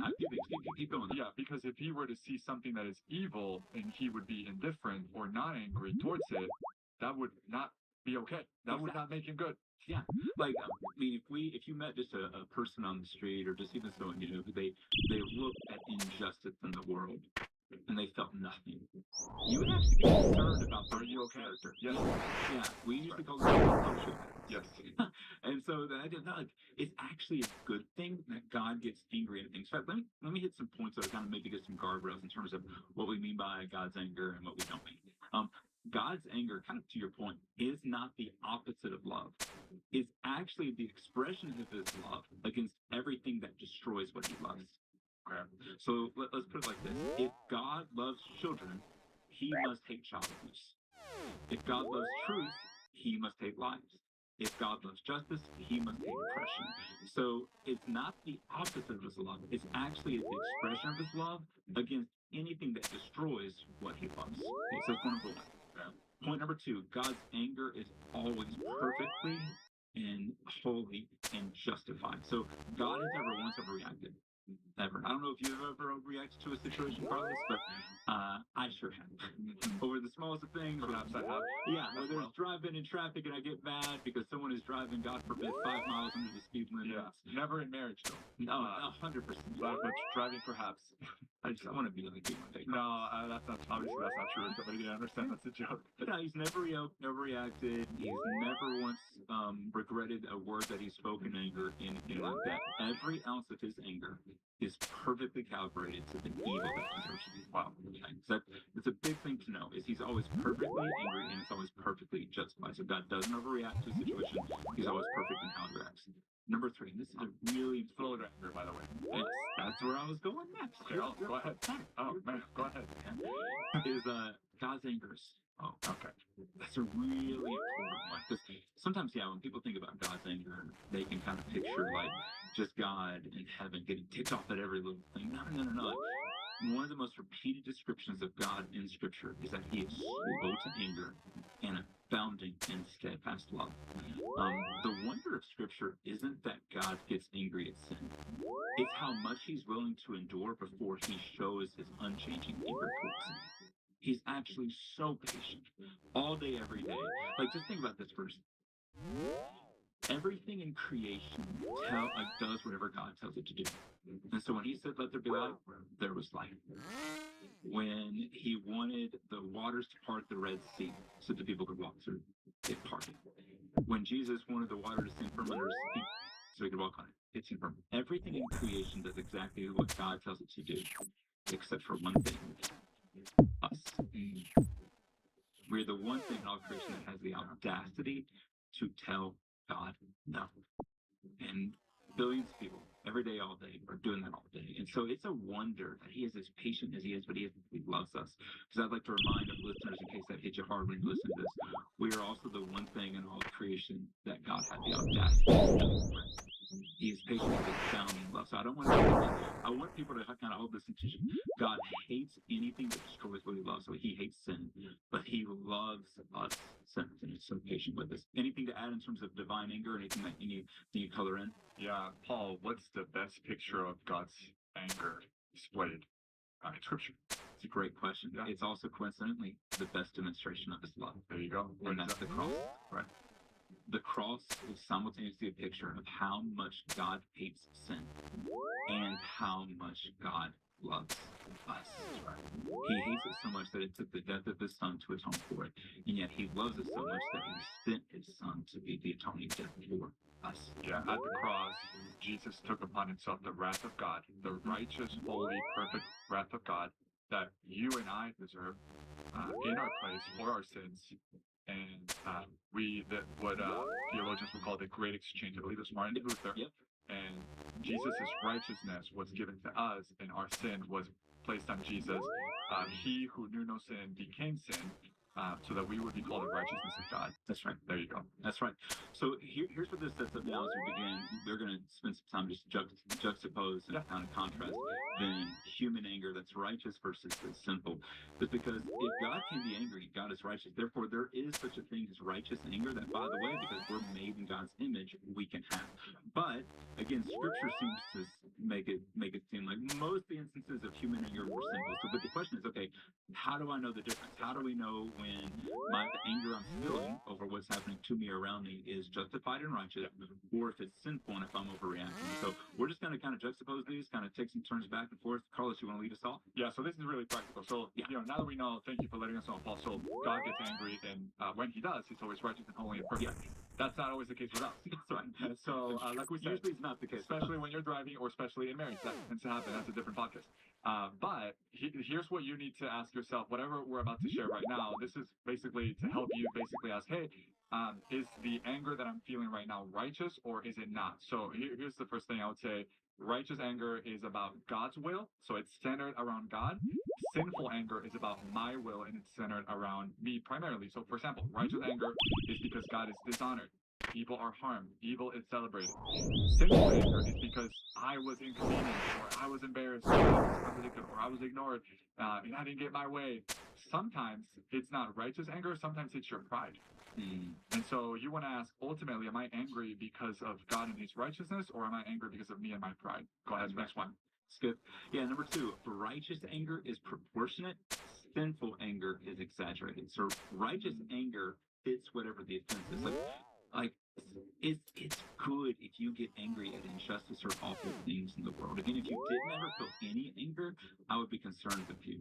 But sinful anger turns minor frustrations into major offenses. So again, this is a very obviously exaggerated thing about to say, but I think it proves the point. Getting angry over child abuse is proportionate.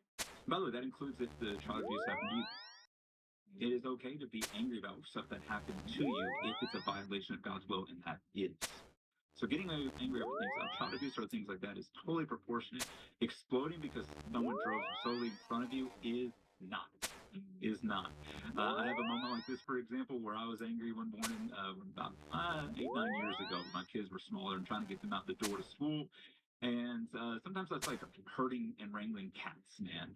And so, like, I'm trying to get them, we're running late, and we had a small dog named Bear, which is kind of funny because he was a small dog and named Bear, but the kids wanted to name him Fluffy, and he was already a small dog, and I said I would never have a small dog, so we were going to give him a manly name. So Bear, go ahead. Yeah, how dare you? I feel like you're rage baiting me this entire I'm just messing with you, dude. All month. So anyways, I'm trying to get them out the door, and we're running late, and I got to get to work as well, and I try to drop them off to school.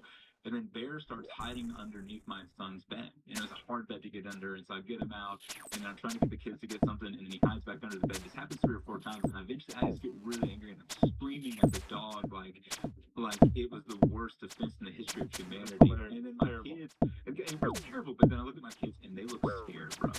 I looked in their eyes, and they looked scared. And it was actually like, it was reminding me, like, my dad had that moment, and then I had that moment. That was actually one of the first moments about 8, 9, 10 years ago. It's like, okay, I got to get some stuff that's gone awry. I got to get my anger control, because the point there was like, being a little frustrated would have been okay in that situation. But the fact that I don't think it was exaggerated. So righteous anger is proportionate. Sinful anger is exaggerated. Here's another one. I would say righteous anger is slow to rise. Sinful anger is quick triggered, right? And so, as Christians, man, we want to be. Wisdom says we should be responsive, not reactive.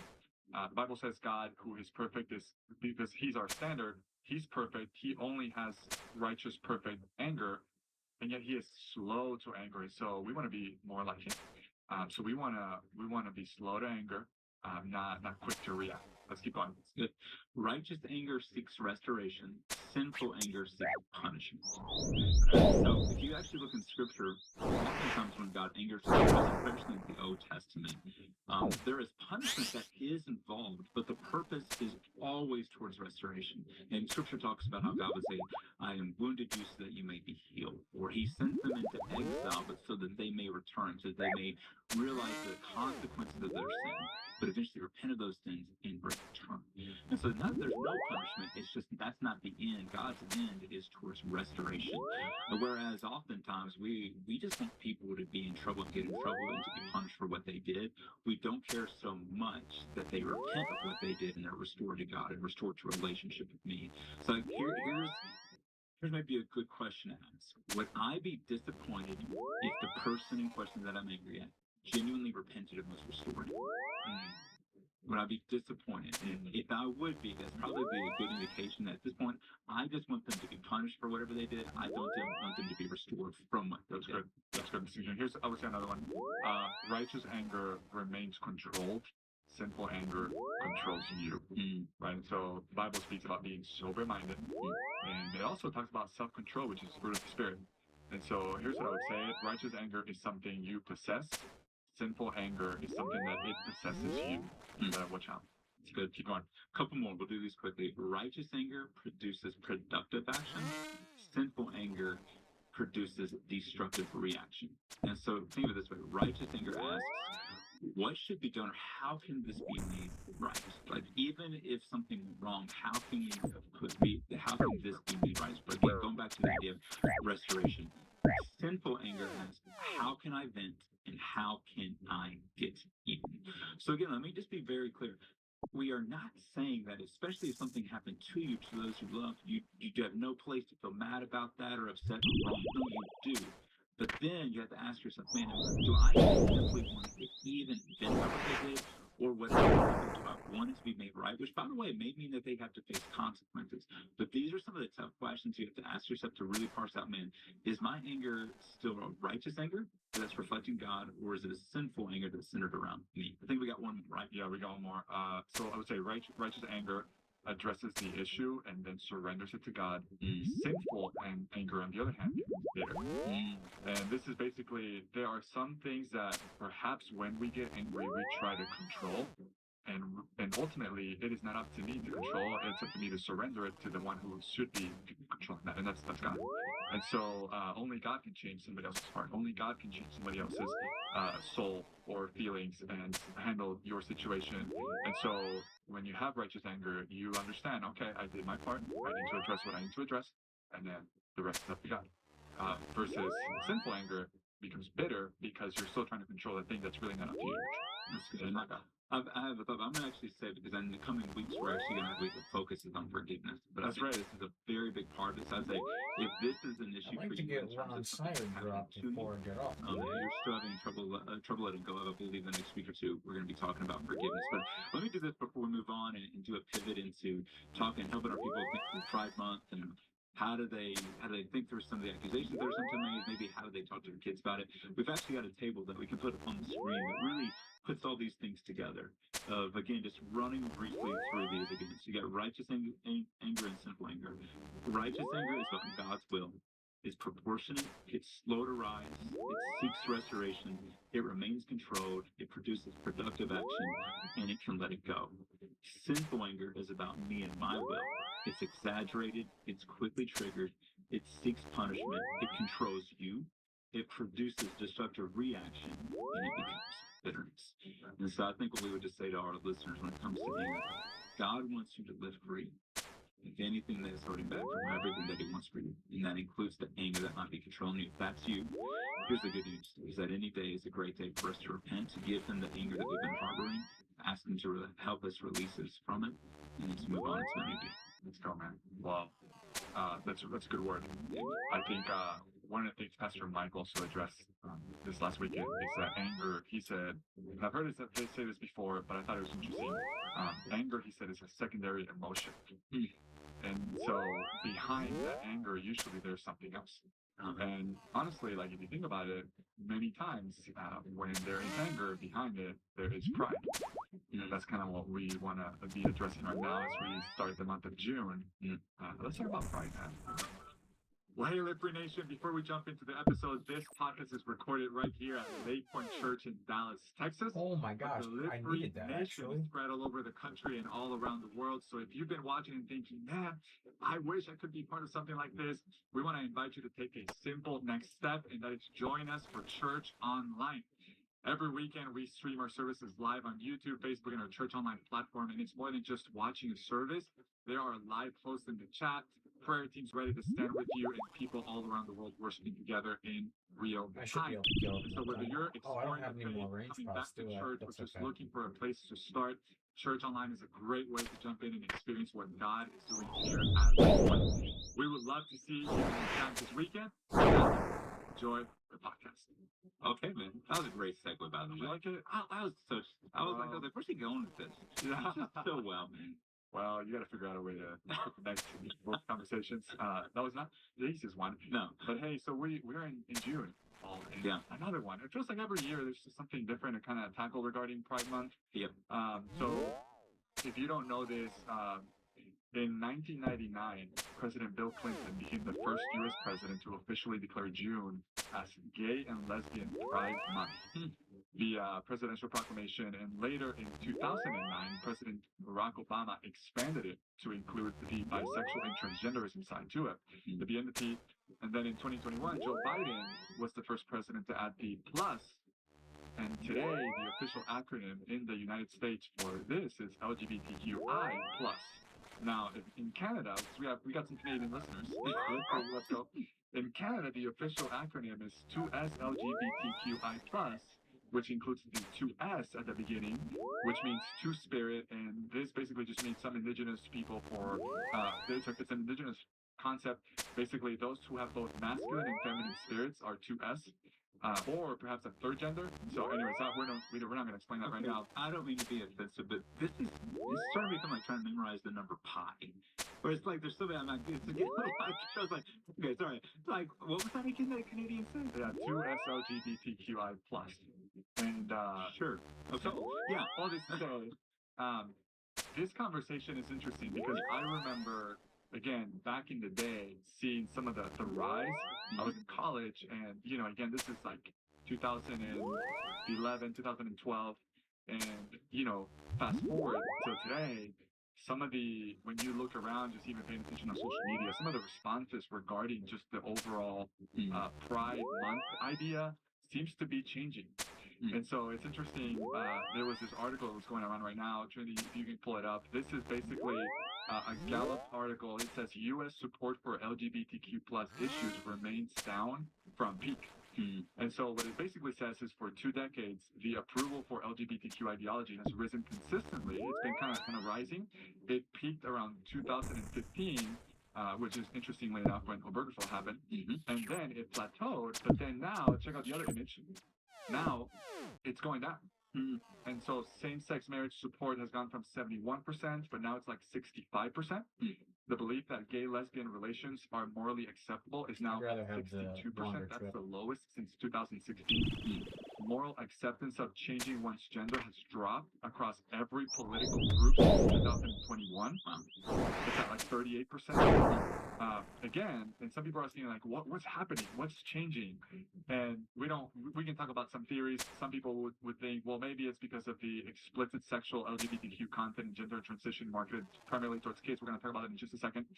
Perhaps it's because biological men identifying as trans are using women's spaces, or at least pushing for that. Biological men competing in women's sports, that's been also a conversation in the last couple of years. Gay couples adopting children via surrogacy, that's a big deal. And by the way, we are working on getting a friend of the podcast, Katie Faust, to join to have a conversation about that very soon.